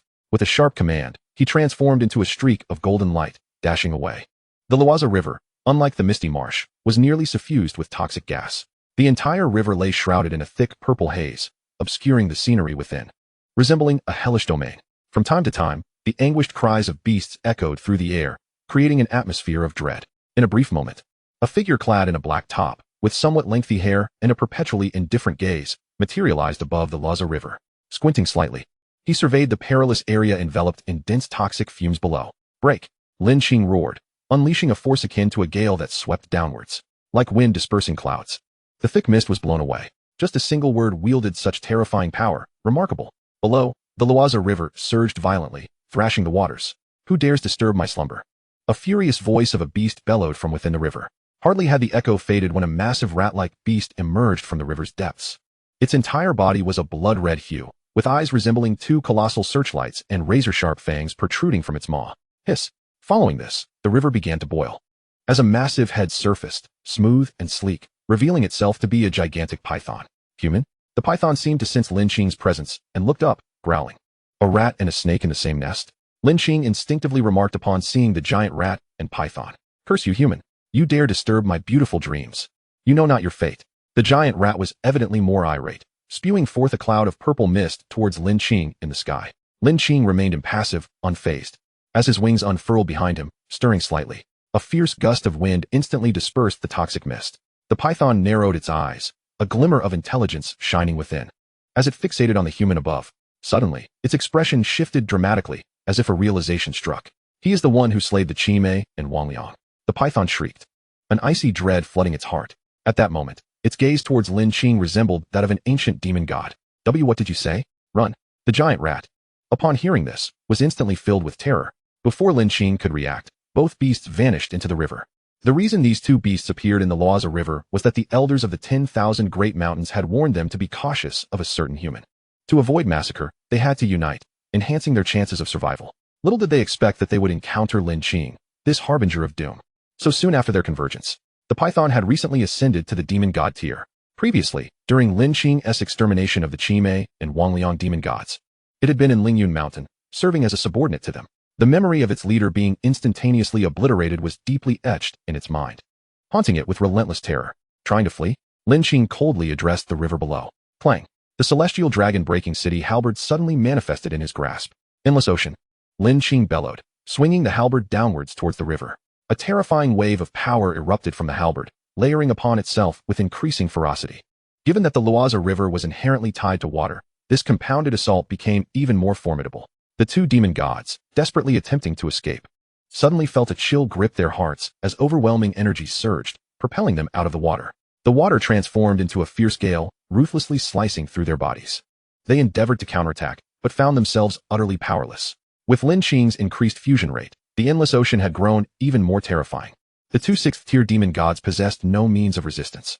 A colossal water vortex erupted, filled with the anguished screams of the beasts. Lin Qing's gaze remained indifferent, akin to a grim reaper wielding dominion over life and death. With a sharp command, the vortex detonated, unleashing two bursts of crimson mist, leaving behind only two scarlet golden cores. The surrounding beasts of the Luoza River trembled in fear, paralyzed by disbelief. Their king had been so effortlessly vanquished. The figure before them resembled a grim reaper, mercilessly reaping lives. Chapter 69, Continuous Absorption, Breakthrough. Simultaneously, in various perilous locales, true immortals clashed with sixth-tier demon gods. Panlong, you humans are insidious and treacherous, resorting to ambushes. No honor in combat. A burly middle-aged man scoffed derisively. Your demon beasts are not so innocent either, Soul Bull. The Panlong true immortal retorted. Both sides were, after all, seasoned adversaries, and neither was poised to yield. In the depths of the ancient demon mountain, a figure knelt on the ground, trembling and drenched in cold sweat. Lord, two more demon gods have been slain. If a human true immortal were to witness this figure kneeling in such terror, they would undoubtedly be astonished. For the figure on the ground was none other than the king of the 10,000 great mountains, the blood shadow evil light tiger, a seventh-tier beast king. Yet now, it lay in abject fear upon the ground, motionless. Blood shadow, you cannot even defend a trivial outer domain. What worth are you? A shadowy figure loomed before Blood Shadow, obscured by a shroud of black mist. Its voice, though calm, bore an overwhelming pressure that rendered Blood Shadow breathless. My lord, grant me another chance. I will surely slay that accursed human. Blood Shadow, evil light tiger, sensing the true wrath of the figure before it, hastily pleaded for mercy.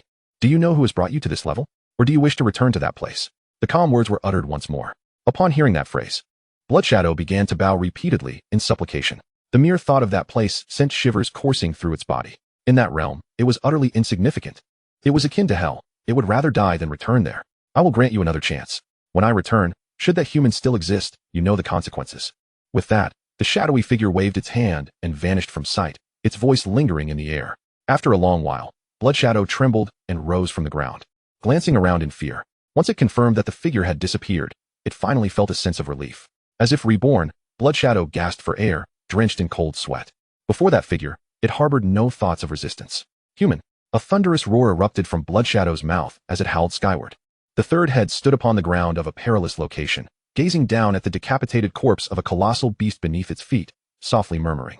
This is a crimson-crested fiery spider monkey, a sixth-tier demon god, reigning as the sovereign of this treacherous land. Not long ago, it was vanquished by Lin Qing. Ahead lies the ancient demon mountain, Lin Qing mused. The ancient demon god is typically guarded by the true immortal of the Exalted One. However, following recent events, the true immortal has ceased to occupy this perilous site and returned to the Federal Center. Consequently, the ancient demon mountain has become an unguarded stronghold.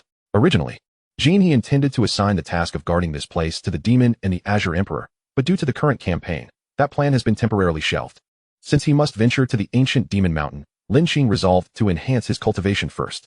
He had already slain all the newly ascended sixth-tier demon gods in the vicinity. Yet, he still needed to eliminate two more to fulfill the system's quest. To complete this mission, entering the ancient demon mountain is inevitable. The number of high-tier beasts within the mountain is uncertain. Previously, they were overseen by the true immortal. But with his absence, Lin Qing must ensure his own safety. Though the rewards are enticing, one must be cautious of losing one's life. Finding a secluded cave, Lin Qing sat cross-legged and retrieved a sixth-tier beast core from his spatial pouch. He began to silently chant. System, absorb the core essence. Ding. The system commenced its absorption. Moments later, he felt a wave of heat surging within him, resonating with a thunderous roar as it crashed back and forth, nourishing his flesh and augmenting his strength. Although this beast essence was not as potent as that of the previous Chime, it still significantly enhanced his power. Glancing at his experience panel, he noted, power level, star radiance level 4, 42. A 6th-tier demon god's core essence indeed elevated him by 1 star. It was clear that disparities existed even among demon gods. Lin Qing sensed the changes in his internal power and murmured to himself. After this, he produced another core and resumed his absorption. 2 hours later, Lin Qing slowly opened his eyes, exhaling a breath of turbid air, his face alight with joy. He had absorbed the core essences from the 3 6th-tier beasts he had slain that day, elevating his power from 4 stars to 7. This was undoubtedly a tremendous delight for him. With this newfound strength, he now possessed adequate capability to protect himself while continuing on his quest within the ancient demon mountain. Rising to his feet, he flickered and vanished from the spot. My lord, what urgent matter summons us? Several figures, exuding reverence, addressed the crimson-tinged figure seated in the main seat. These individuals were 6th-tier demon beasts of the ancient demon mountain, now transformed into human form. Standing respectfully before the crimson figure, the newly ascended ones nearby have been slain, the crimson figure declared darkly. Could it be the 3 generals at work? One among them exclaimed in surprise. To them, 6th-tier demon beasts were typically impervious to true immortals unless engaged in direct confrontation. No, it was that human brat who killed Chime. The crimson figure retorted, shaking his head, his voice dripping with hatred. It is because of this brat that our plans were thwarted, leading to the emergence of that lord. He nearly cost me my life. His fury was palpable. Yes, my lord. The others replied in unison, exchanging glances. You 5 will act together. Ensure his death. The crimson figure instructed after a moment's contemplation. As soon as he finished speaking, the group fell silent. Is my lord perhaps overestimating that brat? A bald man questioned, skepticism lacing his tone. We 5 are 6th-tier demon gods. We are not on the same level as Chime. Why must we all strike down a mere human? The crimson figure shot a piercing glare at the bald man, the implication clear. Are you instructing me on how to carry out my duties?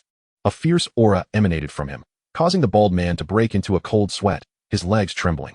Moments later, they departed together, heading to the periphery of the mountain to ambush Lin Qing. Before long, a figure appeared within their line of sight. Is that the brat? The bald man muttered, his gaze fixed on the silhouette. The others nodded in agreement. Regardless of whether it's him or not, he's still human. He must die. A gaunt man declared coldly. Indeed, a long-haired man concurred, his face marred with numerous scars, lending him a menacing appearance. Come out. Do all beasts lurk so sneakily? As Lin Qing landed, he immediately sensed the malice radiating from his surroundings, a distinct characteristic of demon beasts. Chapter 70. The initial battle at the Demon Mountain. Boom. Several figures leaped and landed on the ground. How dare you trespass alone into the ancient Demon Mountain? The bald man sneered at Lin Qing. I relish the taste of tender-skinned humans. He cackled ominously. Lin Qing remained silent, merely shaking his head with a slight smile. This brat dares to laugh. Has he lost his wits? Is he here for sightseeing? The bald man guffawed, mocking Lin Qing's demeanor. I am here to kill you, Lin Qing stated softly, his expression unchanging. You intend to kill us? The bald man shot him a sidelong glance, murderous intent igniting within his eyes, a terrifying spectacle. Human, I shall tear you apart, he roared, gesturing his companions to stay back. With a furious shout, he lunged at Lin Qing. His true form was that of a crimson copper giant ape, renowned for its formidable physical strength, bearing the moniker of Diamond. Its defense and offensive capabilities were truly astounding. With a resounding crash, he unleashed a punch, as if the very heavens trembled in response, infused with an aura of brutality aimed at obliterating Lin Qing. His expression was one of disdain and indifference, viewing Lin Qing as nothing more than an insect, easily crushed. With a cold snort, golden light enveloped Lin Qing as the power of the heavenly horned ant surged into his arm, and he retaliated with a punch. Boom! A colossal fist shadow erupted, embodying the force of Lin Qing's strike, a terrifying sight to behold. The onlookers were taken aback as they saw the bald man's punch completely cover Lin Qing, eliciting cold laughter from them. To challenge the bald man in raw strength is sheer folly. But in the next moment, a wretched scream erupted from the bald man, his arm convulsing in agony as a cracking sound echoed, causing him to be sent hurtling backward, crashing against a massive tree and flying several hundred meters away. Lin Qing's fist, akin to a mighty mountain, unleashed a terrifying and domineering force that directly suppressed him. The remaining spectators stared, dumbfounded, unable to believe their eyes. The bald man had lost to a human brat in pure physical power? With just a single punch? Roar!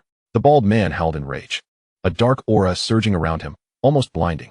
He revealed his true form, pounding his chest and roaring in fury. In the next moment, a gargantuan figure loomed above Lin Qing, casting a shadow over the entire area. Lin Qing looked up, his brows furrowing.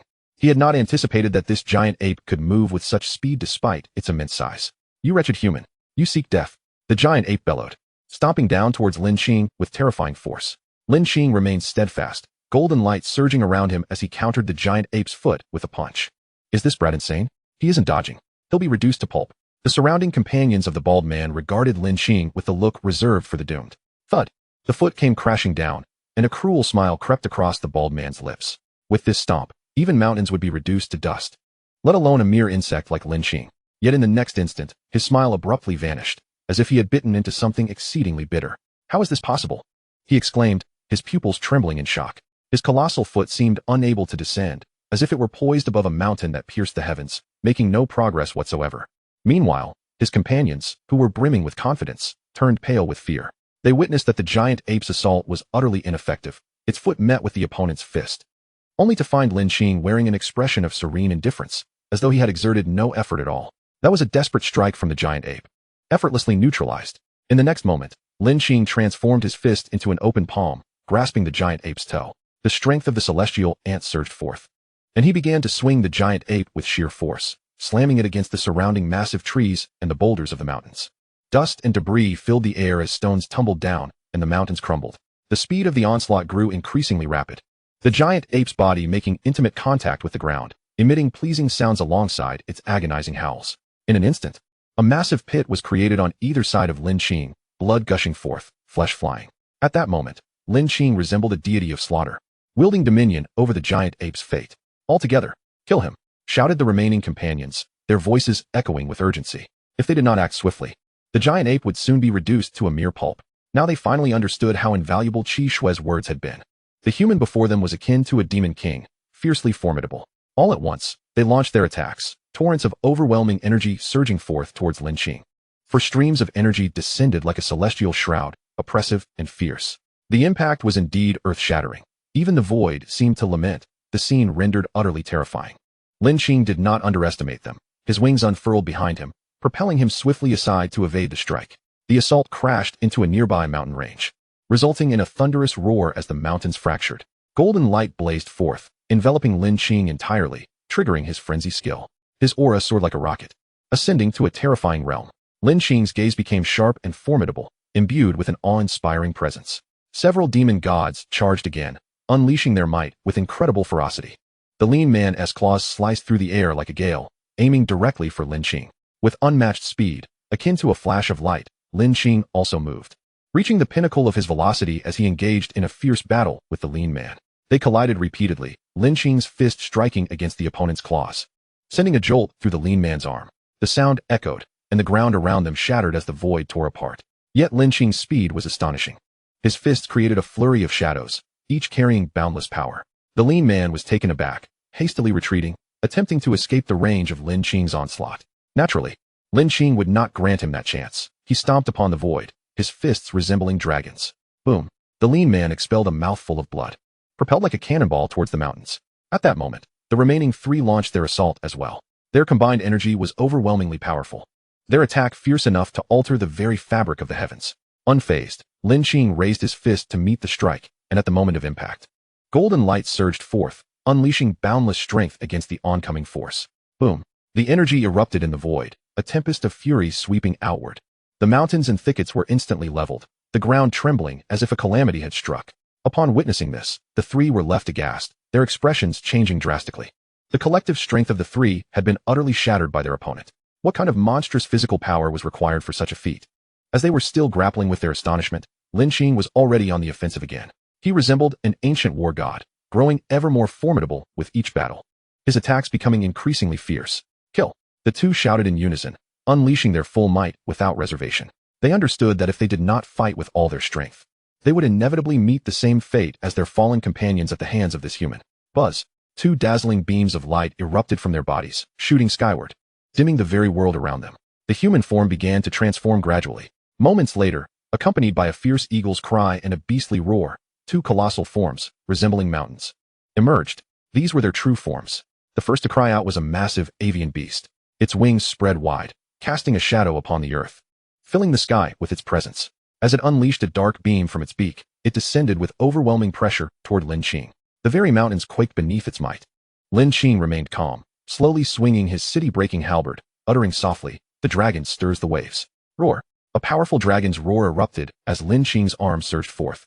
The tip of his halberd aimed at the dark beam. A terrifying force emanated from the weapon, transforming into a cerulean dragon that roared as it charged forward. Boom. The dark beam and the dragon collided violently in midair, creating a cataclysmic explosion that altered the landscape. For a moment, the dragon's roar pierced the heavens, echoing through the skies. The dark beam dissipated, yet the dragon's might remained undiminished as it surged toward the avian beast.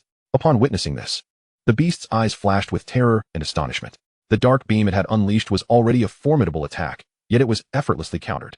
Seeing the dragon approach, the avian beast spread its wings, attempting to flee with all its might. A tempest arose, yet it proved futile as the dragon's speed only intensified. Boom. In a flash, the dragon pierced through the avian beast's body. A mournful cry escaped the avian's beak, its body being shredded by the dragon's might, plunging it into agony. Blood poured from its massive frame, cascading to the ground like a rain of crimson. Lin Qing did not cast another glance, turning instead toward the remaining demon god.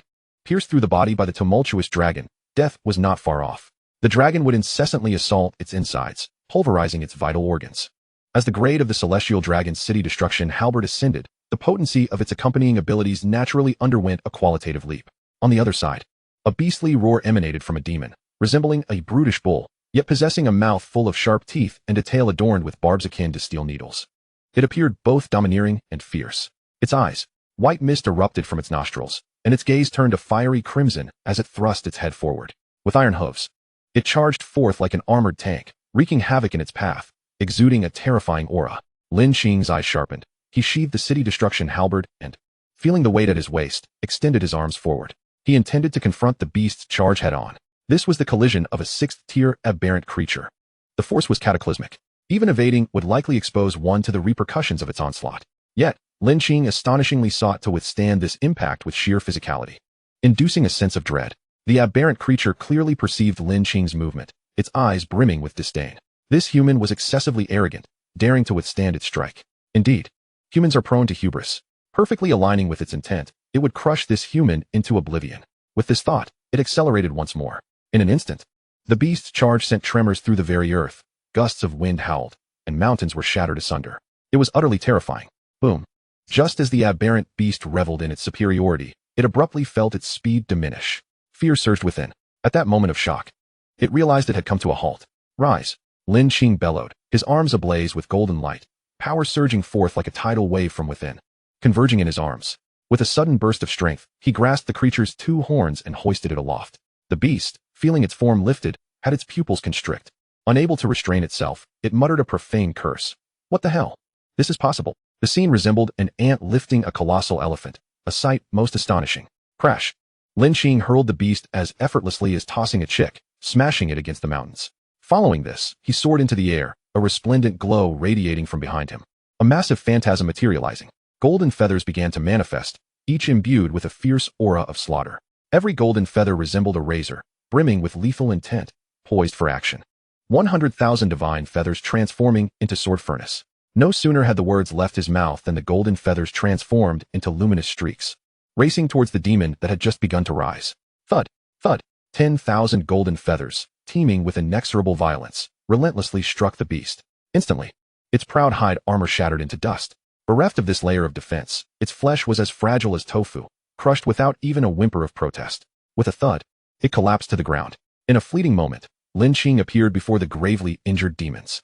His gaze turned cold as he raised and lowered his halberd. This battle had reached its definitive conclusion. With a sweeping motion, he grasped the core essence in his hands, a knowing smile spreading across Lin Qing's face. Simultaneously, the system's voice echoed in his mind. Ding. Congratulations, host, for completing the task. Reward, 20% fusion rate, and half the experience points for accompanying abilities. A wave of ecstasy washed over Lin Qing's face. Marvelous.